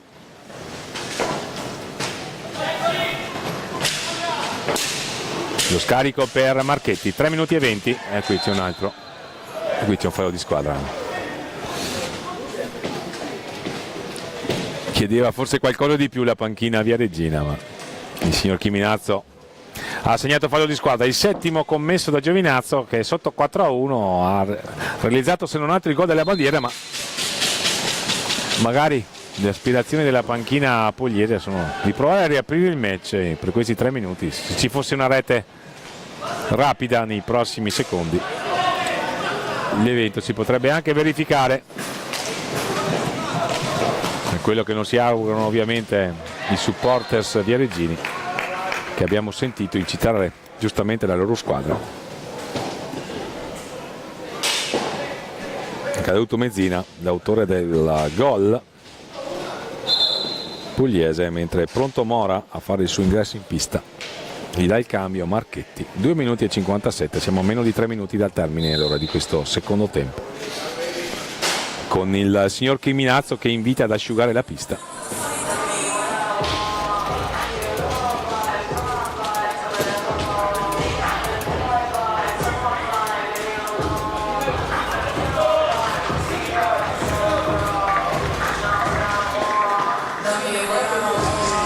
Non è particolarmente caldo, ma c'è umidità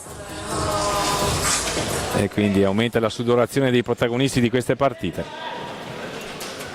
E quando scivolano o cadono a terra è necessario assolutamente asciugare il parquet del Palalido. Pronti a ripartire, via Cardella, l'anticipo di Mezzina, si mette in proprio, entra in area, poi cade ancora.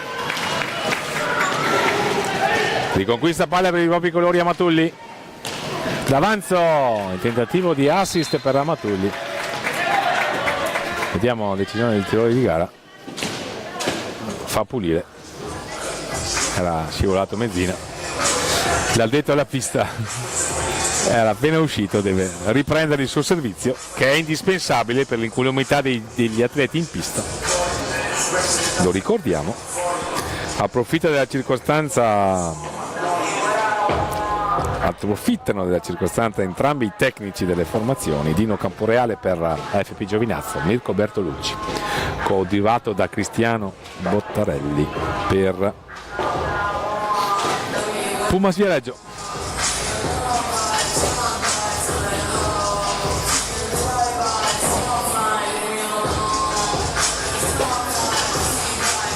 Sarà possesso per Pumas Viareggio, che a 2 minuti e 39 ha la prospettiva di far trascorrere il tempo, di provare ad allungare il possesso palla per portare a casa questi primi 3 punti del suo campionato, la formazione viareggina. Ma c'è un ingaggio a 2 intanto comandato dal direttore di gara, si fronteggiano D'Avanzo e Mora, alla meglio D'Avanzo, e conquista palla, va all'indietro da Amatulli, Monticelli, entra in area Monticelli e la conclusione, attento Mecchini sul suo palo, Cardella all'indietro per Mora, evidente l'intento della formazione viareggina. La sponda di Carrieri per Giovanni Pesavento, dietro la porta ora Cardella, vedremo se cercherà il passaggio all'indietro. Sì, così è, in favore di Mora, l'autore della prima rete che ha indirizzato l'incontro in favore del Pumas Viareggio, che a meno di 2 minuti dal termine è vicino a tagliare il traguardo con i suoi primi 3 punti di questo campionato. Carrieri, la conclusione, trova attento sul suo palo D'Angelico, Mezzina, D'Avanzo, il dribbling d'Avanzo e Mancino, un assist al bacio per Monticelli sul secondo palo, che avrebbe forse fatto meglio a tentare il tiro di prima intenzione. Comunque buona l'iniziativa del numero 8 pugliese. Mora per Pumas Viareggio, il tentativo di anticipo di Amatulli non riesce, e allora ancora Carrieri, numero 87. Siamo all'ultimo giro di lancette.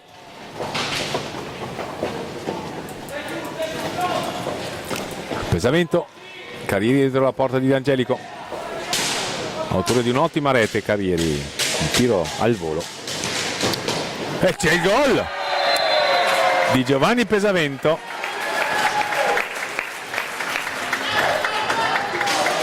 La deviazione,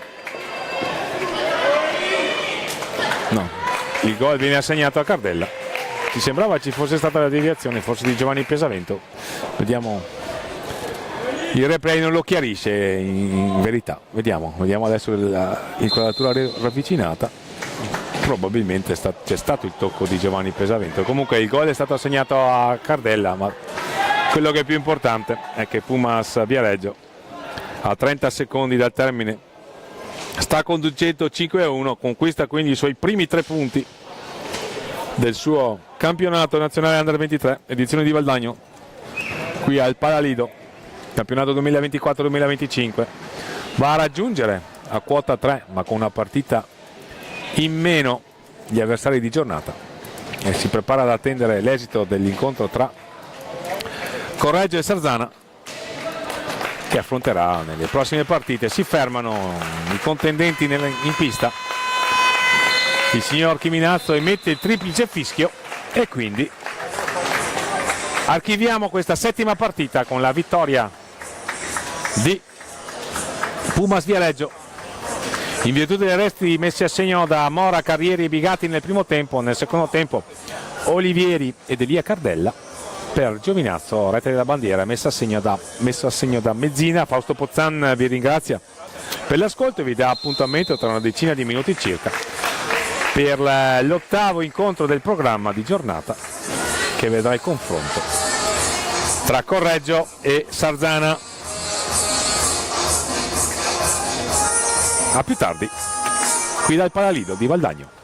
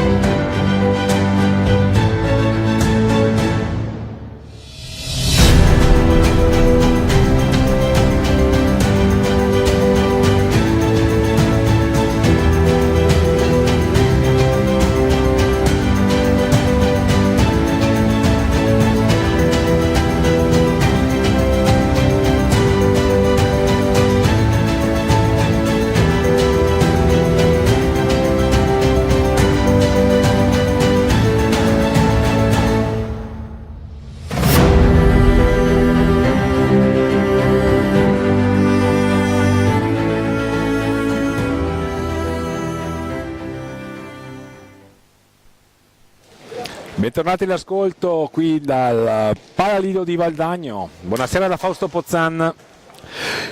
Ottava partita della prima giornata dei campionati nazionali hockey pista riservati alla categoria Under 23, la penultima di giornata che sarà chiusa dopo la cerimonia di apertura della sfida tra Hockey Monza e Castiglione, ma quella è una sfida riservata al gruppo A. Qui invece si affrontano due formazioni del gruppo B e per la precisione il Hockey Correggio e l'Hockey Sarzana.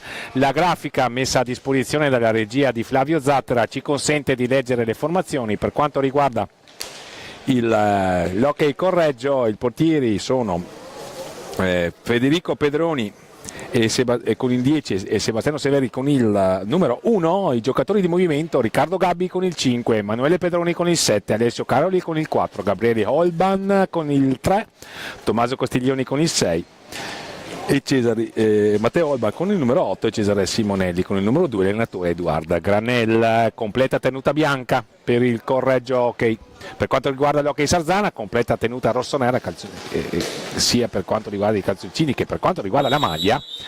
I portieri sono Raffaello Ciuppi con il 44 ed Edoardo Stefanucci con il 50. I giocatori di movimento Giampiero Adriani con il 46, Carlo Vanello con il 9, Kevin Farina con il 54, Alessio Lavagetti con il 77, Marcello Manrique con il numero 5, Lorenzo Angeletti con il 24, Mirko Tognacca con il 79, l'allenatore Oscar Vianna. L'incontro è diretto da Alfonso Rago e quindi si completa. Siamo vicini a completare il programma della prima giornata. Queste due formazioni sono ancora a quota zero, hanno perso il loro primo incontro. Il Sarzana con i padroni di casa dell'Hockey Valdagno. Il Correggio è stato sconfitto dal Giovinazzo.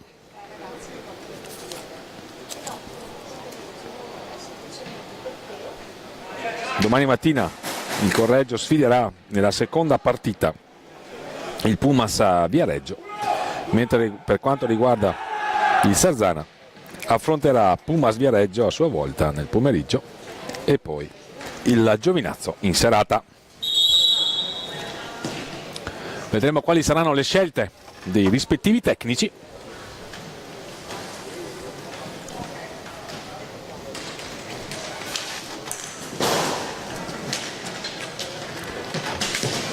Ci sembra Sarzana orientata a schierare Manrique Tognacca con il 79.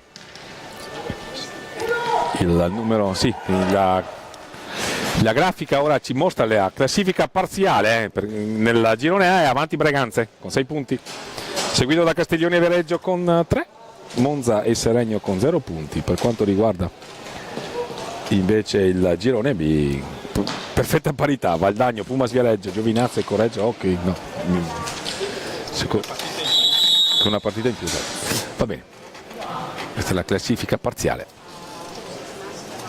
Pronti a partire intanto, però torniamo in diretta. Dicevamo del quintetto scelto da Oscar Vianna per quanto riguarda il Sarzana.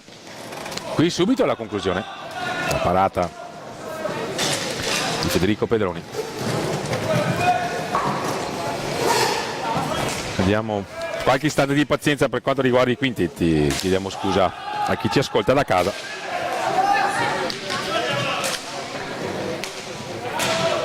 Per quanto riguarda il Correggio abbiamo Matteo Holban con il numero 8, poi il numero 4 Alessio Caroli. Qui c'è subito una ripartenza, attenzione, Matteo Holman ha ricevuto palla diceva da Caroli, poi c'è il numero 5 che è Gabbi.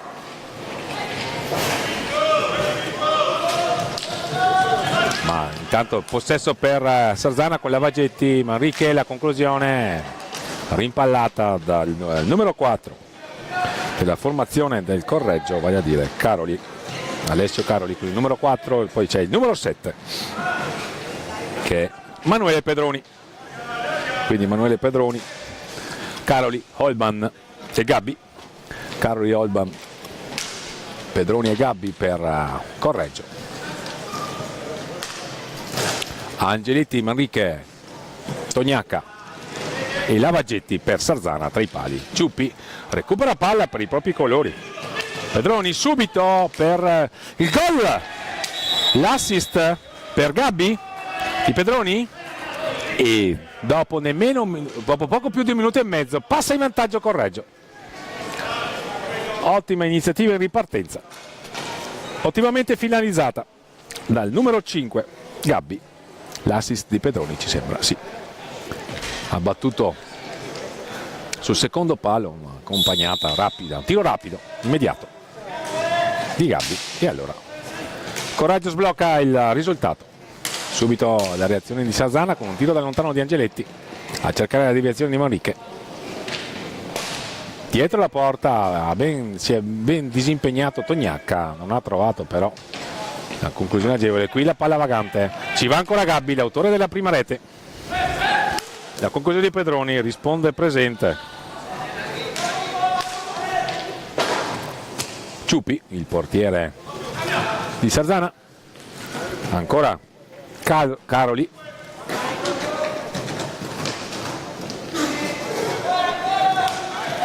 all'indietro per Pedroni, Manuele Pedroni, Federico il portiere, Gabbi.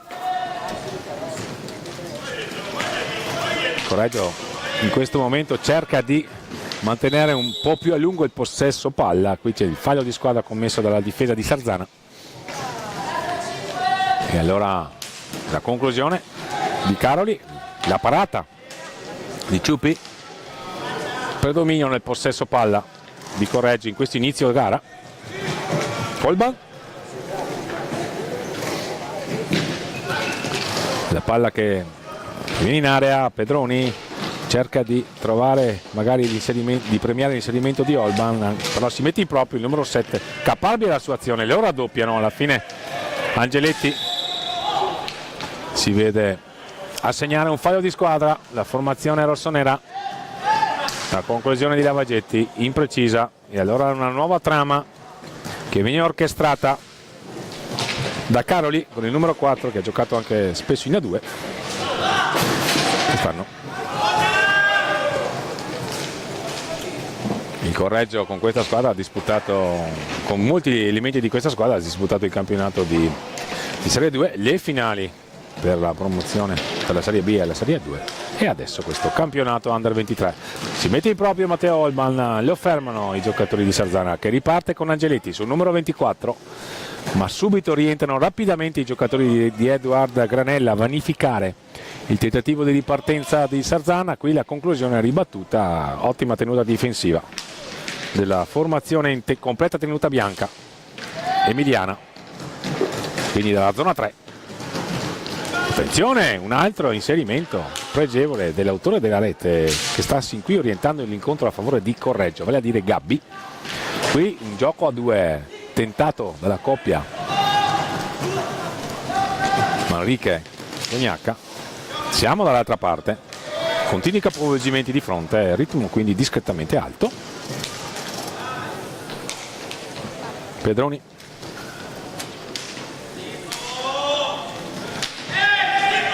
ancora Caroli pressato alto da Angeletti che conquista un possesso perché Correggio non ha superato la propria metà pista nei secondi assegnati dal regolamento, che possono essere 10 o 5 a seconda se in inizio azione su una palla che torna indietro.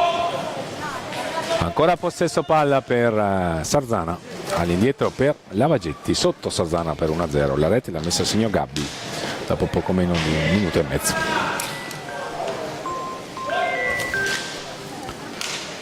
Si riparte, Angeletti in possesso, in tentativo di premiare un compagno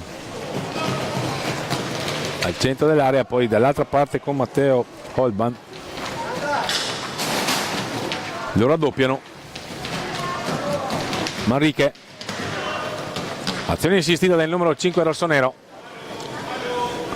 che mantiene il possesso palla nonostante il tentativo di contrastarlo dei difensori di Correggio. Alla fine un suo tentativo di alza e schiaccia del tutto velleitario E allora Caroli dall'altra parte, la conclusione di Caroli, la palla che stava pervenendo all'autore della rete, Gabbia.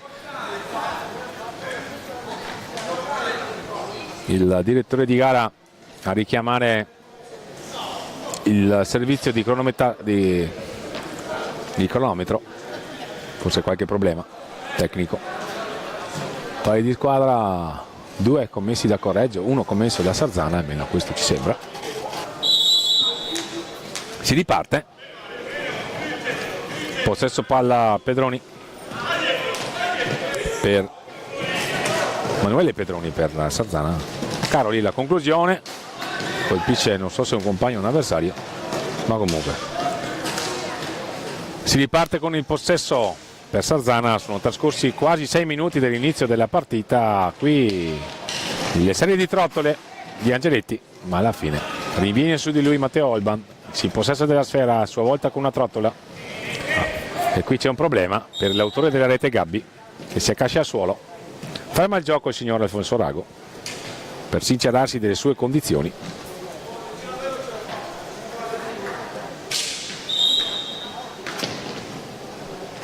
Tutto è pronto per ripartire. Si riparte allora. Ancora sfera in possesso della formazione emiliana che è avanti 1-0.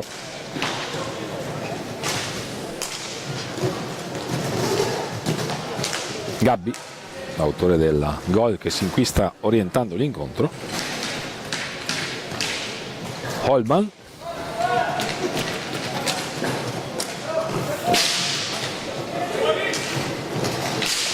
la conclusione da lontano, ribattuta, riparte Tognacca, l'assist e il gol. Bella ripartenza, quasi 2 gol fotocopia, 2 ripartenze. Nel primo caso c'è stato lo stop e l'ingresso in area di Gabbi, nel secondo caso invece un tiro di prima intenzione che la regia di Filippo Zattera ci ha messo a disposizione, e quindi perfetta parità. Rivediamo la ripartenza, l'assist di Tognacca e il gol messo a segno dalla formazione rossonera con il numero, vediamo un po', saremo più precisi da qualche istante nel dettaglio, per il dettaglio di chi ha messo a segno il gol del pareggio. Ci sembra Lavagetti comunque. 1-1.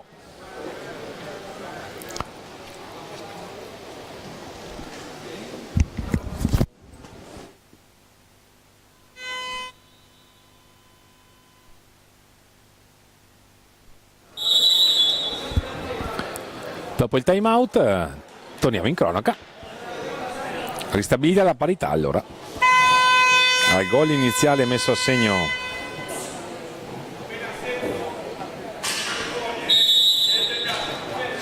da Gabbi, ha pareggiato Lavagetti per Sarzana. Qui c'è un fallo c'è un fallo tecnico, non di squadra.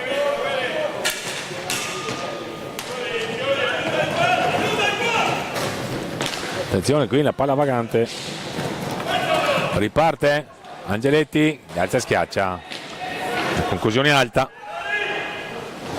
e allora però un'altra opportunità per Sarzana con Mauriche. Siamo a metà pista, lo scambio con Angeletti, ancora Lavagetti in possesso, 1 contro 1 con Pedroni, nessun cambio sin qui per entrambe le formazioni, ci sembra. Soddisfatti evidentemente i rispettivi tecnici del rendimento delle formazioni in campo. Possesso di palla Alessio Lavagetti, autore del gol del pareggio. Qui la conclusione di Mariche si distende sulla propria destra. Un palo colpito da Sarzana, c'era stata in precedenza la parata di Pedroni. Sta salendo di tono il rendimento offensivo della formazione rossonera, ha allentato un po' l'intensità difensiva. Correggio, sta approfittando Sarzana che, attenzione qui, l'hai vista, il primo cartellino blu decretato dal signor Alfonso Rago ai danni di Caroli. Alessio Caroli quindi in panca puniti per 2 minuti, salvo No, lui rimane 2 minuti comunque in panca puniti, scusate. Se Sardana trasformerà il conseguente tiro libero, si ristabilirà la parità numerica tra i giocatori in pista, diversamente Sardana avrà 2 minuti di power play. Vediamo gli ultimi adempimenti prima di dare il via al tentativo di trasformazione. Parte Tognacca, l'alza schiaccia e gol dopo la prima parata di Pedroni. È stato lesto Tognacca a ribadire in gol in tap-in, e allora Lavaggetti e Sardana stanno orientando il match dalle parti di appunto della formazione rossonera del presidente Maurizio Corona. Per il Correggio aveva segnato il vantaggio il numero 5 Gabbi. Torniamo in cronaca. Tognacca, auto che ha trasformato tiro libero diretto. Qui c'è qualche scintilla tra Pedroni e Angeletti. Manrique intanto aveva ricevuto, ma il direttore di gara fa ripartire.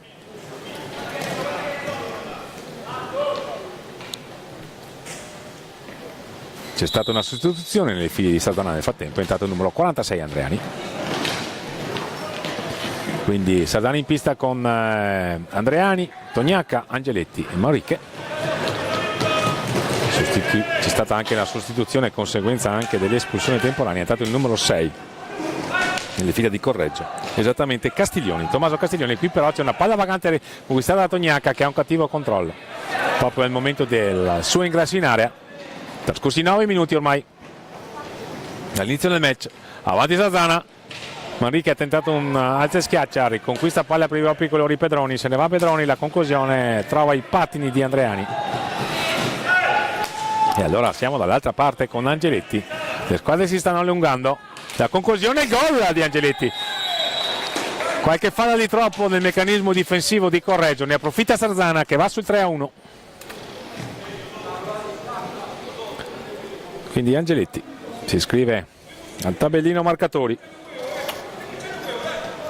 Eccolo qua, il numero 24, un bel tiro di rovescio, ma non ottima la disposizione difensiva. Non sarà sicuramente contento Edoardo Granella nelle fila emiliane, l'allenatore della formazione del Correggio, che lo ricordiamo per quanto riguarda la prima squadra.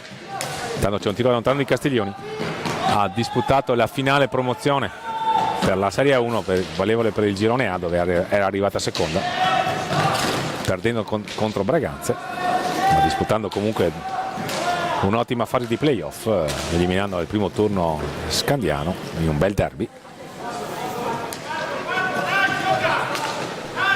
Poi c'è stata la partecipazione alle finali per la promozione in A2, e adesso queste finali Under 23 di Valdagno. Correggio che ha perso contro Giovinazzo il primo incontro, e adesso sta fronteggiando Sardana.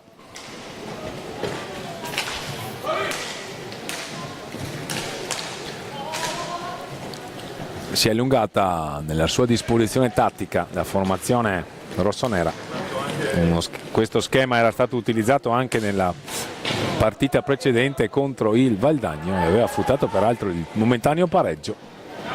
Un vertice basso all'interno della propria metacampo, due laterali all'altezza delle sponde e una punta a deviare magari le conclusioni da lontano. Questa era la disposizione tattica proposta dalla squadra di Oscar Viana, che è avanti 2-1 nel punteggio quando mancano 9 minuti al termine della prima frazione di gioco di questa ottava partita del programma della prima giornata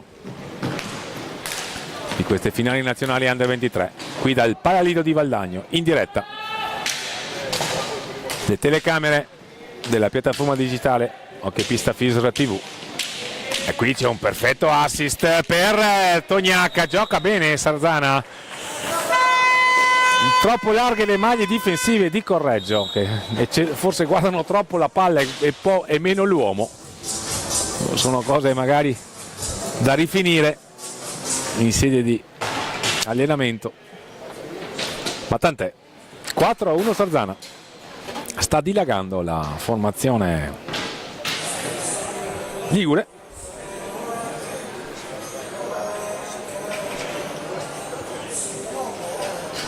Che a meno di 9 minuti dal termine della prima frazione di gioco conduce appunto per 4-1. Era andata avanti la formazione emiliana con Gabbi, ma poi c'è stato il ritorno di Sarzana approfittando di qualche disattenzione difensiva di troppo, e allora abbiamo avuto la doppietta di Tognacca, di Mirko Tognacca, le reti di Angeletti e Lavagetti. 4-1 per Sarzana.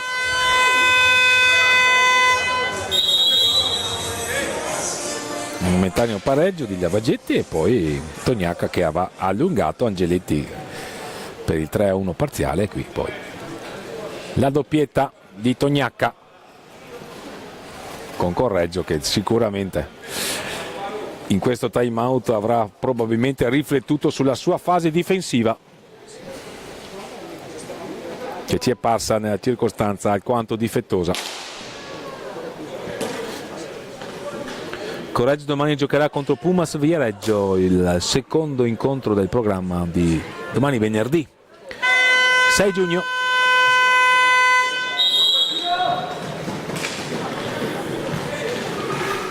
Sarzana invece giocherà nel pomeriggio contro il Pumas Viareggio alle 16:30 e alle 21 contro la FP Giovinazzo. Torniamo in diretta. Possesso per Sarzana, che è in possesso anche della partita. Non ce ne vorranno gli amici emiliani, ma tant'è. È entrato intanto Matteo Olban nelle fila del Correggio. Caroli in possesso. Castiglioni riceve dal compagno Pedroni, numero 7. Ancora Castiglioni dietro la porta, cerca un passaggio all'indietro, la palla esce. Sarà ancora possesso per la formazione emiliana in completa tenuta bianca, la BDL Minimotor Correggio.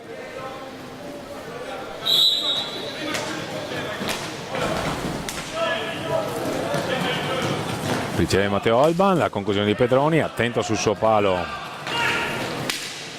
Raffaello Ciupi. Perde palla ora Vanello, che è entrato nelle file di Sarzana. Olban ripiegano rapidamente i giocatori allenati da Oscar Viana, che apprezzerà sicuramente lo sforzo, l'attenzione difensiva, senza la quale in questo sport si fa pochissima strada. Recupera palla Andreani per la formazione rossonera ligure, che è in vantaggio per 4-1. Angeletti all'indietro per Andreani, le finte, il tiro fuori misura. Dall'altra parte Pedroni, ottima la giocata difensiva di Mauriche, che se ne va dall'altra parte. Il tiro, bravo il portiere Pedroni sul tiro a incrociare, il secondo palo a mezza altezza, rapido di gambale e anche di guanto. Caroli a proporre una nuova iniziativa, si appoggia su Castiglioni, siamo per linee perimetrali. Tenta di mettersi in proprio Matteo Olban, ma va a scontrarsi contro il muro della difesa rossonera ligure, e qui c'è Lavagetti che cade, non ravvisa irregolarità il signor Rago, fa giocare Olban. Caroli all'indietro, recupera molto bene Mariche, il lancio per Angeletti e il tentativo di assist per il numero 9 Vanello. Si disimpegna molto bene il portiere Pedroni, non è soddisfatto sicuramente Eduard Granel del rendimento dei suoi, soprattutto nelle fasi dei piegamenti difensivi, perché Correggio concede troppe conclusioni permesse a Sarzana, troppe ripartenze. Forse la squadra è un po' stanca.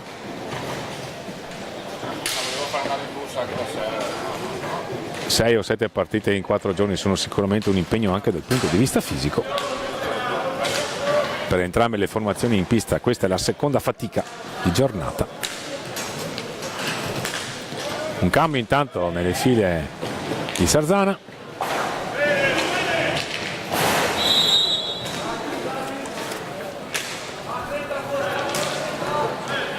Che ha inserito il suo numero, vediamo.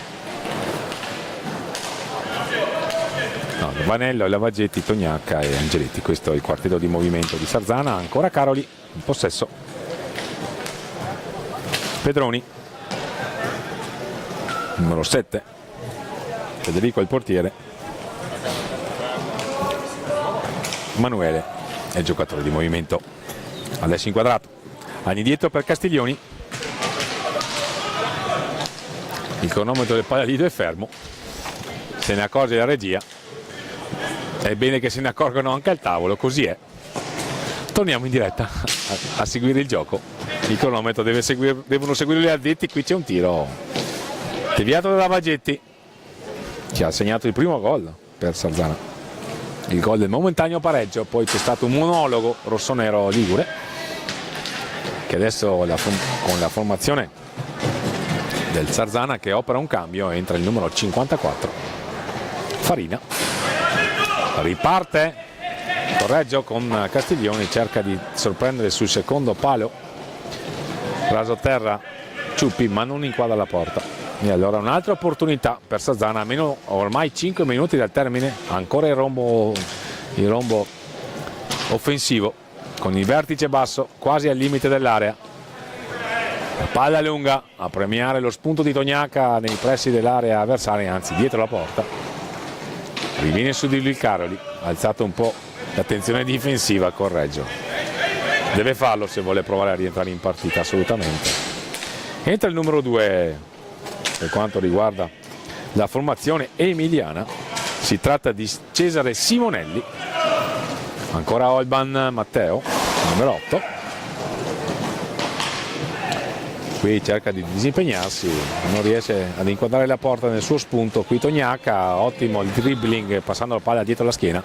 La finta di tiro di Tognacca, Vanello non trova la porta, ma ottimo l'azione della formazione ligure. Il rientro rapido dei giocatori di Oscar Vianna, che abbiamo sentito urlare tornare, ovviamente. Vanello recupera palla per i suoi, può anche rallentare magari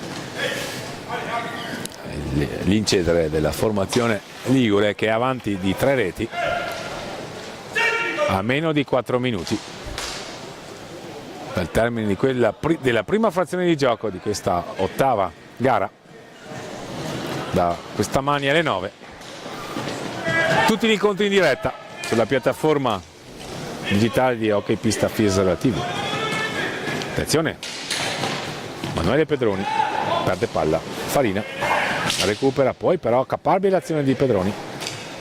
Fasi un po' confuse, alla fine metti tutti d'accordo Lavagetti, propone una nuova trama per i propri colori, va all'indietro, il tentativo di servire Tognacca da parte di Farina, con Vianna che si spiega con Tognacca, scusate, che si era lamentato del passaggio del compagno. Alle viste un altro cambio, le finte di tiro di Caroli davanti alla porta. Simonelli, tentativo di tiro a botta sicura di Pedroni, ma non inquadra la porta. Ciuppi era coperto, era una buona opportunità per Correggio. Meno di 3 minuti al termine della prima frazione di gioco. Esce Lavagetti, rientra Manrique al suo posto. Tognacca, ancora Tognacca in possesso,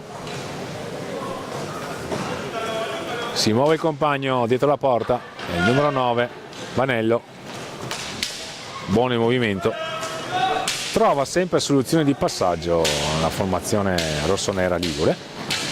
Manrique, Vanello dietro la porta, scadono i 45 secondi, sarà possesso per Correggio, meno di 2 minuti al termine della prima frazione di gioco. Avanti Sarzana 4-1, doppietta di Tognacca, reti di Lavagetti e Angeletti.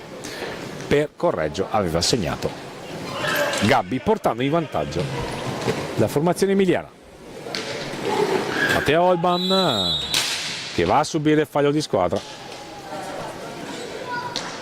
È il secondo commesso da Sarzana, 4 commessi da Correggio. Subito si gioca. Pedroni, la conclusione, attento Raffaello Ciuppi.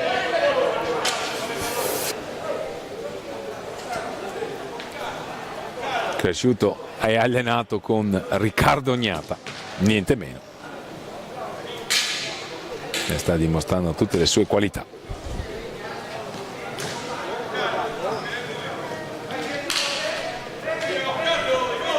Pronti a ripartire. Pedroni. Ottimo lo spunto di Pedroni, il tiro Sibra di non molto lontano dalla traversa di Raffaele Ciuppi. Siamo dall'altra parte con il numero 54 Farina. 1 minuto e 25 ormai al termine della prima frazione di gioco. Sarzana padrona di questa partita. Sin qui Vanello si mette in proprio, Mancino, buono il suo spunto, ha trovato un appoggio all'indietro su Tognacca, sostegno alla sua azione, si parte, ottimo lo spunto per Pedroni, sfortunato perché la palla ha colpito la traversa, non è entrata.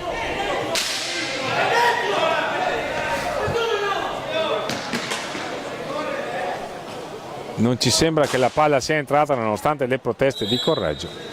Sicuramente ha colpito la traversa. Sfortunata Correggio perché la palla avrebbe potuto trovare la deviazione della schiena di Raffaello Ciuppi, ma così non è stato. Vedremo se la regia di Filippo Zattera ci consentirà.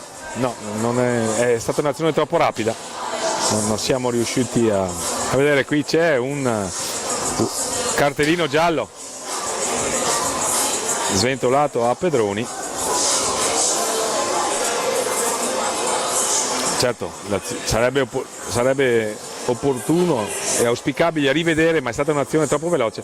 La sensazione è che la palla non sia entrata, però capiamo lo stato d'animo della panchina di Correggio, anche perché questo sarebbe stato un gol che avrebbe riaperto dal loro punto di vista la partita. Non ci sembra sia entrata, però sarebbe stato utile rivedere il particolare. Si fa un parlare di tecnologia da applicare, magari un sensore tra le porte sarebbe sicuramente utile. Forse è troppo costoso ipotizzarlo per dissipare questi dubbi.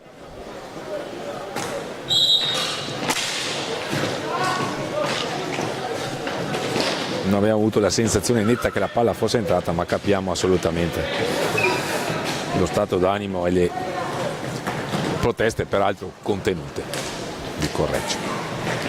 Tognacca dall'altra parte, un tentativo di trovare Matteo Farina. Attenzione qui, un tentativo di colpo al volo di Manrique. Dall'altra parte Vanello. Ancora fasi confuse, mette tutti d'accordo Pedroni che va a trovare Olban, la conclusione di Olban, i gambali di Raffaello Ciuppi a dire di no. Siamo ormai a 20 secondi dal termine della prima frazione di gioco, avanti Sarzana per 4-1. Lo spunto adesso di Matteo Olban, non riesce a controllare la palla e allora Tognacca mette tutti d'accordo e verosimilmente farà terminare il primo tempo. No, mette palla dietro porta, ingaggio a 2.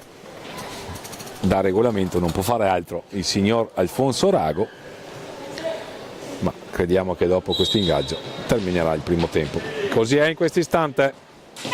A risentirci tra una decina di minuti scarsi per questo secondo tempo di Sarzana Correggio, avanti i liguri per 4-1.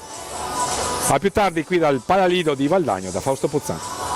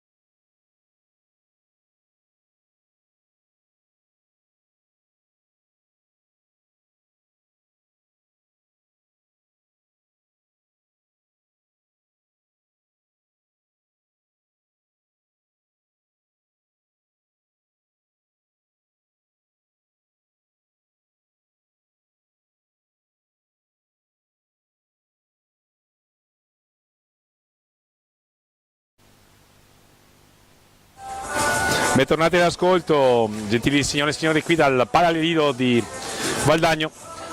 Con la regia abbiamo cercato di inquadrare il momento topico, ma non ci siamo ancora riusciti, chiediamo scusa. Delle proteste di Correggio per una situazione nel finale del primo tempo, una palla che ha colpito sicuramente il palo e poi ha danzato pericolosamente dietro la schiena di Raffaello Ciupi. Le proteste dei giocatori della panchina di Correggio che pensava che la palla fosse entrata.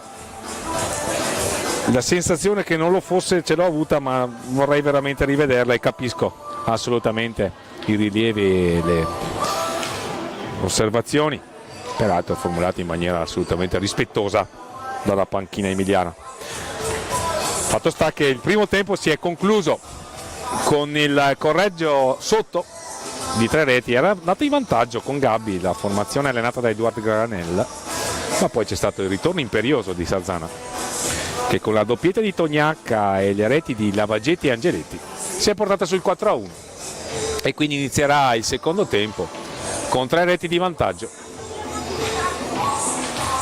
stretta attorno al suo portiere Raffaello Ciupi, ai suoi giocatori di movimento Tognacca, Angeletti, Lavagetti e Manrique. Questo è lo starting 5 scelto da Oscar Vianna, che ha iniziato anche così la partita.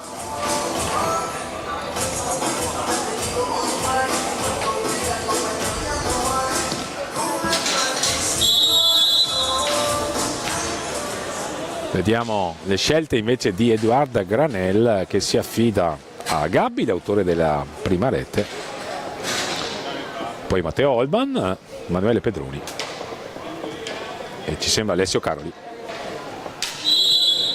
Federico Pedroni dai pali, si riparte, possesso per la formazione emiliana con Caroli, retropassaggio, verosimilmente ci sarà il fallo di 5 secondi, così è, lo decreta il direttore di gara Alfonso Rago.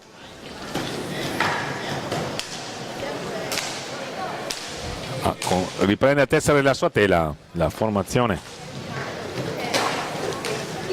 ligure, che è avanti per 4-1 con il suo vertice basso, uno schema che ha dato i suoi frutti sia in questa che nella precedente partita contro i padroni di casa del Valdagno,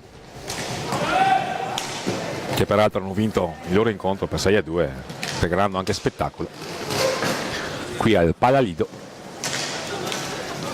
Ma Sarzana con questo schema, vertice basso, tiro, deviazione ad avvicinati Tognacca, era andata sull'1-1. In questa partita trova un appoggio per ogni volta che inizia la propria manovra, un sostegno al portatore di palla con questo schema, contro cui la formazione emiliana non ha ancora trovato adeguate contromisure, ma la cosa più importante per Correggio è probabilmente quello di aumentare l'intensità difensiva, perché ha avuto un crollo preoccupante nel primo tempo, qualche disattenzione di troppo ha consentito a Sarzana, che peraltro ha realizzato reti di pregevole fattura, di andare sul 4-1. Ma torniamo in cronaca con Alessio Caroli, la conclusione di Pedroni imprecisa ma era interessante, e qui c'è un rigore per un fallo in area. Il signor Alfonso Rago ha ravvisato un'irregolarità commessa dal numero 77 rossonero Lavagetti, che professa la sua innocenza, ma tant'è, irremovibile, e quindi Pedroni a sfidare Raffaello Ciupi per il possibile 4-2 per riaprire la partita. 18:34 al termine, stiamo a vedere. La parata non c'è stata, c'è stato il gol, e allora 4-2 per Sarzana, colpito in mezzo alle gambe. La parata non c'è stata, ecco, vediamo l'esecuzione, il tiro proprio centrale, ha cercato Pedroni di colpire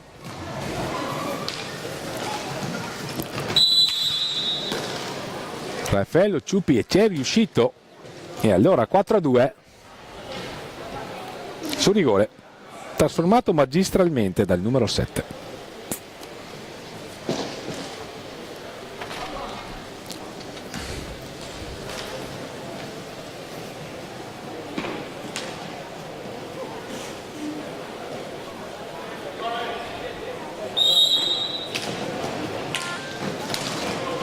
Si riparte con Correggio che è sicuramente rientrata in partita con questo gol.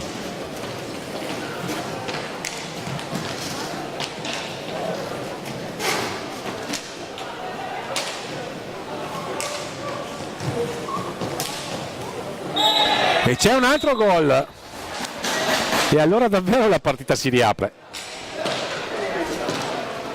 4-3. La regia ha sbagliato, segna il 5-2 per Sarzana, ma non è 4-3 per Sarzana.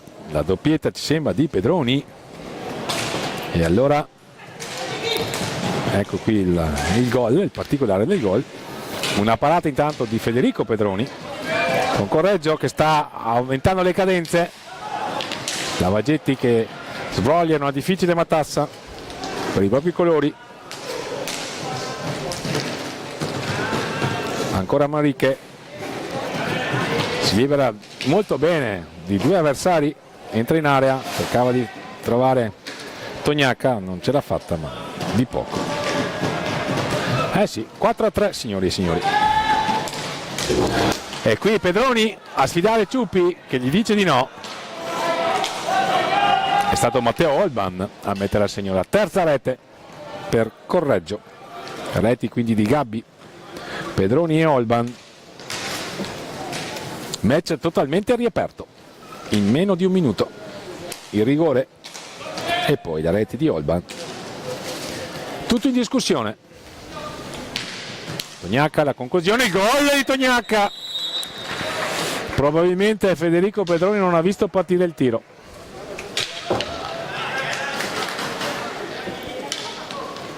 Si incitano a vicenda lui e Gabbi, che probabilmente ha nascosto la visuale al compagno. Tiro da lontano di Tognacca, tripletta per lui, ma quel che è più importante, Sarzana che allunga a +2, un più rassicurante 5-3 con Correggio che pericolosamente si era fatta sotto con il rigore di Pedroni e con il gol di Matteo Olban in 30 secondi, dal 18:30 al 18, cioè dopo meno di 7 minuti, e di lì 1 minuto e 10 e poi Tognacca ristabilisce parzialmente le distanze, +2. Sarzana aveva chiuso il primo tempo con 3 reti di vantaggio e adesso allunga di nuovo, ma la partita promette ancora emozioni. Lo seguiamo con attenzione. Riparte Emanuele Pedroni per Correggio, lo scambio con Alessio Caroli, recupera palla però Angeletti per i propri colori. Tognacca, tripletta per lui, all'indietro per Angeletti. Lavagetti, palla persa da Sarzana che riparte Correggio. Matteo Olban, un miracolo, letteralmente un miracolo di Raffaello Ciuppi a negare la quarta rete ben orchestrata da Correggio nella circostanza. Aveva sviluppato un'ottima trama la formazione allenata da Edward Granell. Recupera palla, una palla vagante Tognacca. Applaudi su ai Granell, ha apprezzato l'impegno che sta mettendo in atto la formazione in completa tenuta bianca. Tognacca a tentare di premiare lo spunto di Angeletti. Dall'altra parte Emanuele Pedroni, la conclusione con pettorina, gli dice di no il portiere rossonero Raffaello Ciuppi, numero 44. Moriche,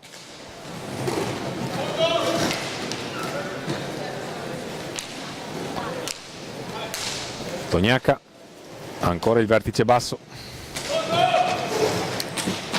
Lavagetti, questa volta il passaggio è per Ciuppi che rinvia lungo con palla alta a svogliare la matassa e anzi a proporre una trama offensiva. Qui però c'è un retropassaggio che stava per essere preda dell'autore della prima rete, vale a dire Gabbi, e Angeletti però che controlla ancora la sfera. C'è una deviazione del direttore di gara che ferma il gioco.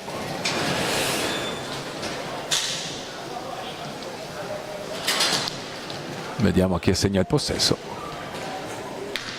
per Correggio, perché la palla ha toccato l'arbitro. E allora si riparte con Correggio in possesso. Sono trascorsi più di 5 minuti, abbiamo visto 3 reti.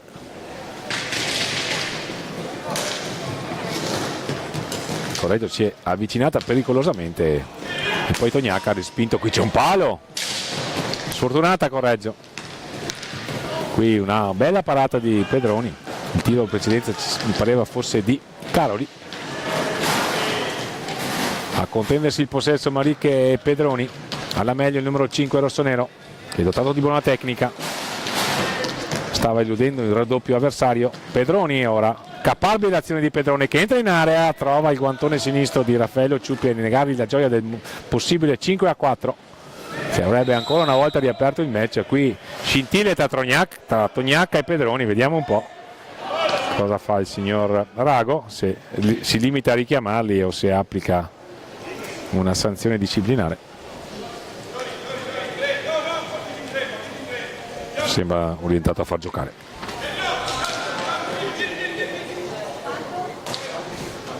Il direttore di gara. Si riparte. Maricche per Angeletti. Andreani che è entrato in pista intanto. Numero 46. La formazione rossonera allenata da Oscar Viana. Qui presente a Baldagno per questa edizione dei campionati nazionali Under 23. Andreani che va a sfidare il portiere Pedroni. Qui c'è un gran tiro di Pedroni che è sfortunato, ci sembra che sono già 2 pali che colpisce. Poi qui c'è un tiro impreciso, le maglie della difesa di Sarzana si stanno allentando, ne approfitta Correggio al tiro ripetutamente. Sfortunata la formazione emiliana, appena ha colpito 2 pali negli ultimi minuti. Qui c'è un'ottima giocata di Maricche che cade, si rialza, riviene su di lui Alessio Caroli. Duello fisico tra i due, non ravvisa irregolarità il direttore di gara che fa giocare. Riparte Matteo Olban e qui vediamo, qui viste un provvedimento disciplinare, il blu per Angeletti. È il fallo commesso ai danni di Emanuele Pedroni, lontano dalla palla, l'ha visto il direttore di gara. 2 minuti di penalità, tiro libero diretto per Correggio e 2 minuti di espulsione.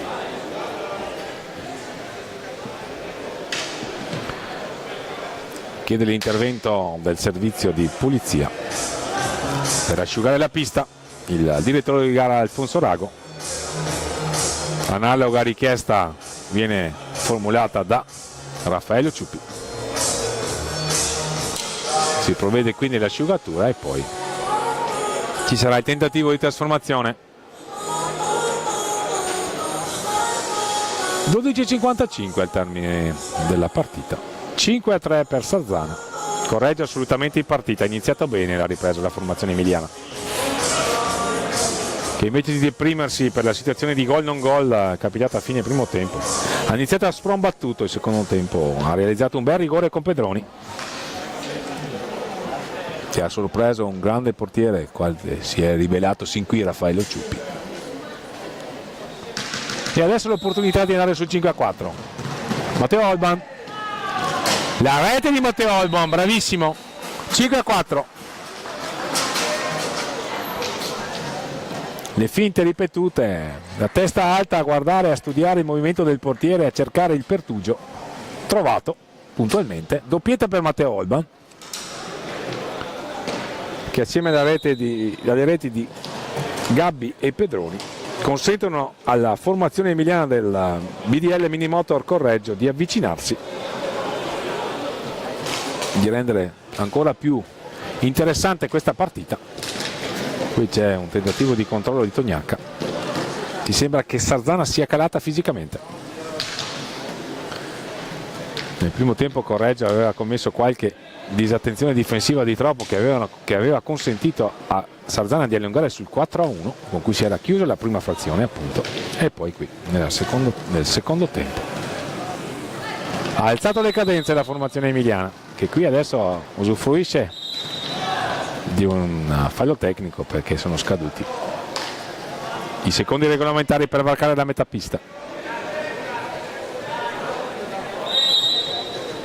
Pronti a ripartire Castiglioni. È entrato Castiglioni nelle file del Correggio.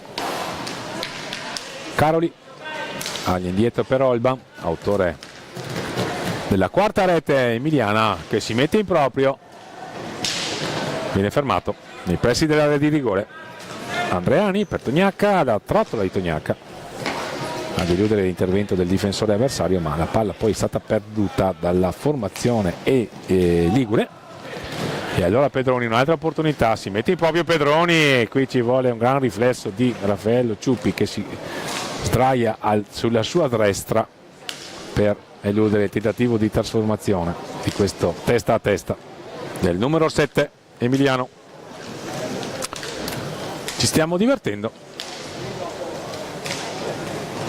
Quasi 9 minuti trascorsi dall'inizio della ripresa. Il rinvio lungo di Ciuppi, però è un regalo per Castiglioni, che se ne va verso di lui, e poi allora Ciuppi deve sfoderare un grande intervento per negare la gioia della rete al numero 6 in maglia bianca. Ottima tecnica del 46 rossonero. Nel frattempo si trattava di Andreani, ma sarà possesso per la formazione in maglia bianca, mentre opera una sostituzione. Edward Granel mette dentro Gabbi, rientra Angeletti che ha scontato la penalità, l'espulsione temporanea che ha consentito a Matteo Olban di far avvicinare il Correggio. Caroli, Castiglioni, se ne va Castiglioni, l'uno contro uno con Lavagetti. Angeletti perde palla, però fasi un po' confuse del match, le squadre forse stanno rifiatando, si sono impegnate, hanno profuso grandi energie sin qui, e comunque è il loro secondo incontro di giornata. Gabbi, Caroli, Manuele Pedroni, la conclusione, il guantone destro di Raffaello Ciuppi a sventare la minaccia. Dall'altra parte ancora una conclusione di Caroli, ancora il guanto destro di Raffaello Ciuppi, molto attento il portiere della formazione ligure. Il time out intanto l'ha chiamato Oscar Vianna, mancano meno di 10 minuti al termine di questa partita, l'ottava.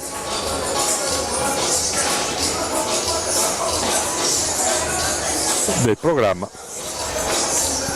di questa prima giornata delle finali nazionali Under 23 di hockey pista, stagione 2024-2025, qui in diretta dal Palalido di Valdagno,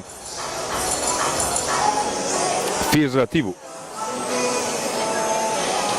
la piattaforma digitale che assicura sul canale YouTube la visione di questo importante evento sportivo.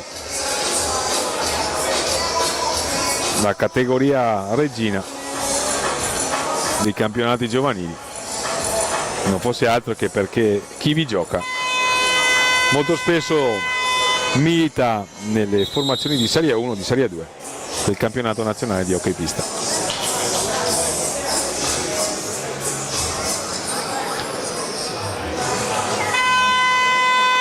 Sono pronte ormai le altre formazioni per la cerimonia di inaugurazione di questi campionati. Si riparte, Pedroni, la conclusione, la parata di Ciuppi, palla vagante, il più lesto è Angeletti che propone una nuova trama offensiva per i propri colori, ma Sarzana è abbastanza ripiegata all'indietro, non sta affondando in questo frangente di partita. Ancora Tognacca, il taglio di Angeletti non viene premiato dal compagno, adesso sì, gli restituisce palla ancora Tognacca, che è forse il regista della formazione rossonera ligure. Mauriche dietro la porta, lo fronteggia Castiglioni, sul palo ad aspettarlo Federico Pedroni, il portiere di Correggio. Ancora Mauriche, cerca qualcosa a metà tra il tiro e l'assist sul secondo palo. Riparte invece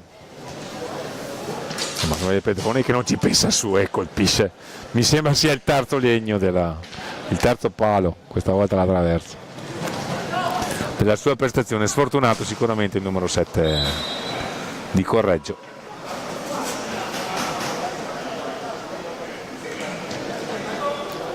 Chiede distanza Tognacca, anzi Angeletti, all'indietro per Lavaggetti, la conclusione e la parata di Pedroni.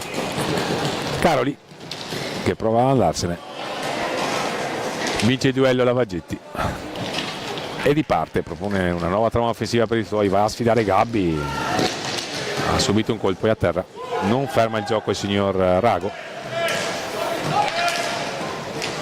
Castiglioni rientra adesso Lavaggetti,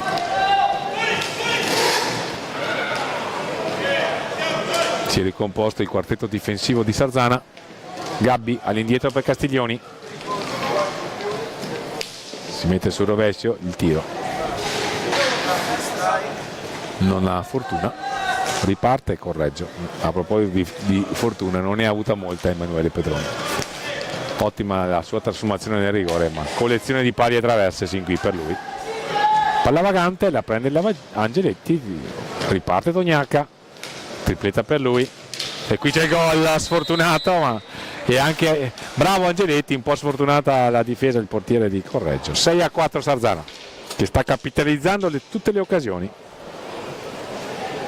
7-41, allunga ancora la formazione ligure, più 2. Vediamo se la regia di... Sì, qui c'è il gol di Angeletti, forse una piccola deviazione, comunque sul primo palo è stato colpito.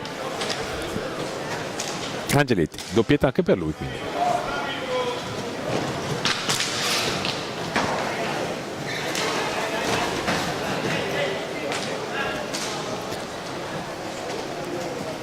Possesso per Sarzana con Tognacca.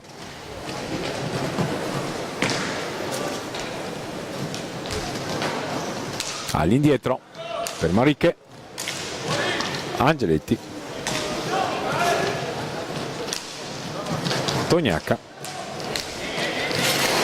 E qui la conclusione di Angeletti, di Lavaggetti, scusate, che non trova la porta, che viene rintuzzata dalla difesa di Correggio.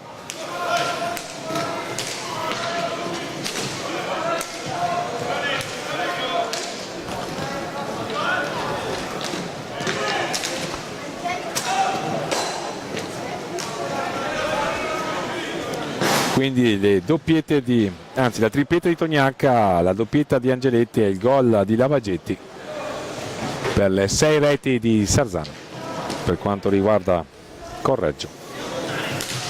Gol 7-4, si iscrive al club dei marcatori di questa partita anche Mariche, numero 5.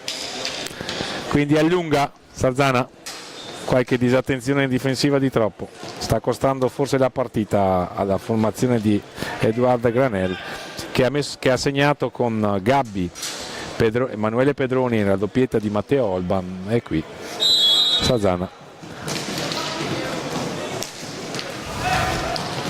La doppietta di Angeletti, qui c'è un'altra opportunità, attenzione, Sarzana può dilagare, no, Mariche non inquadra la porta.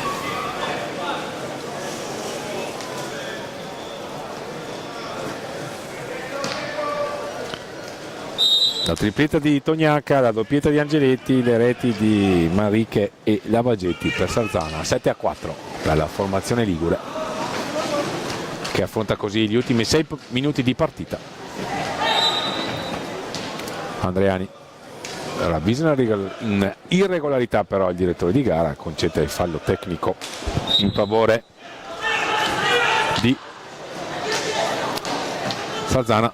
Castiglioni però recupera la palla vagante e quindi costruisce una nuova opportunità per i propri colori. Sotto di 3 Correggio, anche sfortunata, ha preso qualche pallo e qualche traversa di troppo. La formazione allenata da Edoardo Granelli, poi c'è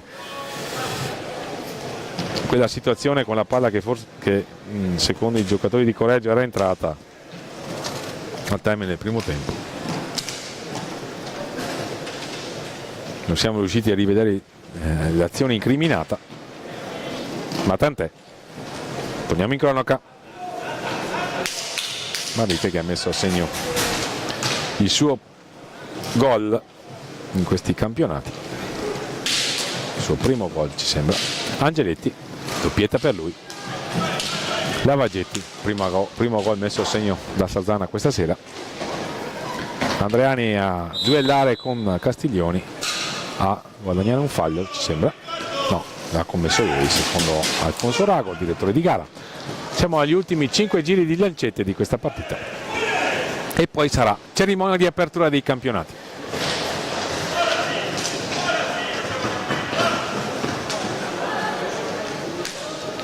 Mariche,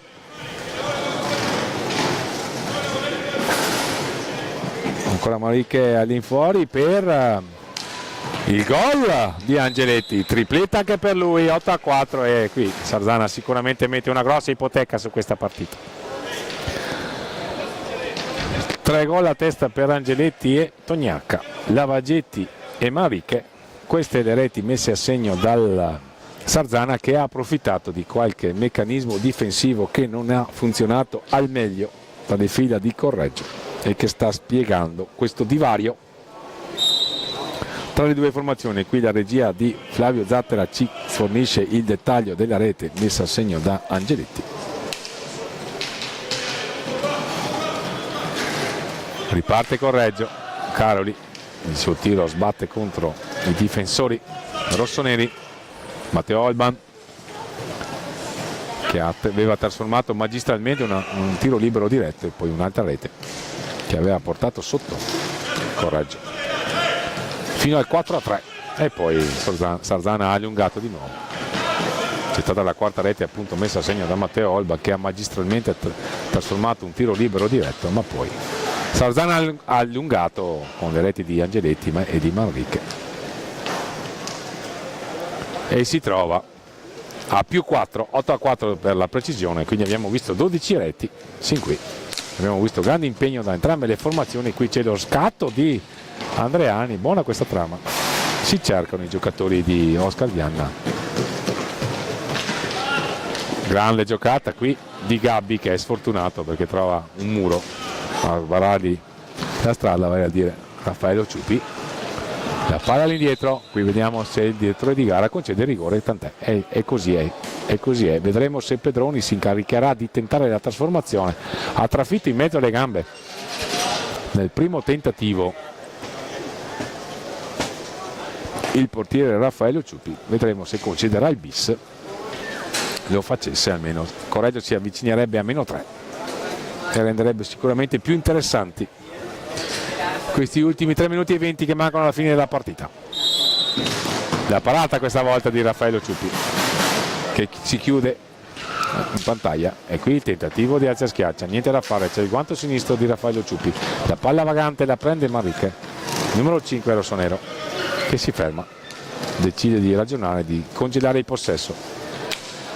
È una scelta che ci sentiamo di condividere, perché Sarzana è avanti di +4, 8-4, si avvicina quindi la prima vittoria di questo campionato, di questo girone di qualificazione dei campionati Under 23. Correggio rimarrebbe a quota 0 e quindi per potersi qualificare perlomeno ai quarti di finale Correggio deve assolutamente vincere i prossimi 2 confronti. Qui c'è un ottimo tentativo di beccare un compagno nella formazione ligure, qui un tentativo di alza e schiaccia velleitario di Matteo Olba, un po' di stanchezza e forse di quasi rassegnazione tra le file emiliane. Comunque ottimo l'impegno della formazione nata di Granelli. Qui uno degli ultimi da rendersi è Matteo Olban. Gabbi, l'autore del primo gol, e qui il tiro di prima intenzione di Pedroni che non ha inquadrato la porta.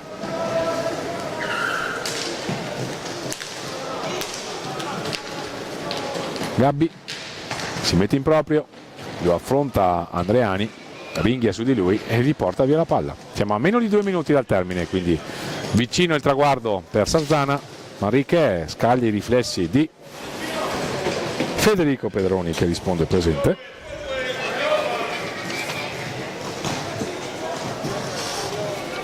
Dietro la porta Manrique, lo fronteggia Matteo Olban, dovrebbe accelerare le operazioni per cercare di recuperare palle in fretta e proporre una nuova trama offensiva per i propri colori. Sarzana a tenere palla, il raddoppio, non fischia il signor Rago. Siamo nei pressi dell'ultimo minuto di gioco e poi sarà cerimonia di apertura dei campionati. Tognacca perde palla, se ne va.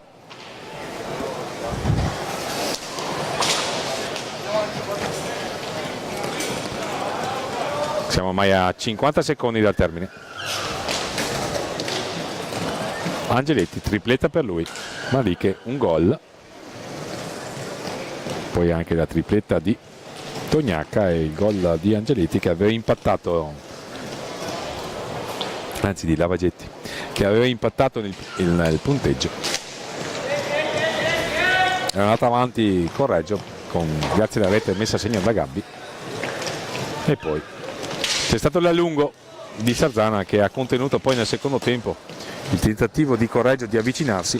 Correggio era arrivata paurosamente sul 4-1. Attenzione Tognacca alla ricerca della quaterna e la trova. 9-4 a 11 secondi dal termine.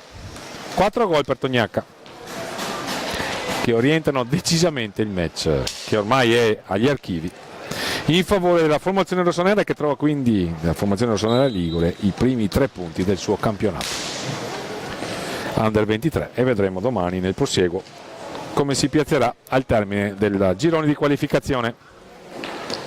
Sabato sarà il giorno importante a delineare le semifinaliste e poi anche i partecipanti alla Coppa FIRS, riservata praticamente a chi si piazza dal 7° al 10° posto. Ma intanto mandiamo in archivio questo incontro, perché è terminato per 9-4 in favore di Sarzana, che si era aggiudicata anche il primo tempo sul punteggio di 4-1. È tutto allora per il momento. Adesso è tempo di cerimonia di inaugurazione di questi campionati nazionali Under 23 edizione 2024-2025 qui dal Paralido di Valdagno. Per il momento Fausto Pozzan vi ringrazia per l'ascolto, anche a nome della regia di Filippo e Flavio Zattera, dell'operatore Roberto Bauce. Vi ringrazio anche a nome di Domenico Tomba, con cui ci siamo divisi microfono in questa prima giornata di commento dei campionati, e che adesso presenterà la veste di gran cerimoniere questi campionati, con il protocollo che prevede in particolare l'esecuzione dell'inno nazionale. È tutto per il momento da Fausto Pozzan, che vi ringrazia per l'ascolto e vi dà appuntamento a domani per la prosecuzione per quanto mi riguarda di questi campionati, invece a più tardi per il commento dell'ultima gara di giornata, da sfida tra Monza e Castiglione. Buona serata.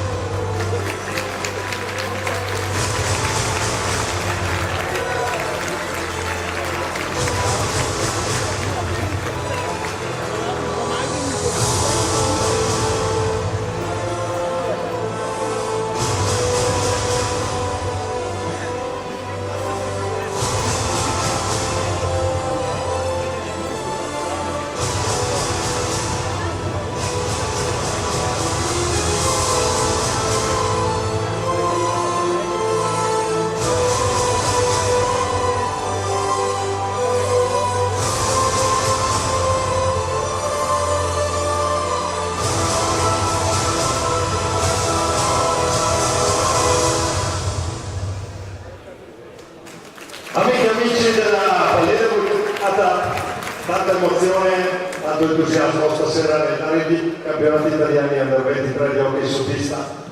È davvero un onore accogliervi qui oggi al Paradiso di Valdagno, in questo dove emozioni e passione per il nostro sport si uniscono per dar vita a momenti indimenticabili.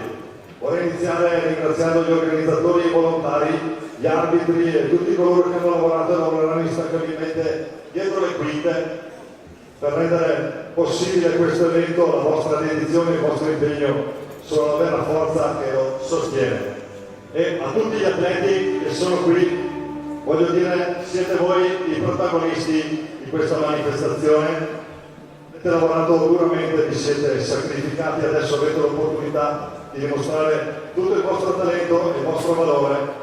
Ogni partita che giocherete sarà una testimonianza della vostra passione per l'hockey su pista, della vostra determinazione a eccellere, il tutto documentato in streaming 4K. Ricordatevi sempre che oltre ai trofei e alle medaglie, ciò che conta di più sono le esperienze, le amicizie e le lezioni che porterete con voi oltre il campo. Questa fase finale non è solo una competizione tra giovani talenti, è anche un'importante occasione di crescita personale e sportiva. Siate fieri di rappresentare le vostre squadre, le vostre comunità, approfittate di ogni istante per imparare e divertirvi e non dimenticate mai che nel gioco, come nella vita, è fondamentale rispettare gli avversari, i compagni, la regola del fair play. Vivete questi campionati con cuore e passione, ogni match sarà una sfida, ogni sfida rappresenta un'opportunità. Giocate con coraggio, giocate con il cuore e soprattutto godetevi ogni momento di pista e fuori. Andrea, facciamo rotolare questa pallina organizzata? Benvenuti alla fase finale del campionato italiano di hockey pista. Benvenuti al Paradiso di Valdagno. Adesso abbiamo una coreografia un momento di coreografia artistica con le atlete del pattinaggio della Polisportiva Valdagno.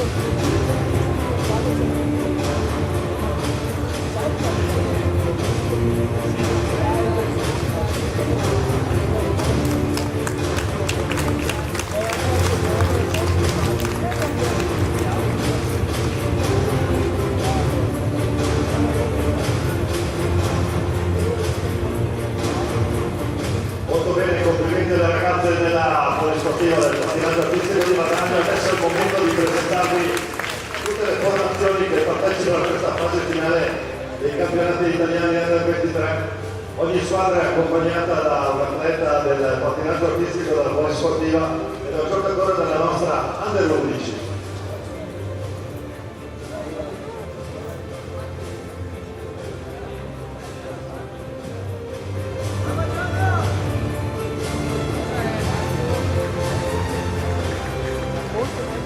Bene, allora cominciamo con la prima squadra che vi presentiamo, Hockey Roller Club Monza, accompagnati da Chiara. Il capitano è Luca Borgonovo, Tommaso San Giovanni, Mattia Stiena, Marco Cariboldi, Michele Pesamento, Fabio Ponti, Carlo Maria Riva, Giulio Piccoli, allenatore il signor Richard Alberto Lorenzo.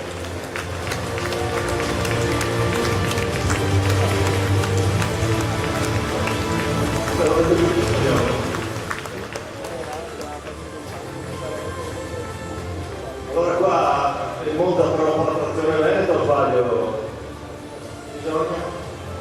Grazie a Monza, prima squadra presentata qui al Palido, un applauso.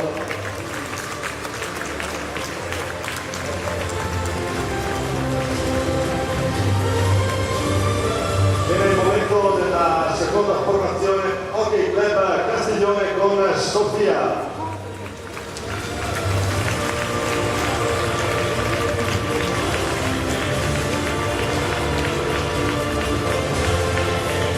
Capitano Mattia Maldini, Federico Bussotti, Alessandro Donini, Tommaso Braccari, Francesco Cornacchini, Matteo Faelli, Diego Guaguaglini, Filippo Montaluti, Brando Santoni, Giulio Donini, Filippo Agresti, l'allenatore il signor Federico Paghi.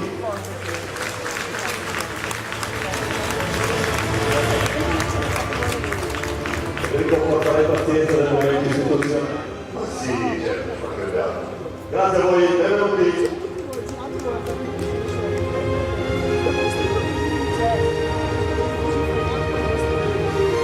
La volta adesso del Correggio Hockey con Azzurra.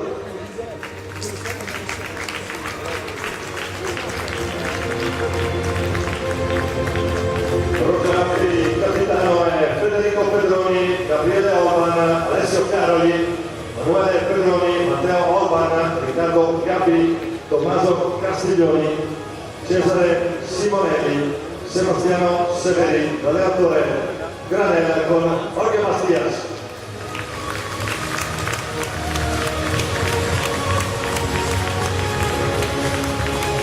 Come è andata la mattinata?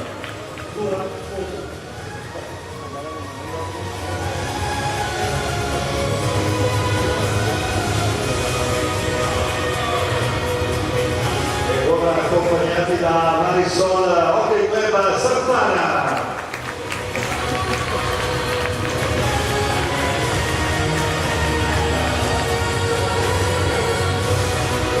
Sartana con il capitano Mirko Tognaca, Santiago Cino Manrique, Lorenzo Angeletti, Giampiero Andreani, Alessio Lavagetti, portiere Paolo Ciuppi, Carlo Manello, Edoardo Stefanucci, Kevin Farina, l'allenatore José Pianna.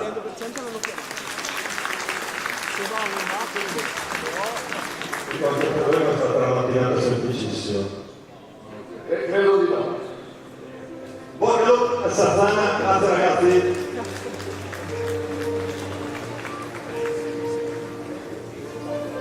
Adesso tocca il cuore bianco-verde della Puglia. Ci sarà qualcuno mi sa che viene da Giovinazzo. FP Giovinazzo con Sara.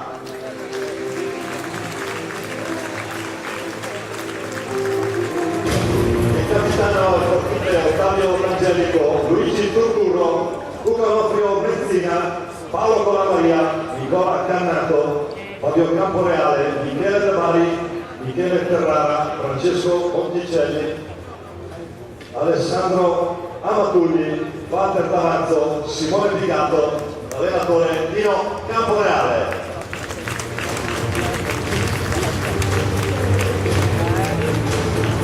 Quindi la mattinata bene, la serata un po' meno. Però dai, coraggio, forza ragazzi!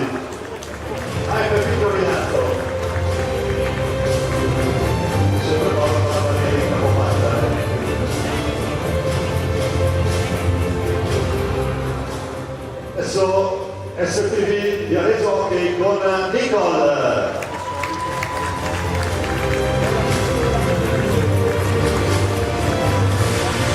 Capitano Francesco Poletti, poi Filippo Poletti, Jacopo Mascherpa, Mattia Bicitti, Jonas Cinquini, Lorenzo Cortesi, Riccardo Biancucci, Brando D'Americo, Matteo Corsi, Mattia Benegatti, Diego Gonto, allenatore il signor Alessandro Martini con Andrea Biaggi.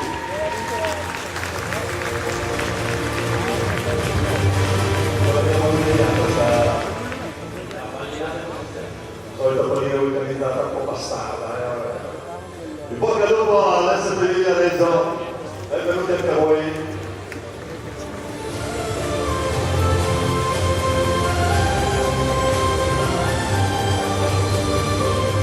E adesso ASD Serenio Hockey con Stella.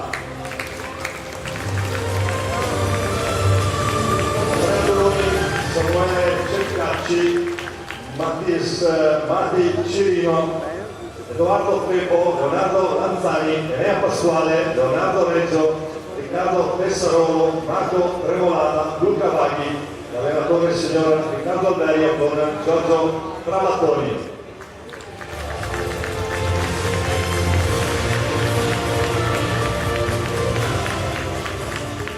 Scusate, qui Domenico Tomba chiede personalmente scusa al dottor ingegnere Cirino perché a causa di false notizie che mi ha girato la squadra oggi gli ho dato del cileno e per un ragazzo di San Juan è un po' dura, devo dire la verità. CPC, molto amico del nostro Ciuppe Giuliani, benvenuto, porta pazienza, poi è vecchio ma è in pensione. Grazie a voi ragazzi.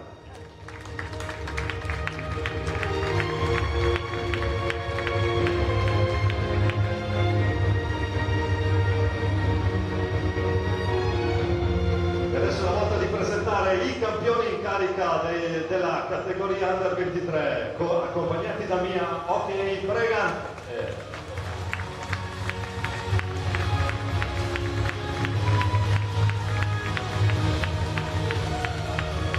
Giuseppe Tagliapiedra, Giulio Battistin, Cristian Costenaro, Tommaso Volpe, Tommaso Pattaglin, Pietro Agostini, capitano. Giovanni Tagliapietra, Davide Graziana, Filippo Montini, Filippo Calderone, allenatore Gabriele Tiella con Antonio Gallo e Fausto Pozzan che oggi è stato anche il mio aiuto vocale nelle telecronache. Benvenuti ai campioni d'Italia, capitano, come al solito siete primi del girone, 2 partite su in più. Sì, siamo qui per cercare di prendere il titolo e speriamo. Benvenuti all'Hockey Breganze. Hockey Breganze che tra parentesi sarà l'anno prossimo la terza squadra veneta in A1. La maggior parte di questi ragazzi fa parte della nazione di A2 che ha vinto il titolo e si è riguadagnata la massima divisione. E adesso un altro dei pezzi da 90 qui ben classificati, sempre pericolosissimi, accompagnati da Matita, Pumas, Ancora, Viareggio.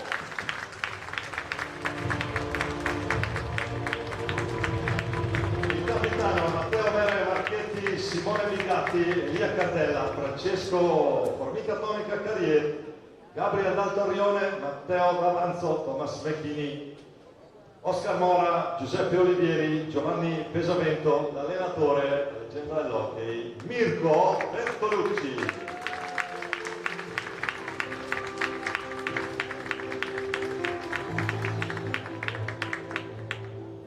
Allora intanto una notazione importante, sono contento di poter reintervistare sul campo e vedere in pista Mere Marchetti. Matteo, com'è stata? Ci siamo visto qua, tra l'altro ti ho visto anche particolarmente in forma, quindi come al solito un ottimo e buon rientro. Callupo al Pumas. Thomas, vai, compagna di tutto.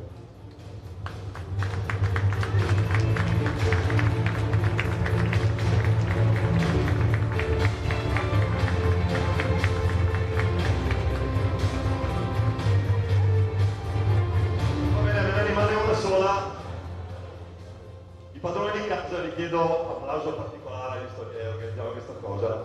Ok, Hockey Club Valdagno con Maria.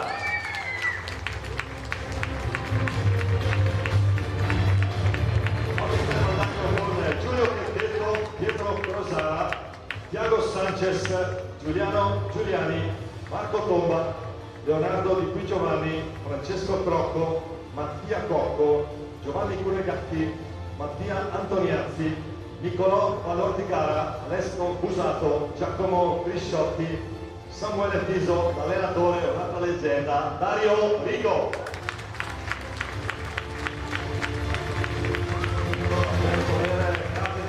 dovere di cronaca devo anche riportare che Niccolò Valortigara è anche il creatore del logo delle finali Under 23, con menzione speciale per lui.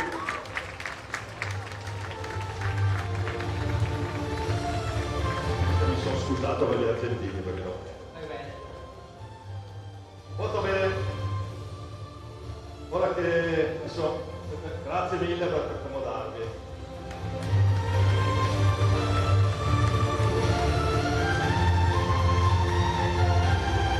Bene, adesso che abbiamo tutte le formazioni in pista, un grazie particolare a tutta la terna, tutta la sezione arbitrale. Vogliamo ricordare qui Damiano Chiminazza di Manostica, Claudio Ferraro e Luigi Luna di Pissano, Luca Molli e Mario Trevisan di Viareggio, Sergio Nicoletti di Trissino, Alfonso Rago di Giovinazzo. Bene, come tutti i momenti istituzionali adesso è il momento di chiamare le autorità, quindi siamo qui vicino a me, al centro del campo, il vice sindaco di Valdagno, Alessandra Finato, con delega alle politiche giovanili e allo sport, il presidente regionale FISRA Giorgio Grigolato e anche il vice responsabile federale del settore tecnico e il consigliere regionale FISRA Roberto Guerra. Buonasera Alessandra, buonasera Giorgio, buonasera Roberto. La parola al nostro vice sindaco per il saluto di Grazie, buonasera a tutti. A nome dell'amministrazione comunale e dell'intera città di Valdagno vi do il più caloroso benvenuto a tutti. È per noi un grande onore ospitare le finali nazionali Under 23 e accogliere le prime 10 squadre d'Italia.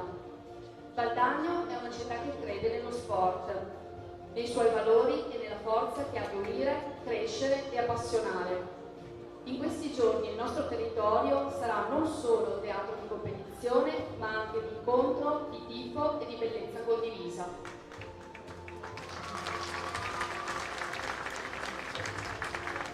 In bocca al lupo quindi a tutte le squadre, che siano giornate intense, leali e indimenticabili. E buone finali a tutti!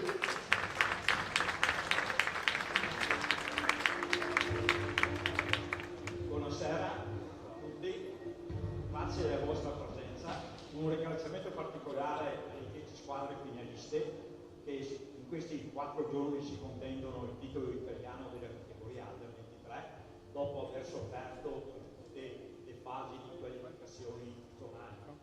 Un ringraziamento particolare voglio farlo all'amministrazione comunale di Valdagno che sempre crede in tutti gli sport e in particolar modo negli sport autistici, hockey, pattinaggio e pattinaggio.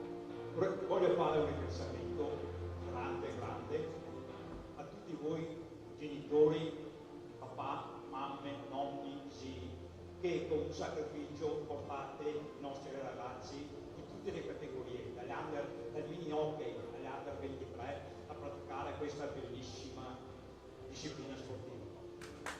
Fatto anche l'ora, oltre che i miei di Roberto Guerra, consigliere regionale, e della Federazione Italiana Sport Autistici, ora Skate Italia. Grazie per la vostra presenza, in bocca al lupo a tutti quanti voi per questi 4 giorni di hockey, che penso siano giorni molto positivi e molto per crescere ulteriormente per la vostra amicizia. Grazie a tutti. Vice Sindaco, grazie Giorgio, rimanete qui con noi perché come tutti i campionati italiani è il momento di alzarci tutti in piedi e di cantare assieme il nostro accanto agli italiani il nostro inno nazionale. Grazie a tutti.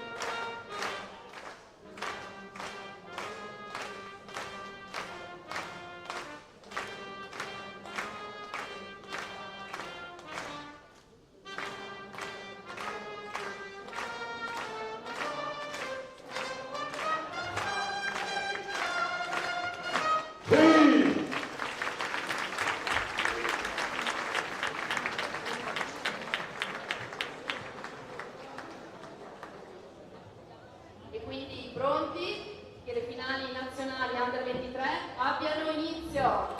Auguri a tutti!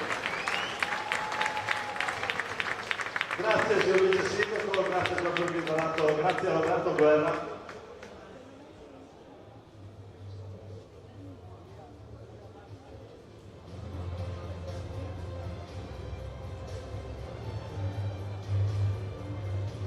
Allora siamo alla fine della cerimonia, vi abbiamo presentato le 10 squadre più forti d'Italia, un caloroso applauso finale a tutti gli atleti in pista, i veri protagonisti di questo campionato.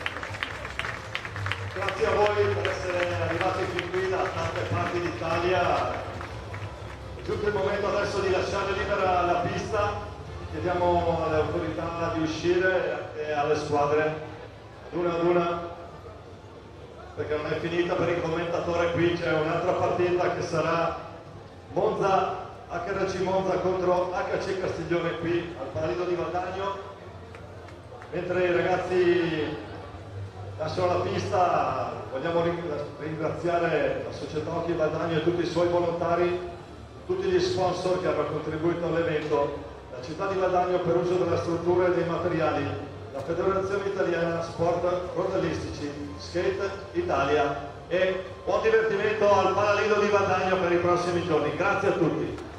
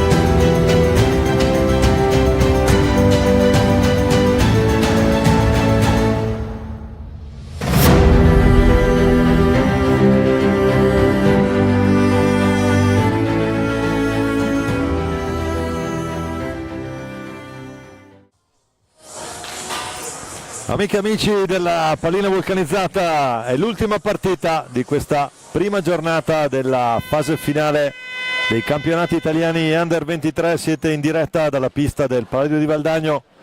Buonanotte ormai da Domenico Tomba per questo ultimo incontro. Si sfidano HRC Monza e Castiglione. Andiamo subito a vedere le formazioni in pista, cominciando tecnicamente dagli ospiti che sono il Castiglione. Il 10 è il portiere Alessandro Donnini, il 7 Matteo Faelli, il 33 Giulio Donnini, il 9 Diego Guarguaglini, il 22 il capitano Filippo Montauti, l'8 Tommaso Braccali, il 69 Francesco Cornacchini, il 12 Brando Santoni, numero 1 Federico Bussotti con il 49 Mattia Maldini. L'allenatore signor Federico Paghi. Dall'altra parte Hockey Club HRC Monza con il numero 1 Luca Borgonovo, con il 5 Giulio Piccoli, il 4 Marco Gariboldi, il 7 Ottavio Ponti, l'8 Carlo Maria Riva, il 2 Tommaso San Giovanni, il 10 l'altro portiere Mattia Stienne, il 6 è Michele Pesavento, l'allenatore Lorenzo Risciarda. Adesso andiamo anche a vedere come andranno a schierarsi i quintetti iniziali. Vediamo intanto anche la classifica dei gironi A e girone B. Nel girone A Breganze a punteggio pieno a 6 punti, poi Viareggio e Castiglione a 0 Seregno e Monza. La classifica del girone B invece 4 squadre a 3 punti, Valdagno, Pumas, Sarzana e Giovinazzo, Correggio a 0. E la classifica dei marcatori, in testa Mirko Tognacca del Sarzana, seguito da Antonio Tagliapietra del Breganze, poi Leonardo Di Qui Giovanni del Valdagno assieme anche a Lorenzo Angeletti del Sarzana, Mattias Cirino del Seregno, Matteo Olban del Correggio, a chiudere con 2 Alessio Lavagetti del Sarzana, Cristian Costenaro, Boom Boom, e poi Poletti e Cortesi, tutti con 2 gol. Andiamo in diretta, andiamo a vedere chi parte, chi comincia nel Castiglione, nel Monza.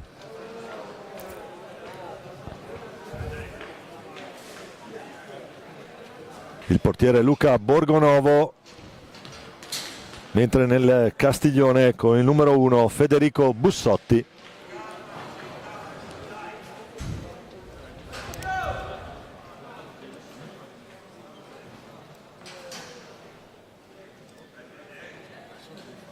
Mattia Maldini, Brando Santoni, Matteo Faelli con il 7,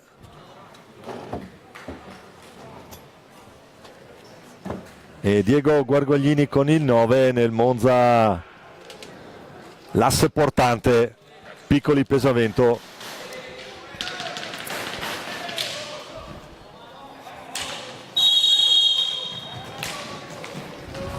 Intanto comincia l'incontro, andiamo a vedere chi sono gli altri 2 uomini di movimento.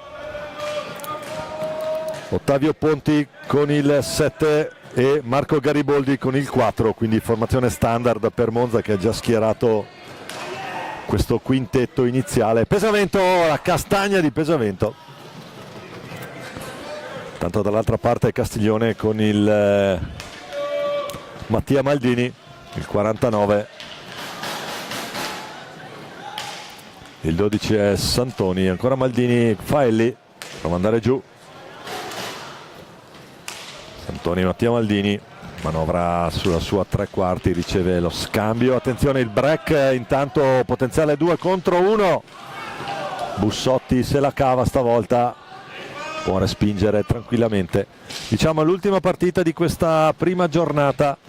Partita si gioca ora ante Lucane, si è appena conclusa la cerimonia di presentazione di tutte le 10 squadre partecipanti. Intanto un tentativo ravvicinato di Castiglione, ha provato Santoni sotto misura, poi Giulio Piccoli si accentra, Piccoli trova la risposta di Bussotti,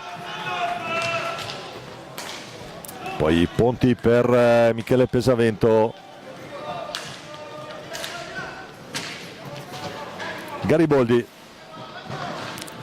Ancora Piccoli che lotta con Faelli prova ad andare via, lo ferma Pesavento. Michele Pesavento, abbiamo detto, è un Monza a trazione veneta, perché sia Pesavento che Piccoli sono evidentemente di scuola veneta. Faelli intanto lo stop sul tentativo di Ottavio Ponti. Guarguaglini, servire Faelli, cerca Maldini, retroporta, non va. Ancora Maldini in possesso, prova a incrociare dalla sua tre quarti, pallina a seguire per Guarguaglini. Faelli lo ferma, Piccoli che va a retroporta, fa ripartire i suoi. Ancora Faelli dentro, Guarguaglini prova lui, pallina che rimane lì. Allora Ponti con l'aiuto della sponda, Pesavento pronto a cercare un'opportunità per Gariboldi. Eccolo qua, il numero 4, raddoppio sul numero 4 del Monza, esce bene dall'angolo Marco Gariboldi. Fermati i 5. Dirige l'incontro Mario Trevisan di Viareggio. Viareggino, ma genitori di Lonigo.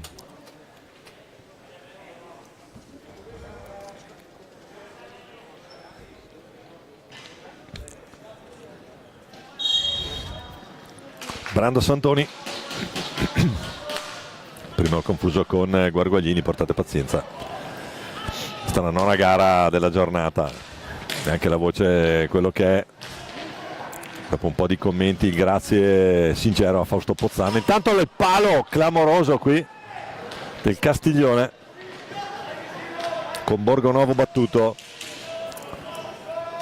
ma il palo ferma la conclusione di Diego Guarguaglini. Tanto Bussotti dall'altra parte sul tentativo di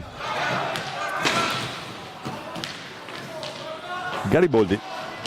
Ponti intanto recupera palla. Brando Santoni che cerca di servire Faelli, l'anticipo netto di Giulio Piccoli, poi lo scambio dall'altra parte, il cambio di lato per Pesavento che può tirare quasi indisturbato, dico quasi.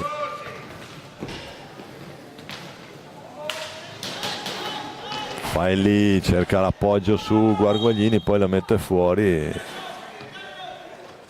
Maldini, palla che sarà nelle stecche del Monza. Monza stasera in divisa blu con inserti rossi, mentre a righe bianche e violetto per Castiglione. Tanto Monza ancora con Pesavento che si libera, finta l'incrocio, Maldini lo ferma. Bella tecnica qui del numero 49 del Castiglione. Poi Piccoli, onnipresente nella manovra del Monza. Giro Piccoli, Faelli. Ora Maldini con l'appoggio di Diego Guarguaglini.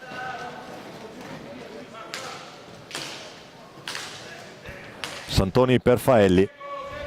È un Castiglione che sta ragionando molto. Se sono andati i primi 5 minuti di questo primo tempo, sono 2 tempi da 20 minuti di gioco effettivo. Ancora 0-0 tra Monza e Castiglione, punti che possono risultare importanti per la classifica. Attenzione, ha provato a sorprendere Luca Borgonovo, numero 1, nonché capitano di questo HRC Monza. È un HRC Monza, l'abbiamo sottolineato anche in mattinata, che qui ha ranghi ridotti, manca Uva, mancano gli argentini, la vera forza di questo Monza. Però attenzione, Pesavento, Gariboldi che va giù, si può giocare, non c'è nulla per fischiare e bloccare. Ancora Gariboldi ruba una bella pallina, si fa ipnotizzare da Bussotti che lo aspetta lì a guantone alto, niente da fare. Faelli ex Follonica, un po' l'incubo delle giovanili valdagnesi, quel numero 7, molto dotato anche dal punto di vista della velocità e del fisico, visione di gioco. Per Matteone Faelli cerca l'alza e schiaccia Maldini, non va.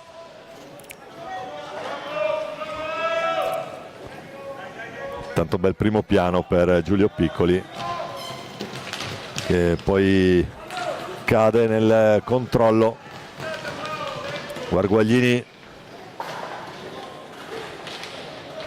vediamo se Santoni riesce ad andare in supporto. No, perché Michele Pesavento esce dritto e veloce. Scarica per Gariboldi che carica, trova Bussotti lì a gambale basso.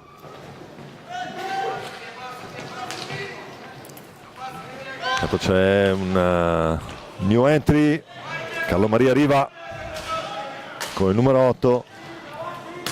Ancora Gariboldi, non lontano qui pallina che poi torna beffardamente in pista dopo la botta sulla... Il numero di Faelli a cercare pallina, scadono i 5. Time out chiamato da Monza. Lorenzo Alberto Risciarda, il coach. Gli ho chiesto prima se la pronuncia è corretta durante la presentazione delle squadre. A quanto pare è andata bene.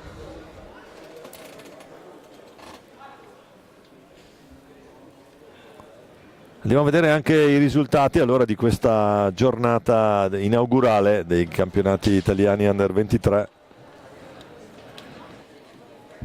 Gara 1 Viareggio Breganze che si impone 4-1, poi Castiglione Seregno che vince 3-1 proprio sul Castiglione. Giovinazzo Correggio, Giovinazzo si impone 5-2. Poi la partita dei padroni di casa Valdagno Sarzana, Valdagno 6, Sarzana 2. La sorpresa della giornata, Viareggio che batte Monza 4-3. Poi Breganze sul Seregno 4-3, partita che nel finale si è molto accesa. Pumas Viareggio 5-1 sul Giovinazzo. E l'ultima partita prima della presentazione delle squadre, Correggio Sarzana si impone 9-4.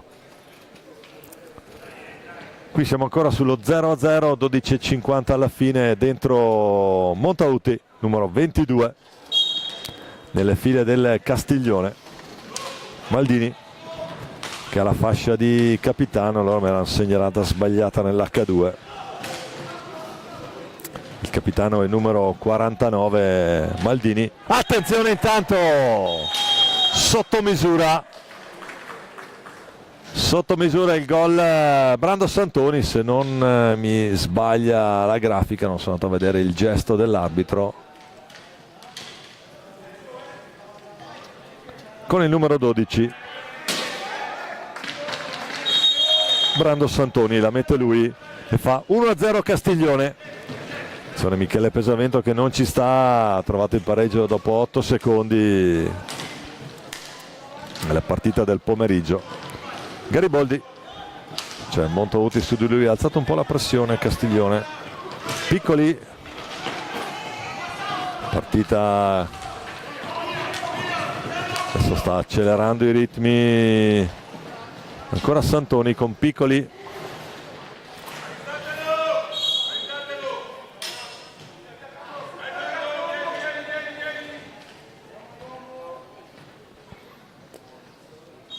Sempre molto efficace nella fase difensiva, belle anche queste riprese dal basso che ci consentono di apprezzare di più anche il gesto tecnico. Carlo Maria Riva,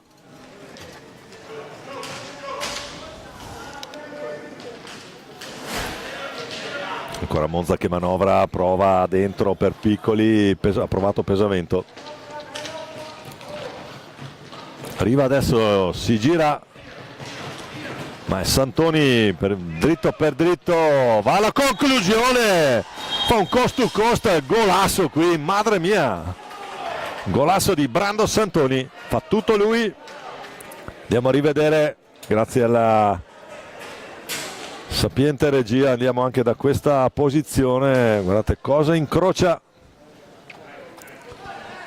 Santoni, che vedete, riparte dritto per dritto, fa fuori Gariboldi, poi la mette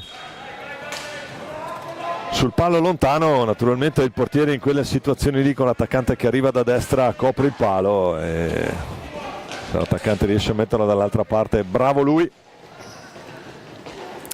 Così è stato per Brando Santoni, che ha fatto 2-0, quindi doppietta, va in tabellone anche lui dei marcatori, questo numero 12 del Castiglione.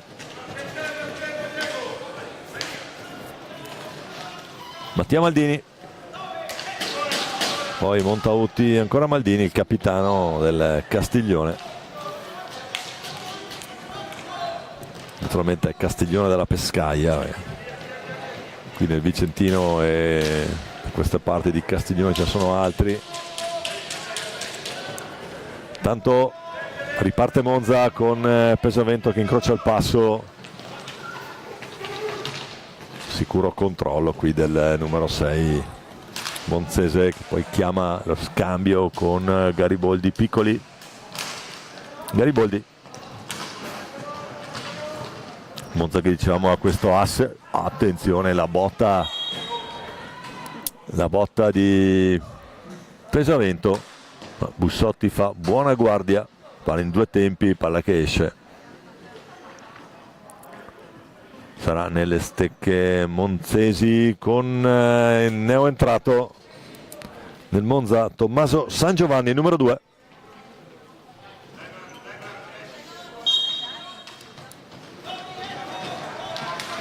Ecco qua San Giovanni, tentativo di deviazione al volo, ci ha provato a Gariboldi dalla distanza. Maldini,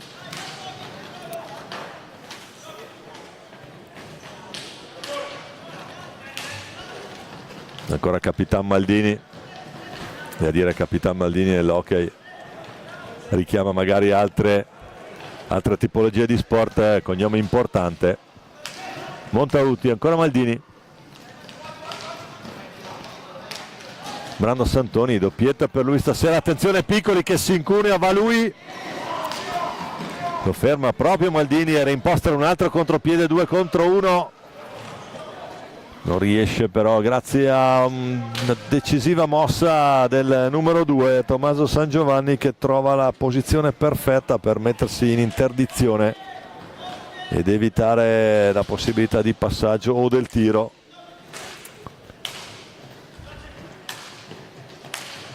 Dentro adesso per il Castiglione anche Francesco Cornacchini, numero 69. Attenzione Pesavento, c'è Cornacchini in interdizione, Piccoli, fallo di squadra, anticipa Montauti ma in modo irregolare.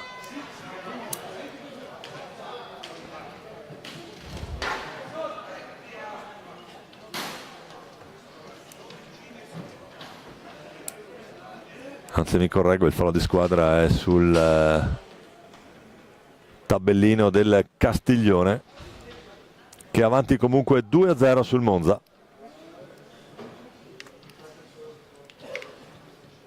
Grazie a una doppietta di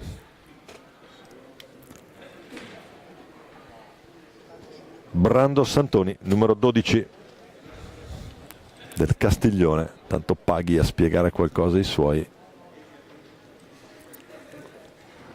Faelli, Montauti, Maldini,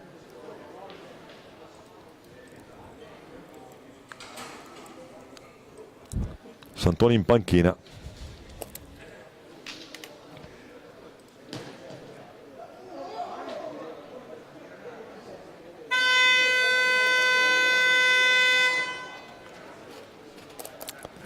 Sirena che richiama tutti in pista.